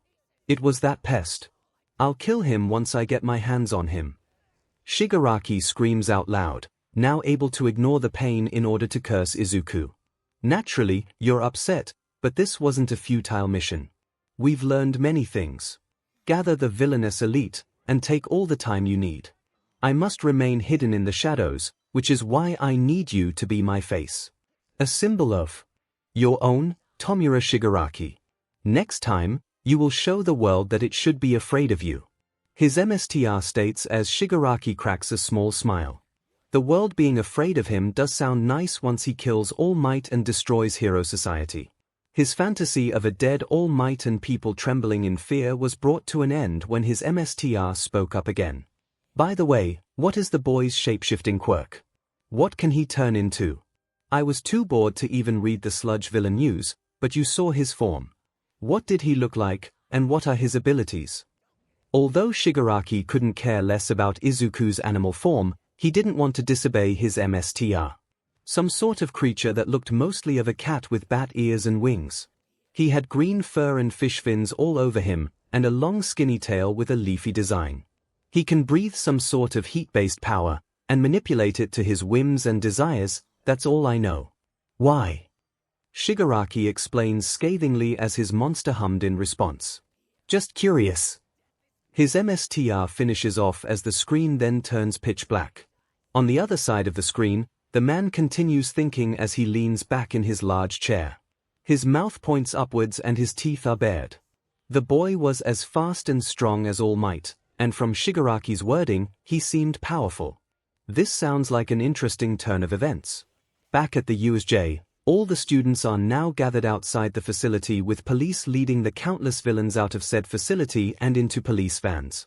The U heroes were still inside trying to catch any villains that are still hiding inside or have somehow escaped. Detective Naomasa Tsukochi, the one in charge, was counting the number of students that had been gathered outside the UJ. 16, 17, 18, 19. Tsukochi finished counting and looked at the still worried or frightened students. He then turns to his subordinates, awaiting his orders. Everyone seems to be unharmed except for the boy that was unconscious. Let's go ahead and get these students back to the main campus. They've been through a lot, we don't need to question them right away. However, Zu hops over to Tsukochi and holds her arms out. Detective, what about Mr. Aizawa and Midoriya? The man doesn't respond and holds up a phone with a doctor's voice speaking through. The only injuries Aizawa has is a concussion to the head and a destroyed right elbow. The orbital floor on his right side has been broken in some places. We have no way of knowing if that'll impair his eyesight once he's healed up. His right elbow has suffered disintegration and damaged muscle tissue, but that can be healed with Recovery Girl's quirk. Midoriya, on the other hand, is in critical condition. While there are no physical or internal injuries, his body is undergoing extreme temperatures that the regular human body shouldn't handle.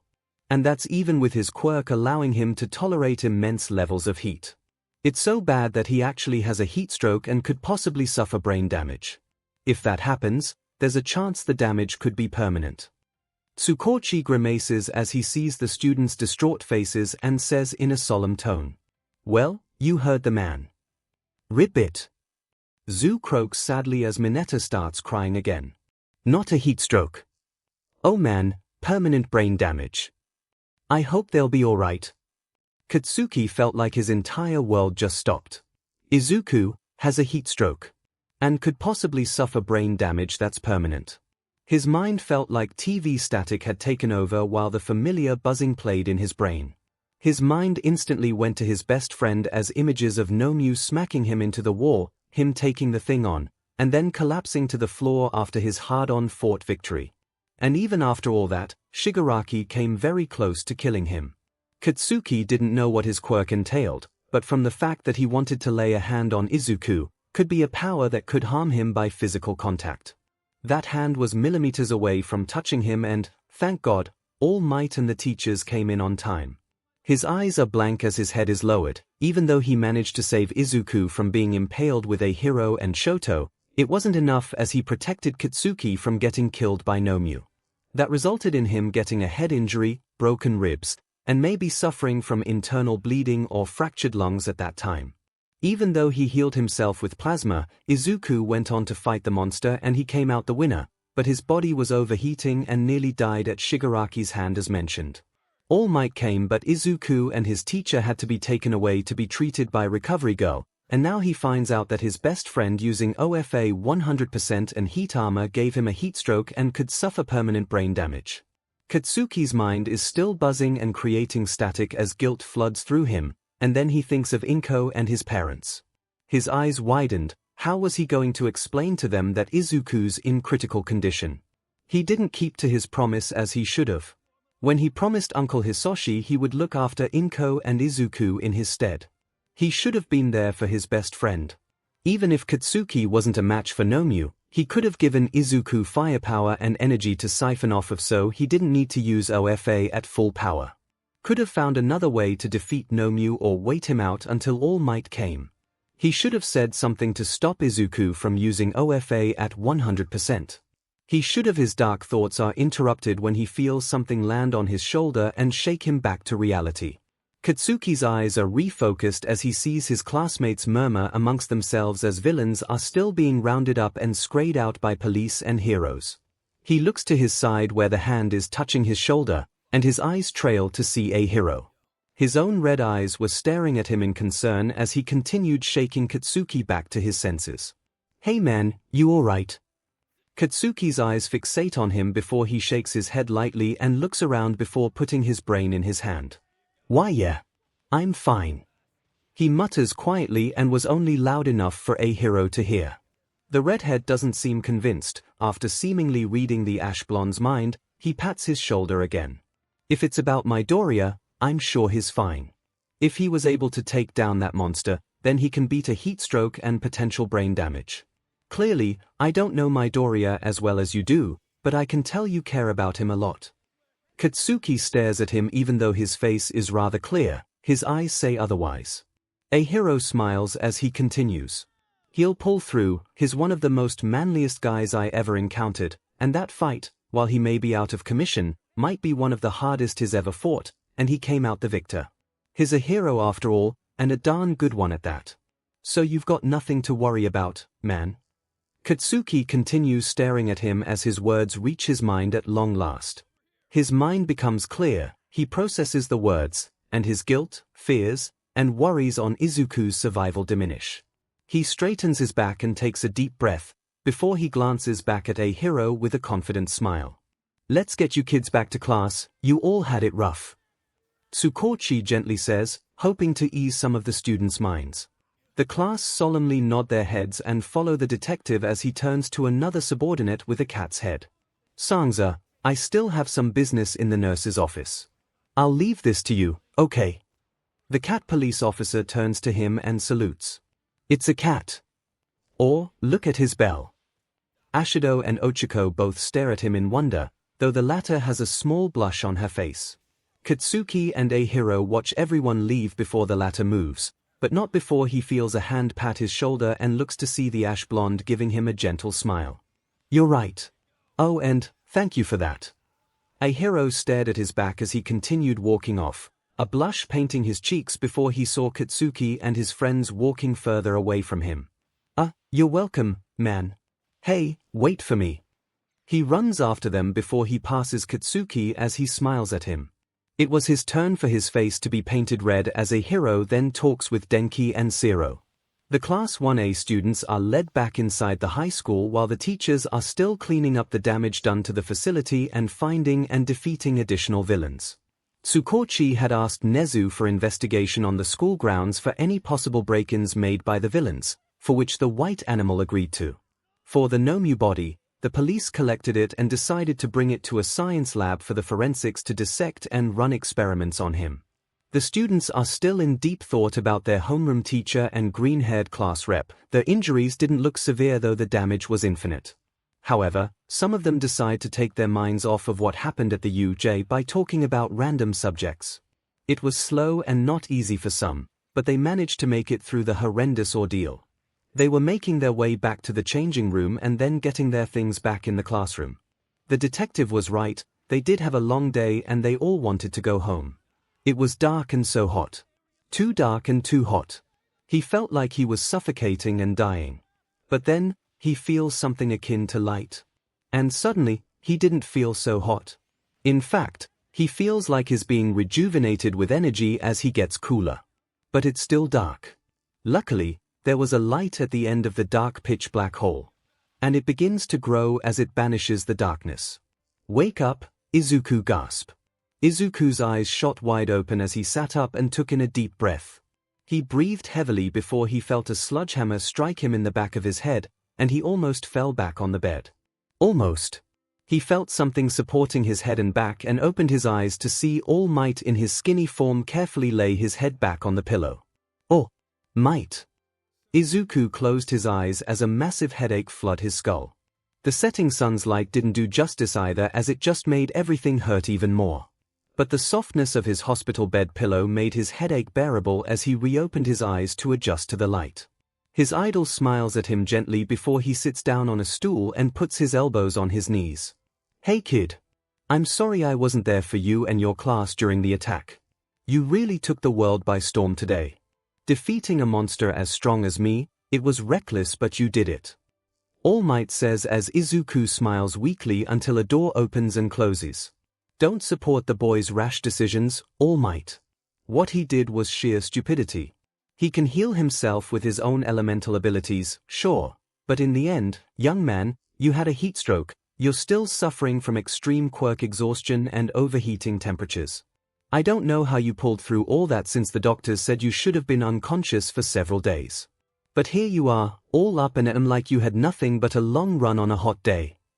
Recovery Girl screams as she starts waving her can at the two men.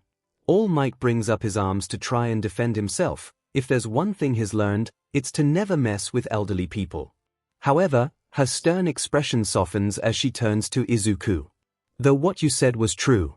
I can't fault you for taking on that monster, and the idea of using one for all at 100% while healing yourself was genius, but still reckless. I'll let you off the hook, this time. Izuku nods. Recovery Girl then turns to the door as it opens again. Excuse me. Hi, All Might, been a while. 𝐒𝐭𝐴₂ walks in and All Might jolts at him. 𝐒𝐭𝐴₂. What the hell? I didn't know that you were investigating. Yeah, what a surprise, right? He then turns to Izuku, who's staring at him in shock. So you're the one who took down that monster with one for all. What? Wait, All Might, he knows. Izuku turns his head back to All Might, who flashes him a thumbs up and a cheeky smile. Oh yeah, it's fine. This guy's all right. Naomasa 𝐒𝐭𝐴₂, my best friend in the police force. He's legit, I trust him. Said man laughs and shakes hands with Izuku, being mindful of his state though. That's quite the introduction, and All Might's told me all about you and Bakugo. We could really use any information you might have, but considering your state, we don't need to do it right now. Wait, what about Kaken, the others? Mr. Aizawa. 13. Izuku moves as he asks but 𝐒𝐭𝐴₂ holds up his hand. He doesn't need to speak much more as the detective smiles. Not counting you, the only student injuries were scrapes and bruises. 13's perfectly fine and Aizawa's in stable condition right now. Relax. Izuku breathes out a sigh of relief as he closes his eyes. If you hadn't risked your life, your fellow classmates would never have made it. You and Aizawa saved that entire class of kids today. 𝐂𝐭𝐞𝐲 praises though Izuku knows it's not true. All Might also knows it and voices it out for his friend. You're not seeing the whole picture, 𝐂𝐭𝐞𝐲. Those students also risked their lives. They fought as hard as young Midoriya and Mr. Aizawa. Izuku reopened his eyes and looked at All Might with half-lids. I don't think there's ever been a group of first years who experienced a real fight like this so early in their training. They not only survived, they learned what it means to be a pro. Those villains made a mistake attacking them. This class is strong. They are filled with courage and drive, mark my words. They'll become great heroes. All Might smiles proudly and stares off into the sky with the sun still shining a bright yellow, red, and orange mix. Izuku also smiles and looks at the horizon sky. It really was an appealing look despite the day's horrific and disastrous affairs. Phew! She sighed to herself mentally. It took a lot of her energy in her stasis state to be able to heal him, though she can tell that she didn't manage to heal him entirely. If she ever got the chance to meet the boy in person, she'll have to apologize for any leftover damage she didn't manage to get. Hopefully, she'll get the chance as she could feel the spell keeping her in this state weaken. That's it. Almost there. A bright light shone before her eyes before loud cracking noises like stone or glass seemed to fall on the floor as her body felt sluggish. She stumbled slightly as she spread her 4 legs and spread her 4 wings widely just to stabilize herself before she opened her eyes slowly. It's only good luck on her part that it's midnight, because if she opened her eyes during the day, oh boy, it would hurt like a Dralavian getting a lucky shot at her with its barbed tail. By the 12 star signs, it's been a long time since she used her wings and legs as she saw herself in a small puddle by the cracked stoneware and small pedestal she was on. She was a pure white cheetah-like beast with sharp gold eyes, 4 large feathered bat wings, blue hair styled in a short Egyptian bob cut, and long skinny tail was an ankh symbol on the end with a plumage of blue, red, and pink feathers. Her face and elbow fins were yellow barbs that pointed upwards with purple energy between them and in colors ranging from dark to light colors wisping away at the ends. A large dorsal fin with descriptions the same as the sentence before started at the back of her neck and ended between her shoulder blades. Her 4 wings had a secondary feathered set colored in gold, with the first set of wings with the primary being blue while her second pair's primary color was a bright red. Her leathery wings were a pink color with white spots decorating it like fallen snow, and finally, large gold bracelets on her front legs with 2 Egyptian crooks criss-crossing each other. Her body was littered with markings. The top of her eyes was covered in red eyeshadow while below them was a red crescent-like marking with another crescent connected to it. From her neck to her chest was a necklace-like marking with blue, red, and pink colors with gold dots all heading towards a gold tiet in the middle. Above the marking was a red line that curved at the end pointing to a red dot near her jawline. Her back was covered in blue while the sides of her shoulders and hind legs had gold ankh symbols like her tail. Her legs were colored blue with the front ending at her elbows while the back went from her paw to the back of her leg. Lastly, underneath her blue back were 2 long stripes decorated both her sides. She shook her body and fluttered her wings slightly before scanning her surroundings. She was in a ruined version of an old temple, she remembers the time where the leftover spellcasters encased her and her fellow kind in a stasis state like a statue or vase. So much time has passed since she last remembered things from her time, and it took a lot of energy in the past 5 to 6 years just studying the current era. From what she could gather, humans had long since lost the ability to use magic and now have powers called quirks. Weird name in her opinion. Over the years she's studied this modern society, anything is possible with these quirks, as she's seen one where you can blast fire, another where you can turn into someone or something else, and one where you can turn your hand into a thing that can shoot water. It was very weird for her to see until she caught sight of a green-haired boy that can turn into a creature like her. Could it be that there were other magical creatures like her? That they survived after mysteriously dying out? That they managed to survive even after centuries have passed? It was to her disappointment and extreme sadness that him being able to transform into a Dumuren was simply a quirk. Guess there's a lot of things these new powers can do. Nonetheless, something told her to keep an eye on him, to watch him grow and learn with these powers of his, as creepy as it sounds. From what she can tell, he aspires to be a hero with his power and wants to team with his ash blonde friend with a quirk that allows him to make explosions. Cute. She had watched him grow into this strong, hopeful youngster, though life hasn't always been kind to him with the sudden loss of his father and deceitful youngsters trying to be his friend for benefits. If only she could smite them with a lightning spell, but the boy and his friend can handle themselves and spot the intentions, so she gets the pleasure of watching said youngsters get shooed away. Karma is delivered, though it sounds cruel but so right. It's only getting into this 𝐒𝐻 high school that seemed to be looking up for the two boys with this new batch of classmates. Well, all except for that red and white-haired boy constantly staring at the greenette like he was a prize. She didn't know what, but she decided what with little power that day after the end of their first class that she followed him. You can imagine her horror at what kind of home life he had under such an abusive father that also saw the greenette as a mere beast to be killed.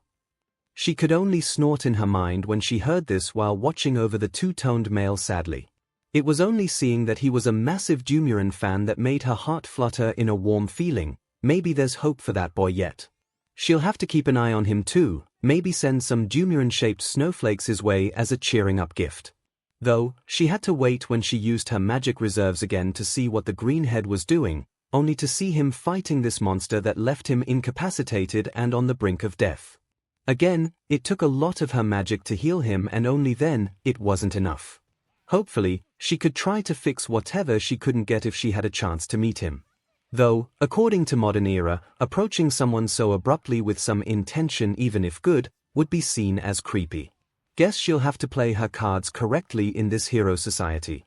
And she knows just how to do it. The greenette loves heroes, so wouldn't be all that bad if she disguised herself as one.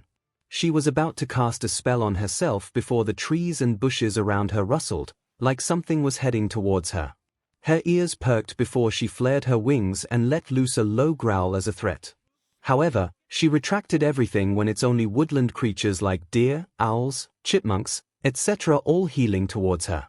Some good things don't change even after who knows how long has passed, even if their magical ancestors have passed. Just then, a large stag with an elderly owl perched on its antlers walked up to her. The three stared at each other before the stag dipped its head and bent on leg while the owl did the same, though it brought a wing across itself. Then, all around her, the various woodland animals all bowed in a same but different manner as the two.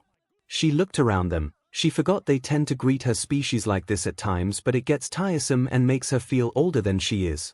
Well, that is for 100 to 200 year long lifespan for her kind. She spread her wings loudly, indicating no more bowing as they all rose to their feet. The stag and owl looked at her before they talked in their animal language, but she understood them nonetheless. Welcome back, it's been too long since you and the rest have been here. Thank you, dear owl. Mind if I ask how long we have been asleep for? You won't like the answer, but more than 1,000 years you've been away. It took everything for her not to pale or lower her ears in horror. More than 1,000 years since she and her kind have been gone. She shook her head to erase her depressing thoughts before getting back to the topic at hand. 1,000 years, you say? Yes, a lot has changed since you were here. Humans walk this earth with powers called quirks. The stag said this time. Yes, I know. And what else about this hero society, as they call it? Humans treat heroes like gods. They practically cherish the ground they walk, even though our brothers and sisters can clearly see that it's littered with flaws.